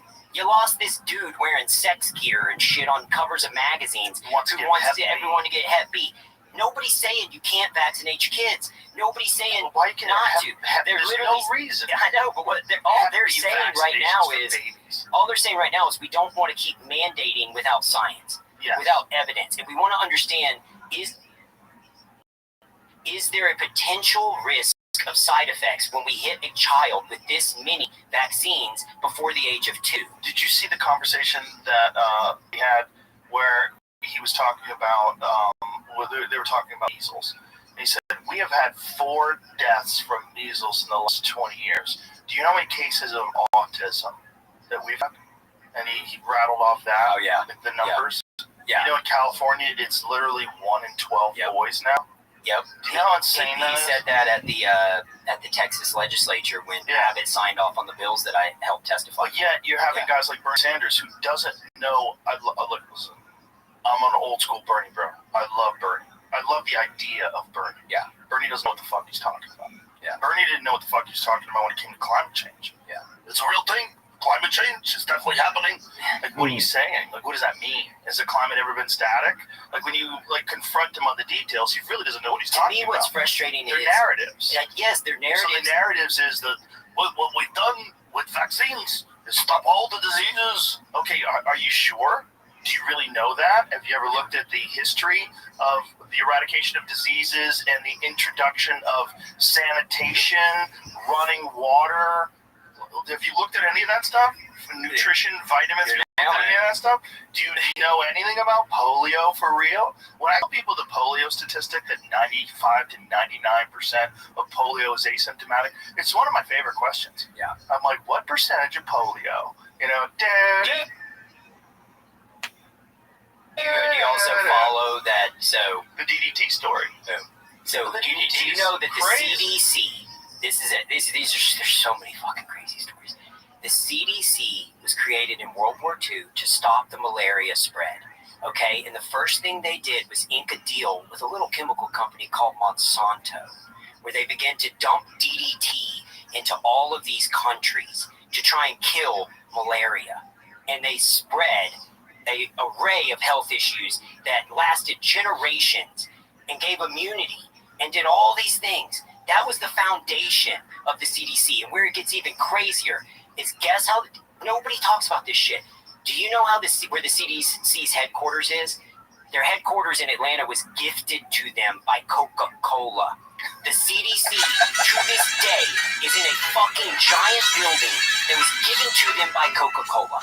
And in a FOIA request, there is a fucking email from one of the executives at the CDC, I don't remember, like the 70s or 80s, where they're literally going back and forth with Coca-Cola and saying they're going to do all they can to shut down this bad information on sugar. It runs so deep.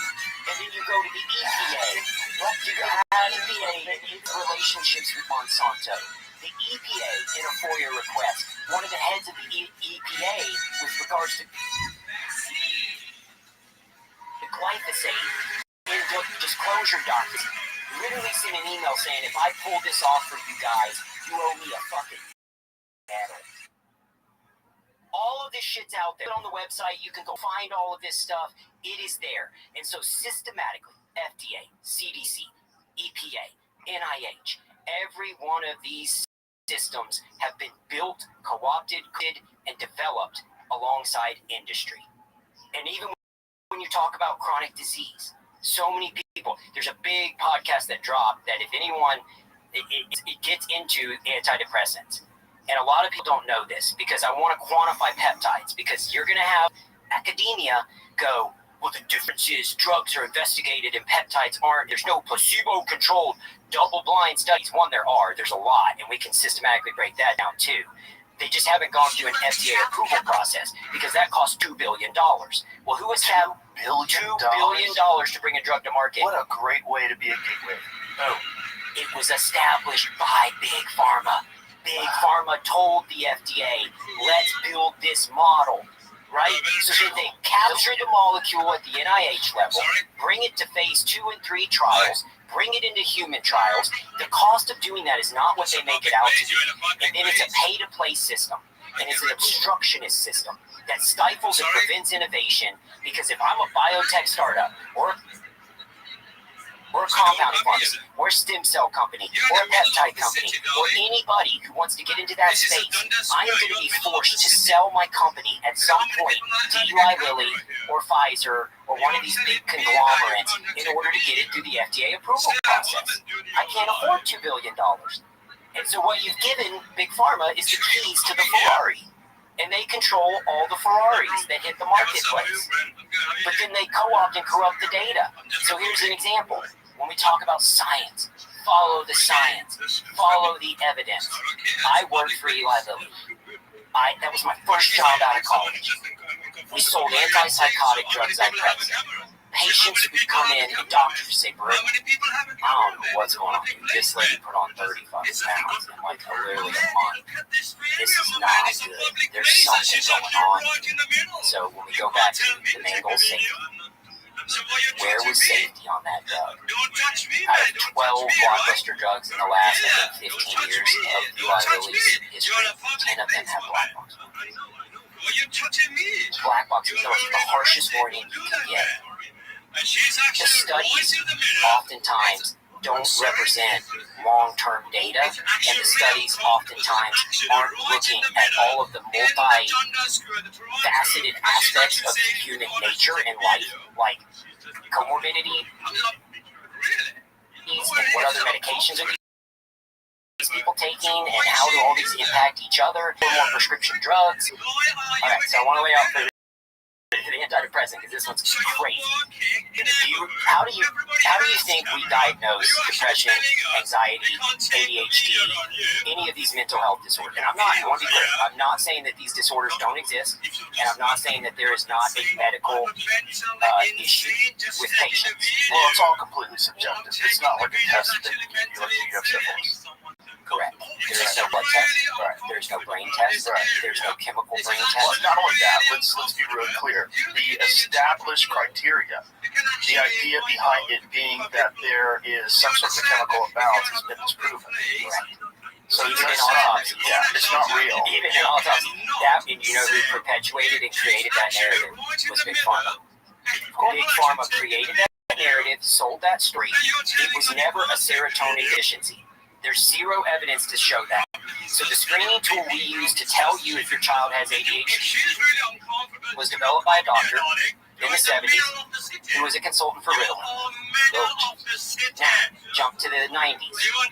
Eli Lilly, Pfizer, everyone's launching antidepressants into the marketplace under the guise that these selective serotonin reuptake inhibitors, SSRIs, are going to fix your chemical imbalance in your brain.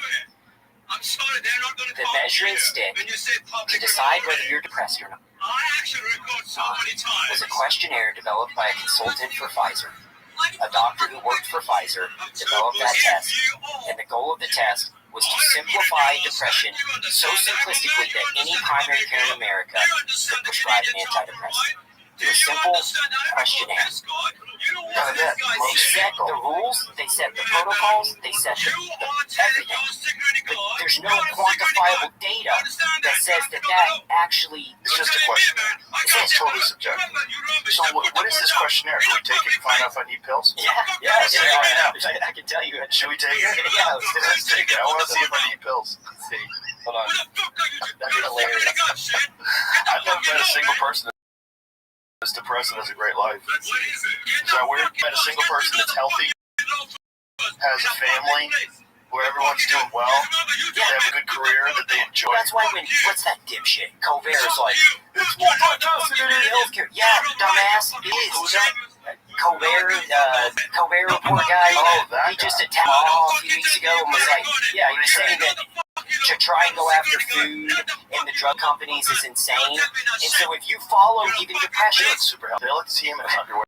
If you follow depression, when did we skyrocket in depression? When did depression skyrocket? It skyrocketed in the 80s. What happened in the 80s? We moved to an ultra-processed food diet. There is more compelling evidence that most depression is tracked back to insulin response and eating ultra-processed foods and sugary foods than any other aspect. We're all going to go through highs and lows. We're all going to have tough times. But when we're systematically, chronically inflamed and poisoning our bodies through our food systems, you're exhausted and depressed. And it leads to all these Yo. I don't have cell in here. I'm trying to... What up, son? Exhausted and depressed if I eat a bowl. How are you? Joe. Can you hear me? Joe. What's good? Good night, I asked you. Kicking ass, taking names, baby. What's good in your neck of the woods? Hey guys, where are you from? United States. How'd you find out about me? Google. From where? Google. Oh, you found out about me from Google? Yeah. You just Googled. What did you Google? Uh-huh. All right, Joe, how's your day going?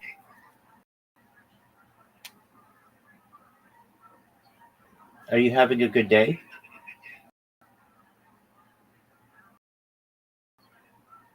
Uh-huh. Yeah. Well, you're welcome. Whenever you want. I'm just watching Joe Rogan. Feel free to enjoy. Full of fucking fruit. Thank you. Absolutely, my friend. Think about it. As healthy as I am. Where does this work, do you think? ADHD self-report scale. That's the ADHD. All right, let's try this one, though, because I'm pretty sure I have this. How often do you have trouble wrapping Did up the you, final if I may details ask, Joe, once the challenging parts have been did you happen to find out about me from Kick? Anna? Kick? K-I-C-K?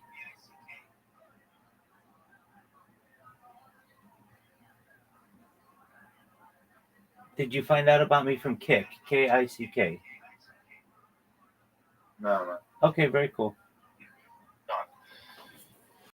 I'm kind of, I don't want to qualify for that one. Never. I get shit done.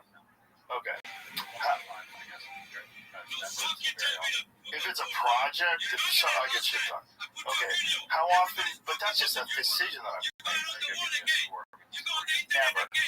How often do you have difficulty getting things in order when once you have a task that requires organization. Oh yeah, I have a problem getting things in order. Often. Let's go with often on that one. How often do you have a problem remembering appointments or obligations? Sometimes. Let's say sometimes with that one. When you have, but that's just overwhelming. Just chilling, dog. Chilling, dog. Task that requires a lot of thought. How often do you avoid or delay getting started? Sometimes. Let's say sometimes. Is there any? How often do you fidget or squirm with your hands and feet when you have to sit down for a long time? Often. How often do you feel overly active and compelled to do things like you were driven by a motor? Always. Very. How often do you make careless mistakes when you have to work on a boring or difficult project? That's not applicable on projects. Careless mistakes. Can I ask you where you from? I told you, United States, dog. Let's say rare. Okay. Sorry, I'm not hearing you. Okay, that's all right. Let's just go through this real quick. How often do you have difficulty keeping your attention when you're doing boring repetitive work? We did that. How often do you have difficulty concentrating on what people say to you, even when they're speaking to you directly? Well, it depends on the person. If it's you, no problem at all. But if it's someone who's saying some boring shit, yeah. So, what's the middle one? Sometimes. Let's go with sometimes. How often do you misplace or have difficulty finding things at home or work? I'd say often with that one. How often are you distracted by activity or noise around you? Often. How often do you leave your seat in meetings or other situations you're expected to read? Never. How often do you feel restless or fidgety? Often. How often do you have difficulty unwinding and relaxing when you have time to yourself? Always. I always have difficulty. What's the most one with that? Very often. Very often with that. How often do you find yourself talking too much when you're in social situations? Probably, I don't know. What's too much? My social situations are. That's a weird one. I don't think because I do podcasts a lot, I'm pretty good at not talking too much. So what's the options again? Rarely. Let's say rarely because I'm pretty good at that. But it does happen. When you're in a conversation, how often do you find yourself finishing the sentences of people you're talking to before they can finish? Again, depends on who I'm talking to. If I'm talking to a fucking moron and they're laying things out to me that are super obvious, but they're going really slowly, I'm like, let's go, pick it up. Yep, I got it. So it depends. Sometimes, what are the options again?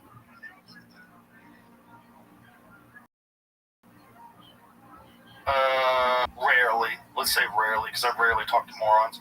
How often do you have difficulty waiting your turn in situations when turn taking is required? Difficulty. What would I be doing then as a turn? No, I don't really have a problem with that. How often do you... You got to think too. They're asking children this, which is going to be a lot for adults. For adults. This is the adult. Okay. How often do you interrupt others when they're busy? Again, I got a weird life, so that doesn't really come up. I'm not interrupting any. I'm not showing up at someone's work and interrupting them, so that's never. That's it. Okay, let's find out. Do I have a problem? So here's where this gets wild, though. So now look back retrospectively. Okay, when I was a Lilly rep, and they're talking about Prozac, and we're going to cure depression, and depression's caused by a serotonin chemical imbalance in the brain. We now know all that's hogwash. We don't really know what's causing the depression, the anxiety, and all these cascade effects. In their own retrospective studies of every SSRI on the market, what we now see is on a 52-point depression scale, SSRI scored 2 points higher than placebo. 2 points higher. It's not statistically relevant. It fails to differentiate statistically from placebo. There are two things that do differentiate from placebo. Exercise, 5 times more potent than placebo or an antidepressant in studies. Red light therapy is even higher, 2 times higher than any antidepressant that's ever hit the market. But now you've put a person in a chemical straitjacket where you have wrecked their system. You have now created more harm than good. And so step one in medicine, do no harm, right? Step one for the FDA, make sure these drugs are safe. They're not safe. Even there were lawsuits in the early days of suicidal ideation and violent thoughts because a lot of the pharmaceutical companies tried to hide that they were seeing in trials that children were having suicidal and violent thoughts in the early days of being on SSRIs. Yeah. Because it numbs the emotions. It shuts down the emotional response. It damages relationships. These are catastrophic things that you're giving these people for what? They're also connected to almost every school shooting. Yeah. You said it. Yeah. And that's something that no one wants to say. No one wants to talk about. The news wants to talk about. You would think that if there's something that correlates, if there's a correlation, if there's like some statistical thing that you can look at and say, wow, this is kind of crazy. This one particular medication is involved in almost every mass shooting. And when you say mass shootings, like here's the thing that gets thrown around about when they would talk about like mass shootings. Mass shootings, the problem with the statistics is it connects gangs. You have gang, like what happens in Chicago every weekend, like last weekend in Chicago, 54 people got shot. Well, people say, Trump is doing a terrible thing, bringing the National Guard. Ask the people of Chicago if that's terrible. If you want this to continue, like, do you have a better solution? If you have a better solution, I'm not in favor of bringing the National Guard into every fucking city and militarizing America. No, I think that's terrible. The argument against guns is that people are getting shot in Chicago, but if you look at the states that have the highest gun violence, it's the states that have the strictest gun laws. Yes. Bad guys are still going to get guns. Exactly. And so there's that. That's one. So this is when you're talking about school shootings, that's a different thing. So school shootings you find almost all mentally ill people. Whatever you don't have to politicize it. It's all mentally ill people who are almost all of them on psychiatric medication. I mean, every one of them, all the way back to Columbine. But yet no one brings that up. That seems insane. That seems completely co-opted. If you have an industry that is literally sponsoring the fucking news on CNN, literally proudly, not even hiding it, right? Brought to you, they want everyone to know that they're sponsoring the news. And, you know, the way it's been described to me, who was it, Cali Means? Yeah. Was saying, this is not so that they can sell more drugs on the news. This is so that the news doesn't criticize the pharmaceutical drug companies. And they don't. They avoid them. They avoid it like the plague. If there was like a similar situation with any other thing that was not sponsoring the news, like let's say cannabis. Let's imagine that if cannabis was connected somehow or another to every mass shooting. Do you don't think that would be brought up like fucking full court press in the front page of the New York Post and the New York Times and all over CNN and MSNBC? They would start talking about it. If it was some masculine thing, like if it was testosterone, it was like in testosterone therapy. So testosterone replacement therapy is involved in 100% of school shooters. Jesus Christ. Yeah. They would be feminizing the world. You boys need to eat more. You need to get tofu into schools. You know, we need right? We need to stop weightlifting. No more weightlifting. No more cold plunges because they increase testosterone as well. No more, no more fucking going outside in the sun.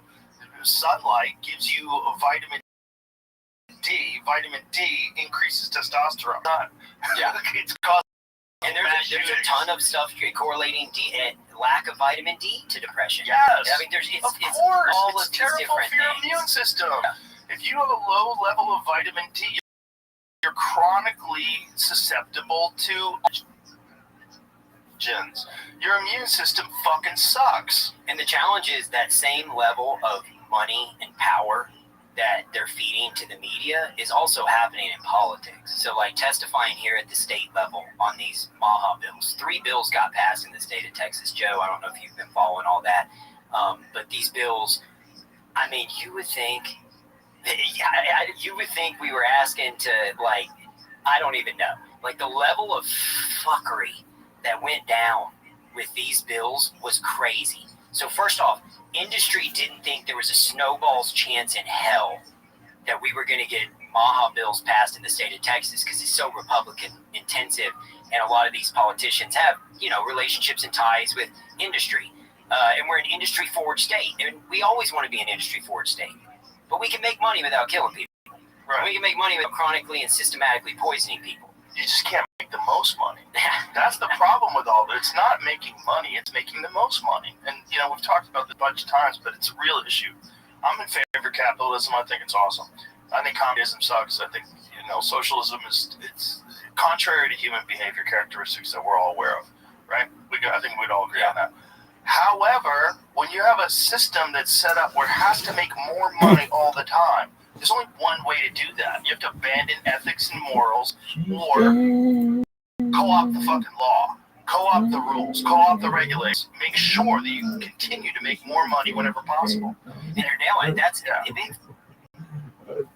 Pharma's not really worried that compounders are going to take away their profits. They're going to hurt their marketing on Wall Street, their shareholder pricing, right? If there's competition, if they can shut down all competition and have a monopoly for 12 years on a compound, what does that mean for their shareholder price? Exactly. How much can they skyrocket that stock price? Exactly, and that's what it's all about. And this is why people eat mushrooms. For real. I'm not kidding. I'm not kidding, because there's going to come a point in time where people realize there's got to be a way to abandon this ridiculous mindset that our country has been entrapped by. Yeah. Well, and it's in the state of Texas. How progressive is it that Texas passed that Ibogaine bill? It's amazing. Well, kudos to Rick Perry, because him as a Republican former governor championing this is so huge, because he has so many alliances with so many different people. They'll go, well, God, Rick Perry is saying this. And then on top of that, it's veterans that are being positively affected by this compound, by Ibogaine, by this psychedelic. And to deny veterans is very un-American, right? So if you're a Republican, good luck. If you're doing something that fucks over veterans and they organize against you, or people that support veterans organize against you, and not just veterans, anybody who's experienced violent crime, anybody who's experienced horrific things in their life, drug addicts, all these different things that can be fixed with this one thing. The success rate. Yeah, it's so astronomical. So let's talk about that. So for addiction, the success rate is, with one experience, it's 83% successful. These people never do heroin again. They never take opiates again. They stop drinking. They stop smoking cigarettes, whatever the fuck it is. With 2 experiences, it's in the 90s. Yeah. It's something like 94%. That's insane. There's not a thing like that. Yeah. That's available. It's not a rehab would go out of business. With rehabs, if you know anybody who's been to rehab, very rarely does someone go to rehab once. Yeah. The most successful former alcoholic that I knew to rehab, he never did anything. He never went to a 12-step program. He crashed his car under a bridge. He got chased by the cops. He got arrested. He's like, fuck, I'm done. And he just quit. He just quit. He was a lifelong alcoholic. Yeah. That's so nuts. Yeah, it's like, well, and all those, psychedelics have such a huge place. And to me, all of this falls under one giant overarching theme: medical right to choose. I don't think that the federal government should be shutting down people's ability, especially with compassionate use, like somebody who's terminally ill or who has nothing to lose. Why would you stop them from using peptides? Why would you stop them from using stem cells? Why would you stop them from using psychedelics? I asked. Of course, but that's just. Let's not wait until they're almost dead. Yeah, well, we could get. Yeah, exactly. For terminally ill people, let's not wait for that. In the data on mushrooms and psilocybin and its effects on depression, astronomically show more compelling data than anything you're going to see in an SSRI or antidepressants. Not only that, it doesn't kill you at all. Yeah. It literally doesn't kill you. Like the LD50 for mushrooms, you physically can't consume enough to kill half the population. Yeah. LD50, for people who don't know, the lethal dose, 50% of the people that test. So, like if you give strychnine to 100 people, pretty much 100 people are going to die. And that's where I'm excited, because I do know, and then Secretary Kennedy did say, please resonate for me that I believe in Americans' right to choose and control their healthcare journey. And I am a proponent of peptides, stem cells, hyperbaric. Yeah, and this is why you see all these fucking political hacks that are online saying he's dangerous. Yeah. This is why all these people are like tweeting and retweeting this stuff and thinking they're, some of them, I think, thinking they're being a good person. Some of them are classically educated, you know, and they really don't pay attention to anything outside of mainstream news, and they're lost, and they think that they're doing the right thing while also playing ball. Did you see Huberman on Bill Maher? Yes, I did. Yeah, did you see where Bill Maher asked him? I think about 20% of what this is Bill Maher saying, he thinks about, most Americans think 90% of what we're told in healthcare is right. Bill says, I think it's about 20. And he looks at Huberman and says, what do you think? He said, 10. And then he talked about his buddy, who's a high professor at Stanford, said at least, at minimal, 60% of what we've been taught is wrong. It's insane. Yeah. Yeah, and the problem is, also, textbooks don't get updated. They don't get updated to. There's always new studies that come out. There's always new information that comes out. If you're in a textbook 3 years ago, like that thing is probably not good anymore in certain disciplines. Well, and look at all the botched studies. Like you and I covered testosterone and how that was a study in the 1930s that was debunked. Then you had the Women's Health Initiative, which scared the hell out of women from estrogen and hormone replacement therapy, which led to them now getting on products that cause a cascade effect of other health issues. Even if you look at, we covered depression, but now go to statins. Guess who created the screening tools? Yes, and who raised the threshold? It's all big pharma. And then you go to osteoporosis and osteopenia. 9 out of the 10 folks who decided that were consultants for industry. Industry, including Merck, who made Fosamax, which was an osteoporosis medication. Over and over and over again. We can systematically go through every element of healthcare and break down how that system was captured and corrupted. I'm not saying doctors are bad. Doctors are doing their best to navigate a system. They're being taught in school systems that were built in this ecosystem. And they look at it and go, there's even another person at the FDA that in a blog that they do talked about how basically preventative care is bullshit and that the only way is medicine. And I'm like, if these are the people that are going to be controlling our accessibility and our healthcare system, it's terrifying. Well, that's Peter Hotels, right? Like, if you follow him online, and I'm not picking on Peter, but you should. You know, he says you're a bully, but then he tweeted when he a bully? Yeah, he said that stuff on X and stuff in the past. He told because I was trying to get him to have a debate. Yeah. He tweeted after we tested an image of like a 1950s Batman characters. It was like, this is who they bring in front of Congress to fight.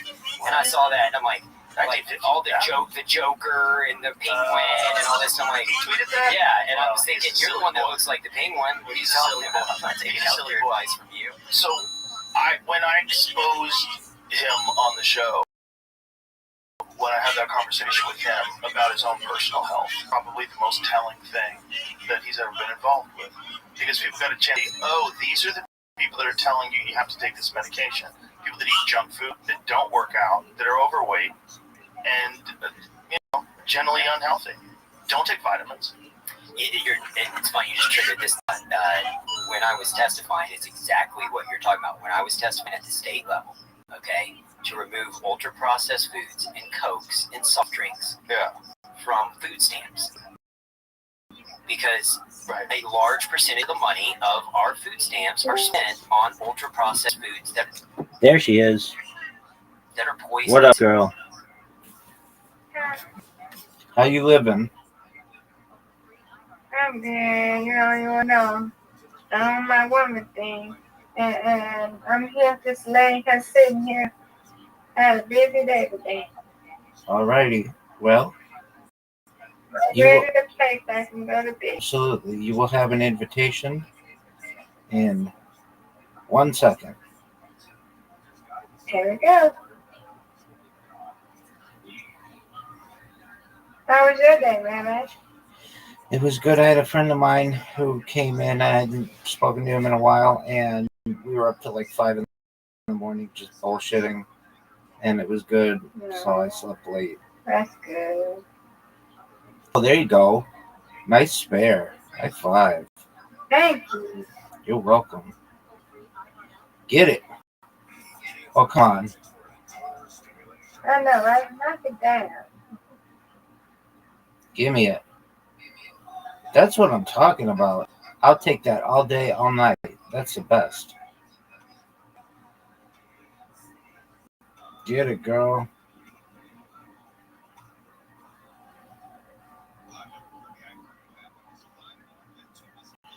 Get these 3, or at least get 2 of them. No, just one. All right, one works. I need a strike right here. I need a strike. Darn. All right, but I'm gonna get these 2. No doubt. No doubt. No doubt. Perfect. That's what I'm talking about.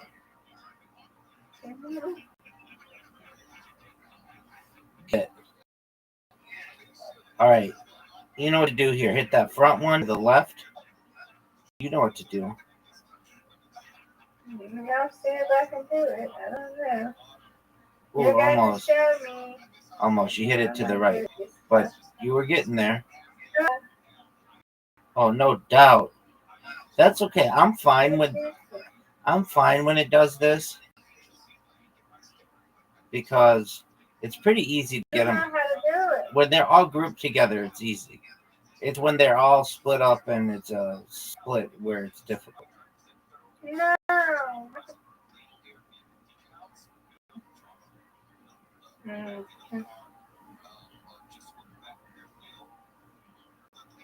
Get it.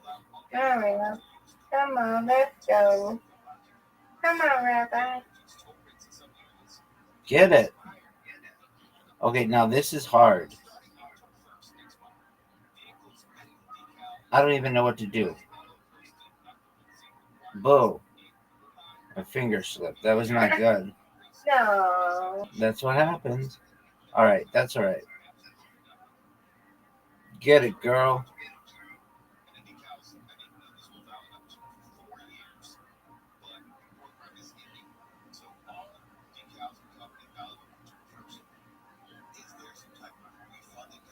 Almost. I got it. Finish it out. Get it.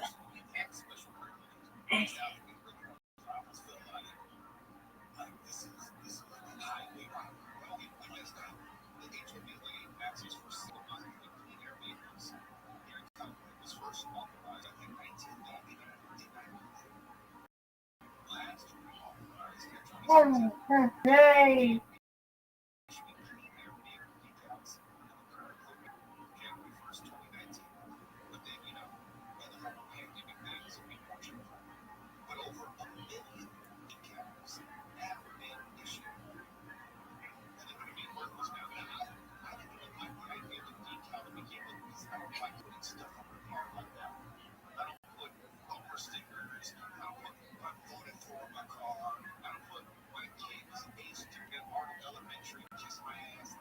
Come on, Rabbi. Strike.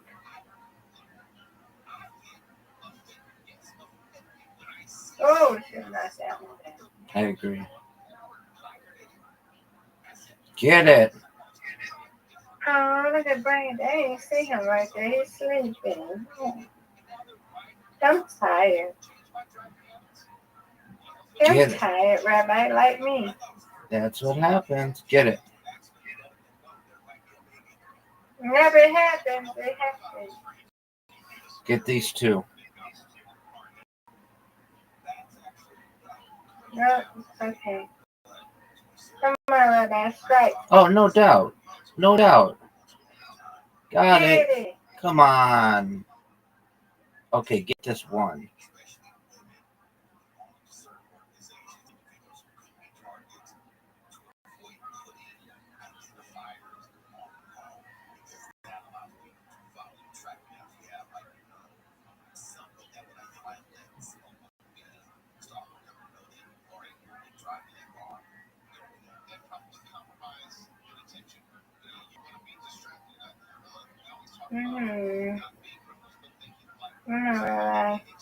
Give it to me. Yay! That's what I'm talking about. That's what I'm talking about.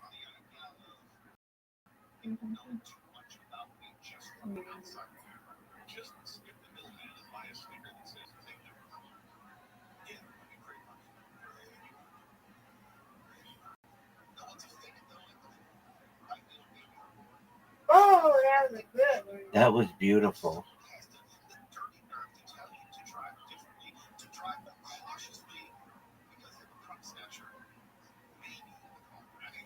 Okay, what if I got missed there? Get it. Let's go, Layla. That's what I'm talking about.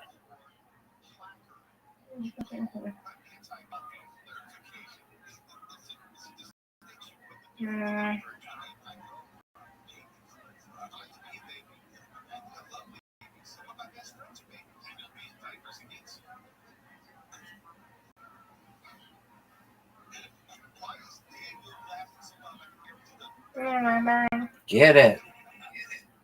Oh, come on. All right, this is one of the most difficult shots in the game, and I did not get it. That's okay. That's a good score. Yeah, good job. Thank you, Miss Aquarius.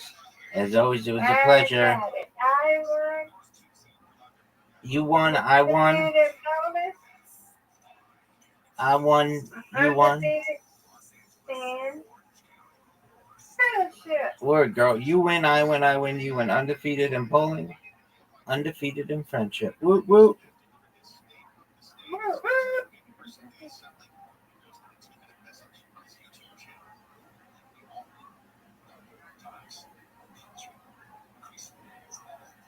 Okay, I'm here.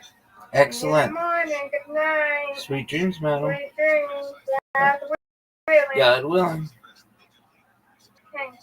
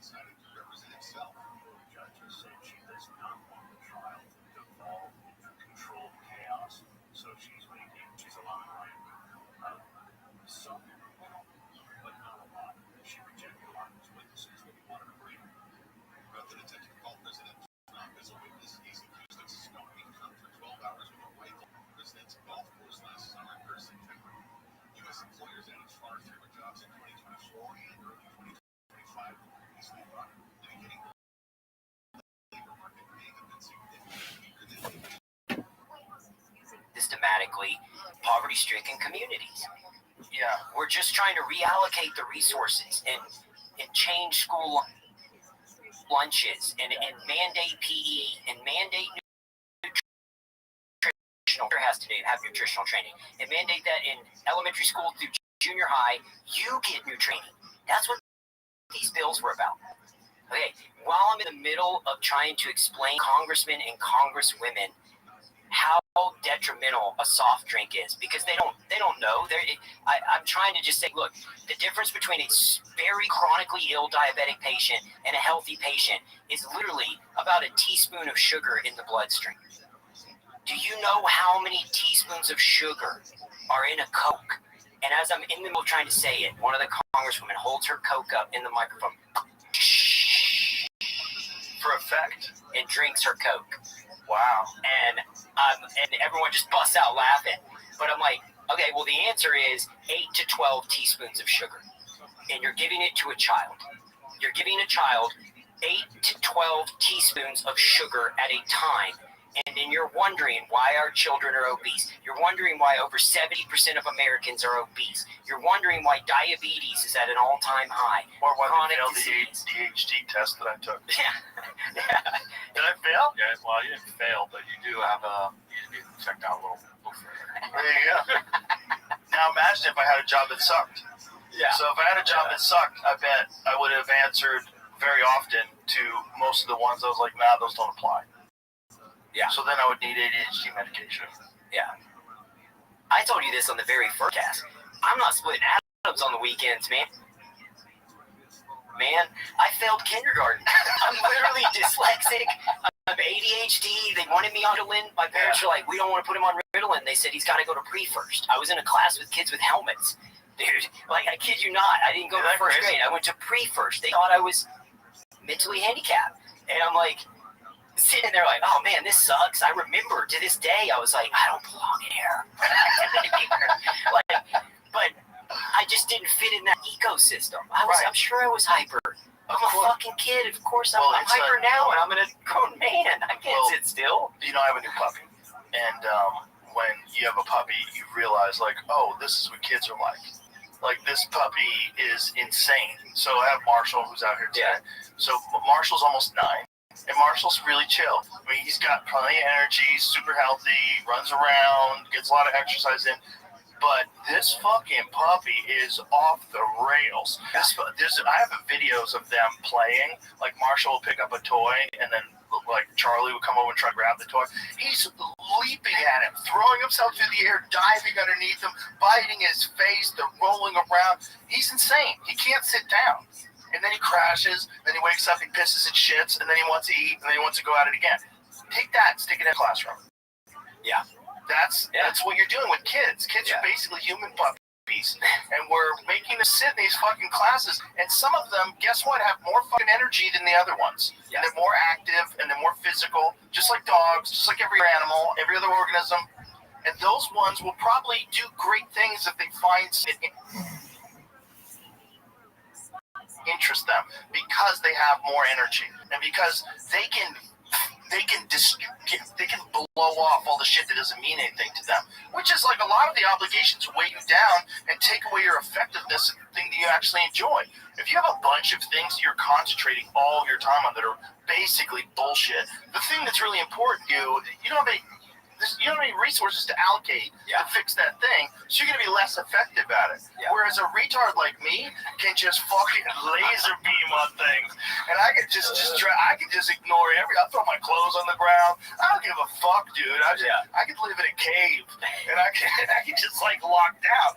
But that's how you succeed at things. I would have to hyper focus, like, and if it's something I'm interested in, it's easy. I can hyper-focus, I can retain, I have data recall. If it's something you're interested in. If it's like Ferris Bueller's Day Off and it's some mundane Bueller, it's torture, man. And I can't sit still in this environment. But that's why you're successful. This is what people don't understand. That's a superpower. But I know for sure I would have anxiety if I didn't work out. I have anxiety. Like when we were in Europe and I didn't work out, Day 3, man, and that anxiousness comes out. And to me, that's like going somewhere and not eating.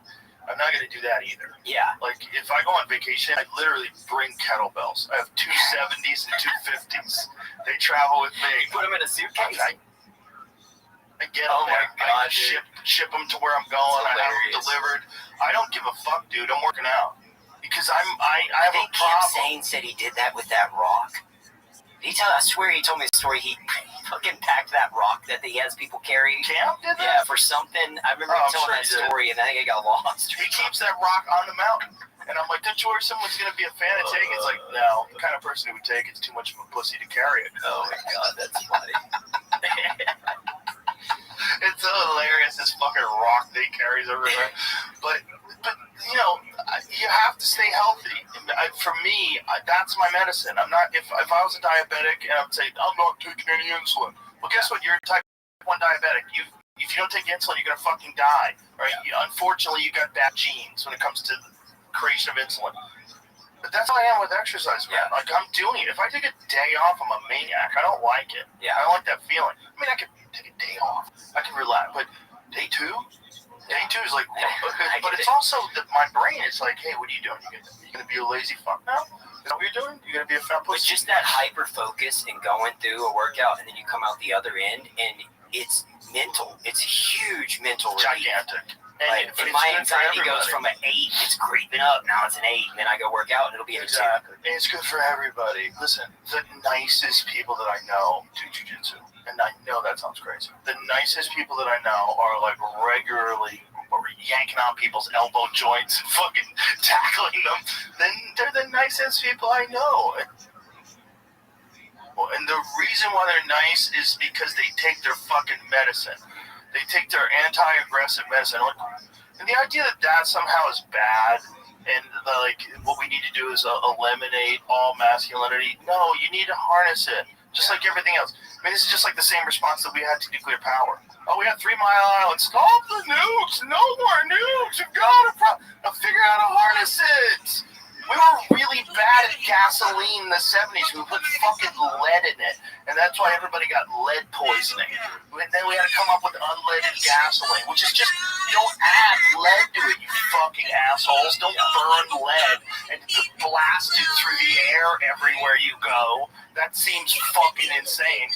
Well, we have to figure out how to harness it. Just like we have to figure out how to harness masculinity. I think we're going to do, you brought up lead, and I wanted to get to the state of Texas stuff, which pales and runs into the glyphosate shit. If you want to talk about that, because one of the things that's happening. I know that they've got an alternative to glyphosate that's even worse. Yeah, they do. And so one of the things that's happening is the federal level, they are looking to give big ag, big chemical immunity on all these chemicals they're spraying on our food. And they're voting in secret. This is another fuckery moment as part of one of the bills that's being reviewed by Congress. They are attempting to vote in secrecy, but we don't know who cast their vote to cast unified immunity on any future lawsuit against glyphosate or atrazine. But we know how well that worked for vaccine manufacturers, so maybe we should try it. Yeah, exactly. And we do know, let's point this out, that the company Monsanto that manufactures glyphosate is the same company that created Agent Orange, is the same company that created DDT, is the same company that, with Bayer, tested their products on Nazi concentration camp victims, is the same company that pushed product into third world nations where they didn't have checks and balances and couldn't come after them. So let's just stop right there. Satan was the CEO. Don't you think he'd be the head of that company? Oh my God. Did you imagine it? But if, like you said, well, there's a company in the world where Satan's the CEO. What company do you think that would be? And then you had all this evidence, you lay it out, you're like, oh my God, Satan's alive. It's real. Oh, he's killing people with Agent Orange. Yeah. And what's crazy is in Europe, in Europe, the allowable amount of glyphosate is literally almost 1/4 of what they're allowing in the United States. And so the farmers and the lobbyist groups here in the state of Texas, when we tried to pass this food bill, okay, we shocked industry because, candidly, it was the land of misfit toys. It's literally me, and I don't mean that derogatory, but it's just a bunch of average Joes testifying against lobbyists. And so it was me, an 18-year-old girl named Grace, who's a food advocate, my buddy Jason Karp, who owns like a food company, and then Dr. Hyman in the initial testimonies. Hold up. There's an 18-year-old girl that's testifying? Yeah. She's a food expert? She's a food advocate because she has been able to cure, I don't know her exact story, but she's brilliant. She's literally the Thunberg of food? Yeah, pretty much. She had she's on the polar opposite of her. She's a brilliant girl, able to cure some of her chronic illness through no longer eating ultra-processed foods. And so now she's become an advocate for these things. Do you know what illnesses she had? I don't remember. I don't want to say it. Her name's Grace Price. She's only 18. That's kind of crazy. Yeah, she killed it. But here's what happens. We go to testify. who shows up. You exposed this. I think I texted you about it, and then you talked about it on the podcast. The American Heart Association came to testify against us because they didn't want Coke and Twinkies and soft drinks and ultra-processed foods removed from school lunches, SNAP programs. Well, listen, thank God they're around to set everybody on the right path. Thank God the American Heart Association is there to stand up for Twinkies and Coca-Cola, which, by the way, I enjoy. I mean, if I could just have a day where I didn't think about my health at all, I would love a nice glass of Coca-Cola with a few Twinkies. Yeah, they're fucking delicious. But I know if I did that an hour later, I would want to die. I would feel so bad. And when I do that now, this is the thing that every now and then I will fuck off and like eat an ice cream sundae, and I feel so bad that I go, how many people feel like this all the time? Exactly. How many people this is their default state? And then you add it to a non-robust body. So you add it to a body that's been sedentary, been eating this stuff forever. So you have this cascading effect of inflammation. You're fat. Your back hurts. Your head. You got brain fog. All day long, you're dealing with this, and that's your default. So what happens to me for a very brief amount of time, or if I drink a milkshake, I'm like, oh, I feel like shit. That's their whole life. Yeah. You're describing my dad. My dad is in that system where he literally just, I love him, but he believes in all this bullshit that he's told. He goes to the doctor and they say, historically, this is when he was younger, he'd be on 4 or 5 meds and he'd go, oh, everything's good, everything checked out good. Come back, yeah, doctor, everything's good. You're on 6 meds, dude. What do you mean everything's good? You're on 6 fucking medications. My dad is now on 12 prescription medications. Ended up in the hospital last weekend because of contraindications in the drugs. The 3rd leading cause of death in America is medical misdiagnosis. Now, Dad, come in. You can do a full workout. You can do all these things. No, fucking listen. Yeah. My parents take vitamins now, finally. It's like, yeah, it's weird, man. People don't want to listen to their kids, and they don't want to change the path they're on, because then they have to admit their whole life has been kind of stupid. Yeah, people don't want to admit that. They don't want to admit that they're a buffoon. People they cling so hard to their identity of being correct. Yeah, it's so much what you think of when you think of yourself, voices the way you think about things. Well, that's where industry's done a killer job, though, Joe. I know, but for people that are listening, you find yourself in that little category, really that's the weakness. Weakness is not admitting that you're wrong. Admitting you're wrong exposes that you are wrong, and that's weakness. No, the real weakness is not being able to admit that you're wrong. That's the real weakness, because then look, everybody's wrong sometimes. Everybody does something wrong sometimes. It's part of being a human. Our brains it depends entirely on the interactions that you've had the day, how much taxes you owe that you don't think you're going to be able to pay, your credit card statements, your fucking, your wife hates you, you think your friend might be fucking doing something shady in this business deal you guys got together. You're all fucking stressed out all the time. Yeah. That's most of us. People in these conditions are going to make mistakes. You're going to not look at data that you assumed was correct, and you're going to argue for something that was wrong. And we found this a lot during the COVID days. It was really hard for people that got shitty with me to come around and admit, like, oh, you kind of had a point. There's a few of them that I lost forever, and that have never admitted that they were wrong, never admitted that this whole thing was like, they get caught up in a psyop. But you've referred me, not just you, just in general, people hearing this, but we have helped so many fucking people with long COVID, vaccine-related COVID. Yeah, let's call it long COVID. I don't know anybody with long COVID that wasn't vaccinated. One of the people I honestly don't. No. And one of the people you referred us is like a mega star. I didn't get his permission to talk about his, so I won't say his name, but he literally sent me a long email saying thank you. He's the best, isn't he? Like he's a real human. Voice, everything is back. Like he's been complimented. He's like, I just cannot thank you and your team enough.